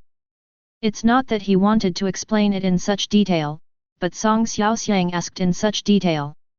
How detailed is it? It was so detailed that it even went as far as to say whether Suqi opens his left eye or right eye first when he wakes up every day. How would Wang Nanbo know? He could only ask if it was possible that both eyes were opened at the same time. Song Xiaoxiang took notes while asking questions, which made Wang Nanbo dumbfounded. I didn't expect that this woman who looked like a fairy actually had such a side to her. I spend all day wandering around in the love world, and I pride myself on being a romantic and suave person, but I'm still not half as good as Brother Su. Wang Nanbo thought hard and said, "It seems that I have to take a different route in the future, and follow Brother Su's cold and abstinent path." After Song Xiaoxiang finished taking notes, he returned to the carriage. The convoy continued on its journey and headed straight for Chongsheng Temple. Wang Nanbo certainly would not miss such a lively scene. He wanted to see how Suqi would react when facing a woman of Song Xiaoxiang's level. In the carriage, Song Xiaoxiang was flipping through his notes, muttering to himself. The young girl at the side had never seen the pavilion master like this, and couldn't help but ask, "Pavilion master, is this young master Su really that good? Is he worth doing this for you?" "I have no idea." Song Xiaoxiang smiled and said, "I have only seen him 128 times in my dreams." In a dream. The girl opened her mouth slightly, feeling that the pavilion master seemed to be talking about something very new. "So you only saw it in your dreams?" The girl confirmed again. "Yes." Song Xiaoxiang nodded. "Oh my god!" The girl held her forehead with her hands. She couldn't imagine how such a calm person like the pavilion master could suddenly fall in love. Or with a dream person. "Xiao Qiu, you can't understand." Song Xiaoxiang smiled. "From the first time I saw him in my dream, I knew he was the destined person for me in this life, otherwise the heart-to-heart bell would not ring, so no matter what, I must be with him." "Well, I hope this dream man of yours is really worth it." The girl sighed. The residents of Qingzi town were very curious about why the convoy was heading towards Chongsheng Temple. So many people followed and planned to watch the fun. Luo armor is also included in this list. He really wanted to know why Song Xiaoxiang came here this time. Judging from the current direction, it is heading towards Chongsheng Temple. Could it be that Taoist Xiao Sui and Song Xiaoxiang have a story? Driven by strong curiosity, everyone headed towards Chongsheng Temple. At this time, Suqi didn't know what was going to happen. He sat cross-legged in the Taoist temple, still constantly comprehending the sword in his mind. Although he performed the instant sword last time, Suqi felt it was not perfect.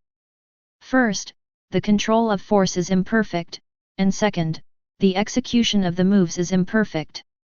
Even so, that sword still amazed everyone. Su Qi could imagine how terrifying it would be if he could fully master this sword.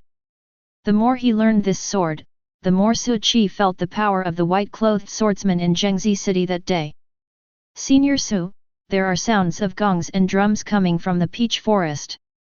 It seems like many people are coming to the Taoist temple. Zhang Yu walked into the Taoist temple and said to Su Qi. Su Qi opened his eyes with a puzzled look. After Zhang Yu said this, he seemed to hear the sound of gongs and drums. Go out and take a look. Su Qi stood up and walked to the entrance of the Taoist temple. He saw a large group of people coming towards Chongsheng Temple from the direction of Dalan, beating drums and gongs, followed by a group of residents from Qingzi town. What is this for? Su Qi became even more confused. When the team got closer, the people in the team also saw Su Qi. The guards in the lead were immediately stunned by her beauty. The first time they saw Su Qi, they were sure that this Taoist must be the man of the pavilion master's dreams. Her temperament is so outstanding and her appearance is like that of a banished immortal. Originally they were all curious about what the pavilion master's dream partner would be like, but the moment they saw each other, they no longer had any doubts. They suddenly felt that they were indeed a perfect match and there was no question of one being above his station. The convoy stopped 50 meters in front of Chongsheng Temple. Then the team split up and the carriage in the middle came to the front. The curtain opened and Song Xiaoxiang got out of the car again. In the crowd, Wang Nanbo watched this scene excitedly, thinking that the real show was about to begin, and he must see Soqi's reaction later. The moment he saw Song Xiaoxiang, Su Qi was indeed amazed. However, he was only amazed in his heart and did not show it on his face. As soon as Song Xiaoxiang looked up, he saw Su Qi standing at the entrance of the Taoist temple. A breeze blew, ruffling Soqi's clothes. The hair on his forehead moved with the wind. His pupils, as bright as stars, were exactly the same as those Song Xiaoxiang had seen in his dream. The man on the street is as beautiful as jade, and the young man is unparalleled in the world. These words flashed through Song Xiaoxiang's mind. Their eyes met, and it was a glance that lasted a lifetime. After an unknown amount of time, a smile appeared on Song Xiaoxiang's lips, and she forced herself to suppress the shyness in her heart. She took a few steps forward and said loudly, Mr. Su, today I, Song Xiaoxiang, have come to propose marriage, bringing with me 10,000 taels of gold, 1,000 pieces of silk, 100 boxes of jewels, and 100 fine horses. Wow! The whole audience was in an uproar. The onlookers were in an uproar. This fairy is actually here to propose marriage to Taoist Master Xiao Su. And she's carrying so many valuable things, am I dreaming? You need to make sure you are not dreaming. Don't pinch me. Pinch yourself. It has always been the man who proposes to the woman, why is it the other way around now? Is Song Xiaoxiang the Song Xiaoxiang from Chang'an? If Taoist priest Su agrees, won't he become the most powerful man in Chang'an? I'm willing to be proposed to by such a beautiful woman even if there is no betrothal gift. The crowd was noisy. Soqi's originally calm face finally showed a hint of surprise. Was he even wondering if today was April Fool's Day? This woman who suddenly appeared is proposing to me? Who can tell him what exactly happened? Chapter 53. Zhang Yu standing by also opened her mouth wide. Of course she knew Song Xiaoxiang. But Song Xiaoxiang proposed to Senior Su? This is too magical. Who could tell her what happened? When Song Xiaoxiang said this, many people were confused. The scene became quiet for a moment, and you could hear a pin drop. Only the occasional chirping of birds can prove that time is still flowing normally. I have a question. Su Qi said after a long silence. Please go ahead. Song Xiaoxiang said. Is this the first time we meet? Su Qi asked. Yes and no. Song Xiaoxiang was afraid that Su Qi didn't understand, so he continued, I have met you 128 times in my dreams. Su Qi was silenced. Have you seen it in a dream? So he is going to propose to me, what kind of script is this? Really? Just watch if you don't believe me. Song Xiaoxiang unfolded the scroll in his hand.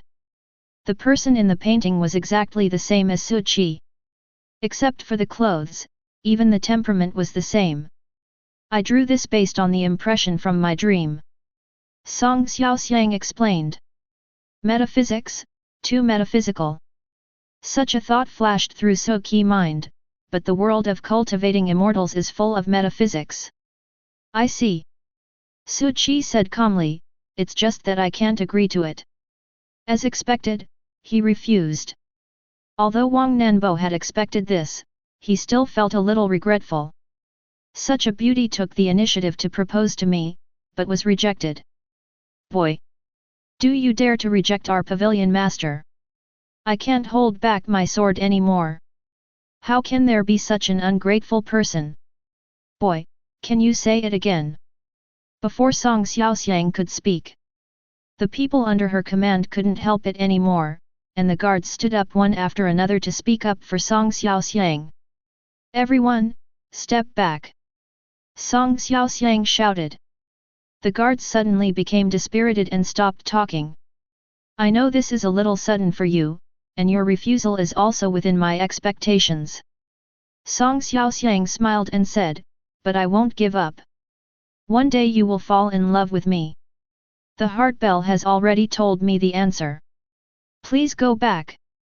After Su Qi finished speaking, he turned around and went back to the Taoist temple. The guards were so angry that their teeth were itching, but without Song Xiaoxiang's permission, they dared not do anything to Su Qi. Okay, let's go back to Qingzi town. Song Xiaoxiang gave the order and then got on the carriage. Although everyone felt aggrieved, no one would disobey Song Xiaoxiang's orders. On the way back, the guards whispered. Damn it, that boy is so arrogant that he actually rejected the pavilion master's marriage proposal. It really makes me angry. No normal man would refuse, but since he is the man chosen by the pavilion master, it doesn't seem strange that he is a little different. I don't care. The pavilion master is the god in my heart, and God cannot be rejected. Oh, if the pavilion master hadn't stopped me, I would have really wanted to go up and beat that kid up. At this moment, a figure like an iron tower stopped the returning carriage. Brother Ghost. The person who stopped the car was none other than Li Gui. He stood in the middle of the road with his arms folded, ignoring the person who asked the question. The carriage curtain opened again and the girl's face appeared. What are you doing, you idiot? The girl said dissatisfiedly. Master, although that person is your favorite, his attitude makes me very dissatisfied. Li Gui said lightly. Song Xiaoxiang's voice came from inside the carriage, so. I swore to never let the pavilion master suffer any injustice. If I leave like this, I will be ashamed of my oath. Li Gui said. I don't feel like I've been wronged. Love is something you have to pursue bravely. Song Xiaoxiang's voice was flat. I want to test his strength. If he can't even protect the pavilion master, then I won't agree to you two being together. Li Gui said. So you're going to make the decision for me? Song Xiaoxiang asked calmly. Quiet, the convoy was silent. The fact that Song Xiaoxiang asked such a question proved that she was a little angry. I won't make the decision for you. Li Gui lowered his head at first, then raised it again and said, but I must test whether he is qualified. After saying that, Li Gui kicked the ground and shot towards Chongsheng Temple like a cannonball. Inside the carriage, Song Xiaoxiang's expression was as calm as water. She picked up the tea and took a sip. No one knew what she was thinking. The girl said cautiously, Master, this fool has a simple mind, please don't be angry. The onlookers thought the matter was over, planning to turn back. But just then, boom! Li Gui fell from the sky and crashed into the gate of Chongsheng Temple. The blue stone steps at the door were crushed to pieces, and he folded his arms like a god of war. Li Gui is here to pay his respects, please come out and see me. Li Gui's voice was like a loud bell, echoing within a 5-mile radius. Squeak! The door of the Taoist temple opened and Su Qi walked out. He saw the mess at the entrance of the Taoist temple and frowned, "Did you do this? I accidentally used a little too much force." "Sorry," Li Gui said. "No need to apologize, just fix it for me within 3 days." Su Qi said lightly. "That's no problem. Besides, there's one more thing I want to challenge you on." Li Gui said in a muffled voice. "Not interested," Su Qi said and was about to go back to the Taoist temple. But Li Gui stomped his feet again, and a hole suddenly appeared at the entrance of the Taoist temple, which was already in a mess. "If you can take my punch, then I will no longer oppose your marriage with the pavilion master, so you must fight me today." Li Gui snorted and said. Su Qi was silent for a moment and then said, "I have no affinity with your pavilion master." Li Gui shook his head and said, "Since the heart bell has rung, you and the pavilion master are destined to be together. There is no mistake about this. So, you have to take my punch." Su Qi had a headache. What was going on? It's like the pot falls from the sky while you are sitting at home. Remember to repair the door for me within 3 days. Su Qi sighed, shook his head and was about to go back. "If you don't fight me, I will tear down your Taoist temple." Li Gui snorted and said. Su Qi paused, turned around, and asked, "How do you want to fight?" "I only throw one punch. No matter what method you use, as long as you catch it, I recognize you," Li Gui said. "Throw a punch." Su Qi made a pleased gesture. Boom! Seeing Su Qi being so straightforward, Li Gui didn't waste any words and punched him. There was a sonic boom in the air. His punch actually mobilized the vitality of heaven and earth, and it rushed towards Su Qi like a mad dragon. The violent fist wind made Su Qi blue shirt rustle, and his long hair spread out in the wind, adding a touch of evil charm. What a terrifying punch! Can Taoist Master Xiao Su take it? You underestimated Taoist Master Su. There is no problem at all, okay. This man is so strong, his fists can even make the sounds of tigers and dragons roaring. The onlookers were talking about it.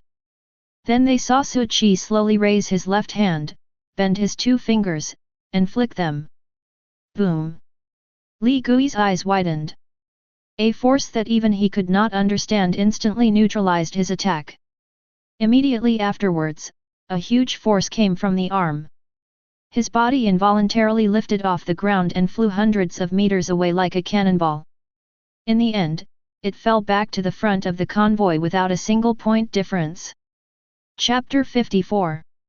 Li Gui climbed up from the ground. He had lost all feeling in his right hand. He looked in the direction of Chongsheng Temple in shock, but Su Qi had already turned around and entered the Taoist temple. He knew Su Qi was showing mercy. Thinking of what he had just said, he felt a little anxious. Ignoring the gazes of the guards around him, he walked straight to the carriage where Song Xiaoxiang was and knelt down on one knee without saying a word. He clasped his hands together and said, Li Gui ignored the advice and insisted on doing what he wanted. He brought shame to the pavilion master. "Please punish me. This is just one time, it won't happen again." Song Xiaoxiang's voice came from the carriage. "Thank you, master," Li Gui said, sincerely convinced. He was completely convinced by Su Qi. Although Li Gui is a little bit stupid, he always respects the truly strong ones. The next day, Song Xiaoxiang came to Chongsheng Temple alone. Li Gui had repaired the blue stone steps at the door overnight. After entering the Taoist temple, Zhang Yu smiled and greeted Song Xiaoxiang when she saw him, "Pavilion Master Song." "Hello, are you Zhang Yu?" Song Xiaoxiang also responded with a smile. "Yes, Pavilion Master Song, you are here this time? Zhang Yu hesitated to speak. Song Xiaoxiang smiled and said, I'm here to develop a relationship with Master Su.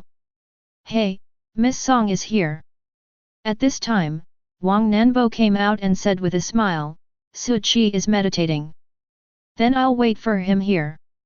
Song Xiaoxiang said. Wang Nanbo brought a stool to Song Xiaoxiang, sit down first, it will probably take a while. Thanks. Song Xiaoxiang sat quietly on the stool and began to look around the Taoist temple. Zhang Yu pulled Wang Nanbo aside and whispered, do you think Song Xiaoxiang is really proposing marriage to Senior Su? Or does she have some other purpose? What purpose could it have?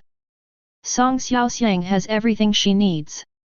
I think it's just like she said, Su Qi and she are destined to be together. Wang Nanbo said with a smile. But this is too absurd. Zhang Yu was a little confused. Logically, she believed what Song Xiaoxiang said, but rationally she felt it was impossible. If it were her, even if she had the man of her dreams, she would never come from afar to propose marriage like Song Xiaoxiang did. After all, marriage is no joke. Song Xiaoxiang sat quietly in front of the hall until almost noon, when Su Qi finally came out of the hall. When he saw Song Xiaoxiang, his expression did not change at all. He just asked, Miss, are you praying for blessings or fortune-telling? Pray for blessings and also tell fortunes. Song Xiaoxiang smiled faintly. Please follow me. Su Qi said. Song Xiaoxiang followed him into the hall and added some incense to the Changsheng temple. After praying, she sat cross-legged opposite Su Qi. What do you want to count, girl? Su Qi asked. Marriage. Song Xiaoxiang looked straight at Su Qi. Birth date. Su Qi said. After Song Xiaoxiang gave it, Su Qi cast the divination. Su Qi closed his eyes, and opened them a quarter of an hour later, saying, the love is deep, but the fate is shallow. If there is a destiny, then it will be fine. Song Xiaoxiang smiled faintly.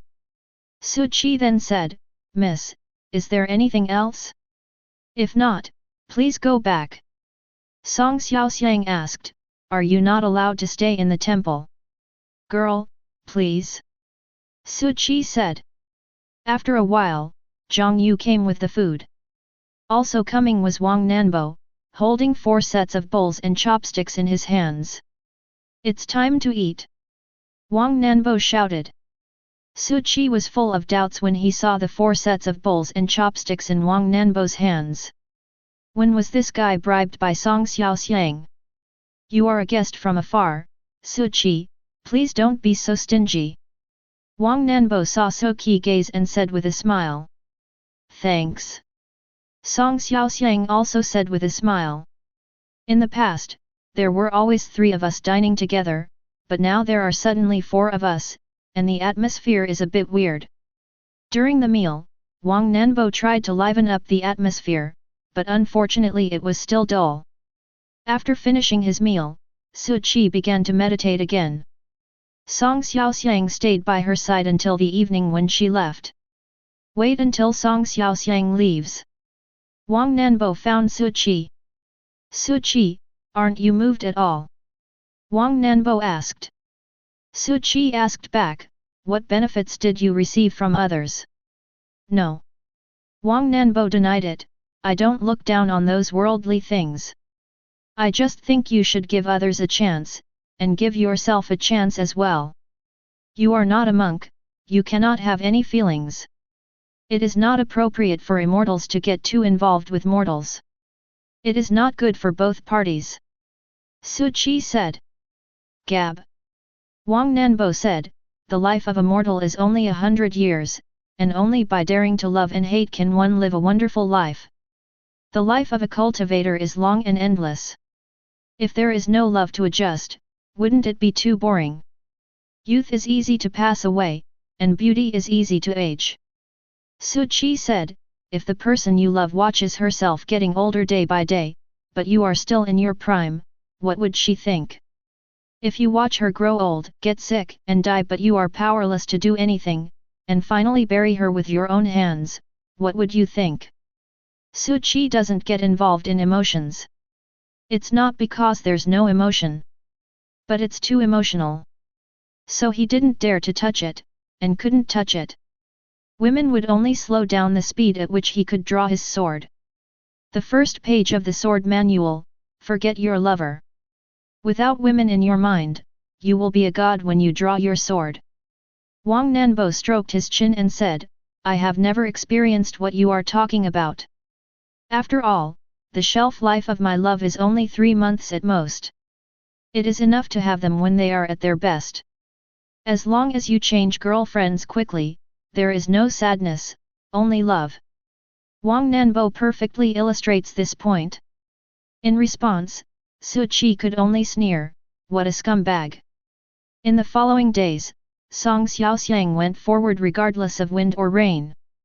I come to the Taoist temple every day and stay there from morning to night. At first, Song Xiaoxiang just accompanied Su Qi in meditation, but later he added another task, repairing and decorating the Taoist temple. Su Qi also acquiesced to this. Song Xiaoxiang first opened a flower garden in the Taoist temple and planted a variety of flowers. Then the Taoist temple was expanded. Many new buildings were built. Chongsheng Temple has evolved from a small Taoist temple to become more and more majestic. However, in just 3 months, the townspeople who came to pray for blessings almost didn't recognize Chongsheng Temple anymore. The popularity of Chongsheng Temple became more and more prosperous, and Song Xiaoxiang contributed the vast majority of it. Chongsheng Temple had been renovated once before, and Yeliang Xiao made great contributions to it. However, Song Xiaoxiang's financial resources are naturally not comparable to Yeliang Xiao's. 1 year later, Chongsheng Temple became the most famous Taoist temple in the surrounding area. Not only Qingzi town, but also the surrounding towns and villages come from far away to pray. Of course, Song Xiaoxiang's shadow is also involved in all this. As the owner of the largest brothel in Chang'an, she can be said to have great talent in running the business. Pavilion Master, Ziwa Shenglu and Yiranju in Chang'an have been making trouble since they saw that you haven't returned for a long time. They are spreading rumors that you have died in a foreign land and they want to seize our territory. In Qingzi town, in Xiaoxiang Pavilion, Mei Niang said. Just handle it as you need to. No need to ask me. Song Xiaoxiang said while looking at the map on the wall. Pavilion Master, you are obsessed with developing the concept of longevity. Is there any deep meaning behind this? Mei Niang asked curiously. Nothing profound.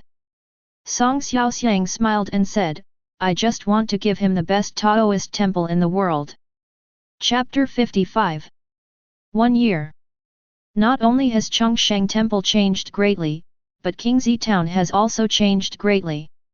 To develop Chongsheng Temple into the world's #1 Taoist temple, traffic is essential. As a small border town, Qingzi Town lacks people the most. But that's not a problem. Song Xiaoxiang spent a lot of money to build infrastructure. The former Qingzi Town was small and beautiful, but now it is gradually developing into a town.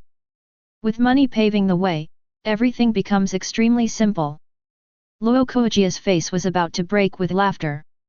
He was harmed by a villain and was exiled to Qingzi Town, which basically meant the end of his political career. But Song Xiaoxiang's big move gave him hope again. This is simply the god of wealth coming to your doorstep. These are all highlights of his political achievements. The residents of Qingzi Town also regarded Song Xiaoxiang as a living god of wealth. Large amounts of silver were distributed, and the biggest beneficiaries were naturally the residents of Qingzi Town. As the saying goes, if you want to be rich, build roads first. Song Xiaoxiang first put a lot of effort into transportation. Hundreds of thousands of silver taels were spent, directly opening up hundreds of towns and villages around Qingzi Town. The nearest city to Qingzi Town is 300 miles away. It is called Hibiscus City. There are about 200 miles of dirt and mountain roads from Furong City to Qingzi Town. They are in dilapidated condition and have not been repaired for a long time. Song Xiaoxiang built this 200-mile road better than the one Furong City had built with its own money. Moreover, this road passes through many scenic spots and can be called a scenic avenue. Those who have the leisure and elegance to relax and enjoy the scenery can walk along this road and eventually reach Qingzi Town. Song Xiaoxiang also had people put up slogans promoting Qingzi Town along the way. The lake and the mountains are reflected in the distance, the beautiful Qingzi City. City of Spring, capital of the moon, journey of dreams. Romantic Shanghai Bay, Xiaoxian Qingzi City. A place where the past and the present meet, a city with beautiful mountains and clear waters. The series of slogans did not promote Qingzi Town as a town at all, but the city. However, Qingzi Town does have a trend of developing into a city. Now it has far exceeded the average towns and villages. After the transportation is settled, Song Xiaoxiang began to vigorously develop entertainment projects again. The Song dynasty was in a period of rapid economic development, and cultural and entertainment projects were booming. First is Kuzhu. That is modern football. Song Xiaoxiang built a jichang outside Qingzi Town. They also held Kuzhu competitions, offered high prize money, and even established men's and women's groups, which attracted many people to participate. Then there is the wine. Chang'an Tiangxianzui is famous, and Xiaoxiang Pavilion only sells this wine in Chang'an, so a large number of wine lovers who want to drink this wine can only go to Chang'an. Song Xiaoxiang started selling Tiangxianzui in Qingzi Town. In the Song dynasty, there were countless wine lovers in the drinking culture, from the streets to the imperial court. This move attracted many people. After all, Chang'an is far away, and those cities and towns closer to Qingzi Town can only choose here. Third, Song Xiaoxiang also built a street in Qingzi Town, called Gulanwashi. There are restaurants, tea houses, food stalls, brothels and theaters inside. The theaters and brothels are places for performing sumo wrestling, variety shows, shadow plays, puppet shows, magic tricks, storytelling, singing and other entertainment programs. Song Xiaoxiang spent a lot of money to invite many street performers from all over the country, making cultural and entertainment projects flourish in Qingzi Town. After the entertainment projects are completed, Song Xiaoxiang began to vigorously develop the economy again. The economic base determines the superstructure. Only when some businessmen feel that Qingzi Town is profitable will they spontaneously join the ranks of building Qingzi Town and allow it to develop truly long-term and sustainably. There is really not much to say about the economy. Song Xiaoxiang just spent money, and kept spending money. With so much silver, even an iron tree could bloom. Year after year. 3 years passed in the blink of an eye. Qingzi Town also truly developed into Qingzi City within 3 years. Whether in terms of economy, transportation, or culture, Qingzi Town has met the conditions of a city. A handwritten letter from Song Xiaoxiang was directly delivered to the current emperor. So the emperor issued an edict, announcing that Qingzi Town was officially changed to Qingzi City. Luo Kaijia jumped from the mayor to the city lord. He began to thank the enemy who framed him. If it weren't for him, would he be where he is today? Qingzi City and Furong City stand side by side, becoming the twin stars of the southwestern region of the Song dynasty. Although Qingzi City is a newcomer, in terms of urban development, it is much better than its big brother Furong City. Many young masters and playboys from noble families in Furong City even plan to live here permanently. There is no other reason, Xiaoxiang Pavilion is here. Qingzi City is the only city in the southwest region that has Xiaoxiang Pavilion. Since the city has developed, naturally, the popularity of Changsheng Temple became more and more prosperous. With Su Qi, Zhang Yu, and Wang Nanbo around, it's hard to imagine that Changsheng Temple wouldn't be very popular. The more popular the Changsheng Temple became, the greater its reputation became, and the entire southwest region knew about the Chongsheng Temple in Qingzi City. Chongsheng Temple has taken a big step towards its goal of becoming the best temple in the world. During the 3 years, Song Xiaoxiang would stay with Su Qi for 3 full hours every day, rain or shine. During these 3 hours, she did nothing but hold her face and watch Su Qi meditate, or help others to tell fortunes, etc. She also helps Su Qi clean the Taoist temple, peel fruits, organize clothes, and even learns to cook from Zhang Yu, just like a real good wife and mother. Outsiders simply cannot imagine that the super strong woman who can call the wind and rain, hold up the sea and the sky, and turn Qingzi town into a city in just 3 years, also has such a gentle side. Is Su Qi an Iron Man? Of course not. With such persistence, even the iron tree will bloom. He had to admit that Song Xiaoxiang really pried open the door of his heart and left an indelible shadow. But there was still no expression on his face. However, Song Xiaoxiang still noticed some details that were occasionally revealed in daily life. Song Xiaoxiang did not expose it and enjoyed this ordinary life year after year, day after day. Master, Chongsheng Temple is the only one that has the highest level of popularity. I have inquired and found that there are no other Taoist temples or Buddhist temples within a radius of 300 miles of Qingzi City. If we take root here, we can even replace them. On this day, an old man and a young man came to the city. They all wore Taoist clothes. The young Taoist priest said with a chuckle. The old Taoist priest didn't look old, had a goatee and was full of righteousness. Since Chongsheng Temple is so popular, there must be a reason for it. Have you figured it out? The old Taoist asked. Master, I have found out that there is only one Taoist priest, 2 disciples, and even a woman in the Chongsheng Temple. Isn't this ridiculous? I don't think the Taoist priest's level is very good. He is definitely not as good as you. Xiaodao chuckled. So what are your plans? The old Taoist asked. Simple, all we need to do is. Chapter 56. Chongsheng Temple's position is now solid. No matter how powerful we are, it will be difficult to shake Chongsheng Temple's position in the hearts of these residents. But if we create a crisis that Chongsheng Temple cannot solve but we solve, then we can gain a firm foothold. Xiao Dao said with confidence. The old Taoist stroked his goatee and said, this is a good idea, but how do we create this crisis? Isn't this easy? We just need to release a few of the wandering ghosts we usually catch. Then, won't Qingzi City be in chaos? Xiaodao chuckled. No.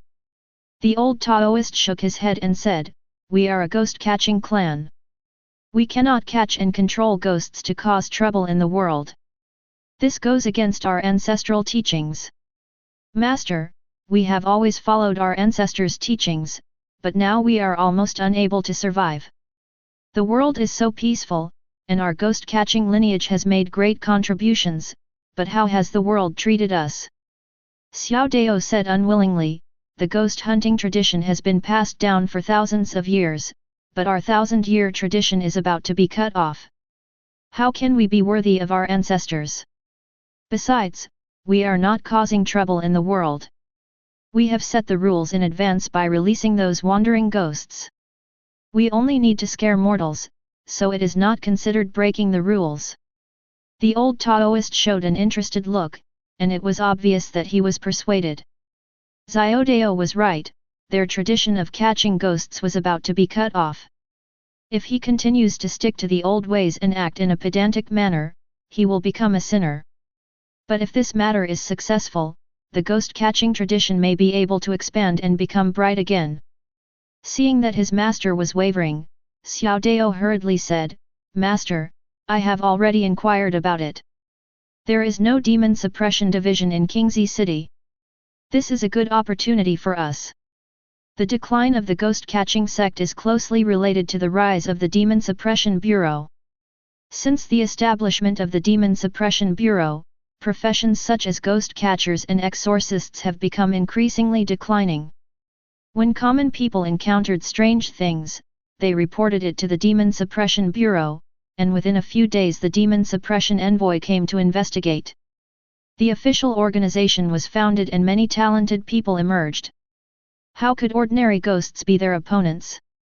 Over time, people developed a habit and no longer needed professions such as ghost catchers and exorcists. My disciple, you have always been smart. I will listen to you this time. Finally, the old Taoist made up his mind and said. But then he said, Disciple, have you confirmed that the Changsheng Temple is really incompetent? If the ghosts we released were killed, we would lose both the lady and the troops. The Taoist priest said confidently, Master, don't worry. I can tell at a glance that the Taoist priests at Changsheng Temple are idiots.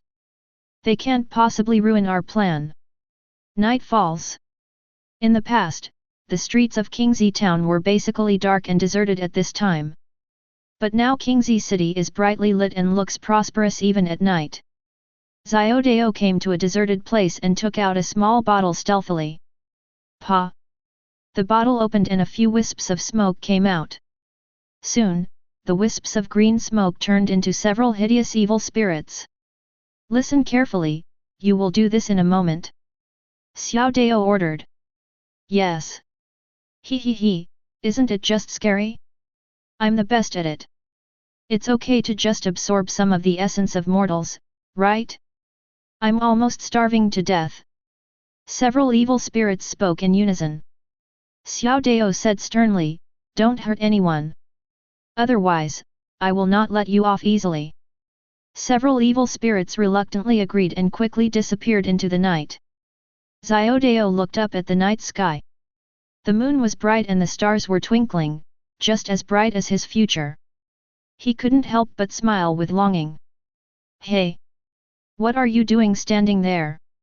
Just at this moment, a loud shout was heard. Xiaodao was so frightened that he trembled all over and almost dropped the bottle in his hand. He turned around hurriedly and saw a night patrol guard looking at him seriously. My lord, I am admiring the moon. Xiaodao said guiltily. Moon watching. The guard came over, looked up and down the path, then looked around and said, Sneaky, I tell you, you are not allowed to urinate or defecate anywhere in the city. If you need to go to the toilet, there is a public toilet every 500 meters.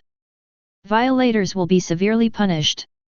Sir, do you think I look like someone who would urinate or defecate anywhere? Xiaodao immediately protested his injustice. The bottle in your hand is your convenience, right? The guard shook his head and said, don't dump it anywhere after you relieve yourself. Go to a public toilet. Otherwise, it will still be counted as public urination. After that, the guard turned and left, still muttering, the mouth of the bottle is so small, wow, it must be so thin. When Xiaodao heard this, his face turned dark. Don't insult me like this. It's bad enough that you suspect me of urinating and defecating anywhere, but you also say I'm thin? Blind BD. Xiaodao subconsciously touched that place. Well, you are really blind. Ah! Rogue! Just then, a cry of surprise came from the side of the trail. His face froze and he turned his head to see a woman passing by who happened to see his subconscious action. The guard who had not gone far turned back. He said seriously, what's going on? Are you causing trouble?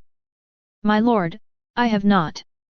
Xiaodao feels like crying but has no tears. He was really wronged. Stop talking nonsense and show me your resident ID card. The guard said sternly. The resident card is similar to a modern ID card. It will record personal detailed information, including residential address, name, etc. Xiaodao fumbled for a long time and took out his resident ID card. The guard took it and looked at it carefully. Yang Wei. The guard was very serious at first, but after reading it, he couldn't help but twitching his mouth. Thinking of the bottle mouth, he burst out laughing. Xiaodao felt insulted. His face turned red and he asked, Sir, what are you laughing at? I think of happy things. The guard continued reading, residential address, Ziruan village. Puff. The guard laughed again. That's enough. Xiao Dao's face turned red and he said, don't think I don't know what you are laughing at. We are professionally trained not to laugh no matter how funny something is. The guard said sternly. Then he couldn't help but take a look at his resident ID card. Puff. Unless I can't help it. Finally, the guard returned the resident certificate to Xiao with a look of sympathy.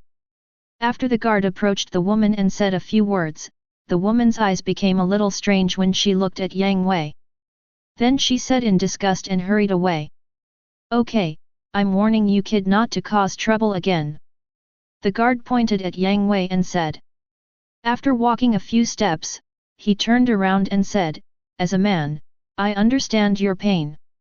There is a Huxia medicine clinic in our city. You can go and have a look when you have time. The path stood disheveled in the wind. He was the 250th generation descendant of a family of ghost catchers, yet he was misunderstood as suffering from a chronic illness. How outrageous! Chapter 57. I can tolerate my uncle, but I can't tolerate my aunt. Yang Wei thought about it again and again, and finally endured it. I am a ghost catcher and I won't bother with ordinary people. However, Yang Wei still stayed away from this place. He felt that this location was not auspicious. He released a ghost and was insulted. Unlucky. The ghosts released by Yang Wei. The strength is not that strong. It is equivalent to a cultivator in the Qi training stage. He didn't dare release a ghost that was too powerful, for fear that he wouldn't be able to subdue it. Yang Wei began to wander around the city. This newly built city was much more prosperous than many cities he had seen. I heard that the head of Xiaoxiang Pavilion spent a lot of money to turn Qingzi town into Qingzi city. Yang Wei began to fantasize, I heard that this pavilion master is also a great beauty. It would be great if I could get close to her. Inside Xiaoxiang Pavilion, Wang Nanbo was surrounded by a group of women, chatting with them with a smile on his face. He is well versed in astronomy and geography, and is well versed in both ancient and modern times. Often just one sentence would cause the girls to exclaim in surprise. Coincidentally, Yang Wei also walked into Xiaoxiang Pavilion. He had been to Xiaoxiang Pavilion once in Chang'an. It was indeed a paradise for literati and scholars. When he saw Wang Nanbo surrounded by women, he couldn't help but sneer, thinking to himself, this Changsheng temple is really a bunch of idiots. The disciples don't think highly of the Taoist temple, but they are living a life of debauchery here. In the southernmost part of the Song dynasty, there is a place called Tianya Haijiao. There is a sect called Tianya sect and another sect called Haijiao sect. These two sects have the same origin, but later they separated due to different philosophies, thus becoming the two major sects now. Yang Wei walked over and happened to hear Wang Nanbo telling stories to the girls. I have to say that Wang Nanbo is very talented as a storyteller and his stories are very rhythmic. So Yang Wei's attention was also drawn and he began to listen carefully. The two major sects don't like each other and have friction from time to time. Tianya sect has a genius named Zheng Tianya, and Haijiao sect also has a genius named Che Haijiao. Because of sect reasons, these two often compete with each other to decide who is the number one genius in Tianya Haijiao. Guess what happened? They developed feelings for each other while fighting. They actually fell in love with each other. At this time, someone interrupted Wang Nanbo. My lord, you didn't seem to mention the gender of the two. Wang Nanbo smiled and said, Xiao Chun, don't worry, I was just about to say it. Both of them are men. Wow! The women cried out in surprise. They are all men, this is quite exciting. When Yang Wei heard this, he frowned and thought that he should stay away from this remote place in the future, otherwise it would be very dangerous considering his handsomeness. After they fell in love with each other, they often went out under the moonlight under the pretext of learning from each other. However, Everyone became nervous after hearing this, as it meant the story was about to take a turn. Che Haijiao changed her heart and fell in love with her junior sister. Zhang Tianya was very sad. He didn't believe that the man who had claimed to love him had changed his mind. He rushed into the Haijiao sect for love and loudly asked Che Haijiao why he had changed his mind. But Che Haijiao flatly denied what happened before and said that Zhang Tianya was a lunatic. How could he like a man? He beat Zhang Tianya severely on the spot. Zhang Tianya was heartbroken and thrown out of Haijiao sect. It just so happened that he met me at that time. Having said this, Wang Nanbo stopped. And then? Why don't you say anything, Prince Wang? Are you and Zhang Tianya together? Facing the urging of the crowd, Wang Nanbo smiled and said, I'm a little thirsty. Today, the wine shop in the south of the city is having a big discount. Who can give me some money? After I buy some wine, I'll come and share Zhang Tianya's revenge plan with you. Tisk. I thought this was real, but it turns out that Prince Wang made it up again. That's right, it's so bad, I still listen to it with gusto. You are not without money, Prince Wang. Go buy it yourself. The girls all pouted and talked at once. Wang Nanbo has used this trick no less than 20 times, and every time at the end he asks for money to buy wine. Actually, after buying the wine, I never mentioned it again. Because this story was originally made up. The women have suffered losses before, so naturally they won't believe it again. Hey, you've all become smarter and not cute anymore. Wang Nanbo sighed. Yang Wei was a little jealous. Seeing Wang Nanbo surrounded by girls, he thought, how nice it would be if he was that girl. Just at this moment, he saw the green-faced ghost flying in and hiding among the carved beams and painted buildings. Look, I'm going to scare you and let these women see how ugly you are. Yang Wei's face lit up with joy. Then he winked at the green-faced ghost. The green-faced ghost was a pervert when he was alive, and he also disliked Wang Nanbo. This guy was surrounded by so many women, he really deserved a beating. After getting Yang Wei's instructions, he floated down, intending to ride on Wang Nanbo's head and teach this kid a lesson. But just then...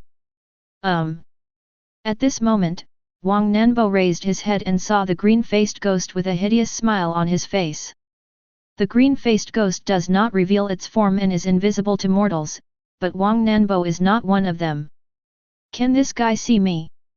The green-faced ghost was stunned for a moment. He clearly saw the surprise in Wang Nanbo's eyes. It's good to see it, I'll scare you to death.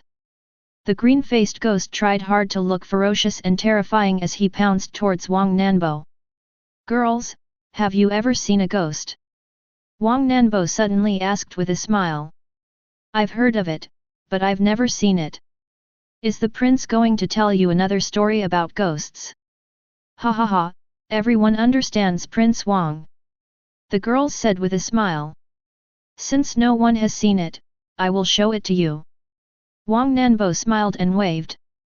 The green-faced ghost suddenly felt a strange force coming, and his body fell down uncontrollably. It fell to the ground with a bang, revealing its true form. Ah! The girls screamed and jumped in fright at the sudden appearance of the figure. Don't be afraid, it's just a little ghost. Wang Nanbo said with a smile. Then he moved his fingers, and the green-faced ghost turned over, revealing his uglier face. This gloomy face immediately made the girls laugh, and they suddenly felt not so scary anymore. Is this a ghost? Where did it come from? It's so ugly. This ghost has such heavy dark circles under his eyes. He has no self-discipline as a ghost. Did he stay up late? I used to think ghosts were scary, but now they seem unlucky. The green-faced ghost was almost crying because of the criticism from the girls. Damn it, I've never been so cowardly before I became a ghost. After becoming a ghost, he was bullied. The green-faced ghost looked at Yang Wei helplessly. Brother, save me. Yang Wei turned around and left, feeling his scalp tingling. At that moment he sensed the fluctuation of Wang Nanbo's spiritual power. As vast as the ocean. He didn't know what his specific cultivation level was. I only know that he is much stronger than my master. Oh no, this Chongsheng temple might not be as simple as I thought. Chapter 58. After Yang Wei left Xiaoxiang Pavilion, he hurriedly recalled all the ghosts he had released. There was a serious error in the intelligence, so he had to make a new plan. As for the green-faced ghost, he knew that he could never come back. How can you expect anything good from falling into the hands of such a monk? The next day, a man came to Chongsheng Temple. When Zhang Yu saw this man, she knew that she had a chance to do something. Since coming to Chongsheng Temple, I haven't taken any tasks for several years.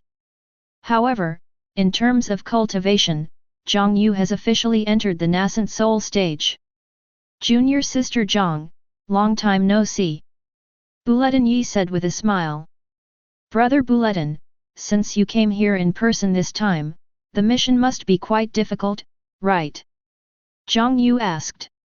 Bulletin Yi nodded and said, something strange has happened in October Town, and hundreds of civilians have died. The chief secretary wants you to help me solve this strange incident since you are more familiar with this area. Bulletin Yi's cultivation was at the peak of the nascent soul stage, and he had already stepped half a foot into the spirit transformation stage. The fact that he was sent to investigate this ghost incident is enough to show how serious it is. Okay, wait for me to clean up. Zhang Yu nodded and said. Bulletin Yi nodded, and then began to look around the Taoist temple. He had never imagined that there was such a large Taoist temple in this remote area. Qingzi City also opened his eyes. Although it was not as big and prosperous as Chang'an, it was small but complete in every way and was a good city suitable for recuperation. After Zhang Yu packed up, she found Su Qi. Senior Su, I have to go on a mission. I won't be able to cook for a while. I may have to trouble Sister Xiaoxiang. Zhang Yu said with a smile. Over the past 3 years, Song Xiaoxiang and Zhang Yu have become good sisters. Be safe. Su Qi warned. As an immortal, he actually doesn't need to eat. However, the food cooked by Zhang Yu was delicious, and Su Qi would not refuse as long as he could satisfy his appetite. After thinking for a while, Su Qi said, if you can't solve it, you can send a message to me. Of course. If I can't solve it, I'll have to trouble Senior Su to help. Zhang Yu said playfully. Zhang Yu left. When Wang Nanbo came back and found that there was no delicious food, he went to Xiaoxiang Pavilion again. There was a chef there and the food was delicious. As for the food cooked by Song Xiaoxiang, I can only say that it is edible, but not necessary. It's just the two of us today. Song Xiaoxiang said happily after arriving at the Taoist temple. Are you happy to be cooking? Su Qi asked. That depends on who you do it for. If it's with our master Su, I'd be really happy. Song Xiaoxiang leaned close to Su Qi's ear and whispered. Ahem. Su Qi almost choked on his saliva. He always felt that Song Xiaoxiang was driving, but he had no evidence. Hey, what happened to you, sir? Why did you choke?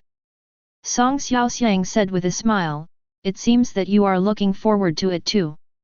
Su Qi said with a straight face, you teased the master, so I will punish you by making you face the wall for 3 days. Song Xiaoxiang pouted and said, I don't want to face the wall, how about? As he spoke, Song Xiaoxiang came closer again. Su Qi was afraid that she would say something lewd again, so he immediately waved his hand and said, okay, the punishment is waived, go and cook. Song Xiaoxiang gave Su Qi a charming look and went to the kitchen. An hour later, Song Xiaoxiang brought the food up with a dusty face. Did you fall into the Kong? Su Qi couldn't help laughing. Don't say that. Song Xiaoxiang said a little frustratedly, I only learned how to cook from Sister Zhang Yu, but I don't have the passion of a student. It's not easy for me to cook well. Su Qi looked at today's dishes. It's obvious that the heat is not well controlled, and some of them are even burnt. But Su Qi thinks this is quite cute. After all, a girl who can take care of everything has divinity but lacks a bit of humanity. It seems that Song Xiaoxiang is not omnipotent. Su Qi first picked up a piece of black meat and said, "What is this?" Song Xiaoxiang blushed and said, "Spicy chicken. I guess chicken is just like this." Su Qi smiled. "Oops, I overcooked it. I couldn't control the heat well," Song Xiaoxiang said coquettishly. Su Qi was stunned. It was the first time she saw Song Xiaoxiang acting like a little girl. Then Song Xiaoxiang picked up a piece of chicken that was not burnt and handed it to Su Qi. "Open your mouth and taste it." Su Qi opened his mouth and put the chicken into it. He chewed it twice and nodded, "Not bad, salty and flavorful." "Really?" Song Xiaoxiang said in surprise. Today was her first time cooking on her own, and in the past Zhang Yu had always been there to give her guidance. As he spoke, Song Xiaoxiang picked up a piece of chicken and stuffed it into his mouth. Pa, pa, pa. After chewing a mouthful, she spat it out and said with a bitter face, "Why is it so salty? Salt is free, right?" Then she remembered that she had made this dish herself, and immediately changed her words and said, "It's obvious that this chef is not stingy. For the same dish, he puts so many more seasonings than others." "Really?" Puff. Su Qi smiled. This self-boasting look is really cute. "Oh, even though I didn't cook one dish well, my other dishes must be good." Song Xiaoxiang picked up another piece of eggplant and said, "Come and try the cold mixed eggplant I made. It must be delicious." After chewing a few bites, Su Qi nodded and said, "Well, it's really good, sour and sweet." "Yet." Song Xiaoxiang proudly picked up a piece of eggplant and stuffed it into his mouth. "Pa, pa, pa." Then she immediately spat it out, saying with a look of disgust, "This is too sour, you are just being jealous." Seeing Su Qi looking at him with a smile, Song Xiaoxiang blushed and said, "There is one last dish, I don't believe it. This last dish is fried pork with peppers. This is also the dish that Song Xiaoxiang cooks the most." She believed that this dish would definitely not fail. This time she didn't let Su Qi eat first, but picked up a piece of food with chopsticks and put it in her mouth. "Pa, pa, pa." Song Xiaoxiang spit it out again and said with a bitter face, "It's too salty, too salty." Song Xiaoxiang looked hopeless. She had done well before, but why did she fail so badly today?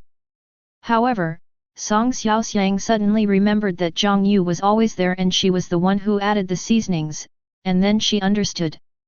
"I only learned how to cook, but I didn't learn how to add seasoning. Forget it, forget it. Today's meal has failed. I will go to Xiaoxiang Pavilion and pack you a meal made by the chef." Song Xiaoxiang said frustratedly. But she saw Su Qi put the dish into the bowl and ate it with the rice without changing his expression. "It's just right, actually. My taste is stronger." After eating, Su Qi said with a smile. Puff. Song Xiaoxiang smiled, rolled her eyes at Su Qi and said, "When did our Mr. Su tell such a clumsy lie?"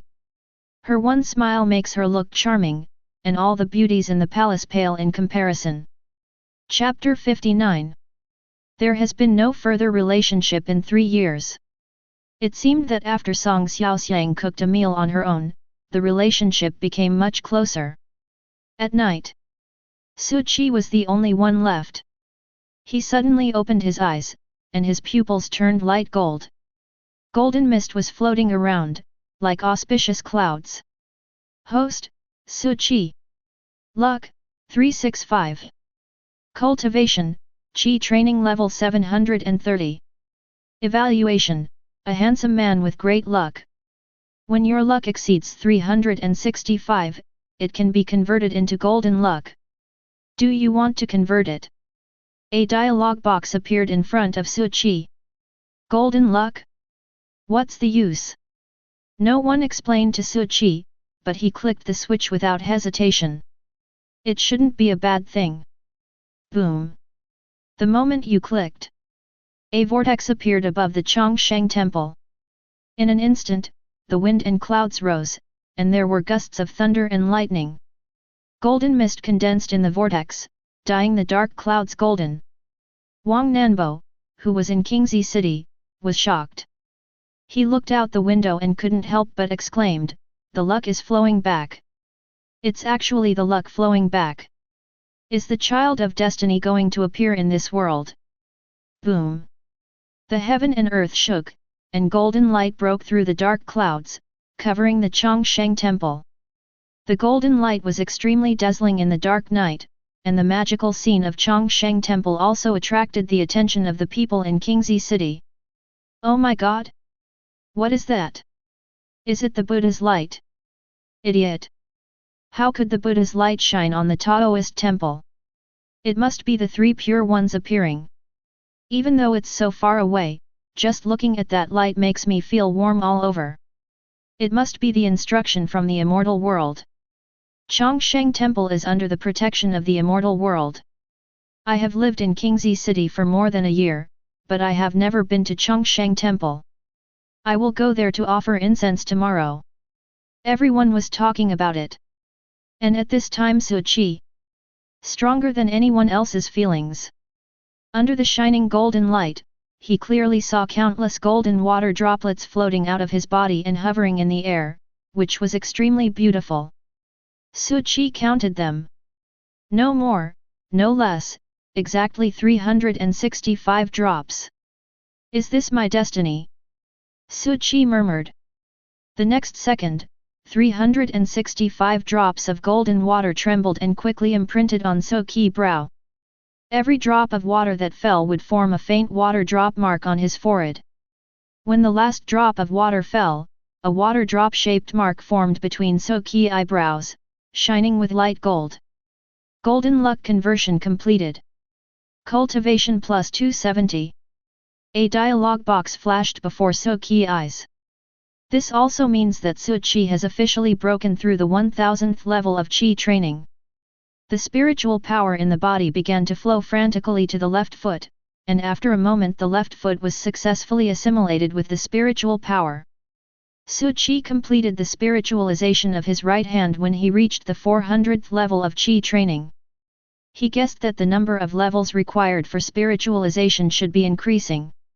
If you can switch your left foot at 800 levels, you can switch your right foot at 1600 levels next time. By analogy, Suchi guessed that it would take about 6400 layers to complete the spiritualization of the whole body. It was a long process, but he could wait. After the transformation was completed, Suchi felt that he had become stronger again. He glanced at the panel. The information has also been updated. Host, Suchi. Golden Luck, 1. Cultivation, Qi Training Level 1000. Evaluation, a super handsome man with golden luck. I wonder what surprises this golden luck can bring me. Suchi murmured. Thanks to the blessing of golden luck, I have realized the art of making a wish. Just as he finished speaking, another dialog box popped up in front of Suchi. A wishing spell. Suchi was a little confused. Wish-making technique, you who have golden luck are loved by the heavens of this world. You can make a wish once a year. Note, the higher the golden luck, the easier it is to make a wish come true. After reading the introduction of the wishing technique, Suchi's eyes widened. There is a saying in the novel about the son of the plain. If I can make a wish to the heaven, doesn't that mean? Think of this. Suchi couldn't wait to try it. I can only make a wish once a year, so what wish should I make? This wish shouldn't be too outrageous, otherwise it would be too buggy. But Suchi decided to give it a try anyway. Let me immediately reach the tribulation crossing stage. Suchi made a sincere wish. After a while, there was no response. Suchi felt a little regretful. Tisk, it really can't be too outrageous. Let the cultivators in the tribulation crossing stage worship me as their master. Su Chi made another wish. Su Chi thought that if he could accept a disciple in the tribulation crossing stage, he could just be a hands-off boss in the future. Just live peacefully for 10,000 years first, and then you will have the power to protect yourself when you ascend to the immortal world. Unfortunately, this wish also came true. Let the monks in the tribulation crossing stage be my bodyguard. Su Chi thought this wasn't too much. Still no response. Forget it, let's do something practical first. Su Chi finally gave up. He thought for a moment and said, give me a foundation building mental method. The wish came true. A line of small words flashed by. Bang! A big bird suddenly flew in, hit the door beam and fainted. Su Chi walked over and saw that there was actually a book in the bird's mouth. The most powerful foundation building technique in the three realms. Su Chi picked it up and took a look, and immediately became interested. They actually dare to use this name, it should be good, right? But this delivery method is a bit too simple and crude. Su Chi picked it up and flipped through it. Soon he mastered the method of building the foundation. But he suddenly thought of it. If I have established my foundation, won't I be unable to transform my whole body into spiritual power? No, I can't establish my foundation at this stage. I will build my foundation after my whole body has transformed into spiritual power. Anyway, I can wait. Su Chi put away the most powerful foundation building technique in the three realms. At least I have the skills now, so I don't have to worry about not being able to improve my realm in the future. I'm still too conservative this time. Next time, I'll directly wish for a technique to cross the tribulation stage. Su Chi thought to himself. Su Chi! Just then, Su Chi heard Wang Nanbo's shout.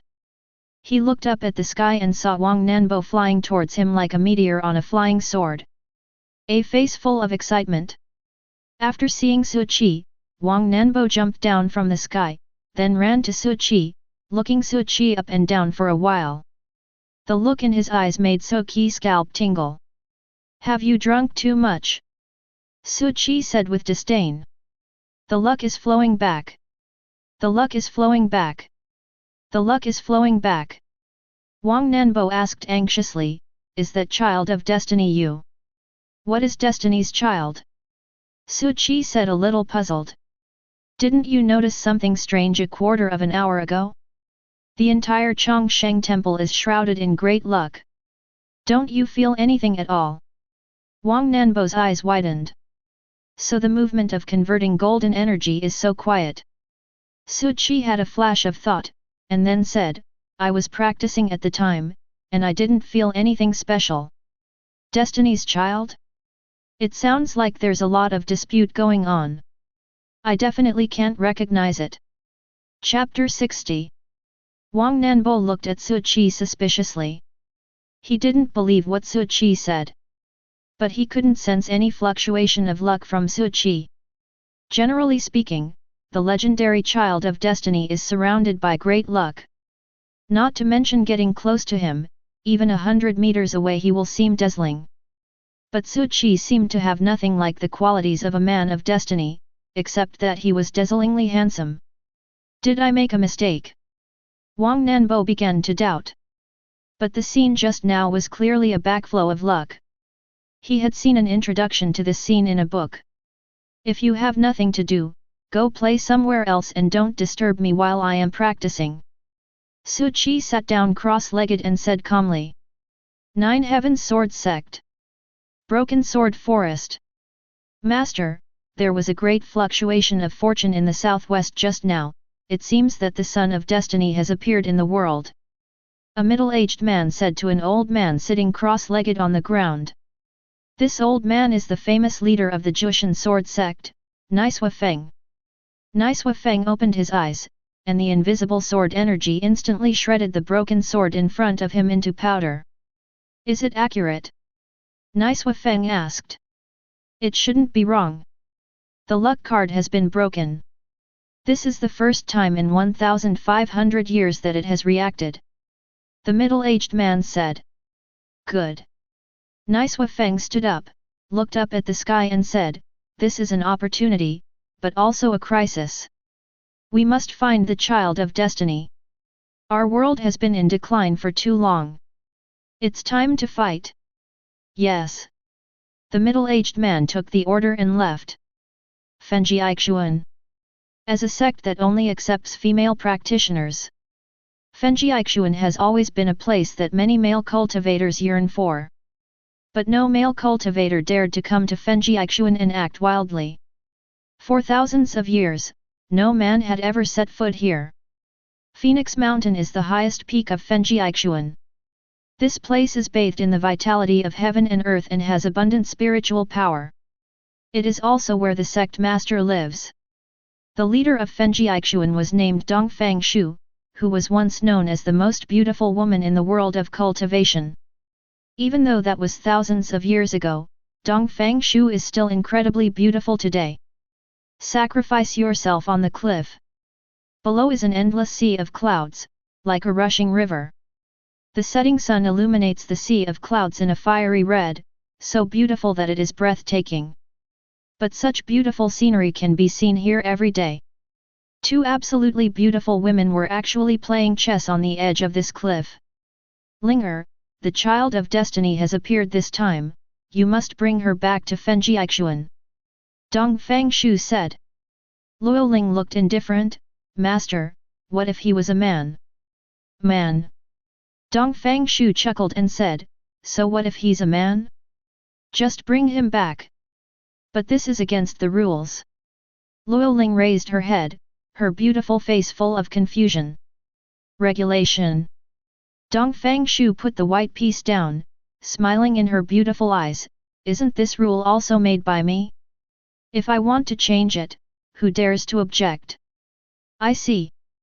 Luoling stood up and put the black piece down. Master, you lose.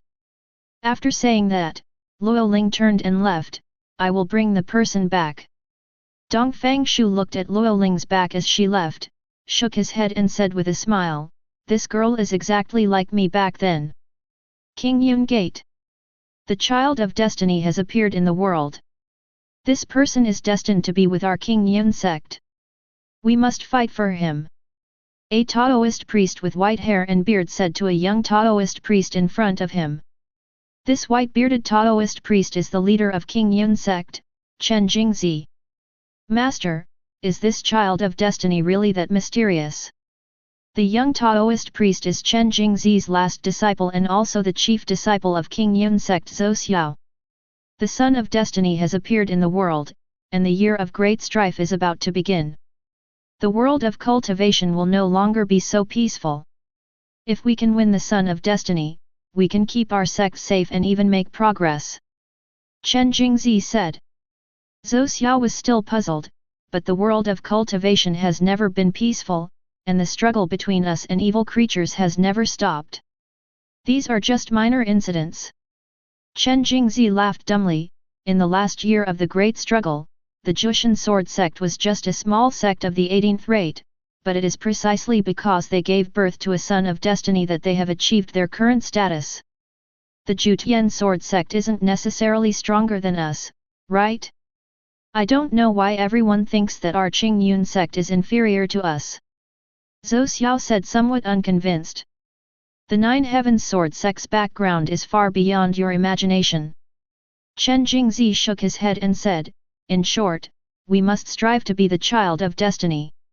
If we can't get him, it doesn't matter.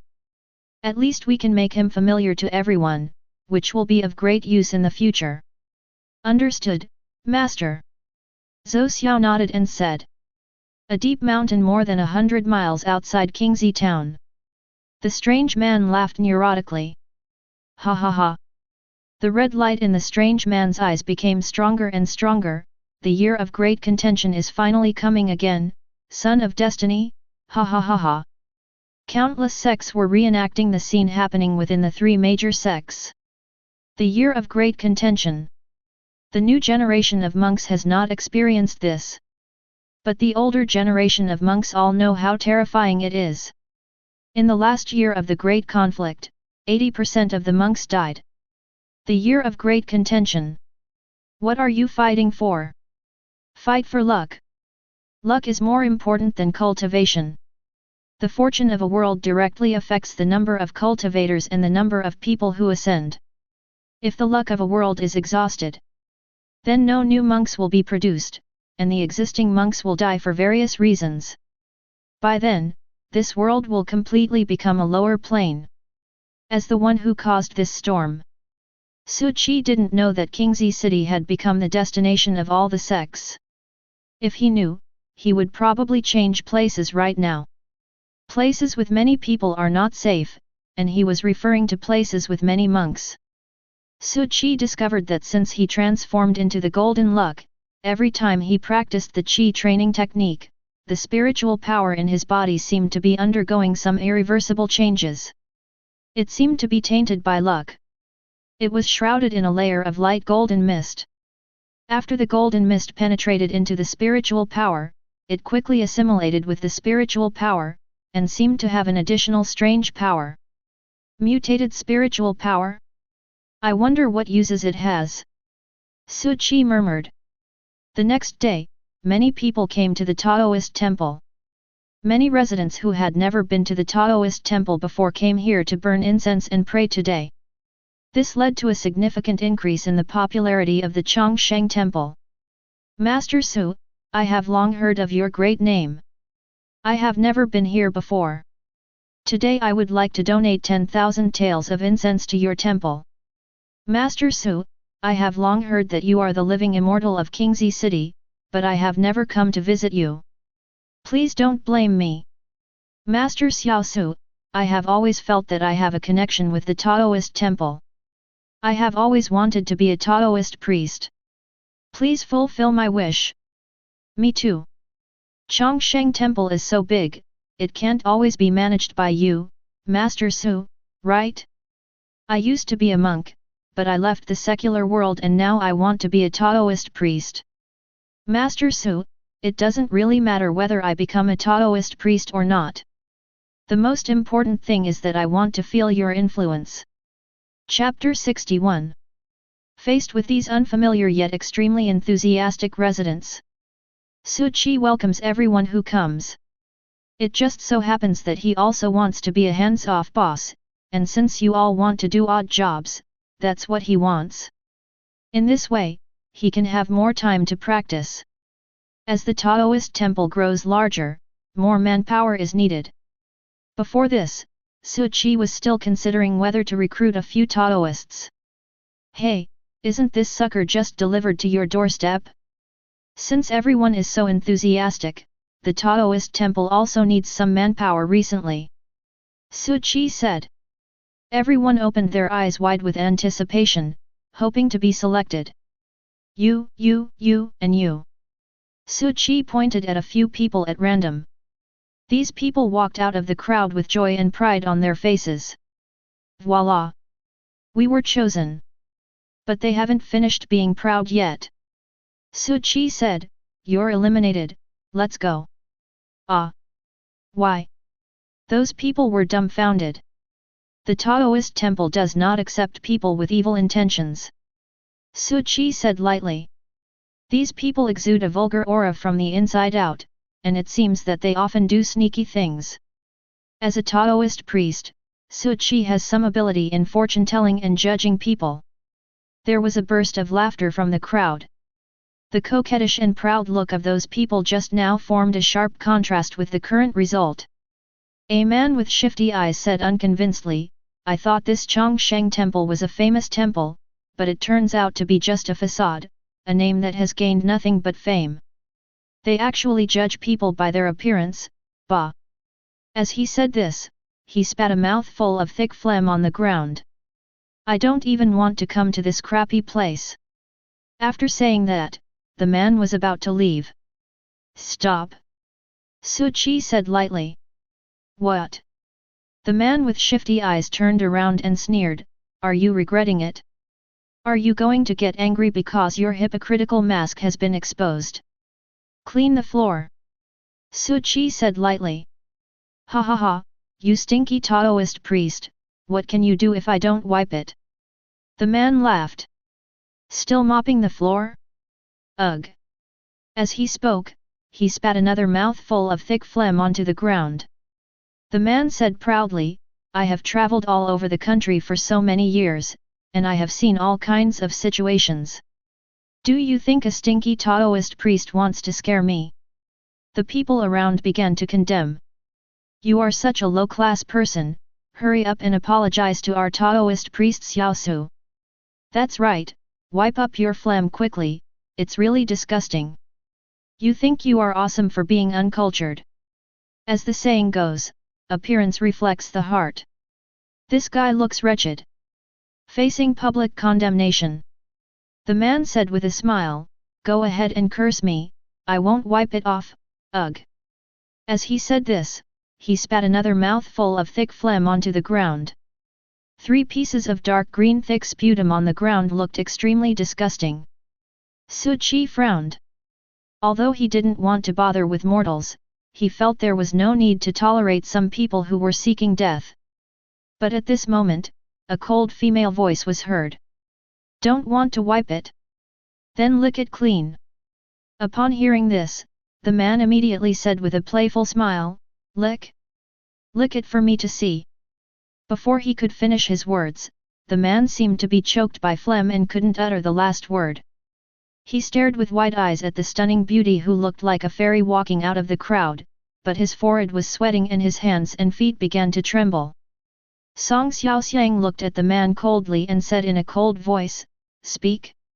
Why don't you continue talking? Bang!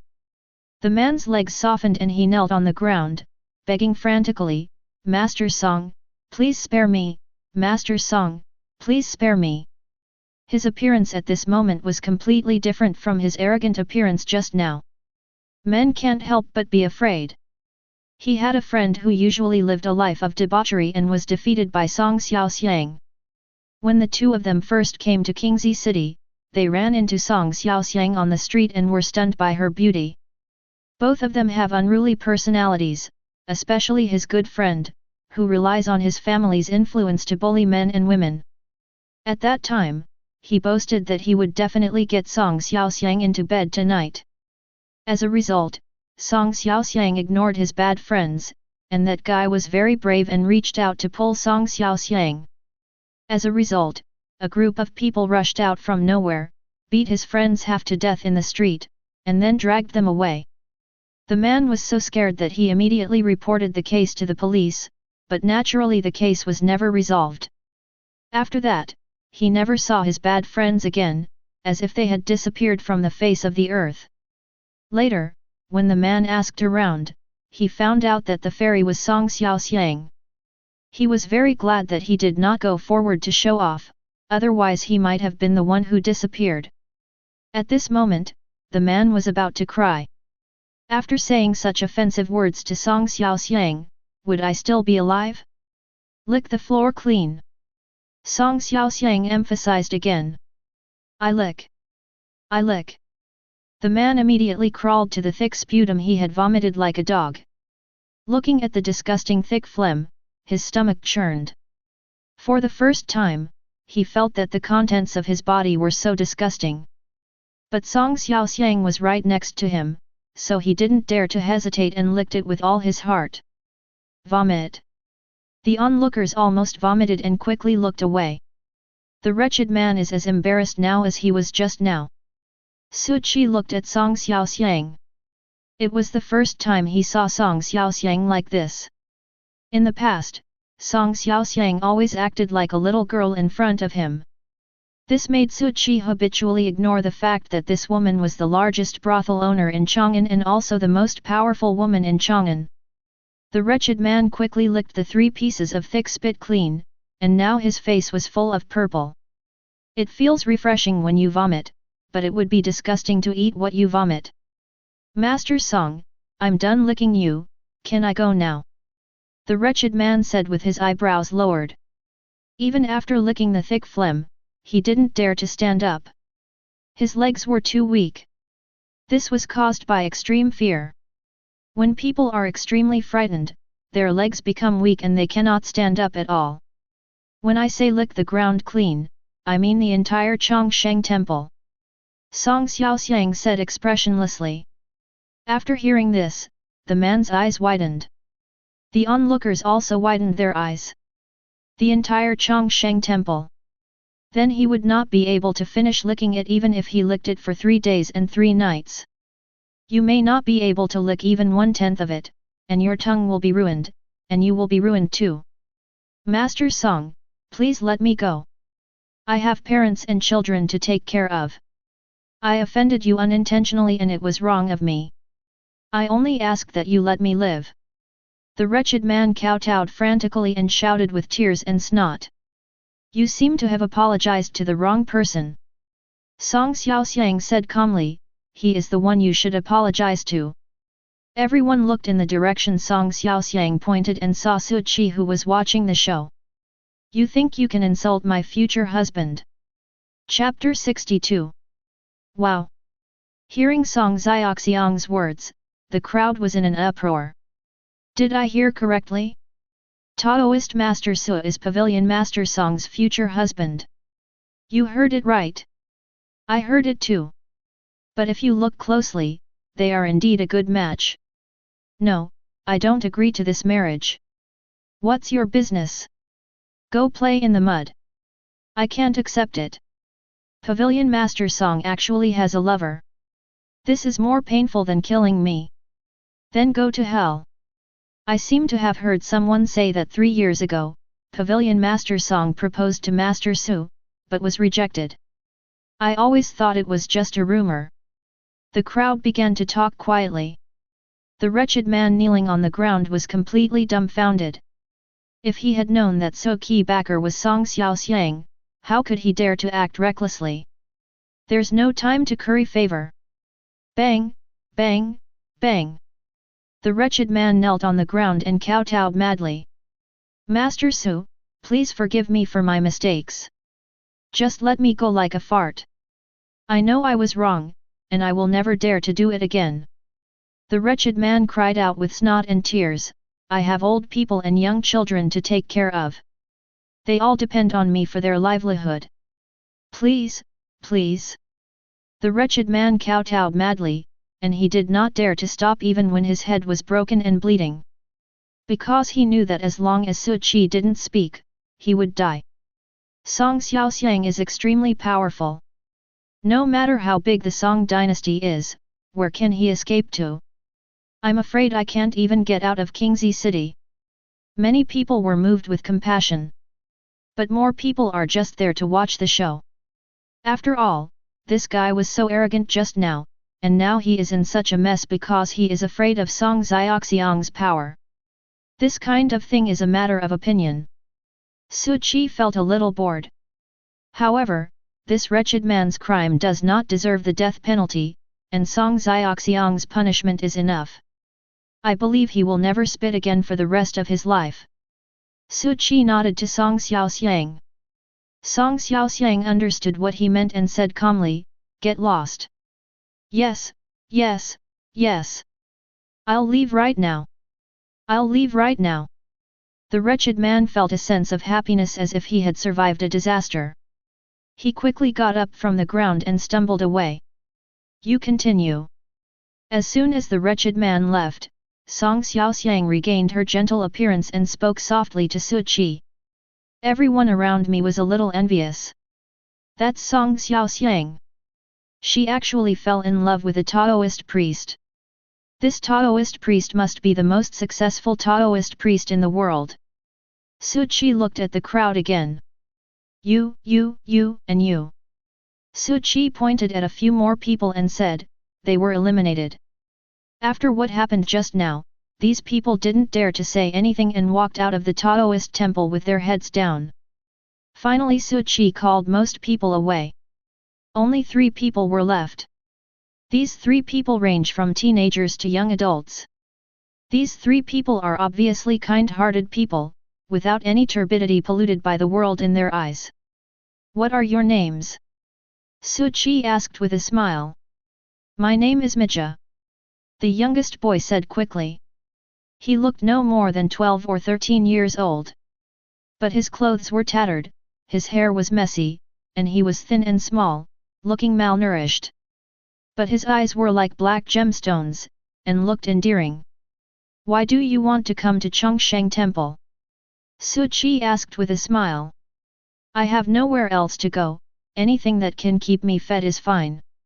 Mija said, scratching his head. Where are your parents? Su Qi asked. My grandma said my parents went to a very far place, and they will come back when I grow up. Mija said. What about your grandmother? Su Qi asked again. My grandma is asleep. Mija's eyes dimmed. He also hoped that his grandmother was just asleep, but he also knew that his grandmother would never wake up. From now on, you will be responsible for the miscellaneous tasks at the Taoist temple. Su Qi said. Thank you, Master. Thank you, Master. There was excitement in Mija's eyes and he spoke quickly. Su Qi looked at the second boy again. This boy looked older, probably about 16 or 17 years old. My name is Peng Chuan. The boy said. This young man looked completely different from Mi Ji. He was well dressed, handsome, and obviously a young man from a wealthy family who had no shortage of food and clothing. Why do you want to come to the Taoist temple? Su Qi asked. Master Su, I want to come to the Taoist temple because of you. Peng Chuan said with sparkling eyes. Because of me? Su Qi asked in confusion. Yes, because of you. Peng Chuan said excitedly, I have heard about Master Su's deeds. I want to become your disciple and learn some real skills. I don't accept disciples. Su Qi shook his head and said, if you want to come, like Mi Ji, you will also be responsible for the miscellaneous work of the Taoist temple. I do. Peng Chuan said without hesitation. Although Su Qi said he would not accept any disciples now, who knows what will happen in the future. Finally, Su Qi turned his gaze to the young man. This young man looked very ordinary, the kind that you would not be able to find in a crowd. He also looked a little timid and seemed very unconfident. He is probably in his 20s. My name is Wang Fangzi. The young man said with some fear. After saying this, his ears turned red. Why do you want to come to the Taoist temple? Su Qi still asked. Wang Fangzi hesitated for a moment and said, my luck has always been bad. Last night I saw the Taoist temple shrouded in golden light, and I heard people say that this means the Taoist temple is favored by the gods, so I want to come here to work and hope that my luck will get better. After listening to Wang Fangzi's words, Su Qi thought of his past self. After hiding in the cave for 20 years, I finally lived a normal life. You are also responsible for the miscellaneous work of the Taoist temple. Is that okay? Su Qi asked. No problem.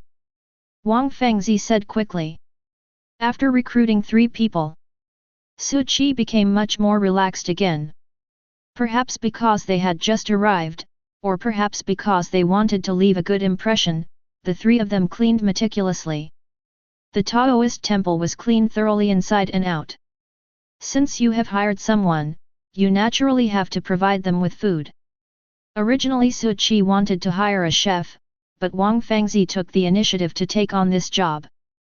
That day, Su Qi tasted the food prepared by Wang Fangzi and it was really good. Su Qi finally realized the joy of being a hands-off boss. However, the 3 of them were very considerate, and no one came to disturb Song Xiaoxiang when she was with Su Qi. Then I'll go back first. As it grew darker, Song Xiaoxiang stood up and said with a faint smile. Be careful on the road. Su Qi warned. Are you concerned about me?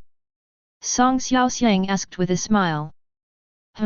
Why doesn't it count? Su Qi also laughed. You smiled at me. You're teasing me. It looks like we're not far from getting married. Song Xiaoxiang finished speaking, turned around with a smile and said, okay, don't come to see me off. I already know your feelings. I will pick a good day and marry you. Chapter 63. Without waiting for Su Qi to respond, Song Xiaoxiang walked away. Maybe she didn't want to hear Su Qi answer. As long as she wasn't rejected, it wasn't considered rejected. Su Qi smiled and shook his head. I always feel like Song Xiaoxiang is controlling me. But he didn't hate the feeling. October Town. Before the rise of Qingzi Town, this was once the most prosperous town in the surrounding area. Because of its convenient geographical location, it is a hub for transportation between various towns. After Zhang Yu and Buletin Yi came here, but he found that October Town was in a state of desolation.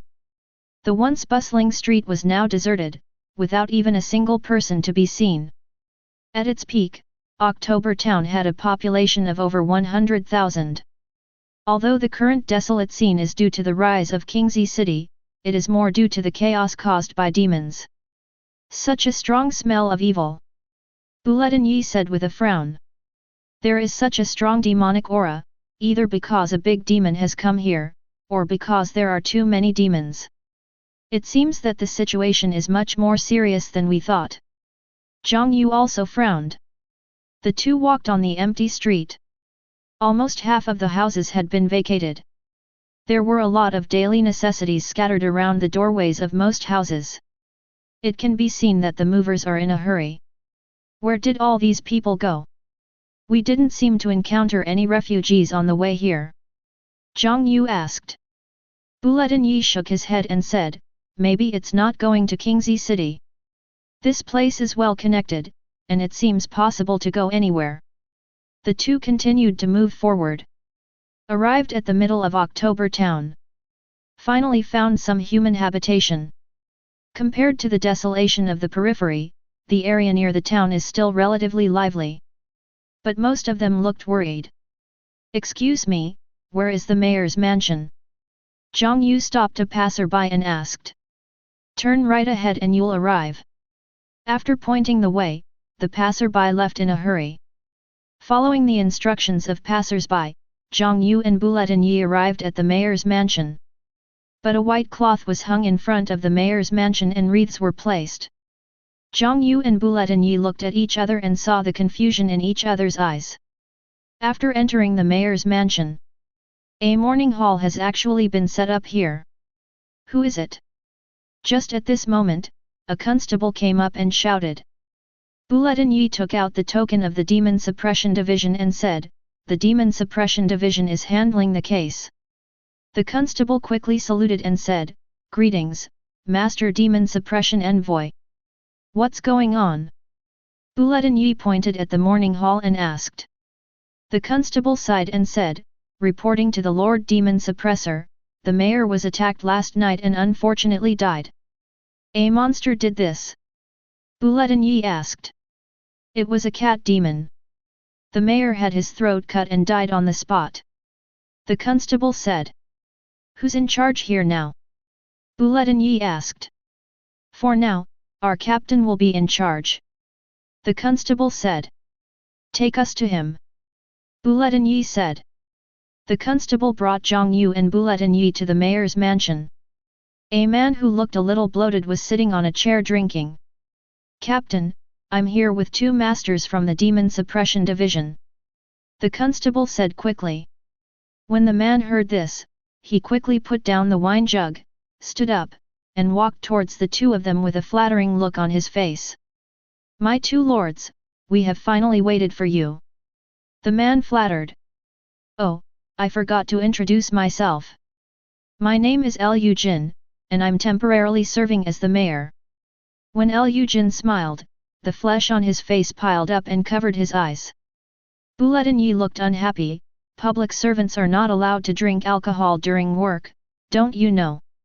Liu Jin said quickly, please forgive me, everyone.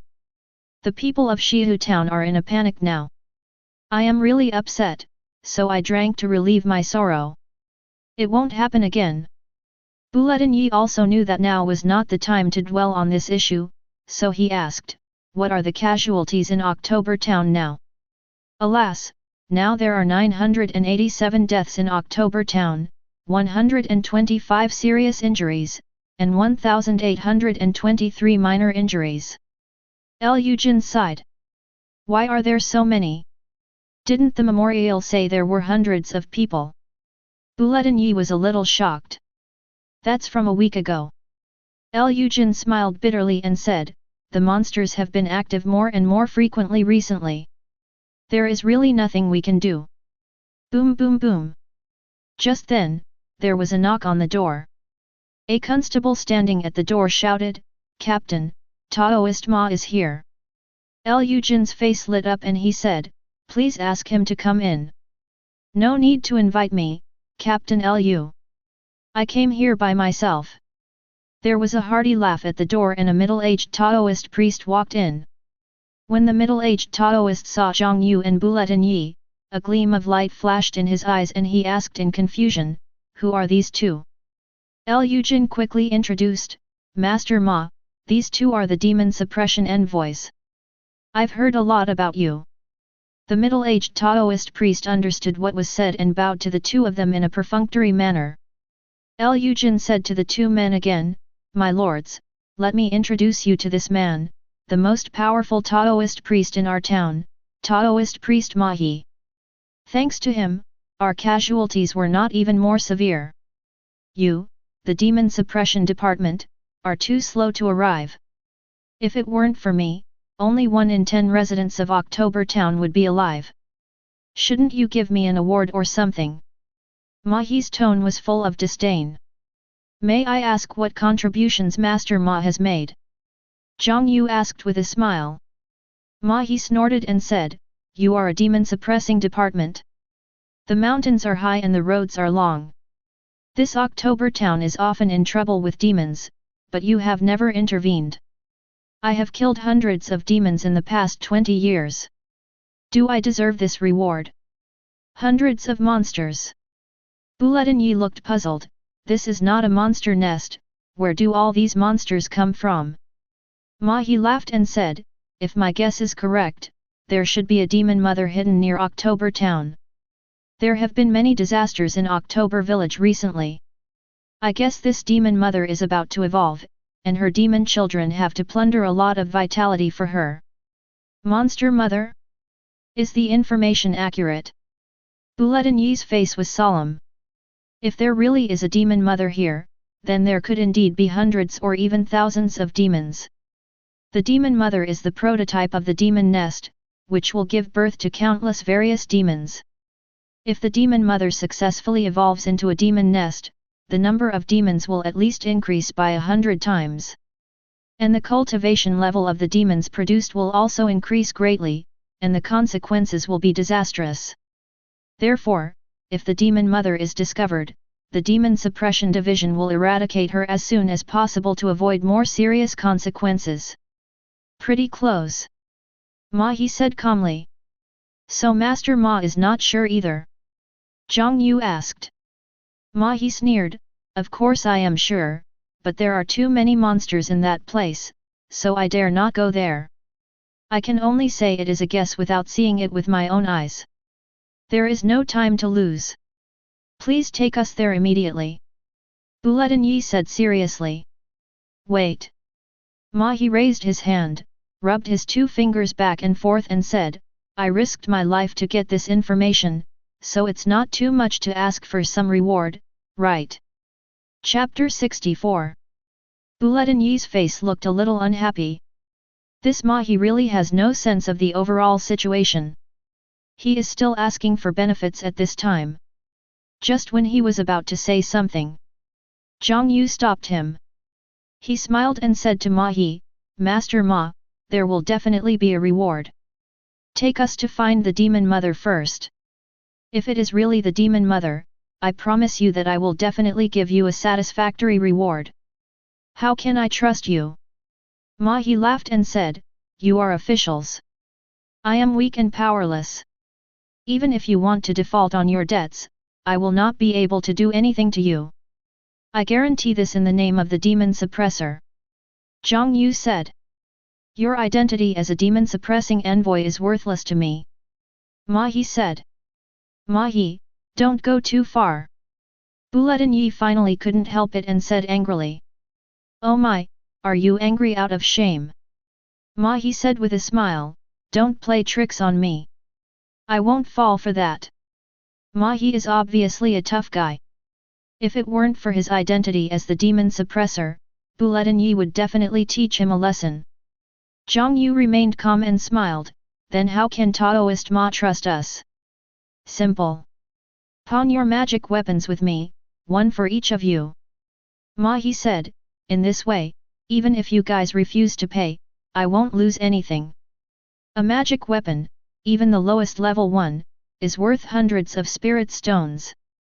This is a spiritual stone.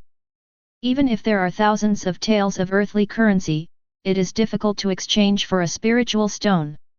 Do you really think we dare not touch you? Bulatin Yi said with a cold face. He is really going to be famous. Touch me? You try. Mahi laughed loudly, and a wave of energy belonging to a cultivator in the god transformation stage swept out instantly. Zhang Yu and Bulatin Yi were both shocked. This Mahi is a low-key cultivator who is actually in the spirit transformation stage. Humph, if it weren't for your status as the demon suppression division, you would have been dead long ago if you had spoken to me like this. Mahi said disdainfully. Then he restrained his momentum. Master Ma, please wait a moment, let's discuss it. Zhang Yu said. Casual. Mahi found a chair and sat down. Captain Lu, give me a cup of tea. Lu Jin came over with a smile and said, Master Ma, this is the best Westlake Longjing tea, come and try it. Zhang Yu and Bulatin Yi walked to the door. Zhang Yu said solemnly, Brother Bulatin, this Mahi is actually a divine transformation cultivator. Even he dare not explore this place. The demon mother may have become powerful. I am afraid we have to ask for help. Bulatin Yi shook his head and said, it is recorded in the book that even the top demon mother is only at the nascent soul stage. I think Mahi is not afraid, but unwilling. Not willing? Zhang Yu asked doubtfully. Good.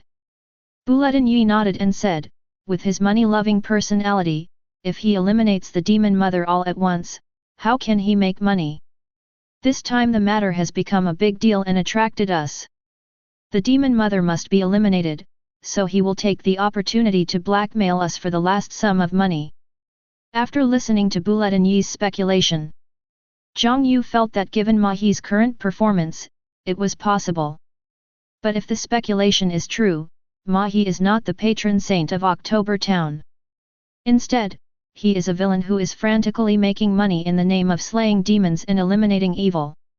But what does a monk need so much worldly money for?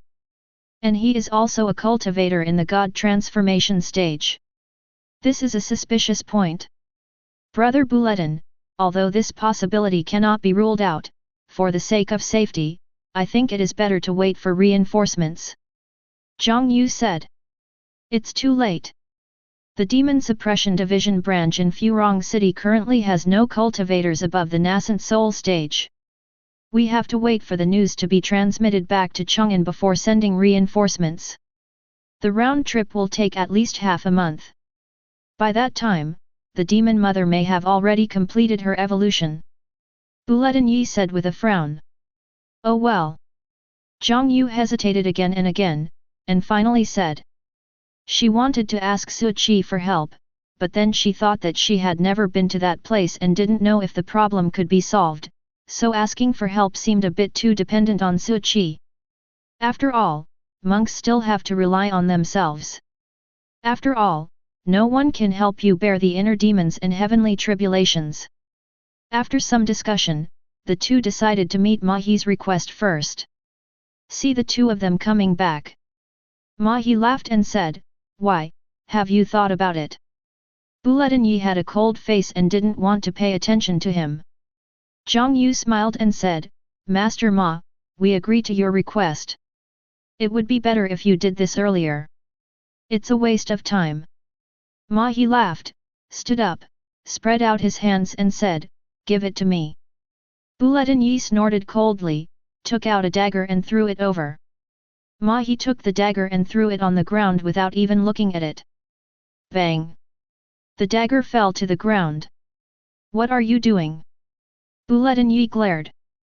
What kind of rubbish do you want to fool me with?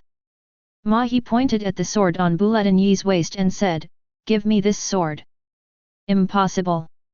Bouletin Yi said with his eyes wide open. This sword is the result of his hard work, and he will never allow outsiders to touch it. Then go find it yourself. Mahi waved his hand and said, Goodbye. The demon mother is notoriously difficult to find in the world of cultivation, firstly because she can conceal her aura, and secondly because she often hides in unexpected places. If Zhang Yu and Bouletin Yi start looking from the beginning, they may not find any clues even after half a year. Brother Bouletin. Zhang Yu called softly. Bouletin Yi clenched and unclenched his fists, clenched and unclenched them, his veins bulging, and one could see his confusion and anger at the moment. But in the end he took off the sword at his waist and handed it over. Mahi took the sword. Rub. The sword was unsheathed, shining with a cold light. Nice sword. Mahi laughed. Master Ma, if there is no demon mother in that place. Zhang Yu said. Don't worry, if there is no demon mother, I won't take a penny. Mahi said with a smile, Don't be so bitter and resentful. I don't want your magic weapon. I just want to prevent you from defaulting on your debt. Bouletin Yi's gloomy face eased a little after hearing this. And where are your magic weapons? Mahi looked at Zhang Yu again. Zhang Yu took out a bagua plate and asked, Does it still catch the eye of Taoist Master Ma? Yes, it's a good thing. Mahi took the bagua plate and played with it. Since you have shown your sincerity, I will certainly not break my promise. Now follow me. Mahi put away both magic weapons. The three of them left the mayor's mansion. Follow closely. Mahi glanced at the two of them. Then he shot out like an arrow. The two of them hurriedly followed. Half an hour later, the three of them arrived in front of a calm lake. The surroundings are very spacious, and the lake is so clear that you can even see fish playing in it. Arrive. Mahi said. Arrive. Bouletin Yi snorted coldly and said, There's not even a hint of demonic energy here. Are you kidding us? Idiot. Mahi lit up the spiritual fire in his hand and slapped it on the lake. Now let's take a look. Chapter 65. Boom. A blazing spiritual fire was burning on the surface of the lake. The spiritual flame is raging. The surface of the lake was burned like paper, revealing the true appearance underneath. There is actually a sinkhole below. There is a lot of green slime clinging to the walls of the Tiankeng. The demonic energy that was rising into the sky was fully released at this moment. Bouletin Yi's face changed drastically. His spiritual sense probed towards the bottom of the pit, and it broke through the darkness like a sharp sword, and he saw the monster at the bottom of the pit. This monster had a woman's face and a belly as big as a small hill that kept squirming. Every once in a while, the belly would split open, and ugly monsters would crawl out one after another. It's the demon mother. Bouletin Yi retracted his consciousness, his killing intent soaring, a demon mother in the nascent soul stage. The monsters born from the monster mother are of lower grades, ranging from the foundation establishment stage to the golden core stage. But there are too many of them. In the mortal world, let alone the hundreds or thousands of monsters, even a single monster in the Jindan stage can massacre a city or destroy a town. Bouletin Yi was about to jump down from the sinkhole. Zhang Yu stopped him. Brother Bouletin, how many monsters are there at the bottom of the pit now? Zhang Yu asked. About 100. Bouletin Yi thought for a moment and said. Idiot. Mahi on the side suddenly sneered. Who are you calling stupid? Bouletin Yi turned his head and said angrily. Bravery without strategy is of little use.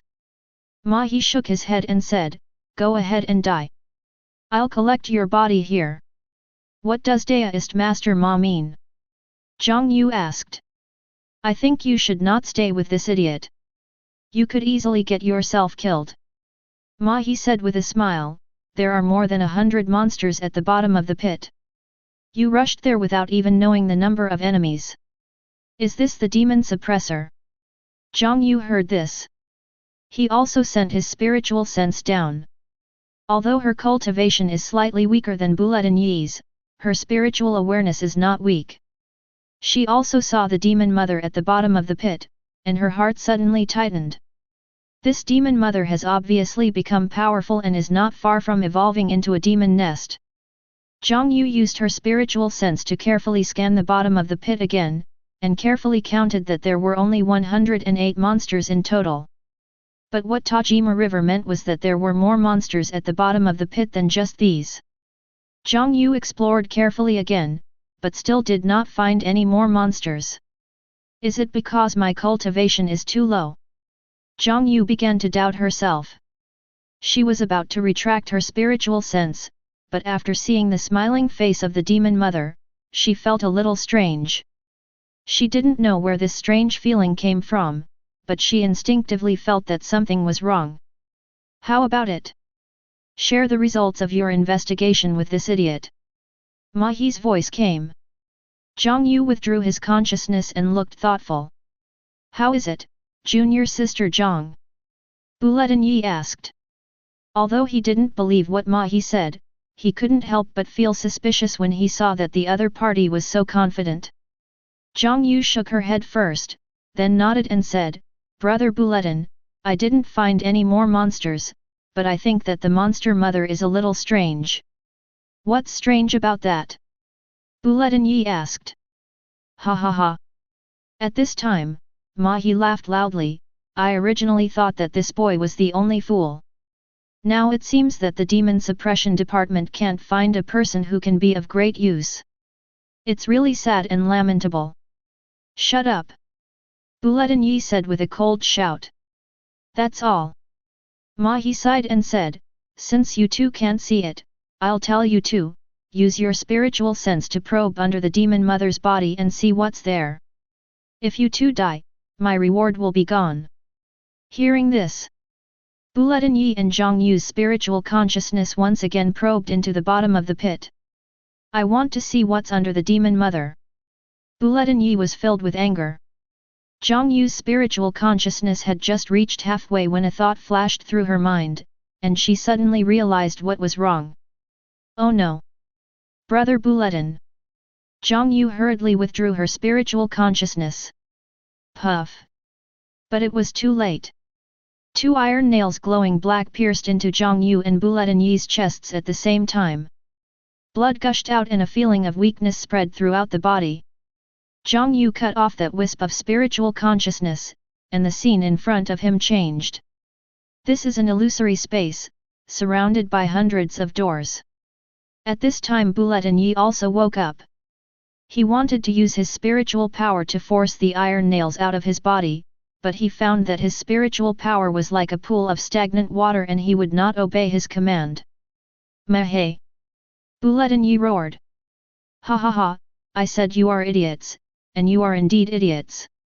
You in the Demon Suppression Division are all a bunch of brainless idiots.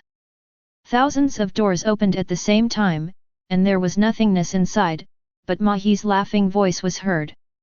Buletin Yi roared, the Demon Suppression Division will not let you go. The Demon Suppression Division won't even know that anything happened to you. Mahi said proudly, are you thinking that if your physical body is destroyed, the life card of the Demon Suppression Division will be shattered, and then you can trace it back to me? Or are you even thinking that your nascent soul can escape? Ha ha ha, I'm telling you, stop dreaming, I won't let you die. Even if you are going to die, you have to wait until that day comes. You will die gloriously and magnificently, so don't be too afraid. Also, you don't have to waste your energy. Even a cultivator in the void refinement stage can't break free from this soul-locking nail, let alone you two mere nascent soul cultivators.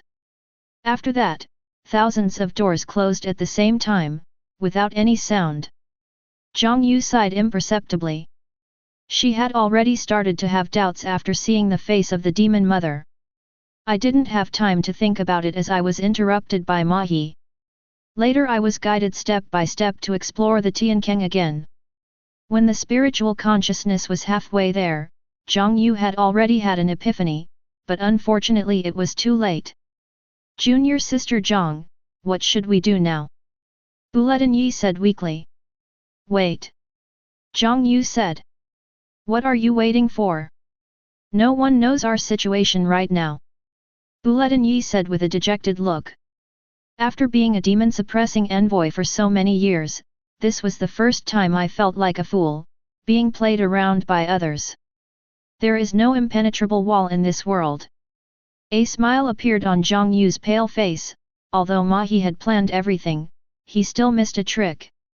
Junior sister, do you have a backup plan? Buletin Yi asked quickly. Remember the gossip plate I gave him? Zhang Yu said with a smile. Is there something fishy about your gossip plate? Buletin Yi asked. Walls have ears, come here. Zhang Yu said in a low voice. Buletin Yi quickly moved his body and came to Zhang Yu's side.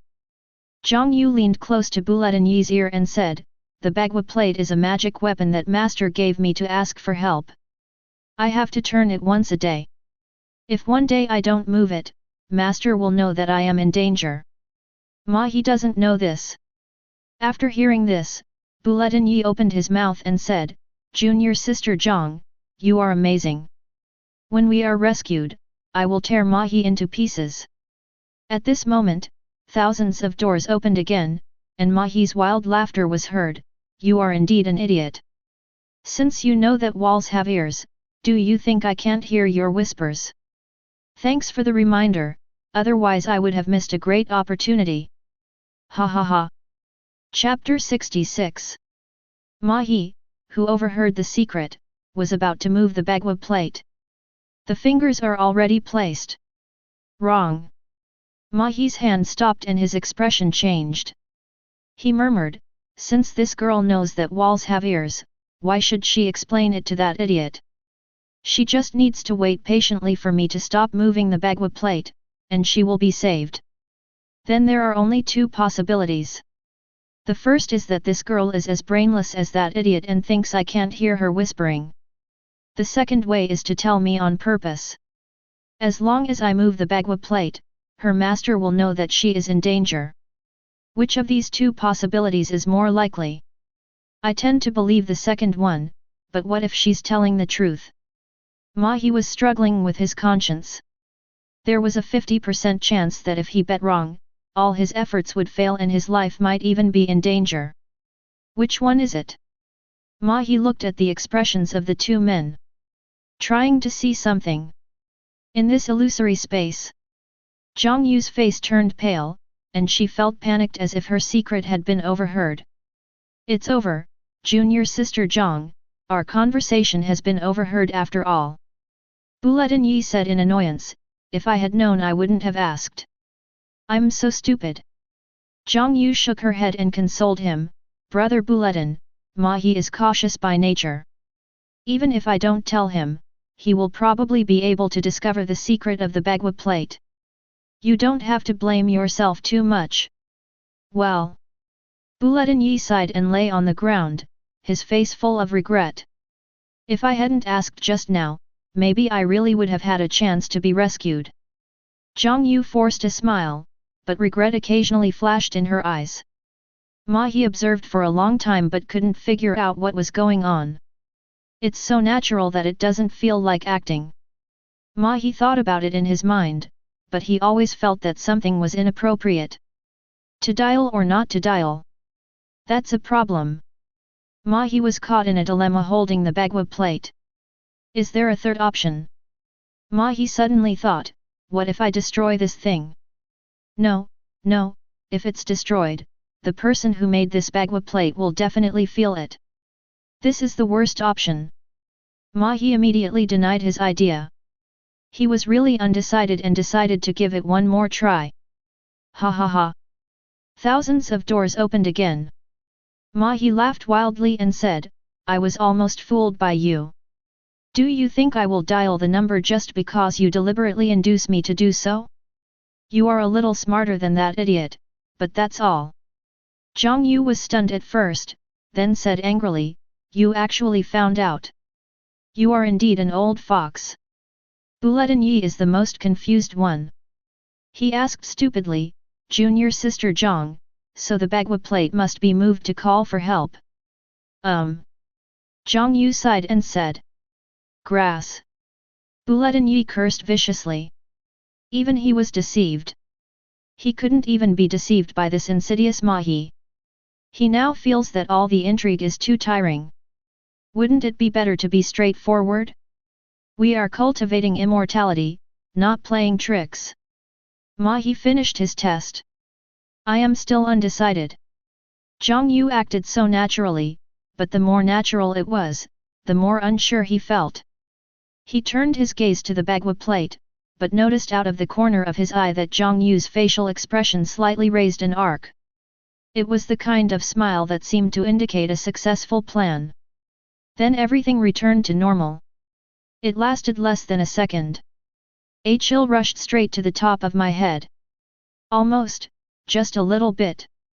Mahi believed that he was not wrong. Zhang Yu's smile was definitely one of relief. If he continued to struggle like this, Mahi knew that his final choice would be to not move the bagua plate. At that point you've really fallen into the trap. False and real, real and false. He almost got into trouble. It's a pity that old ginger is still spicy. Mahi smiled and moved the bagua plate. This time, I won big. Wang Nanbo, who is far away in Qingzi town. The moment Mahi turned the roulette wheel, he got feedback. In fact, that bagua plate was not made by Master Zhang Yu. Instead, it was made by Wang Nanbo when he was bored. The function is also very simple, he can feel it as soon as he turns it. Wang Nanbo refined a lot of this thing, probably hundreds of them. The main function is to pick up girls. Whenever he meets a girl he likes, he will give this thing to her. And he said, when you miss me, just dial it and I will appear in front of you immediately. No matter how far away I am, I will meet you. With this little gadget, he really captured quite a few hearts. Let me see which girl missed me. Wang Nanbo chuckled. He was playing chess with Su Qi and was about to lose when the shock came at the right time. Wang Nanbo planned to pretend to go to an appointment and slip away after reading it, so that he would not lose. After reading it, Wang Nanbo's face changed and he stood up suddenly. Okay, stop acting. This is your 18th time this month. Su Qi took a sip of tea and said. Something happened to Xiao Zhangyu. Wang Nanbo said seriously. Su Qi raised his head, his eyes instantly becoming sharp. Before going to October Town, Xiao Jianjiu asked me for a bagua plate.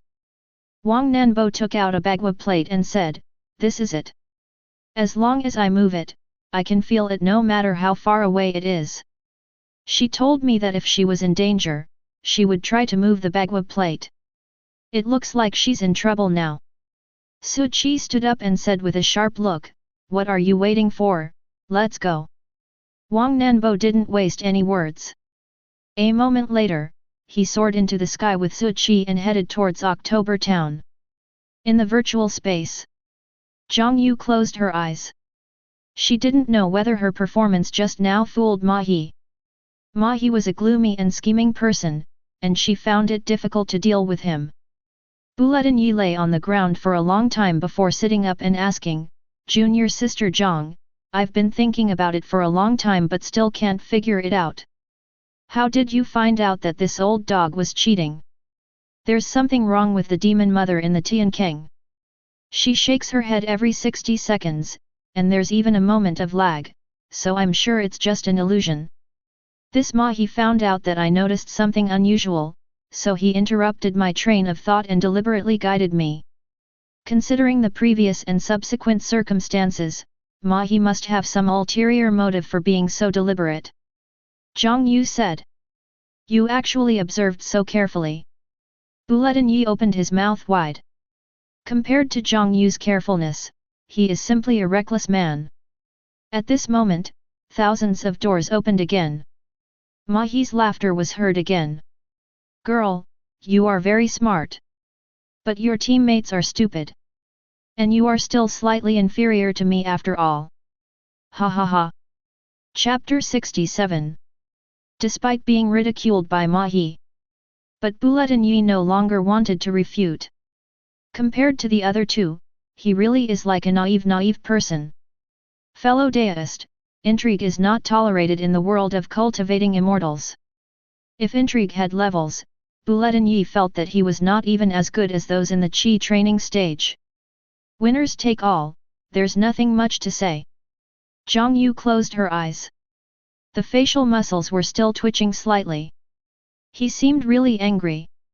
If this kind of acting skills were put on earth, it would surely amaze many people. At this time, Mahi smiled and said, I have another good news for you. I have thrown the Bagua plate 100 miles away. Even if someone really comes and falls into the trap I set, they will be in big trouble. Zhang Yu closed her eyes, expression unchanged. But a sense of worry was already rising in my heart. Mahi is so insidious, the traps he set must not be underestimated. I hope Senior Su and Wang Nanbo can handle it. But, that's Senior Su. Soon, Zhang Yu suppressed her worries. In the face of absolute power, all conspiracies and tricks are paper tigers. Su Qi and Wang Nanbo arrived quickly. We arrived at the scene in less than half an hour. The fluctuations came from inside the cave. Wang Nanbo pointed to a hole in front of him and said. The two landed at the entrance of the cave. The cave in front of him was pitch black, like an ancient ferocious beast with its mouth wide open, ready to devour its prey. I have a bad feeling. Wang Nanbo said with a frown. And Su Qi felt nothing. I'll go check it out. Su Qi said. Etc. Wang Nanbo stopped Su Qi and said, it's a deliberate plan, but what if there is really a trap? One force breaks 10 skills. Su Qi said calmly, wait for me here. When he had practiced Qi for more than 300 levels, he dared to confront a cultivator in the void refinement stage. Now that I have practiced Qi to the 1000th level, I don't need to be timid when doing things. It can't be that a cultivator in the Mahayana stage is ambushing me, right? Wang Nanbo nodded and said, then I'll wait for you at the cave entrance. If anything happens, I'll call someone. The advantage of having a big sect behind you is, if you encounter something that you can't solve, ask for help. There is always someone who can solve it. The moment Su Qi stepped into the cave, Mahi then had some sense of it. He set up countless surveillance formations in the cave, so he could clearly see Su Qi every move. This girl is really good at acting. Mahi laughed and said, but I am still better. After moving the Bagua plate, Mahi felt something was wrong, so he put the Bagua plate into the hole. This cave looks ordinary, but it is full of hidden dangers. Mahi spent 20 years building this cave with so many mechanisms that it can be called a monk's tomb. There are countless hidden weapons and magic weapons here targeting monks. Once hit, even a cultivator in the nascent soul stage will not be able to use any spiritual power and will become a lamb to be slaughtered. Come and try my first trap. Mahayan said with a smile. The first trap, the soul-locking nail trap. He set up hundreds of mechanisms on the walls, which would shoot out thousands of soul-locking nails once triggered. The soul-locking nail is silent and can even block spiritual consciousness, making it extremely easy to be hit in this dark environment. Crack! Su Qi felt like he stepped on something. Next second. Swoosh, swoosh, swoosh. Countless soul-locking nails shot towards him. But before Su Qi could dodge, it suddenly and strangely deviated from its trajectory, crashed into a ball with a clanging sound, and scattered all over the ground. Su Qi looked at the iron nails scattered on the ground and fell into deep thought. Did I step on a trap? Not sure, let's wait and see. Su Qi continued to move forward. Mahi was dumbfounded when he saw this scene. My 1000 nail formation actually has such a big loophole. I must improve it in the future. He finally attributed it to his own poor design. It doesn't matter, I have a second trap, a poisonous mushroom array. He said secretly. Having just stepped on the mechanism, Suchi became much more cautious. Start paying attention to your feet. After he walked along a dark road, there was suddenly light in front of him. In addition, there was a series of click and click sounds. Suchi walked over and saw many glowing purple mushrooms, all flashing with dreamy colors. The mushroom was about the size of a human head, but it was no longer beautiful at this point. Because there were a lot of mice eating the mushrooms, most of the mushrooms were eaten to pieces. The mice that ate the mushrooms were glowing all over, and there was a look of satisfaction in their eyes. Some mice even lay on the ground, stroking their bloated bellies with their hands, looking extremely comfortable. Grass. Where the hell did this soul-eating rat come from? Mahi, who was hundreds of miles away, started swearing. These mushrooms are not ordinary mushrooms, but the ones in Wang Wei's poems, Pa. Start over. This mushroom is not an ordinary mushroom. Its scientific name is Pleurotus eringii. The most amazing thing about this mushroom is that it will automatically explode and emit a strange fragrance as long as a monk passes by.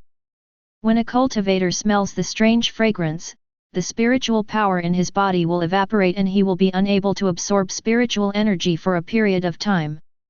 The impact of one scattered spirit mushroom is relatively small, but thousands of scattered spirit mushrooms can drain the blood of a cultivator in the void refinement stage in an instant. The soul-eating rat is a type of rat that likes to devour rare and exotic plants. Whether it is poisonous or not, it makes no difference to them. Is this mouse a trap? Suchi quickly rejected his idea. Because these mice had no interest in me at all and were concentrating on chewing the mushrooms. The damaged sandling mushroom had lost its original efficacy, and Suchi passed through safely. He began to think that perhaps this cave was just an ordinary cave. I have walked thousands of meters and haven't encountered any danger at all. Is this reasonable? Today is so FG weird. Mahi gritted his teeth and said, for this third trap, I wonder if your luck is still that good. The third trap, the Hellfire Array. Mahi laid tens of thousands of nether fire stones here. As soon as Suchi walks up, he will immediately detonate the magic circle, and the entire cave will turn into a sea of fire. Hellfire is a kind of fire extracted from extremely yin things. It can not only burn the body but also the soul. The flames produced by tens of thousands of nether fire stones are enough to burn a cultivator in the nascent soul stage to death alive. There won't be any accidents this time. Mahi said with a sneer. Under Mahi's surveillance, Suchi walked to that area. Suchi saw the bagua plate lying alone on the ground. He walked forward and picked up the bagua plate. Now.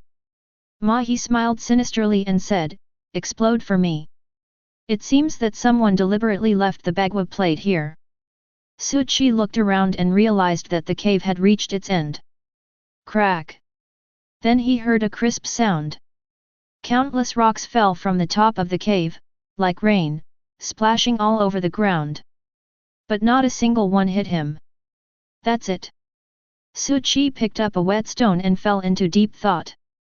Could it be that the person who set the trap wanted to kill himself with these small stones? Isn't that a bit too naive? Suchi looked up at the top of the cave again. It was covered with water droplets and was extremely humid. Then he showed a look of understanding. I see. The person who set the trap probably thought that damp stones would be heavier than ordinary stones. According to the formula for gravitational acceleration, G equals gm/r2, the stone becomes damp, its weight increases, its falling speed increases, and then... I can't make it up anymore. This guy has some ideas, but not many. Chapter 68. The other side. Mahi was already roaring wildly. It's FG weird. I checked it when I lost the bagua plate, and there was nothing wrong with it. Why did all my 3 traps inexplicably fail in less than half an hour? Someone is messing with me. Impossible, I have a surveillance formation, no one has ever entered. Could it be that I have been contaminated by some karma recently, which has made me unlucky? After roaring for a while, Mahi calmed down. No matter how angry I am now, it won't help. We have to find a way to kill this guy. Otherwise, it will be hard to relieve the hatred in my heart. Mahi muttered to himself viciously.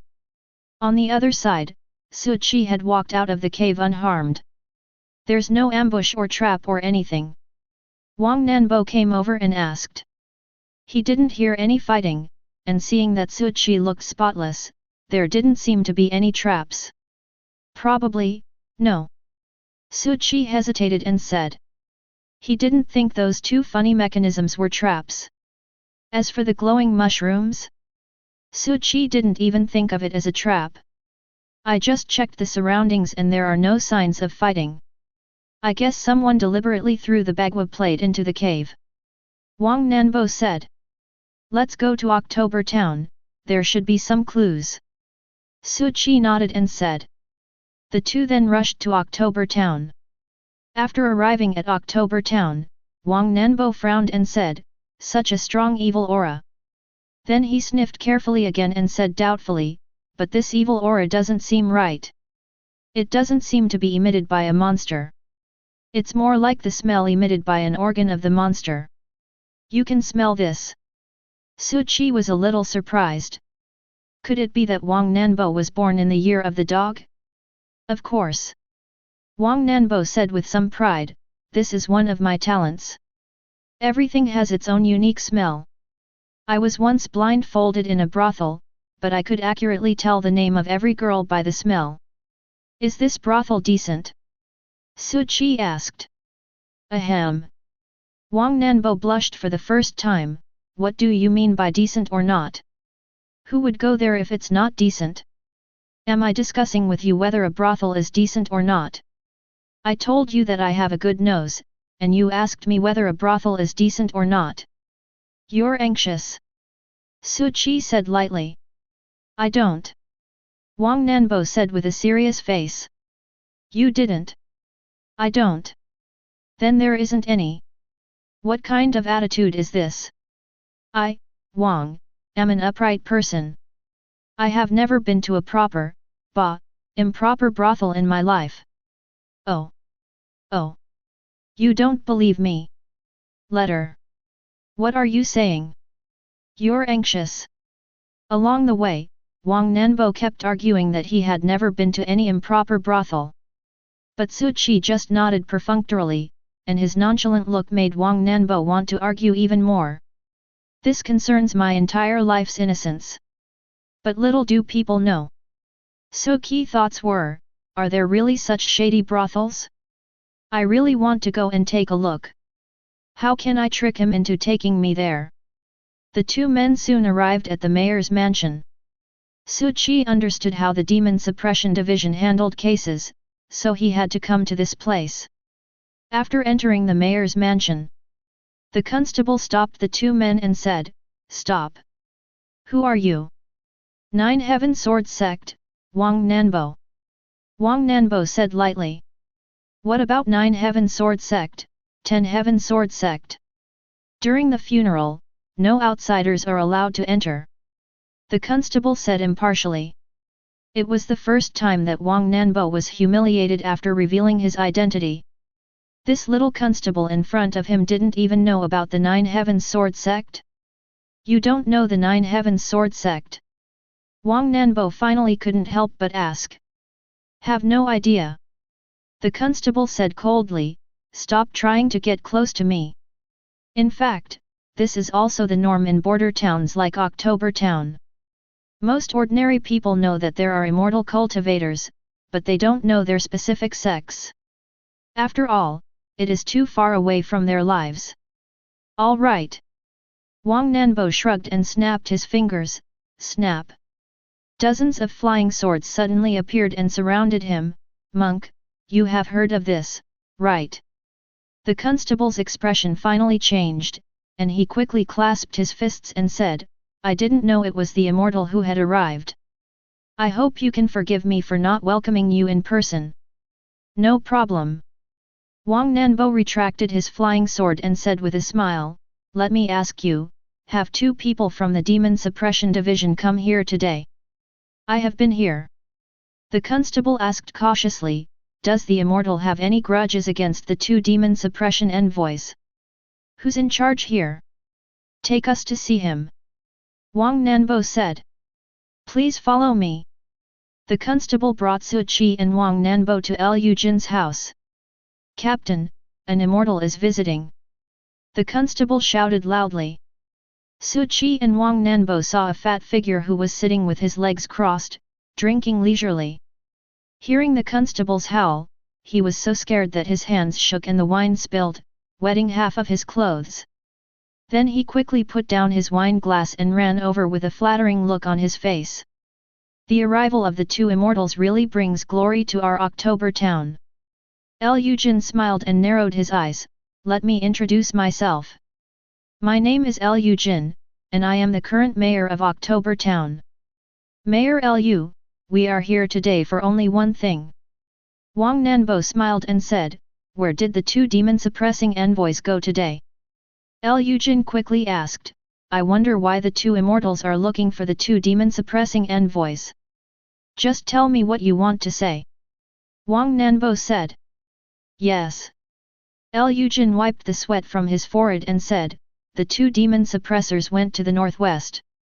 They said there was a demon mother there who needed to be eradicated. I don't know where they went specifically. Demon mother. Wang Nanbo stroked his chin, thought for a moment, then turned to Su Qi and said, it seems that the trouble they encountered is related to this demon mother. Su Qi asked, what is the demon mother? Demon mother. Wang Nanbo pondered for a moment and then said, just imagine that you are a monster that loves to poop. The poop you poop out is also a monster. I understand. Su Qi nodded and said, let's go. Just when the 2 were about to leave, Liu Jin suddenly said, wait a minute, immortals. What's wrong? Wang Nanbo turned around and asked. The terrain in the northwest is more complicated and it's easy to get lost. How about I find a guide for you too? This way we can find the 2 demon suppressors faster. Liu Jin rubbed his hands and smiled. Yay hooky. Wang Nanbo thought for a moment and said. The 2 immortals please wait here for a moment. Liu Jin ran out like a gust of wind, like an agile fat man.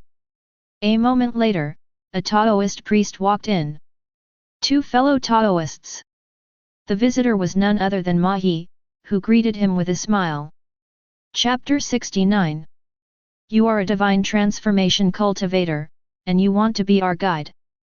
Wang Nanbo asked in confusion. He had already felt the fluctuations in Ma He's body.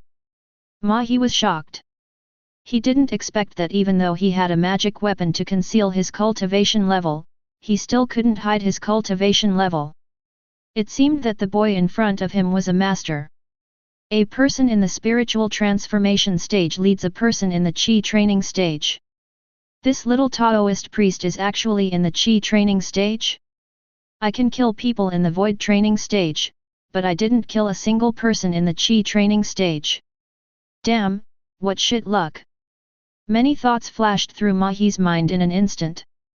Then he cupped his hands and said with a smile, you 2 fellow Taoists may not know that I have been in October Town for 20 years, and have always shouldered the heavy responsibility of slaying demons and eliminating evil. I didn't catch up with the 2 demon-suppressing envoys when they came today. I heard that you 2 were going to look for demon-suppressing envoys, so I just wanted to be their companion. If we can eliminate the demon mother, we can restore order to October Town. When Ma He said this, he was full of righteousness, as if he really was a man who hated evil. Wang Nanbo nodded and said, then let's go together. After the 3 left, Liu Jin touched his back which was already soaked with cold sweat. I hope that Taoist Ma can succeed, otherwise, not only will I lose my position, but I will also lose my head. The 3 of them flew on their swords towards the northwest. Along the way, Mahi chatted with the two of them in a witty and humorous manner, sharing interesting stories of slaying demons and eliminating evil over the past 20 years. When it comes to bragging and gossiping, Wang Nanbo boasts that he has never lost, so the two of them talked back and forth, recounting two magnificent experiences.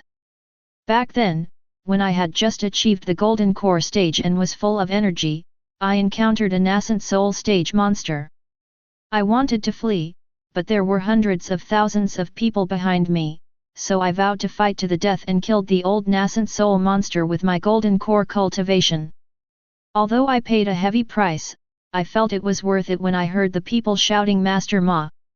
When I first established my foundation, I yearned for life in the human world. I ignored my master's advice and insisted on going down the mountain. The elders in my master's sect all advised me that a cultivator should let go of worldly affairs and pursue the great way. But I said that the sword I practiced was the mortal sword, and the way I practiced was the way of the human world. I have been traveling in the human world for more than 20 years, and my cultivation has not improved an inch. Everyone thought that I was greedy for the mortal world, and that this was how my life would be. But on a rainy night, I encountered the biggest turning point in my life. An evil cultivator who had reached the state of incarnation was trying to massacre the city. The lives of millions of people in the city hung in the balance. I stepped forward without hesitation, using my 20 years of experience as a foundation and the safety of the people as motivation. I killed the evil cultivator with one sword and became known as the Supreme Genius. From then on, everyone knew my name, Nine Heavens Sword Sect Wang Nanbo. Fellow Daoist Wang, aren't you exaggerating a bit? A foundation establishment cultivator killed a divine transformation cultivator with one sword? Are you kidding me? Master Ma, you were the one who joked with me first. Everything I said is true. That's true. You farted. You farted. Mahi had never met a monk who could blow better than him. Today we have met our worthy opponents and talented generals. Su Chi listened to it and shook his head, saying, Crouching Dragon and Phoenix, Crouching Dragon and Phoenix. Finally, the three of them came to a very strange place. The reason why it is so strange is that there is a bare wasteland all around, but a sudden sinkhole appears in the middle. Such a strong demonic aura. Looks like this is the place. Mahi said solemnly. It's really heavy. Wang Nanbo frowned and said, and there's a strange smell. Mahi's eyes twitched, and he pretended to be puzzled and asked, strange smell? You won't understand even if I tell you. Wang Nanbo fell next to the sinkhole. It was pitch black in the sinkhole and nothing could be seen. The next second, Wang Nanbo's spiritual sense domineeringly dispelled the darkness and went straight to the bottom. Mahi walked over in a pretentious manner, looked towards the Tiankeng and pretended to explore it, but in fact he had already taken out two soul-locking nails. Su Chi also walked to the edge of the pit. He had no spiritual sense and could not explore the bottom. He could only see darkness. Daiyu, can't you see what's going on down there? Mahi came over enthusiastically. Su Chi nodded. Then I will break through this black fog for you, and you will be able to see. Mahi walked behind the two of them while smiling, and his eyes suddenly became sharp. Now! Two soul-locking nails flew out of Mahi's hands like lightning. A triumphant smile appeared on Mahi's face, as if he had already seen the scene of his own victory. Perhaps because he was too proud, Mahi felt relaxed all over and couldn't help but strike a pose to celebrate. Call out! He didn't notice that the two soul-locking nails turned around and shot towards him when they were approaching Su Chi and Wang Nanbo. Puff! Puff! Two blood flowers burst out. The two soul-locking nails pierced into Mahi's two kidneys one after the other. Mahi's eyes widened in disbelief, and a feeling of weakness instantly swept through his body. Oh my god! Master Ma, what's wrong with you? Su Chi turned his head and said doubtfully. Wang Nanbo withdrew his spiritual consciousness and was about to say something when he saw Mahi slumped on the ground, holding his stomach with both hands, looking very painful. He was also very confused. Master Ma, do you have a stomachache? Ma He showed a smile that was uglier than crying. Something happened, I'm not feeling well. Am I cursed by the heavens? Why am I so unlucky? Ma He roared in his heart. He suddenly remembered why the two soul-locking nails shot back. It was because he accidentally used his spiritual power when he was posing. It's like I'm stabbing myself. Boom! There was a loud bang, and Ma He's face changed drastically. His heart was filled with despair. It's over. It's all over. The sinkhole just now shattered like glass, and the ground shrank back visibly. After a moment, two people appeared. The five people looked at each other, and the scene was too quiet for a moment. Senior Su, you are here. It was Zhang Yu who broke the silence first and shouted in surprise. Xiao Jianjiu, how did you show up? Wang Nanbo opened his mouth, confused for a moment. Su Qi looked at Zhang Yu, then at Ma He, whose face was gloomy, and seemed to understand something. 10 minutes later, the truth came out. Through Zhang Yu's narration, Ma He's identity was revealed. After listening to this, Wang Nanbo looked up at the sky for a long time without saying anything, and then said to Ma He, Master Ma, even if you feel remorseful and know that you can't defeat the two of us, there is no need to hurt yourself, right? Isn't it better to be decent? Stab yourself? What kind of magical operation is this? Wang Nanbo couldn't figure it out. Ma He did not answer, but bowed his head in reflection. Which step had gone wrong? Why was I so unlucky today? At this time, there was a sound of footsteps. Ma He looked up and saw that it was Wang Nanbo. Wang Nanbo said with sympathy, it's all my fault. If I hadn't told you that story, how could you be so scared that you hurt yourself? Okay, I'm going to be honest, I did make up that story. I'm not FG scared by you, I lie. Wang Nanbo put his finger to his mouth to interrupt, showing a smile that I understand, no need to explain, explanation is just covering up. Ma He fainted from anger. Before I fainted, I was still thinking, how can there be such a shameless person in this world? Chapter 70. The moment when Ma He was brought back to the mayor's mansion. Yujin collapsed on the chair, his whole body limp. He knew it was all over. I'll tell you everything. Yujin said with a bitter look on his face. 20 years ago, the first monster came to October Town and killed many people. Later, Taoist priest Ma came and killed the monster with his sword. At that time, I was just a small constable. Later, I accidentally discovered that Taoist Master Ma could actually create monsters. Only then did I realize that this was not a natural disaster but a man-made disaster. I wanted to expose this matter, but Taoist Ma found me and told me that I could either live or die. The price of staying alive is to cooperate with him in every scene.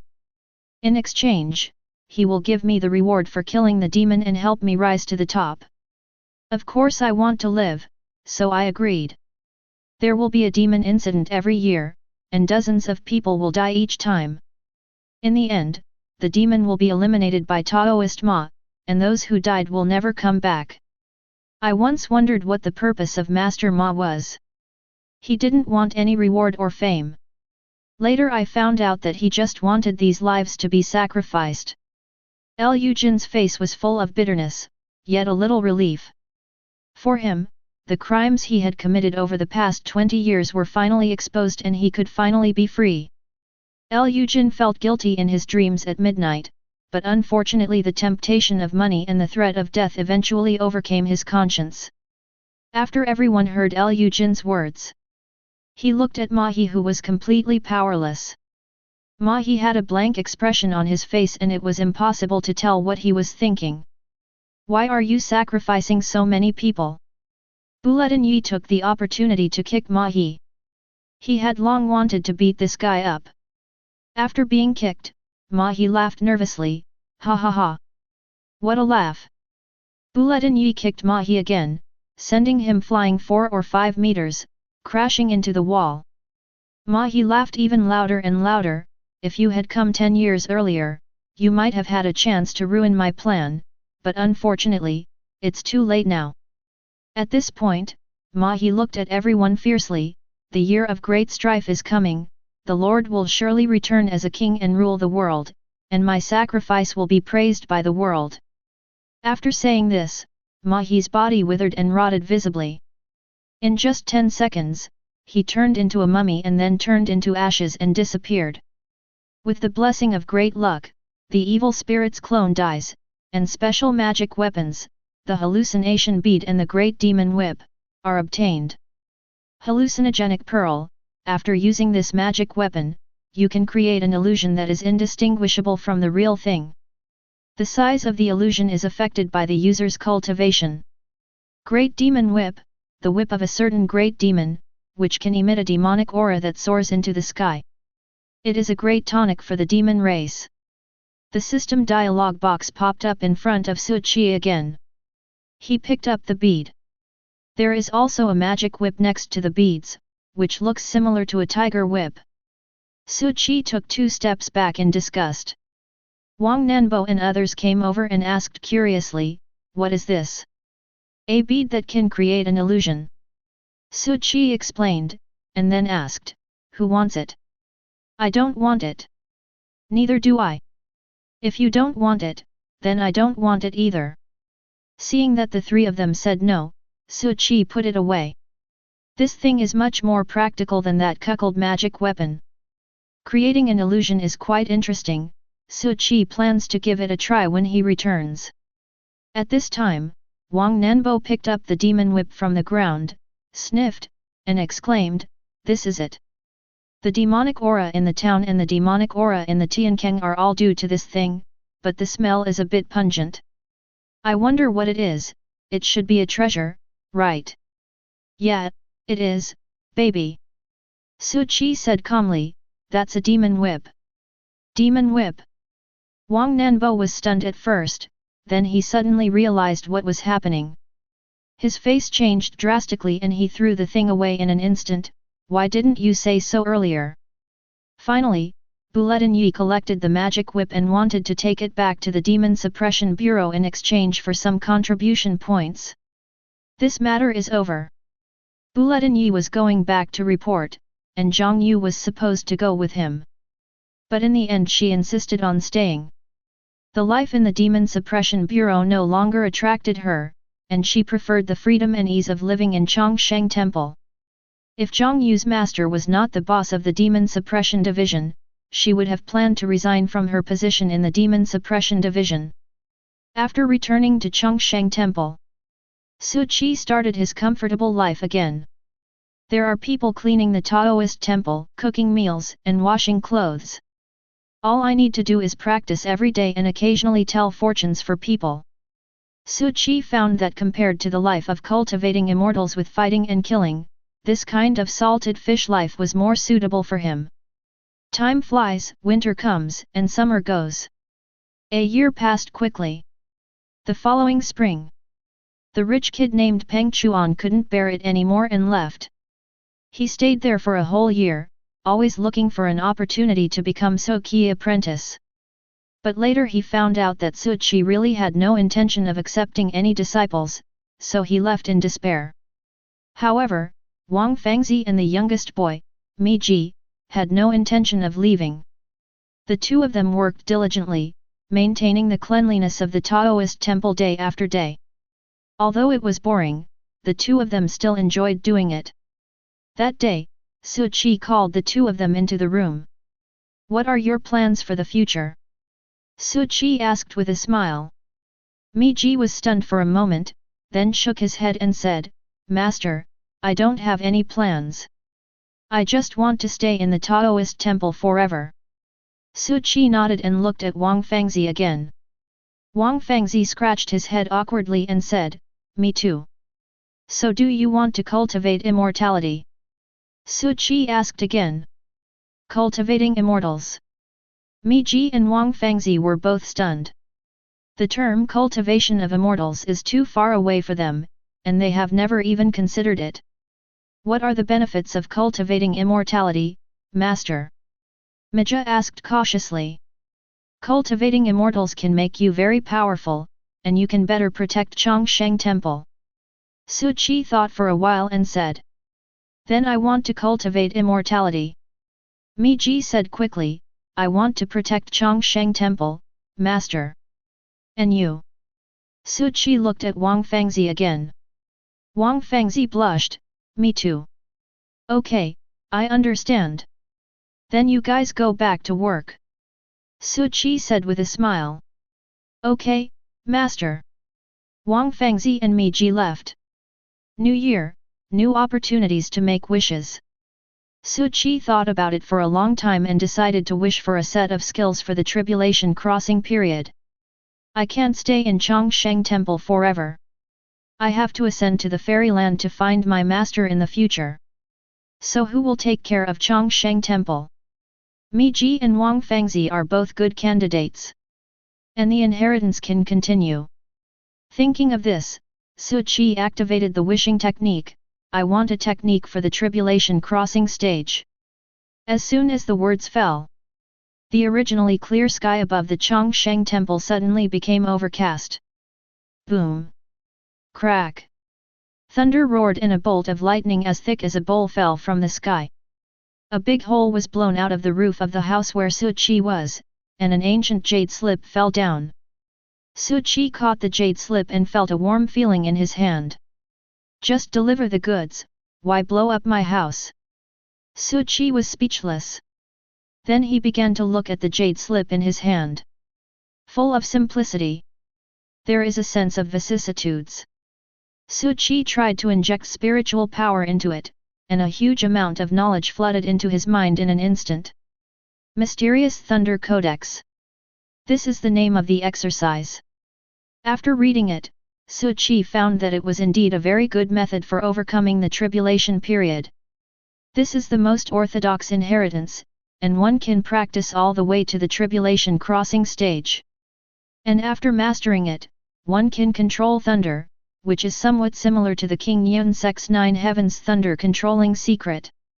Bang, bang, bang. At this time, there was a knock on the door. Mi Ji's voice came, Master, are you okay? How did you get struck by lightning? Chapter 71. Su Qi opened the door. I saw Mi Ji and Wang Fangzi, who looked nervous. I'm fine. Su Qi said. Seeing that Su Qi was fine, they both breathed a sigh of relief.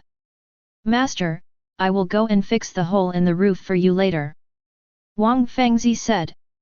Okay, thank you for your hard work. Su Qi nodded and said. It's not hard, it's not hard.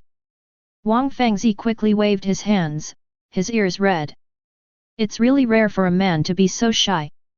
Su Qi found Zhang Yu in the kitchen.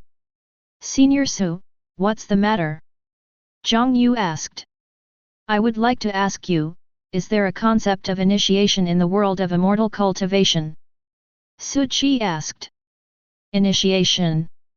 Zhang Yu was stunned for a moment, then nodded and said, Indeed, there is, but forcibly improving the cultivation through initiation may hurt the other party's foundation, and the realm improved by initiation is also very weak, so it is generally not recommended to do so.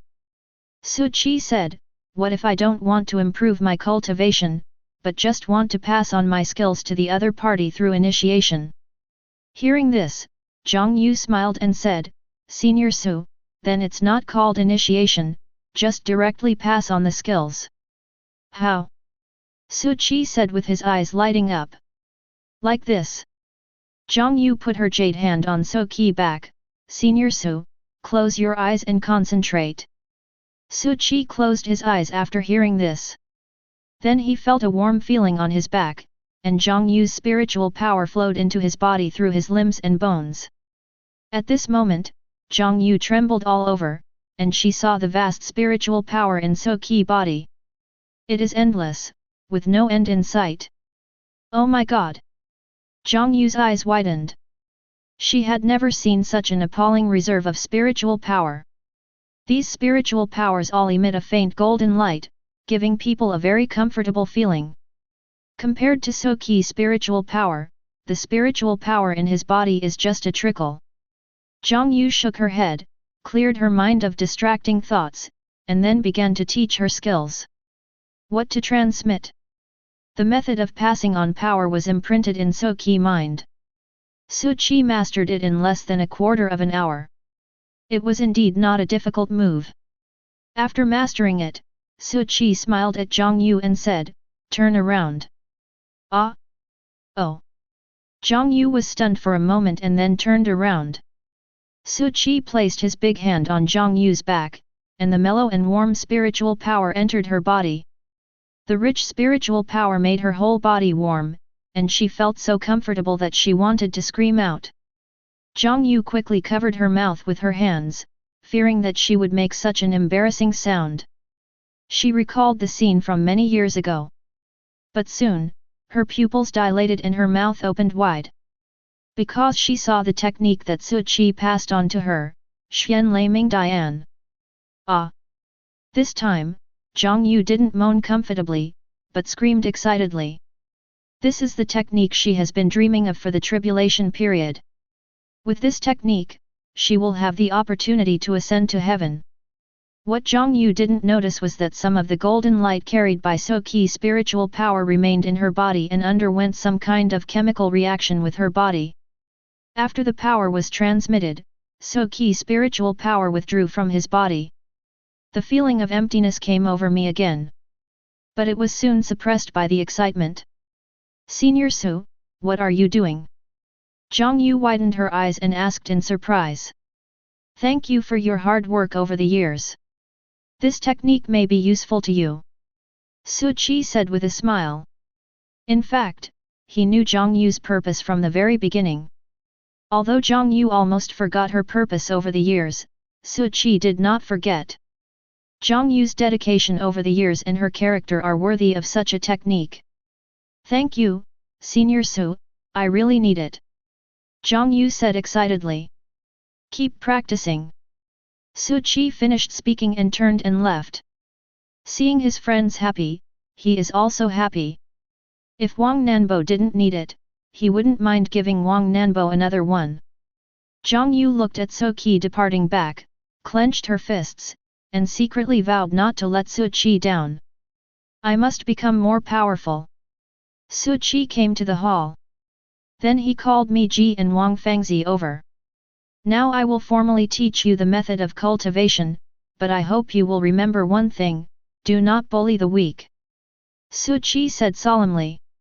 Mi Ji and Wang Fangzi both nodded and said with determination, "I understand, Master."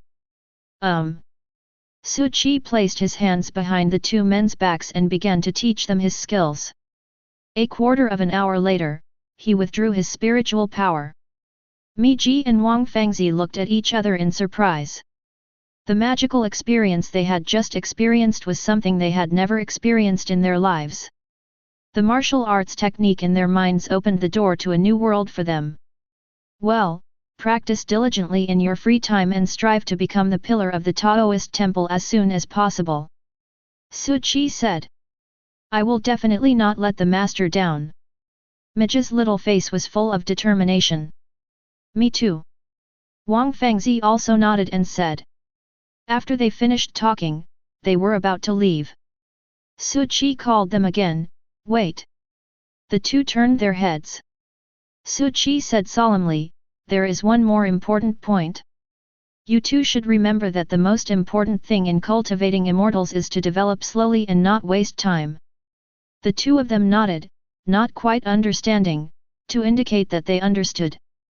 "Mr. Su, Mr. Su."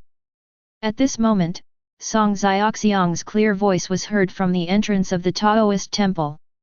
This is probably what it means when the sound arrives before the person does. Soon, Song Xiaoxiang appeared in the hall. Today, Song Xiaoxiang was wearing a smoky green palace dress with a thin layer of silver gauze on the outside. Her long black hair was simply tied up and hung down slightly by her neck. The gold ornaments on her head jingled as she walked. Her eyes were like water and there was a faint smile on her face. Today, she looked less ethereal and more playful. When Song Xiaoxiang saw Su Qi, she smiled even more brightly, as bright as a flower. Mr. Su, shall we go fly a kite? Song Xiaoxiang said with a sweet smile, holding a kite in her hand. But I want to practice. Su Qi said. Song Xiaoxiang didn't want to listen to this. She walked lightly to Su Qi, then squatted down, looked directly into Su Qi's eyes, and said pitifully, Mr. Su, can you accompany me to fly a kite? I haven't done it for many years. Good. Su Qi finally said helplessly. Yet. Song Xiaoxiang happily spun around in circles, let's fly a kite, let's fly a kite. Just then, a couple came in through the door. When they saw Song Xiaoxiang jumping, they were stunned for a moment, then smiled kindly and said, Master Xiaosu, Pavilion Master Song, let's pray for blessings. Ahem. Song Xiaoxiang remained calm, coughed twice and said, please do as you please. Just from Su Qi position, he could see that Song Xiaoxiang's ears had turned visibly red. So he couldn't help but chuckle. I thought Song Xiaoxiang was really cute in contrast. Song Xiaoxiang turned her head and gave Su Qi a charming look, as if to say, don't laugh. Chapter 72. 5 miles west of Chongsheng Temple. There is a meadow. Or it would be more appropriate to describe it as grassland. The grass is green and the willows are thick, the jade pot is filled with wine and the golden bell is full. The loud music goes with the wind, who knows how many layers of mountains and rivers there are. Spring is the most beautiful time of year here, and many residents of Qingzi City like to come here to fly kites, have picnics, and the like. Su Qi and Song Xiaoxiang came here. Mr. Su, look, their kites are flying so high. Song Xiaoxiang pointed at the kite in the sky and said. There are many couples in love here, mostly men and women flying a kite together. Song Xiaoxiang felt a little envious of their intimacy. It's your turn to perform. Su Qi said. What if I can't let it go? Song Xiaoxiang asked, you won't laugh at me, will you? Won't. Su Qi shook his head and said. Then let's go somewhere with fewer people. I'm afraid of being laughed at. Song Xiaoxiang hesitated and said. As the head of Xiaoxiang Pavilion, Song Xiaoxiang has always been very strong-willed in front of outsiders. Good. Su Qi nodded. The two walked for about half an hour and finally got away from the crowd. Without outsiders, Song Xiaoxiang became unscrupulous again. So I'm going to let it go. Song Xiaoxiang smiled while holding the kite. Su Qi stood aside and watched. Song Xiaoxiang started running, but perhaps because there was no wind, he failed to fly after trying several times. After a few times, Song Xiaoxiang was a little frustrated. Master Su, am I too stupid? I can't even fly a kite properly. No. Su Qi shook his head and said. Then can you teach me how to put it? Song Xiaoxiang ran to Su Qi and said with a sweet smile. Good. Su Qi said after pondering for a moment. Then he reached out and took the kite. After taking the kite, he walked to the side, held the kite high in one hand, and let the other hand hang naturally, without running or moving, like a wooden man. Master Su, you have to run, otherwise the kite won't be able to fly. Song Xiaoxiang shouted. I'm waiting. Su Qi responded. Waiting for what? Song Xiaoxiang asked puzzledly. Wait for the wind to come. Su Qi smiled and pushed his hanging hand forward. A strong wind blew and the kite flew out of my hand. Su Qi stood there, watching the kite fly higher and higher, then tightened his grip on the spool of thread in his hand. He walked up to Song Xiaoxiang and handed the spool over. Here you go, it's the tallest one now. Song Xiaoxiang took the spool of thread. The wind blew her hair and the gold ornaments on her head jingled. A happy smile appeared on that beautiful face. Mr. Su, you cheated. Is there? Su Qi said innocently. I'm not stupid. Song Xiaoxiang said something coquettishly, then grabbed the spool and ran away, with happiness written all over her face.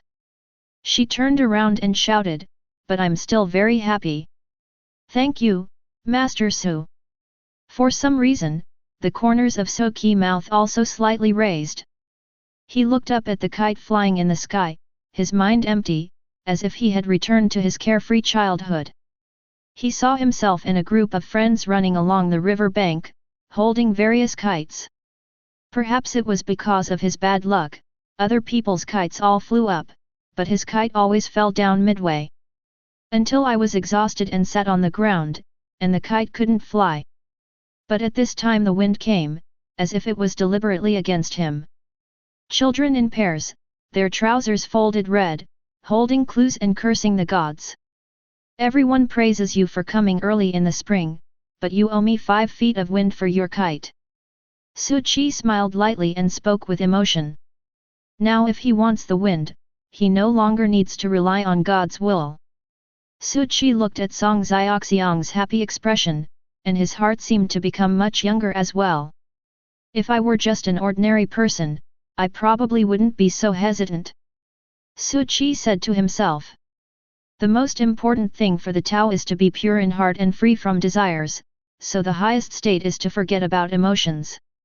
At this time, another voice in my heart said. This sentence was like a bucket of cold water, bringing Su Qi back to reality. Yes. Song Xiaoxiang is just an ordinary person. And he is an immortal. If the two of them were really together, 100 years later, would he be able to accept the fact that the young would send the old off? Can Song Xiaoxiang accept that she is getting older day by day while he remains young and beautiful? Su Qi closed his eyes. A struggle between conscience and desire began in my heart. Two voices were arguing in his mind, and he was the bystander. Bullshit, supreme forgetfulness. Can Song Xiaoxiang cultivate immortality? You are a person of great luck. With your protection, Song Xiaoxiang will definitely be able to cultivate the great way and grow old with you. How ridiculous! What if Song Xiaoxiang doesn't want to cultivate? Or if his aptitude is too low and he can never cultivate the great Dao in his lifetime? How can there be so many ifs? If you are hesitant and timid, how can you cultivate immortality? Love is the hardest to last, so those who are too affectionate will eventually become less affectionate. Nature is constant, so those who are willful will never lose their nature. Things in the world are unpredictable, so how do you know that you will stay together until old age? What a bunch of bullshit theories. You already have Song Xiaoxiang in your heart. She is destined to be someone you will never forget. Why do you leave regrets behind and do nothing? Don't cultivate immortality. Find a place to bury yourself. Becoming a stone is your best choice. The true meaning of Tao is to forget about emotions. Even if you are angry, it will be useless. This is your way to immortality. Then I'd rather not have eternal life. The two voices continued to argue, and Su Qi watched coldly. Ha ha ha. But as he watched, he started to laugh. As he laughed, the two voices in his heart stopped. Speak? Why don't you continue? Su Qi asked with a smile. There was still no sound in his heart, as if he was talking to the air. You're not going to say it anymore. Su Qi smiled and said, then let me tell you.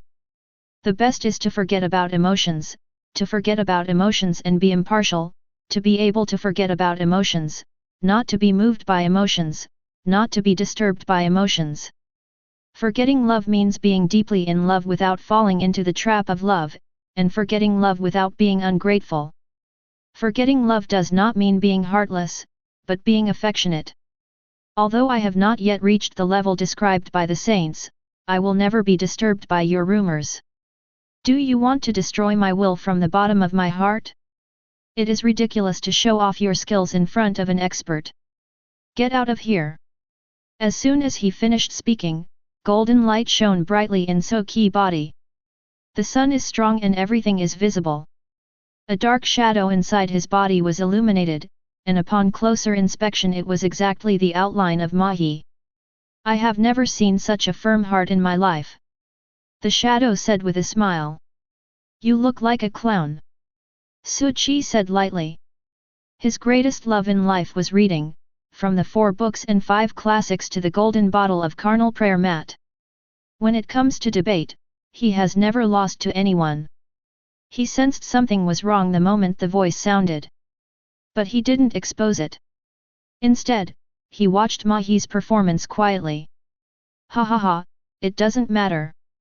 Although I can't disturb your day, O heart, when the master returns, you will die. Chapter 73. He'd better dare to come. Su Chi smiled faintly. He had a rough guess about the master in Mahakao.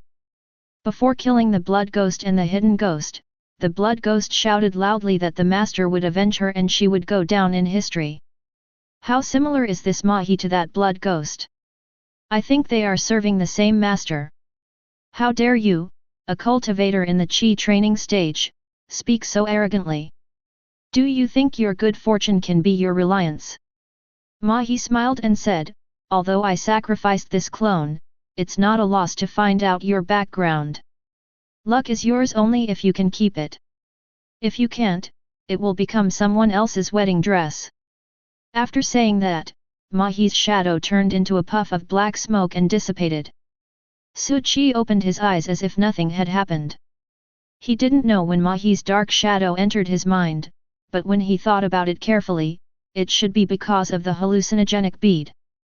Maybe Mahi hid a wisp of spiritual consciousness in the hallucinogenic bead, and after he picked it up, it invaded his mind. It's a pity that your acting skills are so poor. Su Chi said in his heart. But Su Chi felt a sense of crisis about the master mentioned by Mahakao. The master they were talking about should be a ruthless character. He used so many living people as sacrifices, so he must be an evil cultivator who shook the world. We need to improve our strength as soon as possible. Su Chi sighed. I thought that reaching the 1000th level of Qi training was already very impressive, but now it seems that I should not be complacent and should transform my entire body into spiritual power as soon as possible. After his whole body was transformed into spiritual power, Su Chi estimated that even cultivators in the tribulation crossing stage would not be able to break his defense. However, the 6400th floor is indeed a bit far away, and Su Chi is already thinking about whether to come up with some powerful moves. For example, Li Bai's instant sword. This move should be my strongest move. Does that mean I should go find Mahayana monks specifically, watch them fight, and take the opportunity to steal their moves? A thought flashed through Su Chi's mind. Then he immediately denied it. No, this is something that can only be encountered by chance. I am not yet able to compete with a Mahayana cultivator. If I am affected, my life may be in danger. In this case, we can only wait for the annual wishing ritual. Next year's wish has been fulfilled. I need a very powerful secret book. Just when Su Chi was planning for the future, Song Xiaoxiang ran over. Mr. Su, what's wrong with you? I just saw that you seem to be glowing all over. Song Xiaoxiang asked with a curious look on his face. Is it bright? Su Chi asked with a smile. After the debate with Mahi just now, he seemed to be much more open-minded. Sometimes, even if you understand a lot of principles, it is still difficult to live a good life. Su Chi decided to let everything take its course. Ah! Song Xiaoxiang opened her mouth slightly, then nodded. It is indeed quite bright. Yeah, it's called broad daylight. Su Chi said seriously. What a cold joke. Song Xiaoxiang rolled her eyes at Su Chi. Where's your kite? Su Chi looked at Song Xiaoxiang's empty hands and said. Ah! Song Xiaoxiang screamed, I was so worried about you just now that I forgot about it. The kite flew away with the wind and was never found. Without the kite, the two had to return. On the way back, Song Xiaoxiang was still in a bad mood and said frankly that he hadn't had enough fun. After returning to the Taoist temple, Su Qi began to practice. Thinking back, he seemed to be a bit lazy before and neglected to practice, which resulted in no luck recently and no improvement in cultivation. Just thinking so. A system pop-up window appeared. One Mahi's words gave you a sense of urgency, and you were eager to improve your strength. Go find a Mahayana monk, sow discord between them, let them fight, and you can be the sixth one to learn from them. Reward, Immortal Finger. To the Ice River City north of the Song Dynasty is a good place for cultivation. It can quickly improve your strength. Go there to investigate. Reward, Sky Gazing Technique. 3. Do nothing. Reward, Golden Luck plus 0.1, Price, Lifespan minus 100 years. Su Qi looked at the 3 options and decisively chose 3. I didn't expect that I could directly increase my golden luck now, but only deducted 100 years of my lifespan? That's too little. How about deducting 1000 years and giving me plus 1 golden luck? Su Qi murmured. It's a pity that the system has crashed, otherwise we might be able to bargain. Glacier City? Got it. I will never set foot in there again. Su Qi also noticed the second option. Although he didn't know what the sky gazing technique was, based on past experience, it should be a good reward. But it's useless. The system's withdrawal function has crashed. These physical rewards cannot be withdrawn at all and are of no use. And such high rewards are necessarily accompanied by high risks. Su Qi just wanted to say, grow up slowly, don't waste time. After adding 0.1 golden luck, Su Qi began to practice the Qi training technique. Sure enough, after a while, the improvement in cultivation level was triggered. Successfully reached the 1001st level of Qi training. 1 gold luck can allow me to practice Qi to the 1000th level, so 1.1 should allow me to practice to the 1100th level. Su Qi said in his heart. For the next 6 months, Su Qi never left the Taoist temple again. In half a year, his cultivation level increased by another 7 levels, reaching the 1008th level. In the blink of an eye, autumn is here. Qingzi City also has unique beauty in autumn. Autumn is the season of harvest. The wheat fields outside Qingzi City are busy with farm work. There were also many fallen leaves inside the Taoist temple. Although Wang Fengzi and Mi Ji cleaned every day, they couldn't stop the arrival of autumn. Su Qi stood in the courtyard, looking at the fallen leaves all over the ground, and sighed, there are so many fallen leaves in the palm garden, I feel sad that autumn has arrived. Brother Su, you spend all day in the Taoist temple practicing, yet you are still so sexy. I admire you. Wang Nanbo bowed and smiled.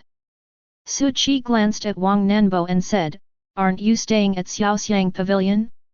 How come you have time to go back to the Taoist temple today? Nonsense. When did I live in Xiaoxiang Pavilion? Wang Nanbo chuckled and said, I've been having fun at the wine shop in the south of the city recently. I don't know where this boss got the ability to get the bamboo leaf green from Kaifeng. It's on par with the Tiangxians we from Chang'an. Then what are you coming back for? To have some fun.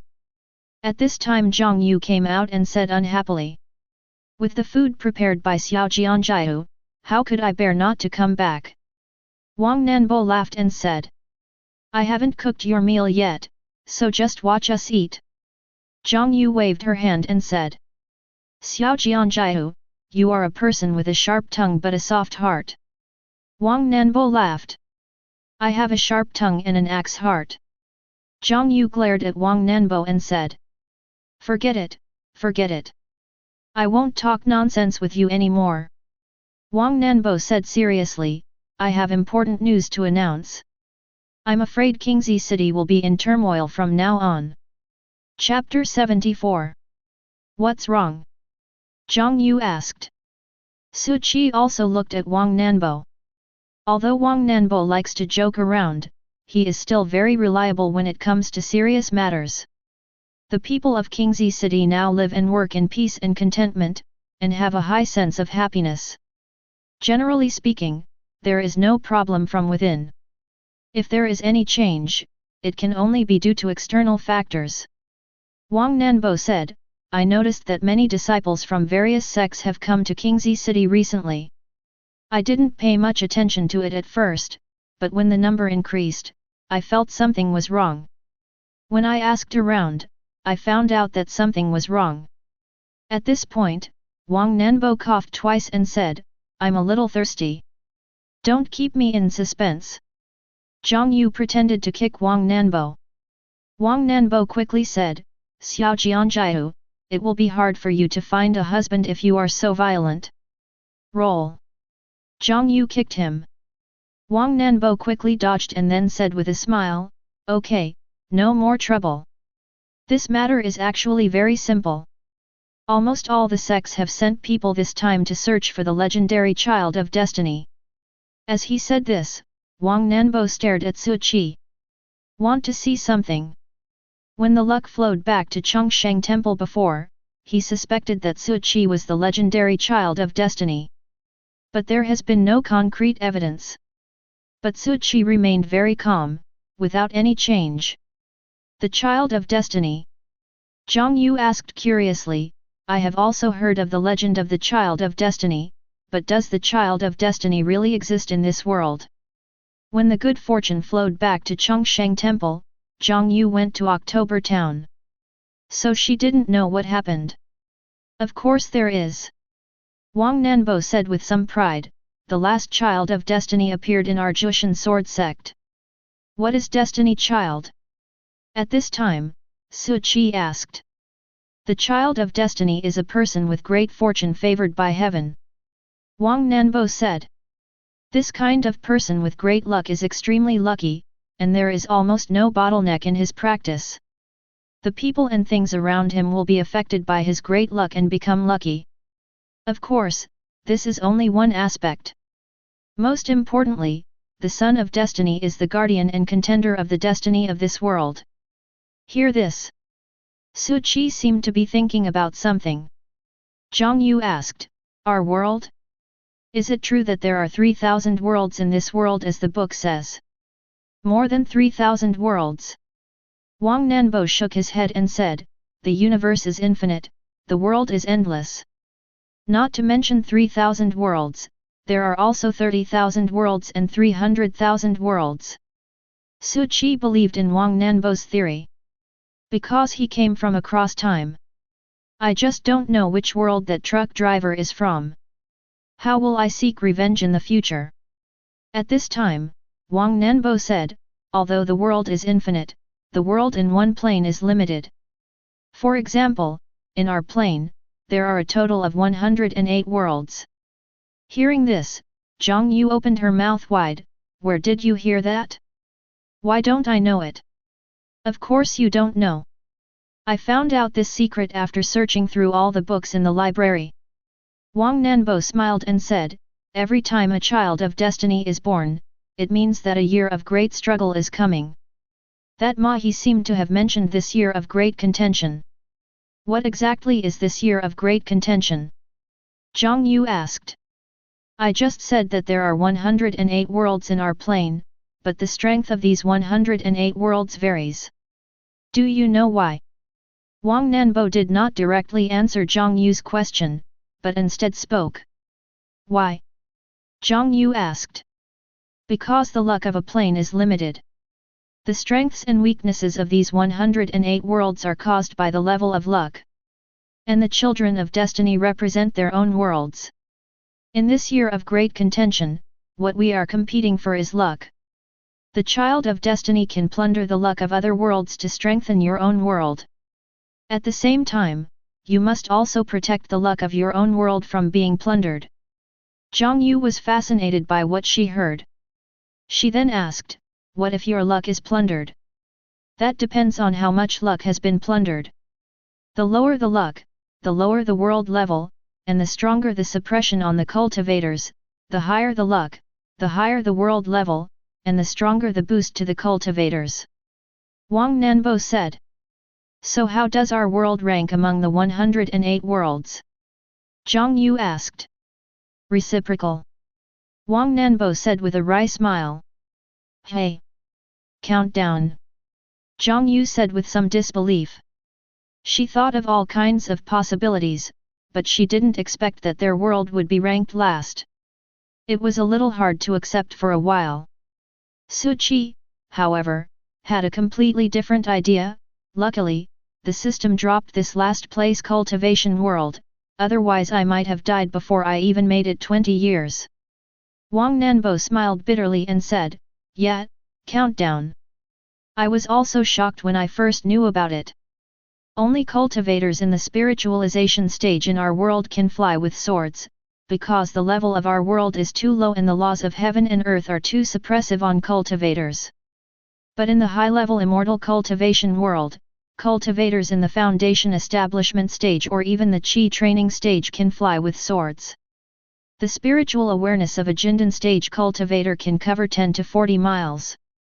After reaching the nascent soul stage, you can even fly in the air without the help of a flying sword, and it is not a problem to travel 1,000 miles a day.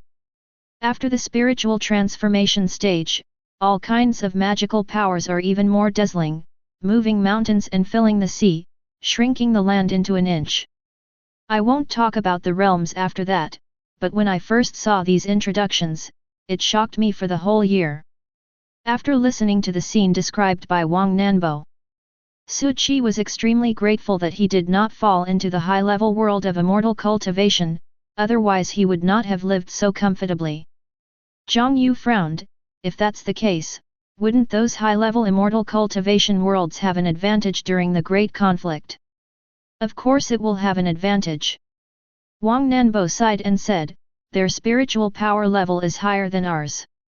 Although they will be suppressed by the laws of heaven and earth after coming to the low-level immortal cultivation world, they are still much more powerful than cultivators of the same realm. It's possible that an ordinary foundation establishment cultivator can easily defeat a golden core cultivator. If he is more talented, a foundation establishment cultivator can defeat a nascent soul cultivator. Su Qi suddenly felt something was wrong. From what he heard, there were cultivators from other worlds coming in the year of the Great Conflict, and they were so powerful. I should have known better than to convert my golden luck. This has delayed my great cause of becoming a Taoist priest. Su Qi felt secretly bitter. If he had known that changing the golden luck would bring such consequences, he should have survived for a few thousand years before changing it. However, the rules of heaven will naturally not completely favor the high-level immortal cultivation world. At most, they can only send cultivators in the spiritualization stage to our world, while we can dispatch cultivators in the Mahayana stage. This is one of our few advantages. Wang Nanbo continued. Chapter 75. But according to what you said, our Mahayana monks should not be as good as the Mahayana monks in the higher worlds. Zhang Yu said, in this case, it is not an advantage. You can take advantage of the situation. Wang Nanbo smiled and said, it would be a good profit if we can get a few spirit stones back from the advanced cultivation world. So what was the record in the last year of the Great Conflict? Zhang Yu asked curiously. It's terrible. Wang Nanbo hesitated for a long time before speaking. Tragic. Zhang Yu wondered, how tragic is it? According to records, 80% of the monks in our world died. The high-level monks were almost wiped out, and the low-level monks died in the millions, and the blood flowed for thousands of miles. Wang Nanbo said solemnly, even our son of destiny fell in the end. Zhang Yu opened her mouth, wanting to say something, but in the end, she could not say anything. At this time, Wang Nanbo laughed again and said, but fortunately we have defended it, otherwise even the cultivators in the spiritualization stage might not be able to fly now. Only cultivators in the fusion stage or even the Mahayana stage can fly.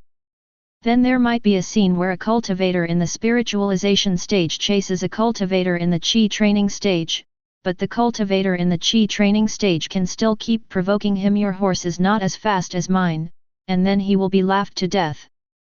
Think of that picture. Zhang Yu burst out laughing. Although it is a very heavy topic, I just want to laugh.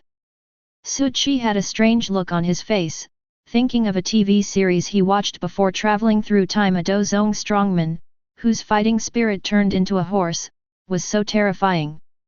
So, this time, all the major sects are looking for the child of destiny with the determination to find him. Wang Nanbo smiled and said, even our Jushan sword sect has come. The last time we had a great year of contention, we won a narrow victory, or we could say it wasn't a victory. This time, I hope we can have a small victory. When the world level is raised, our strength will also increase dramatically. So when will this year of great contention begin? Zhang Yu asked again. Su Chi also listened carefully, and a sense of urgency arose in his heart. If he is really the son of destiny, how can he survive in this year of great strife? Before that, you have to improve your strength as much as possible. It depends. Maybe 1 year, maybe 100 years, maybe 1,000 years. Wang Nanbo shook his head and said. Why can't you be sure? Zhang Yu asked again. Because the conditions for the opening of the year of great strife are that all the sons of destiny appear in 108 worlds. The order of appearance is based on the world rankings. Our world is ranked 99th, which means that there are still 9 worlds behind where the sons of destiny have not appeared. Wang Nanbo said. In other words, the time when the destiny child appears in the world is uncertain. Zhang Yu nodded and said. Having said that, the situation is still not optimistic.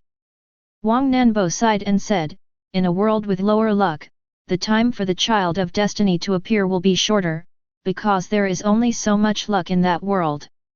Zhang Yu felt a little heavy in her heart. In the last year of the great strife, 80% of the monks died. How many will survive this year? What if the luck of a world has been plundered? Su Chi finally asked. Wang Nanbo said, then, they will be completely eliminated from this plane and reduced to a lower world, waiting for the revival of spiritual energy. The next few days.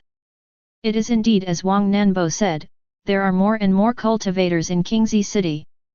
Fortunately, these monks were very well behaved and did not cause any trouble. In fact, they had set out a year ago, but the results of the test at that time were too broad, showing that a person with great luck was born in the southwest region, so it was delayed for so long. Qingzi City is the last stop in the entire southwest region.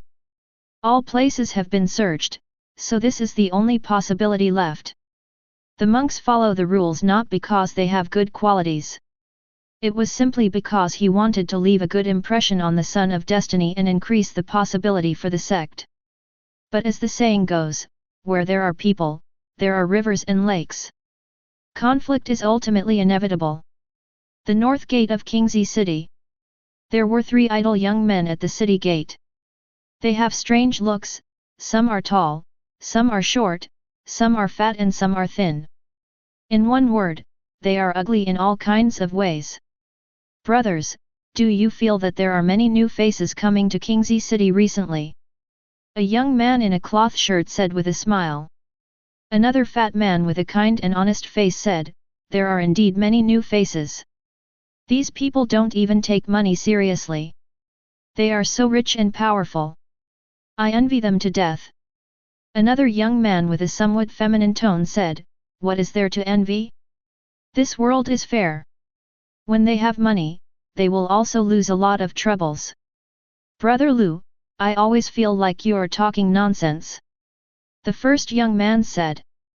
The fat man nodded in agreement, listening to your words is like wasting 10 years of study. The feminine young man sneered, you think I'm talking nonsense, but if you taste it carefully, you will find that it contains many philosophies of life.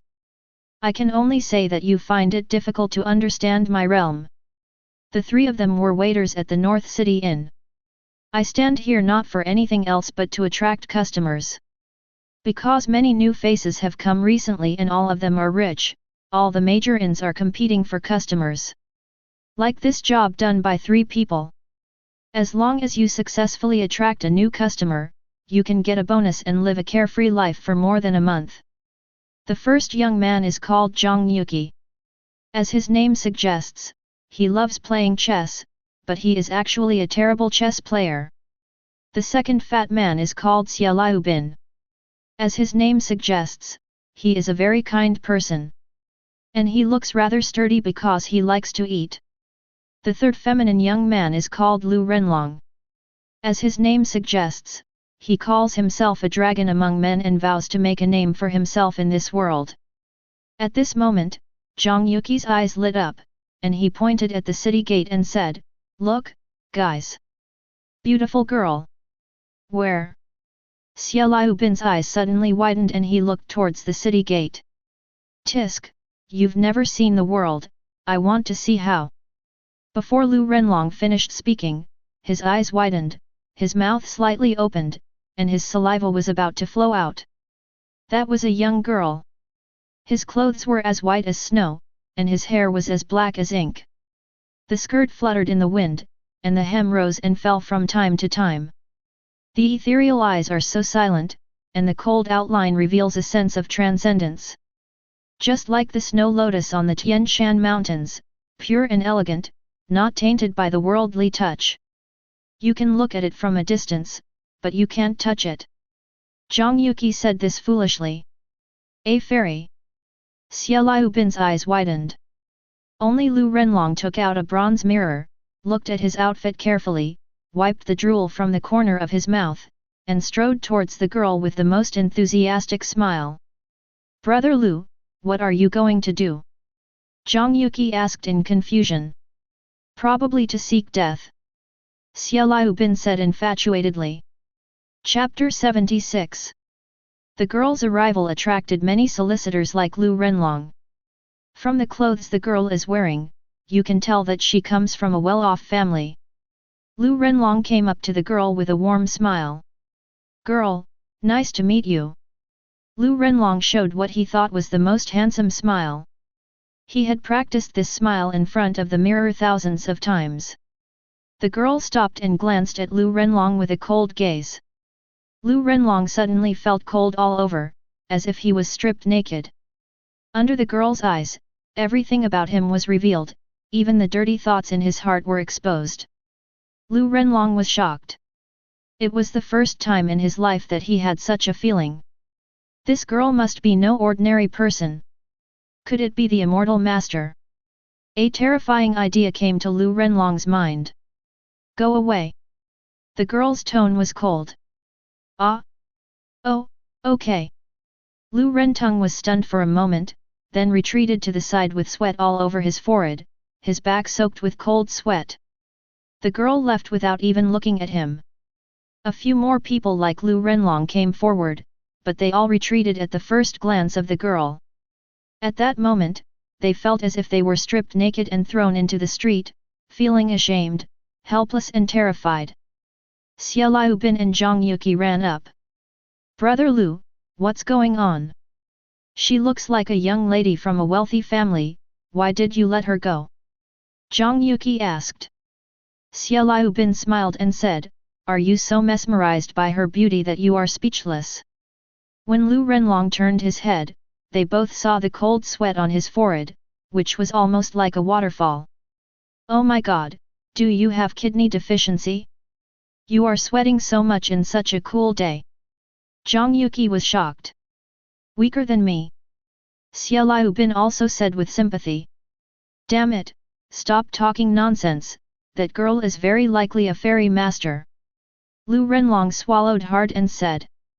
He never wanted to have that kind of experience again in his life. "Master." Zhang Yuqi and Xia Liubin were both stunned. It was a bit unbelievable to watch the girl leave. But when I thought of that kind of pure and elegant temperament, I felt that it was not impossible. What a mess! At this moment, Xia Liubin said with a look of annoyance. A question mark appeared above Lu Renlong's head. "A girl 3 years older than you, brings you gold bricks, a girl 30 years older than you, brings you the kingdom, a girl 300 years older than you, brings you elixirs, a girl 3,000 years older than you, ranks among the immortals." Xia Liubin said angrily, "What a great opportunity you have missed." "Then go ahead."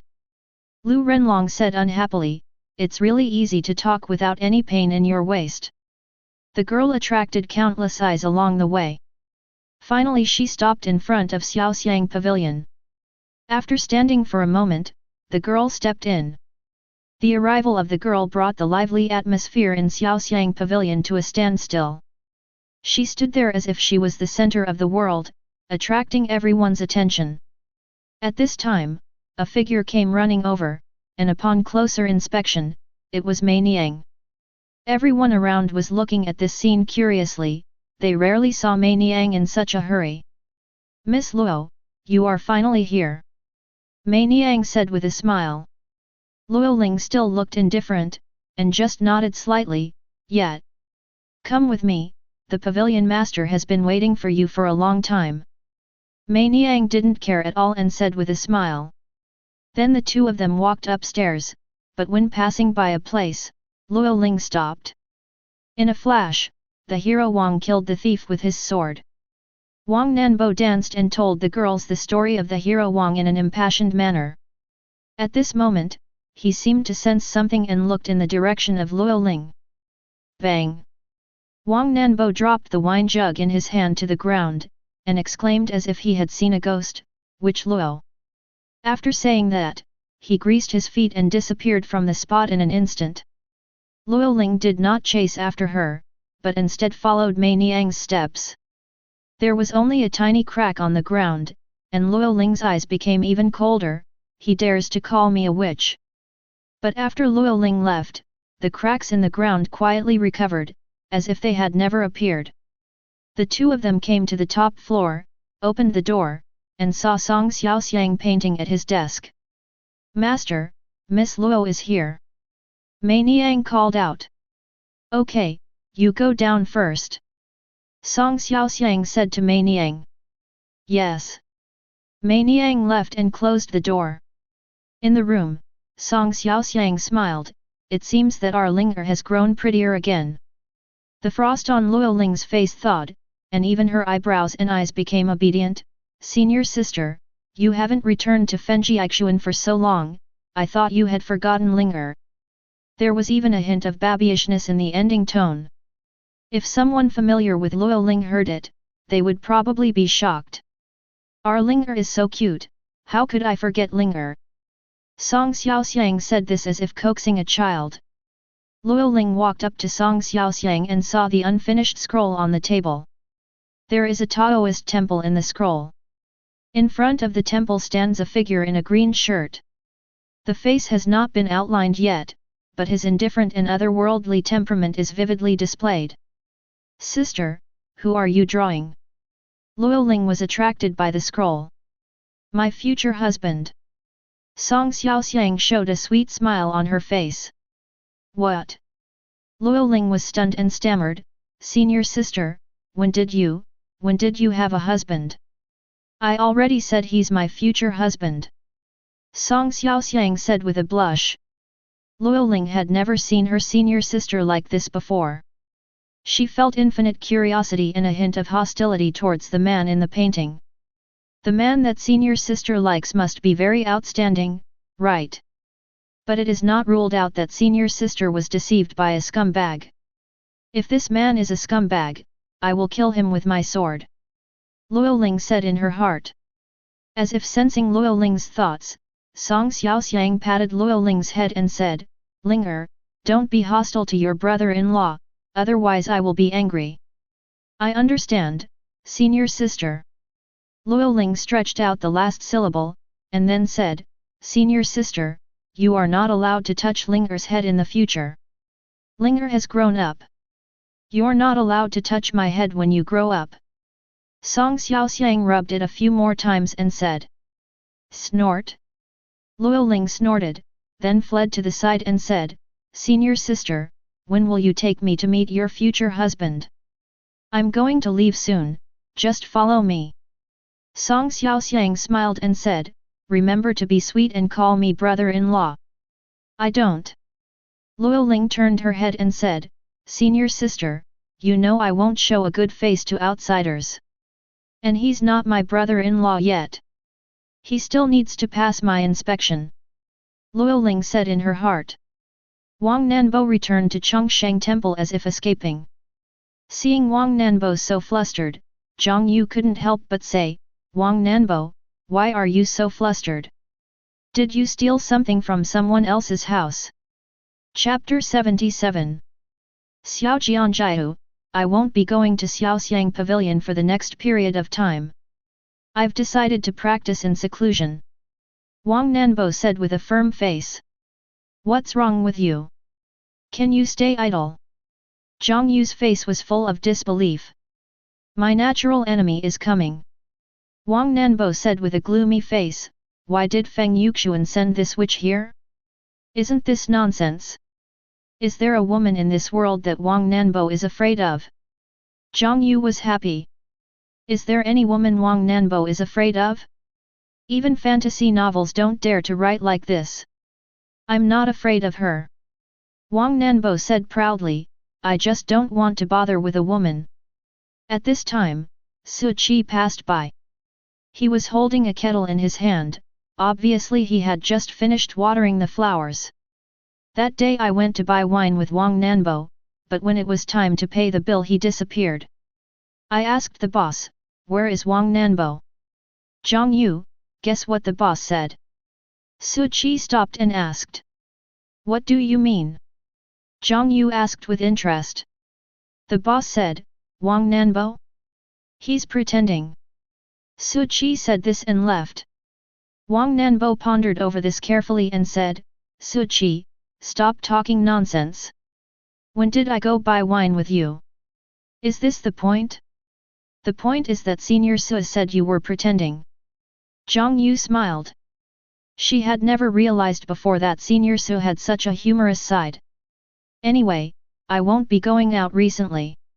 It just so happens that I have already touched the threshold of the late stage of the spiritualization realm. It's time to make a breakthrough.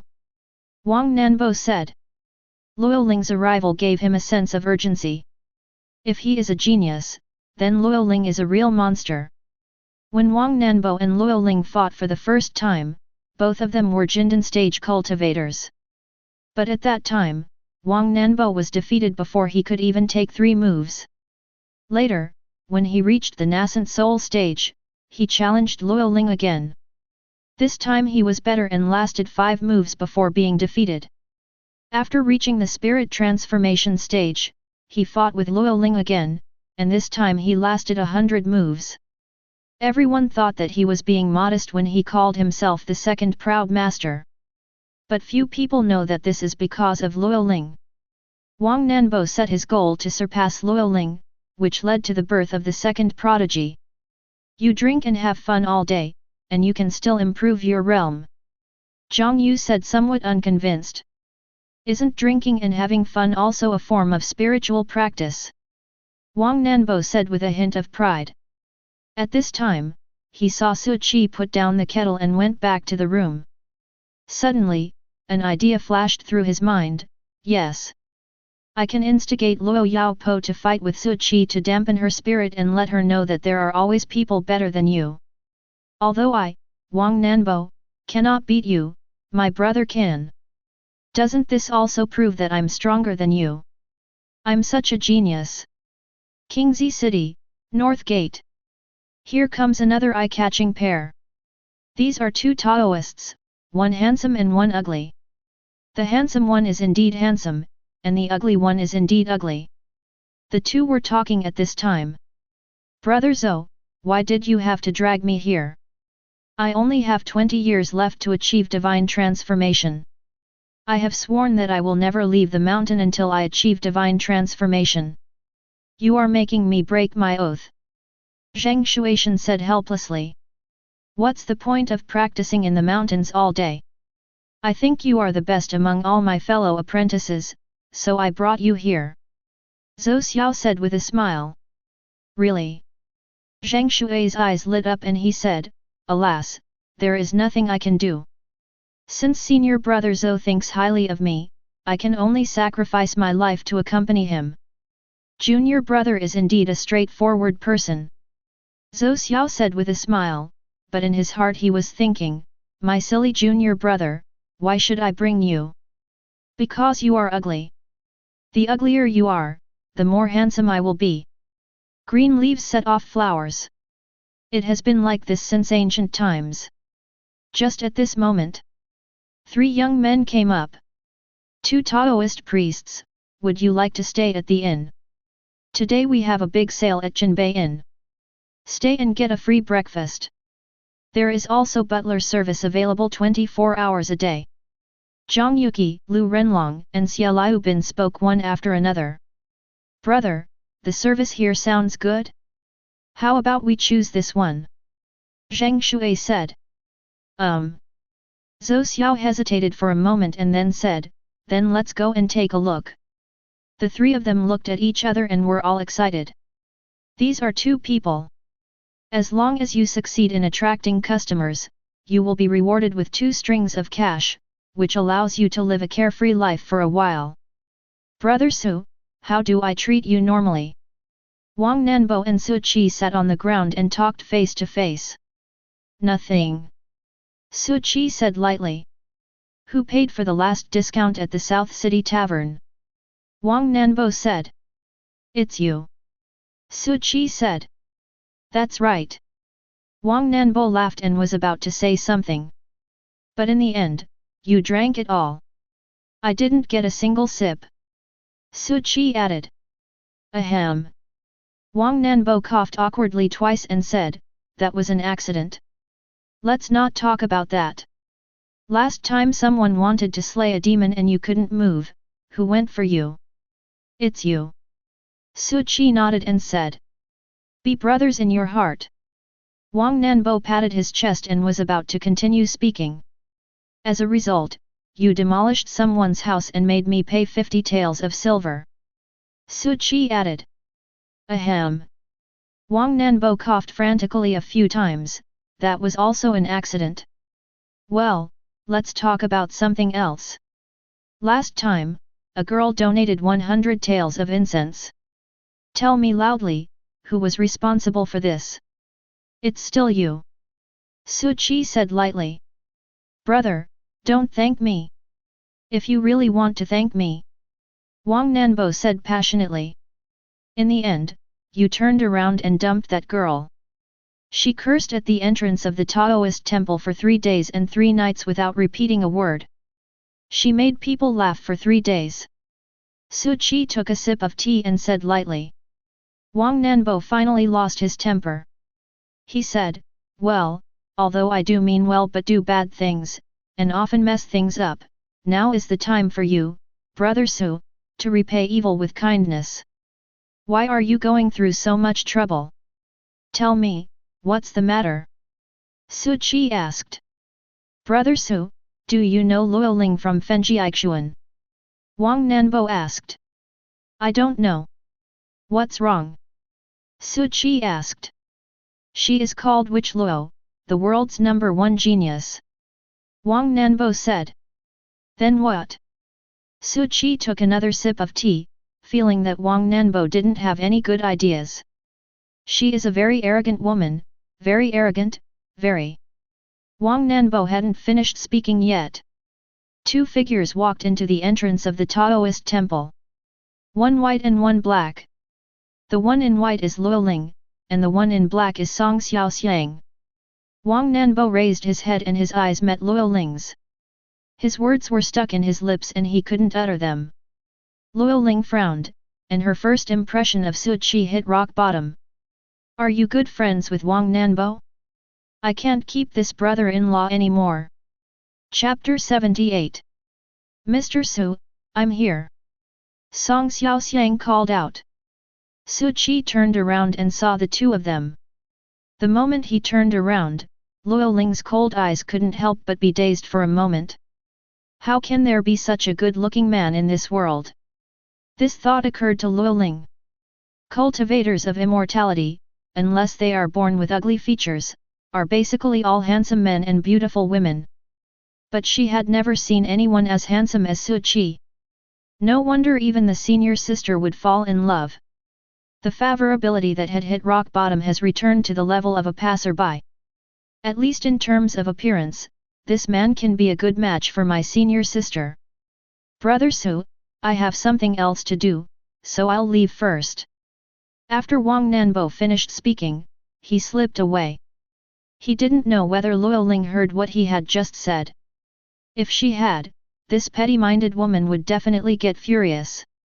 Luo Ling looked at Wang Nanbo's back. He sneered in his heart, with murderous intent in his eyes, Wang Nanbo, just wait for me. You're here. Who is this? Su Qi looked at Luo Ling and asked. This is my junior sister, Luo Ling. Song Xiaoxiang introduced with a smile. Luo Ling. Su Qi suddenly understood why Wang Nanbo ran away. It turned out that the real culprit came when they were saying bad things. Then he smiled and said to Luo Ling, hello. Luo Ling had a cold face and didn't want to pay attention to her, but Song Xiaoxiang coughed lightly. Hello, hello. Luo Ling said this with an unnatural expression. Song Xiaoxiang said to Luo Ling again, Linger, this is Abbot Su Qi. No. Luo Ling said with a cold face. Mr. Su, you go ahead and do your work. I'll take Linger to help Sister Zhang Yu. Song Xiaoxiang said with a smile. Good. Su Qi nodded. Luo Ling followed Song Xiaoxiang and asked, Senior sister, where are we going? Cook. Song Xiaoxiang smiled. Cook. Luo Ling's voice rose 8 octaves, as if she was frightened. Keep your voice down and don't make a fuss. Song Xiaoxiang knocked Luo Ling on the head. Luo Ling's eyes showed anger, and her favorability towards Su Qi, who had just brought back the passerby, once again fell to the bottom. Senior sister is a heavenly figure, how can she cook for a man? How could he bear to do that? How dare he? Sister. How can you cook for a man? Luo Ling held Song Xiaoxiang's hand and said. Cooking for the people you love is a happy thing. Song Xiaoxiang chuckled and said, Linger, if you find someone you like in the future, you will also cook for him. Master is right, men are the root of trouble. Luo Ling shook her head and said, even if you kill me, I will never cook for a man. Senior sister, I feel like you've been blinded by your emotions. Wake up. You're Feng Yuxuan's disciple. Men are all playboys. They can't be trusted. Linger, Mr. Su is different, and he is your future brother-in-law, so you can't say bad things about him. Senior sister. In the end, Luo Ling was reluctantly dragged to the kitchen by Song Xiaoxiang. At this time, Zhang Yu was washing the ingredients. Sister Zhang Yu, I'm here to help you. Song Xiaoxiang said with a smile. Sister Xiaoxiang, you came just in time. Today we are going to make mapo tofu. Zhang Yu said with a smile. Then she noticed Luo Ling and asked, who is this? Song Xiaoxiang introduced, this is my junior sister, Luo Ling. Then she patted Luo Ling and said, Linger, call Zhang Yu sister. I don't want it. Luo Ling said with a straight face. Zhang Yu was suddenly shocked. Why did the name Luo Ling sound so familiar? She soon remembered. Fenjiaixuan Luo Ling. The witch Luo as mentioned by Wang Nanbo. A woman that even Wang Nanbo is afraid of. Zhang Yu smiled and said quickly, no need to call me sister, hello Luo Ling. Hello. Luo Ling's expression relaxed a little. Her first impression of Zhang Yu was pretty good. This girl has been spoiled since she was young, don't blame sister Zhang Yu. Song Xiaoxiang said apologetically. No, no. Zhang Yu said quickly. In fact, she was quite curious about Luo Ling. How powerful must this woman be who even scared Wang Nanbo? Song Xiaoxiang went up to help, and Luo Ling watched from the side. But the more I looked at her, the angrier I became. Senior sister is so skilled, I'm afraid she must have cooked a lot for that guy named Su. Thinking of this, she could no longer stand there, so she turned around, left the kitchen, and headed straight for the main hall. Luo Ling returned to the main hall. Su Qi is meditating. Luo Ling became even angrier. Her senior sister was busy running around there, but this guy was just sitting there doing nothing. The surname is Su. Luoling Jiao shouted. Su Qi opened his eyes and saw Luoling with an angry look on her face. Miss Luo, what's wrong? Su Qi was a little confused. You're still not a man. Luoling said. Su Qi pondered for a moment and then said, to be precise, I am still a boy. Luoling was stunned for a moment, then pointed at Su Qi and said, come out with me, I want to challenge you. Ah!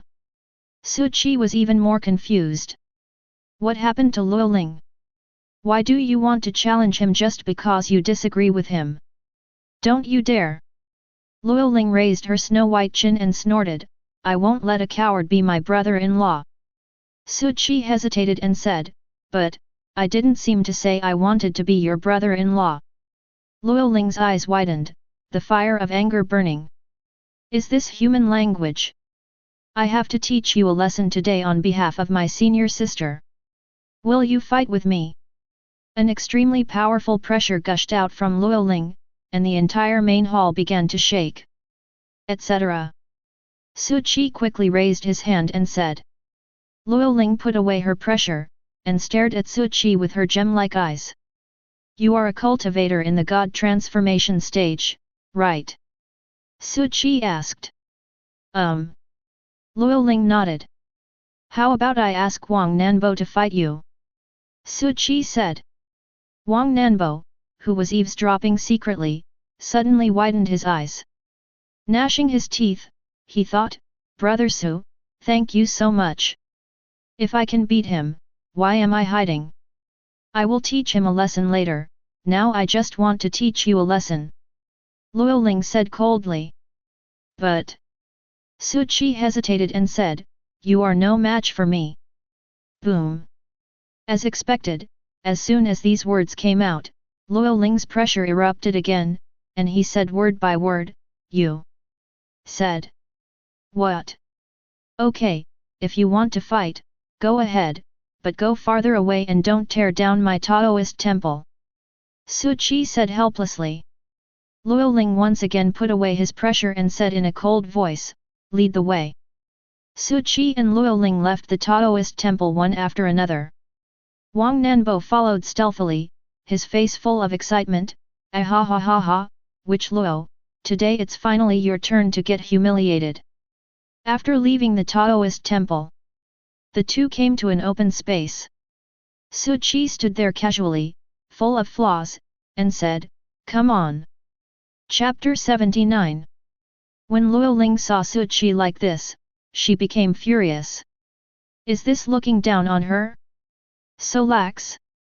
I advise you to be more serious. Luoling said coldly. As the world's #1 genius, Luoling's strength is unquestionable. It is no exaggeration to say that it is a sweeping achievement of the contemporary world. Yeah, okay. Su Qi nodded and said. But there was a sense of laziness all over his body. Wang Nanbo, who was hiding in the dark, was secretly happy, ha ha ha, Brother Su did a good job. This witch is going to be PD off. Luoling's expression became increasingly cold. Since she has already reminded the other party and the other party did not take it seriously, don't blame her for taking drastic measures. Boom. The terrifying pressure came towards Su Qi like a tidal wave. The ground couldn't bear the horrible pressure and started to crack. Shocking cracks spread towards Su Qi. The air wailed as it was crushed by the pressure, forming a vacuum area. Is this the transformation of the spirit? Su Qi was a little surprised. I feel he is much better than Wang Nanbo. But Su Qi just stood there, neither dodging nor avoiding. Although it looks powerful, it actually has no effect on him at all. If this kind of pressure were to come from an ordinary qi cultivating cultivator, he would probably be crushed in an instant and turned into a ball of blood mist. No, it should be said that all cultivators below the Jindan stage will be crushed instantly. Even nascent soul cultivators would probably have to kneel down.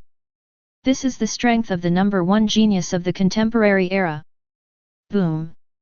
The terrifying pressure acted on Su Qi. The ground beneath his feet suddenly cracked, like a flower bud blooming. Su Qi's thin figure seemed to be fighting against the heaven and earth.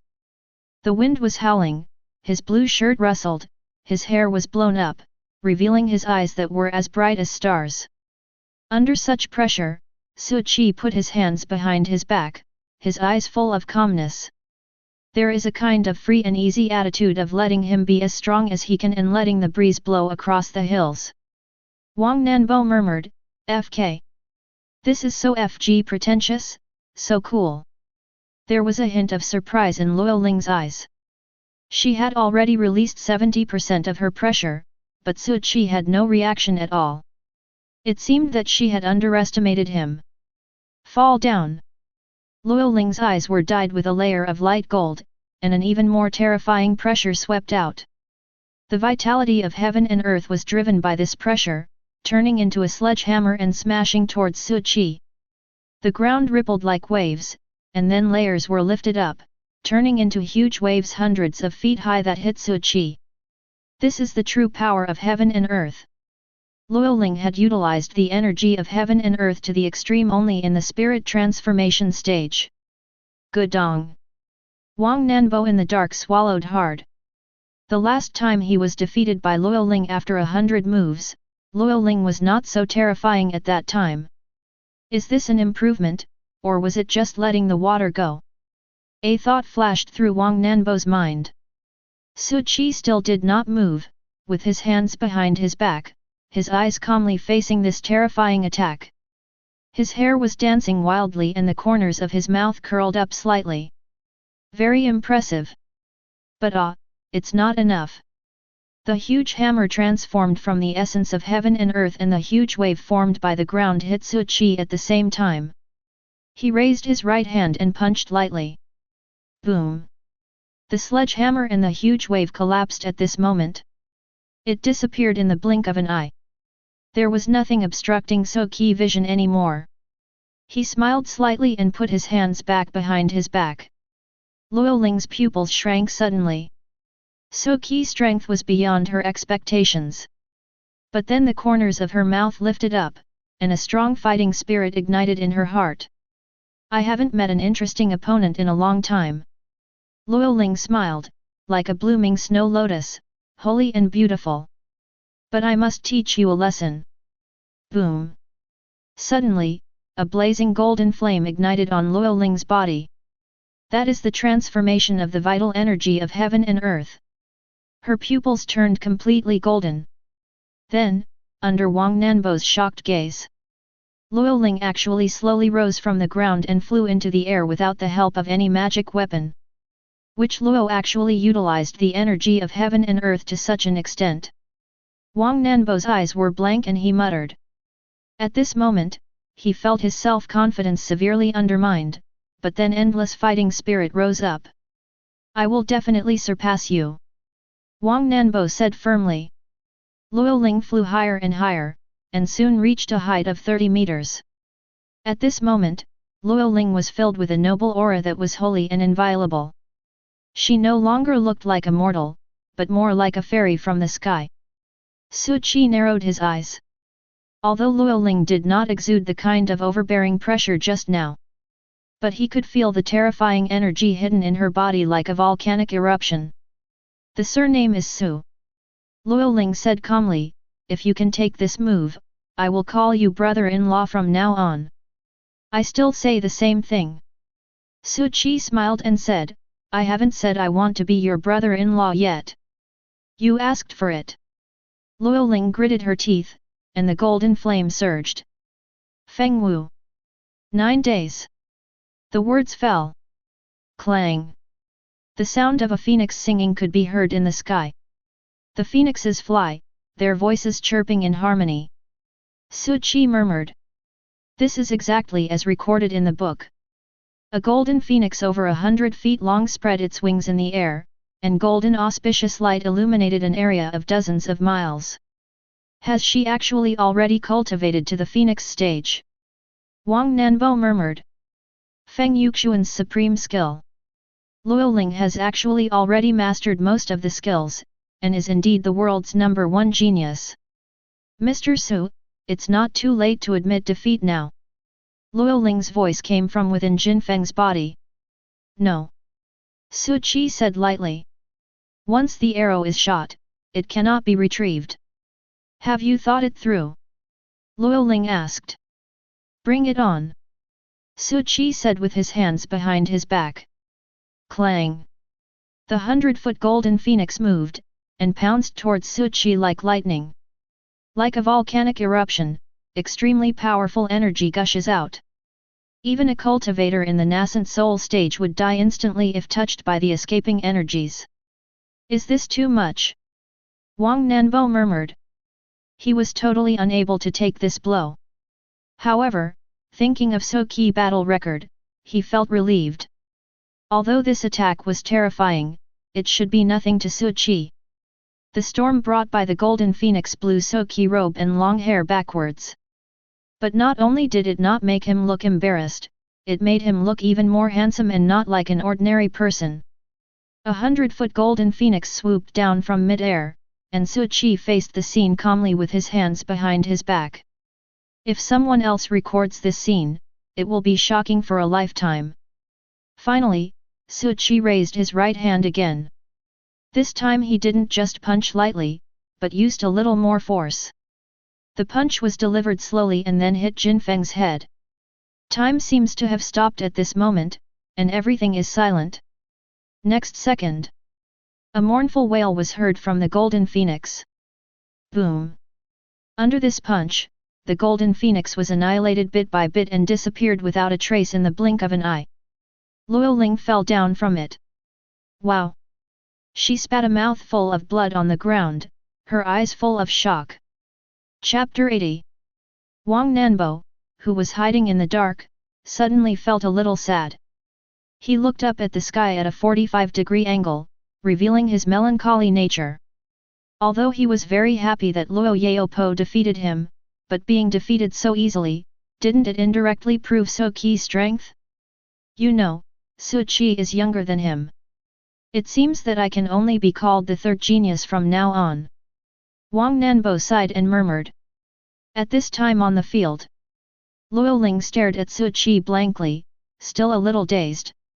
His strongest move was broken just like that? Su Qi still looked lazy. Luo Ling doubted that he hadn't even used much strength just now. For you. Su Qi took out a handkerchief from his arms and handed it over. Unnecessary. Luo Ling wiped the blood from the corner of her mouth with her hand. Then she stared at Su Qi and asked, How many years old are you this year? Hearing this, Su Qi thought seriously for a moment and then said, I can't remember, more than 60. Hearing this, Luo Ling clenched her fists. If Su Qi told her that he was 500 or 600 years old, she would be able to understand it more clearly. But only in his 60s?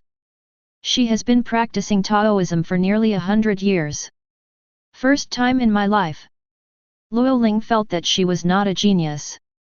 The guy named Su in front of her was the legendary genius, right? Then she stood up.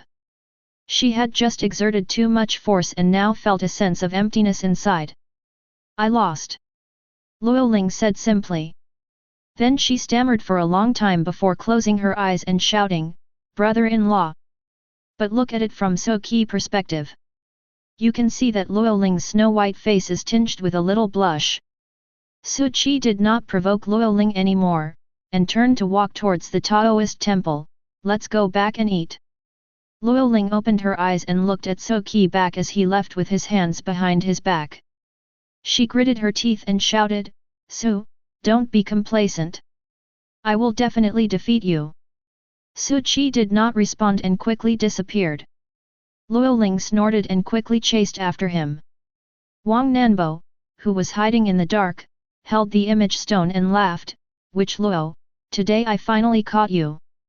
I didn't expect you would be shy sometimes. After Su Qi returned to the Taoist temple, he sat down in the main hall again. After a while, Zhang Yu and Song Xiaoxiang came up with the food. Mr. Su, come and try the mapo tofu I made. Song Xiaoxiang said with a sweet smile. Good. Su Qi nodded. With Zhang Yu around, the food Song Xiaoxiang cooks tastes pretty good, at least she doesn't make any weird dishes. Just then, Luo Ling, still looking a little pale, walked in. Compared to the pride she had when she first came, she was now obviously a little unnatural. Linger, come and sit down. Song Xiaoxiang greeted with a smile. Luo Ling responded with little interest. All the way she was thinking about the punch that Su Qi used to defeat her. She was sure that Su Qi didn't use any skills, he just used an ordinary punch and she was defeated. She even suspected that there was a huge gap of 2 levels between their realms. Otherwise there is no reason to lose so badly. After seeing these delicious dishes, Luo Ling was a little surprised and asked, "Senior sister, did you make this?" "I made these." Song Xiaoxiang pointed at a few dishes and said, "The rest were made by sister Zhang Yu." "Oops, am I late?" Just at this moment, Wang Nanbo's voice came from outside the door, and he walked in with a smug look on his face. "Hey, isn't this Witch Luo? Long time no see." Wang Nanbo pretended to have just seen Luo Ling and said with a smile.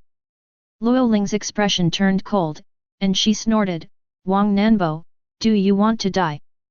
"Oh, the weather is nice today, so I just wandered around. I was lucky, and I saw everything I should and shouldn't have seen." Wang Nanbo chuckled.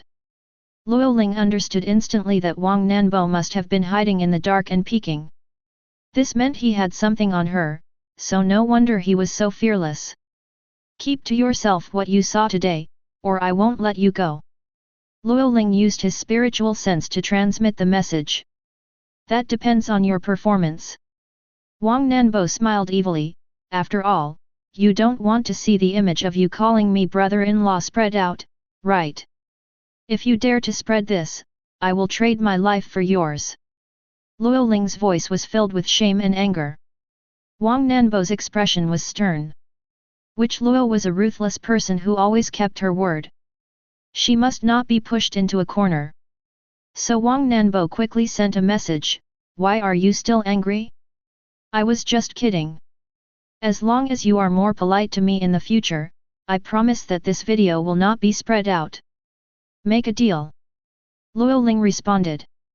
The two ended their telepathic communication. The expressions on their faces were different, but they all acted as if nothing had happened. However, Su Qi felt that there must be something fishy going on. Before, when Wang Nanbo saw Luo Ling, he was like a mouse seeing a cat. Why did he suddenly become so brave now? North City Inn. Zhang Shui and Zhou Xiao were let in.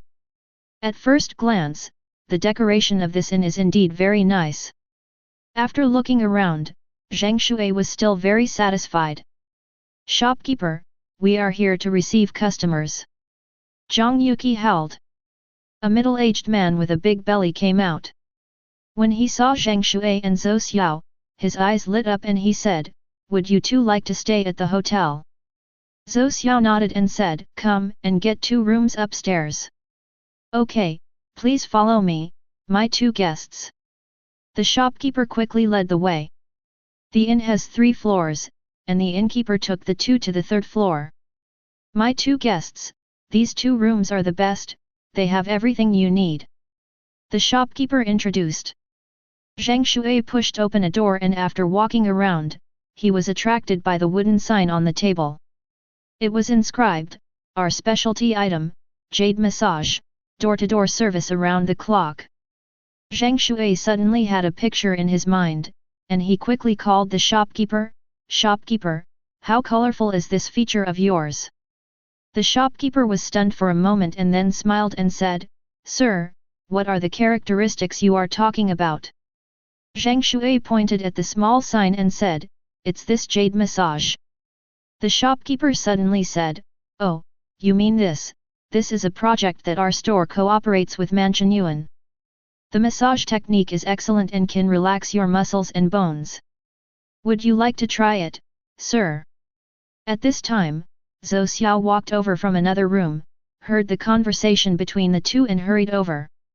When he saw the sign, a smile that every man understands appeared on his face, as if to say, "Junior brother, you are the one who came up with this trick." Zhang Shui coughed twice and said, "I'm a little tired from the long journey. Brother, do you want to try it too?" Zhou Xiao waved his hand and said, "I won't try. The mission is more important. I'll go out for a walk first." After saying that, Zhou Xiao left first. "Boss, please arrange it for me." An expectant smile appeared on Zhang Shui's ugly face.